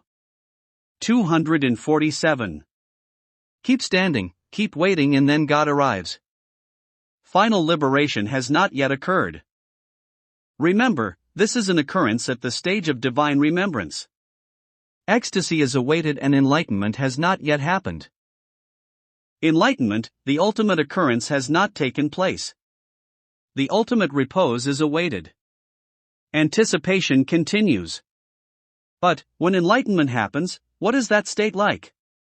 On reaching that state, listen to what Saint Palta Sahib has to say. Mala Japi na Kar Japi Jaiwa Japi na Ram. Samiran Mera Harikare, Main Paya Vishram, neither had I chanted the name of God on some rosary, nor through my hands or my tongue. My God is remembering me and I have achieved total relaxation. Now the repose. Now, chanting of the name, counting of the beads of the rosary has all ended. When Saint Kabir experienced enlightenment, do you know what he said? Balo Bayo Hari Bisario, Sar Sitali Bali. Jays Ko Taisa Hua, Abkuch Kaha Na Jay. It is good that I have forgotten God. Now, there is no stress. I have become same as I was earlier. Now, there is nothing to say. It is a supremely beautiful exposition of enlightenment. This is the correct explanation of the state. Kabir has become exactly same as he was earlier. This all-observer, meditation, witnessing, suchness, divine remembrance, ecstasy and enlightenment happened in between. The going and coming used to happen. Sometimes I used to go towards God and sometimes God used to follow me. Kabiraman Nirmal Baya, Jays Ganga near Piche Piche Harichail, Kahat Kabir Kabir, Kabir says, my mind has become pure like the waters of 248. Ganges. Now, God is following me calling my name. Sometimes, I used to call God. Sometimes, God used to call me. This to and fro movement is over. Sometimes, the lover approached his beloved, sometimes, the beloved comes to the door of the lover. This went on constantly and continuously. But, now this wandering is over. A stillness and a tranquility prevails. It is written in scriptures. Atma na ganta, na aganta. The soul goes nowhere and comes from nowhere. Saint Rajab has sung. Jayun ka tayun tharaya. Wherever I was, I have stopped. Now, there is motionlessness. When you reach the point where you had started, do understand it as your destination. Allama Iqbal says. Dun ta furdahan a Iqbal apni apko, aapi hai goya musafir, aapi hai manzil hun main. I keep looking, oh Iqbal, for myself, as if I am the traveler as well as the destination. Remember, it is enlightenment. You are at the destination yourself, but of course you have to walk towards that destination initially. Thus, first walk as an observer. Then become a witness. Then the grace of Master showers and one knows the godliness. Then drown is his remembrance. Let every step, every minute be taken towards God. Then, a time will come when godliness will start approaching you. This is called ecstasy. You become self-centered. Earlier, the consciousness was centered on other objects. Your consciousness goes towards your Master, and then towards godliness. Then you feel the waves of grace from your Master. Then the compassion of 249. Godliness becomes evident. The matter is self-centered, subjective. But, a moment comes when the consciousness is stagnant. Neither your consciousness goes away from you nor you feel the grace of the Master or godliness showered on you. You see stillness. Everything comes to a standstill. You are in a restful state. Saints have termed it as resting in divinity. This is also called nirvana. And, this is the destination of every seeker. That day, like Saint Kabir, you will also say, Balo bayo hari bisario, sar sitali balai. Jays ko taisa hua, ab kuch kaha na jay. It is good that I have forgotten God. Now, there is no stress. I have become same as I was earlier. Now, there is nothing to say. The day, you can also say, now, there is nothing to say, understand that enlightenment has occurred, the destination has come and the journey is over. That is the ultimate alchemy. You have achieved the purpose of your life. You were granted this life, you were given birth for this purpose, enlightenment, and this is the destination of a spiritual seeker. 250. 12. Our abode is in emptiness. Spiritualism is the journey from the outside to the inside. The journey from the outer palace to the palace inside. It is the journey to the empty palace. There is a palace outside in which we live. There is a palace inside too, which we enter in divine remembrance and ecstasy. Saint Dariya Sahib of Rajasthan says, Jat hamari Brahm hai, Mata Pita Hainram. Jaira Hamara Sun Main, Anahadmi Baisram, the divine, Brahm, is our caste, God is the mother and father. Our abode is in the stillness and we relax in limitless, divine sound. 251. He says that in that emptiness, in that interior palace is my home. The inner palace is being referred to here. Saint Kabir says, Gunghat ka pat kal ri, to ko piv milange. Sun Mahomi Diana Bari Lu, Azan se mat dolri. Lift your veil and you shall meet your beloved. Light a lamp in the palace of emptiness. Do not shake off from your posture. Jog jugat se rang Mahomain, pia peo an molri. Kahe Kabir Anand Bayo Hai, Baja Anahad Dalri. One can meet the priceless beloved in the colorful palace only by perfecting the skills of meditation. Kabir says he has attained bliss and the divine sound is resonating continuously. Elsewhere, Saint Kabir says, Sun Mahal Main Rani Hamari. I stay in the palace of emptiness. Different saints have expressed it differently. Guru Nanak Dev Ji says, Tino Ban Lagati ko sun anahad tankar Nanak sun samadhimi, nahi sancha nahi bor. Listen to the continuous divine sound by applying all three body locks. Nanak says, there is neither day nor night in ecstasy. The palace of the world in which we live has a dawn and dusk. But the emptiness Saint Kabir and Guru Nanak Dev Ji are referring to is timeless. Soba hodi hai, sham hodi hai. Amra yun hai tamam hodi hai. Every day, there comes morning and evening. All our life simply passes like this. Everyone knowingly or unknowingly wishes to enter that stillness, that emptiness. Everybody wants to go to that. 252. Place where there is no sunrise and sunset. Poets also want to go there in their imagination, and the sages want to go there in ecstasy. I like some poems of Jai Shankar Prasad. In one he says, Arunya madhumaya desh hamara. Jahan pahanchanjan kshitij ko milta ek Sahara, this is our lovely country. It is where even the horizon gets its support. He is talking about Bharat, India. Both the poet and sage reach there. The poet is referring to the outside Bharat and the sage is talking about inner Bharat. We have to go that country where even the horizon gets support in base. Saint Kabir says, Kaha kahan uss desh ki awadu begam desh hamara. What can I say about the place I dwell? Listen, saints, my country has no sorrow. Guru Nanak says that there is timelessness there. Nahin sanjha nahin bor. There is neither dusk nor dawn. Kabir says that there is no sorrow, no distress. They are saints. Even some poets talk similarly, like Jai Shankar Prasad says. Just near Jansagar Mainlari, Amber Kakanomi Gary Ruk Karman Katha Kati Ho, Taj Kolahal Ki Avani Re Lachal Mui Beloved Dakar, Mir Navik Dear Dear. O my sailor, take me slowly to that empty sea, where the deep waves tell a tale of silence in the ears of the sky, leaving away the thunderous horizon. 253. O my master, take me to that empty palace.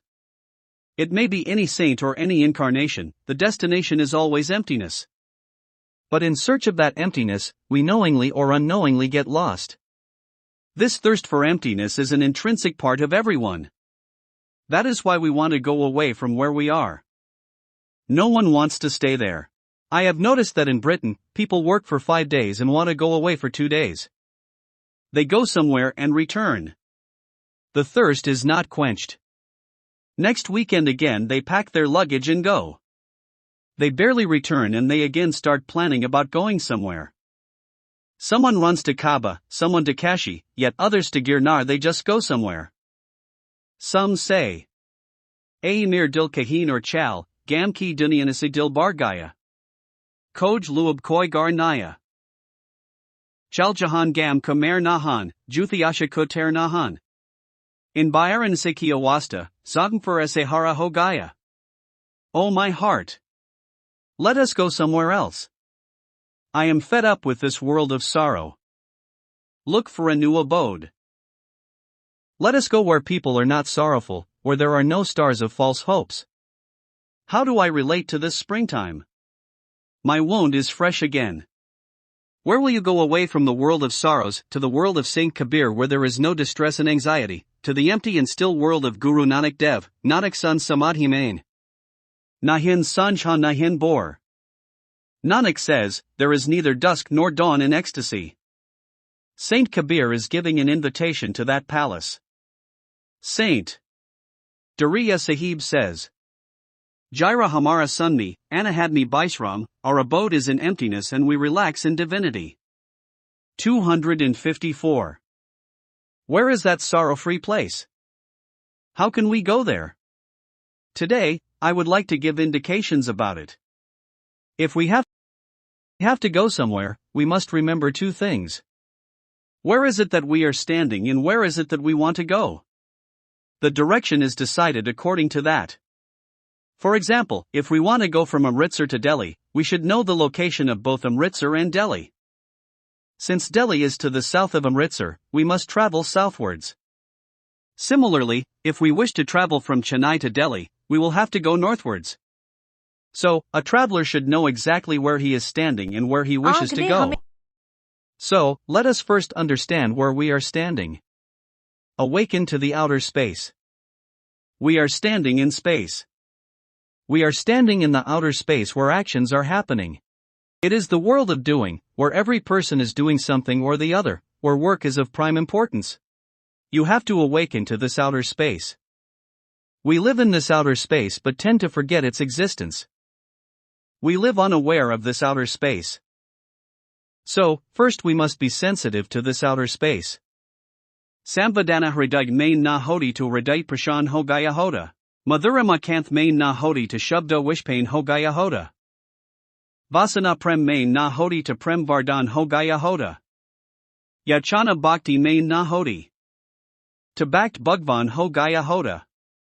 Heart would have turned into a stone, had there been no sensitivity. Had there been no sensitivity. Word would have turned into poison, had there been no sweetness in the voice. Love would have become a boon, had there been no lust in love. The devotee would have become God himself had there been no pleading in the devotion. 255. This sensitivity makes someone a Nanak. This insensitivity makes a person worldly. This sensitivity makes a person enlightened, and this insensitivity makes someone stupid. So, the first requirement is to become aware of this outer space where we live. How to become sensitive? Live while feeling it. Feel that there is this outer space. Sway a little and swing a little. We do not feel it like a bird that is taken to its wings, flying around joyfully, like a fish in the ocean enjoys swimming around. We should also feel the space around us merrily and cheerfully. We should walk full of delight. While swaying, sway heartily. When dancing, dance enjoyingly. Search a little within your life. Do we wander in space like a fish roams in water? Do we live in the space like a bird in the sky? Are we asleep while wandering around in this space? Are we totally unaware of the space surrounding us? We must enjoy it. We must enjoy the formless space. We should feel the space, which is surrounding us always, and live feeling it. Awaken to the outer world. Now, let us step a little inward to that outer world. What do I call the outer world? It is the world in which we relate to our family members, our friends, our colleagues, and our business associates. This is the outer world. As long as we live feeling the outer space, we live in the outer space. But, when we start associating with people, we start living in the outer world. How do we live with our family members and with the world at large? How does a worldly person live, and how does a spiritual person live? Let us understand this a little. So that if you wish to live like a worldly person, you do so enjoyingly. I do not suggest that you become a renunciate, but you must know the two ways of living and can choose the one which appeals to you. How does a worldly person live? He wants to win. The 256. Expectation to win is desire, is indulgence. Everyone wants to win. There would probably be no worldly person who does not want to win. In the whole world, if you want to make some book a bestseller, just ensure that the title has the word victory or win. For example, You Can Win. Shiv Khera has written many books.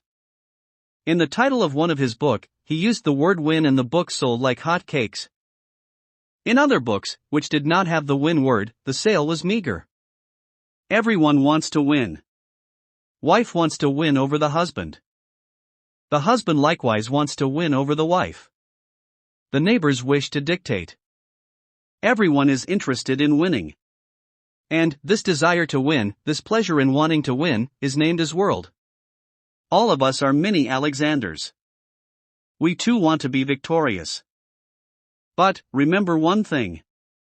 If you proceed in the direction of victory, then it will be opposite to the direction of ecstasy. The one who nurtures the desire to win wants to win even God. If one does nurture that desire to win, why not try to win over self?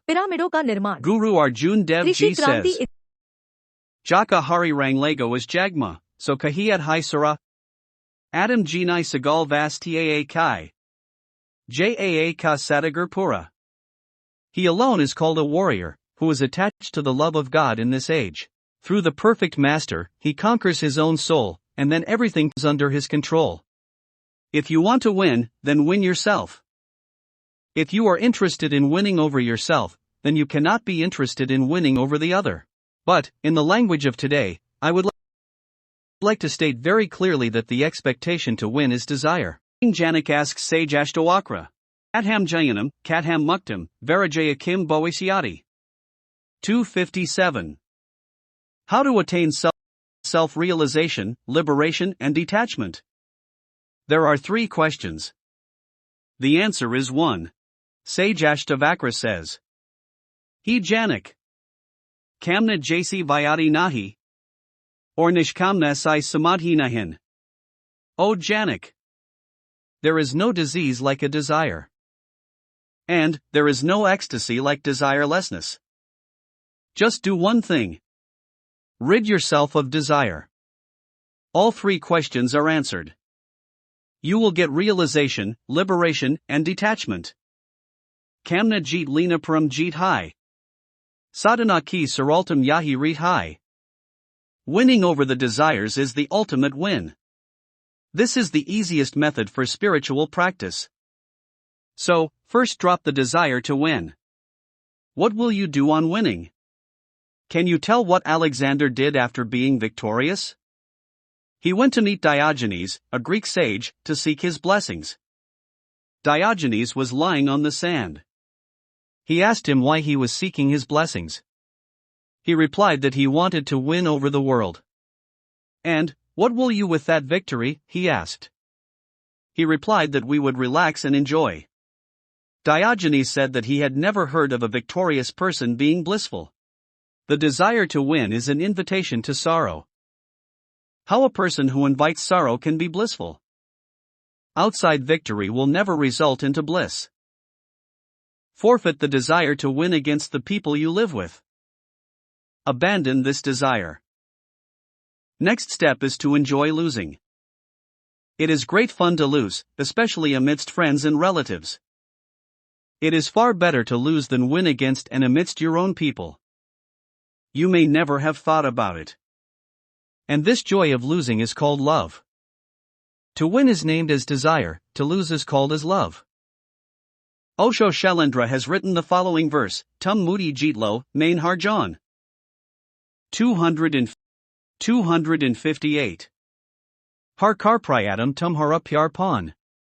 Pyar ki batsi anuti, harn main jeet hai, you win over me and I lose. I get your love after losing.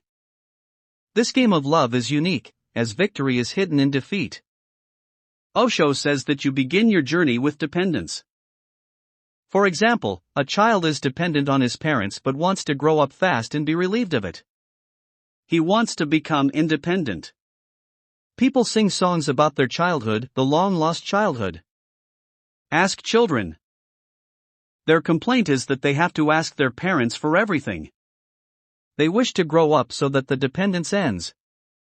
No child rants about his childhood or wants it to be prolonged. Elders of course state that childhood is lovely. Why do children not like it? Why is it that which everyone wants, the children do not want? They want to be independent. We think independence is the ultimate. But, beyond and above independence is interdependence. Stephen R. Covey has written a beautiful book, 7 Habits of Highly Effective People. Its first line says, interdependence is higher than independence. Dependence means I cannot say no. I do not have the freedom to decline the orders of my parents, of my boss. I have to unavoidably obey. I cannot refuse to obey. This freedom is denied. This is dependence. Above this is independence. I have the right to say no. If you are capable enough to refuse, then understand that you are independent. Interdependence is love. What does it mean? I have the independence to refuse, but I happily do not refuse. I agree. This is interdependence.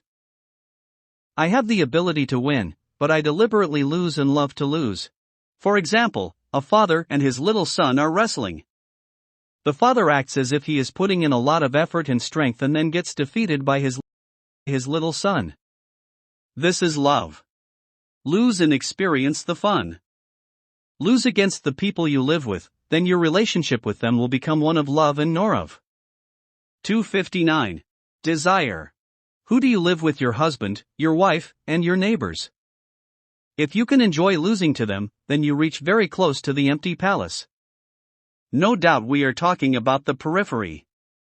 But, to reach the center, to advance to the center, the circumference has to be duly beautified and pruned. Without it, the question of approaching the center does not arise. It is nearly impossible. Awaken to the inner world. First, we spoke about of the outer space, then the outer world. Now, we are coming closer to that world where there is neither dawn nor dusk. Jaira Hamara Sunmi, Anahad Main Baisram, our abode is in emptiness and we relax in divinity. We must not forget our destination so that we keep assessing our position, our direction, and our destination. The third stage is the inner world. We have reached inside the body. So far we were outside the body. We were in the form, but we were related to other forms. Now, we have come inside our own form. Even here, the actions were constantly occurring. In the outer space also, the actions were occurring. The sun was rising and setting. The earth was rotating on its axis. Birds were flying, clouds were floating, rivers were flowing, and springs were falling. There were innumerable actions happening in the outer space. Later, we entered into the outer world, where we started associating with people surrounding us. Even at that level, we were primarily in the field of action. Defeat and victories were coming across. We were relating to people. We were successful or unsuccessful. We were awarded with respect or insult. These were all related to our outer world. Now, let us enter into the inner world. Actions are occurring in the inner world as well. Now, become aware of 260. These actions. Start watching them a little. Thoughts are coming, become aware of them. Emotions and feelings are aroused, awaken to them. Awaken towards your feelings. Do not use your logical mind all the time. Step into the world of feelings. Probably, I can carry my point across to you with an example that we live through thought and not feelings. On January 10, 2004, we reached the Murthal ashram for the first time. It was a cold night. It was very chilling. Our room was not ready. So, a small room, which was available, was utilized for the night stay. A heater, a bed sheet and blanket was provided and an extra blanket was kept in the cupboard. The heater had a regulator for increasing the intensity of heat. After settling us, our friends left. I might have slept for an hour, but the icy chill disturbed my sleep. I increased the intensity of the heater. Again I slept for approximately an hour, but then the icy cold weather woke me up. I reflected logically that the room is small, the heater is running and the warm blanket should suffice. Nevertheless, I increased intensity further. But the nipping cold just would not let me sleep till 5 a.m. I tossed awake in my bed feeling frigid but kept pondering in my mind about all the warming measures. Finally, I decided to get up and use the second blanket in the cupboard. I told my mind, enough is enough. Now, I am not going to listen to your logic. No sooner did I get the blanket out and covered myself that I slept, cuddled in its warmth peacefully for 2 hours. This is exactly how we lead our life, always through thoughts and not guided by our feelings. Guru Nanak Dev and Buddha keep advising us to go by our feelings and not by our thoughts. So, feel the outer space first. What will happen? Osho says that it is the beginning of meditation, now and here. Thinking is always in the past and future. Whenever one thinks, we relate to the past or to the future. But when one feels, one is necessarily in the present. We instantaneously come here and now. 261. Feel the cold, feel the heat. We do not even feel them. We do, however, talk about it. Let us feel heat or cold and not just discuss it. Sit in our drawing rooms and discuss about heat for good 10 to 15 minutes. Instead, if we feel the heat for 10 seconds, our journey to the inner world would have commenced. So firstly, all saints agree that if one has to travel to the inner world, in the direction of ecstasy, we must begin to feel. Now the world of the observing begins from here. When you start awakening to the inner world, it is termed as observing. What is happening in the inner world? While breathing, the body is involved, the breath is going in and coming out. Thoughts are passing by. The clouds of thoughts are aroused and they thunder.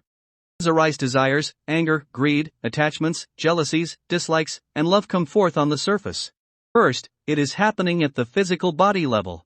Then, at the mind level, then at the heart level. But, the world of action is alive although you have entered inside your body. Actually, you are still at the periphery and actions are constantly going on.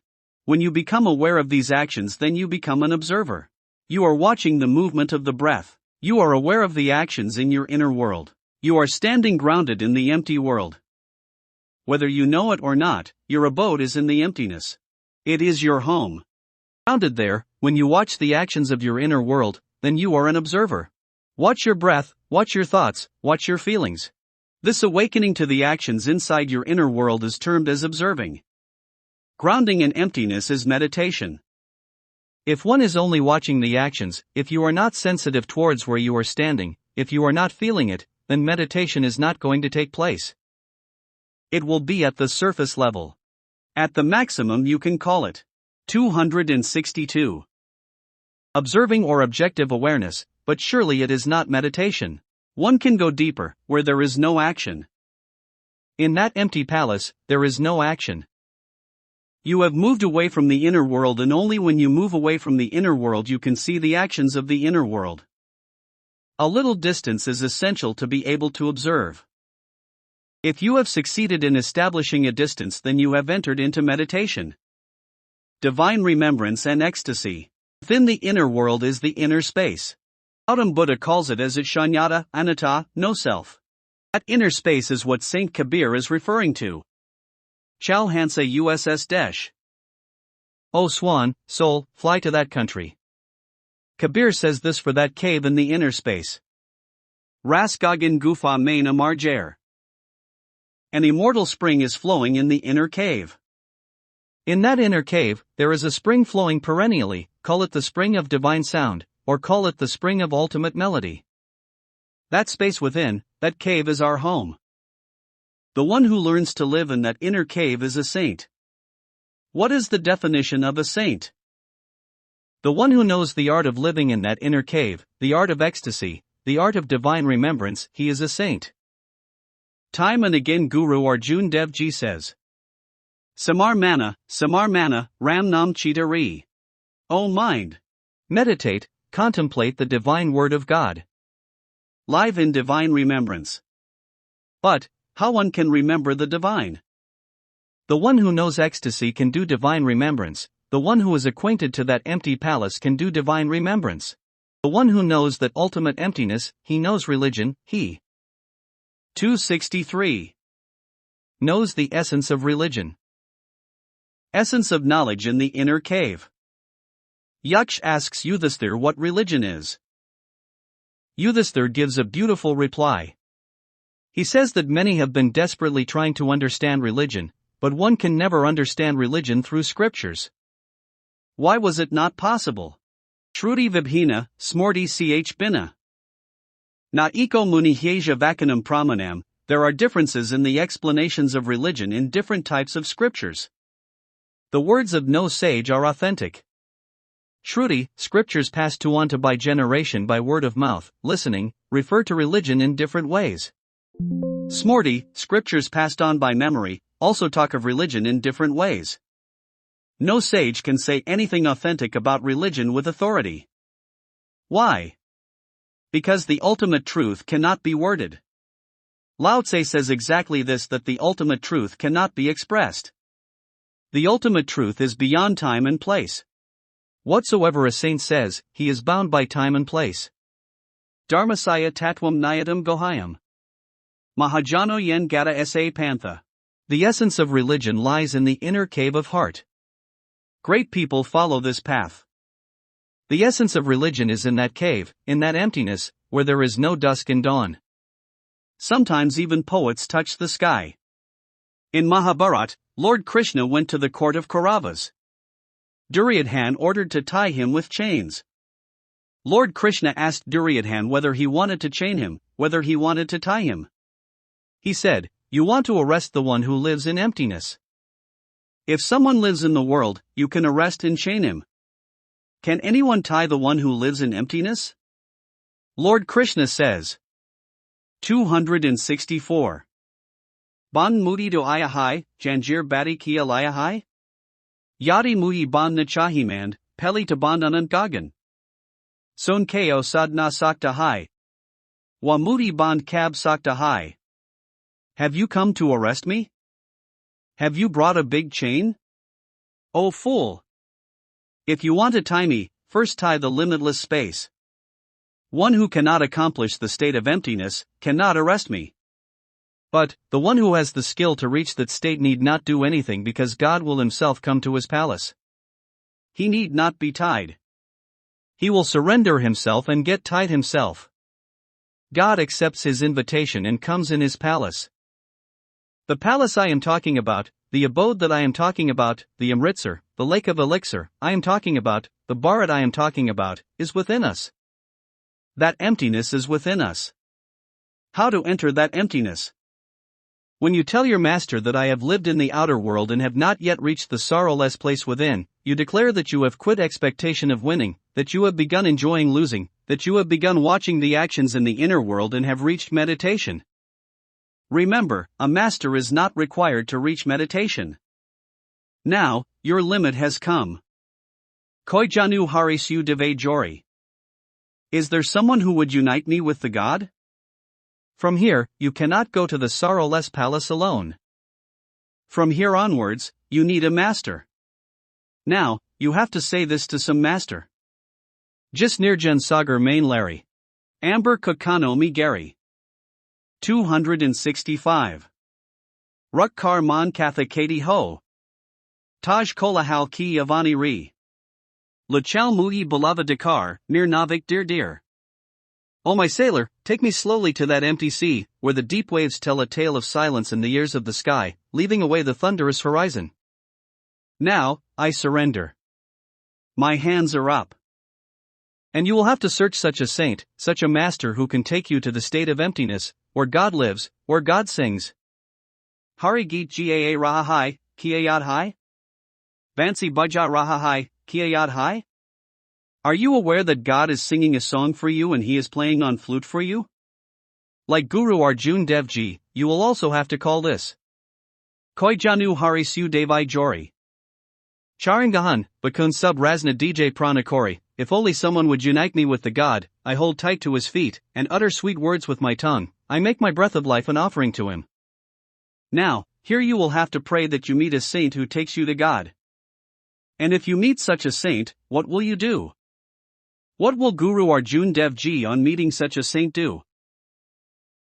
He says he will hold on to his feet, he will sing his glories and he will gift his life to that saint. He will bend his head in obeisance at his feet and tell him to do what he pleases with his life. No sooner one makes a statement like this, the master will cleverly maneuver you into the sorrowless country. You will be taken by surprise. Oh! My actual abode is in the empty palace. So far we were associated with the outside world unnecessarily. Comparing the soul to a bride, Saint Kabir says that this world is your maternal house.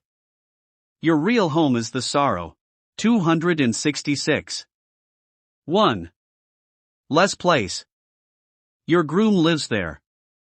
What is required to go to your in-law's house? You have to marry a groom. Can anyone go there without marriage? Not till date. Such a thing will ever happen in the future too is doubtful. If one has to go to the in-law's house, one has to marry someone. And, the groom is none other than godliness himself.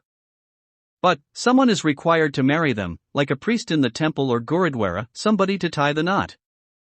Well, that is the master. He will unite you to godliness. He will cement the union. Then, the bed is laid for repose. God is found waiting for you. You take ultimate rest there. You exclaim like Saint Dariya Sahib. Jat hamari Brahm Hai, Mata Pita Hainram. Jaira Hamara Sun Main, Anna had me Baisram. The divine, Brahm, is our caste, God is the mother and father. Our abode is in the stillness and we relax in divinity. Light a lamp in the palace of emptiness, Saint Kabir says. Sun Mahal Main Dhyana Bari Lu. Light a lamp in the palace of emptiness. A lamp is lit there, for which Guru Nanak says, Antarjot nir antarbani, Sakshay Sahib Su live lay, divine light shines continually within my deepest self, I am lovingly attached to the word of the true master.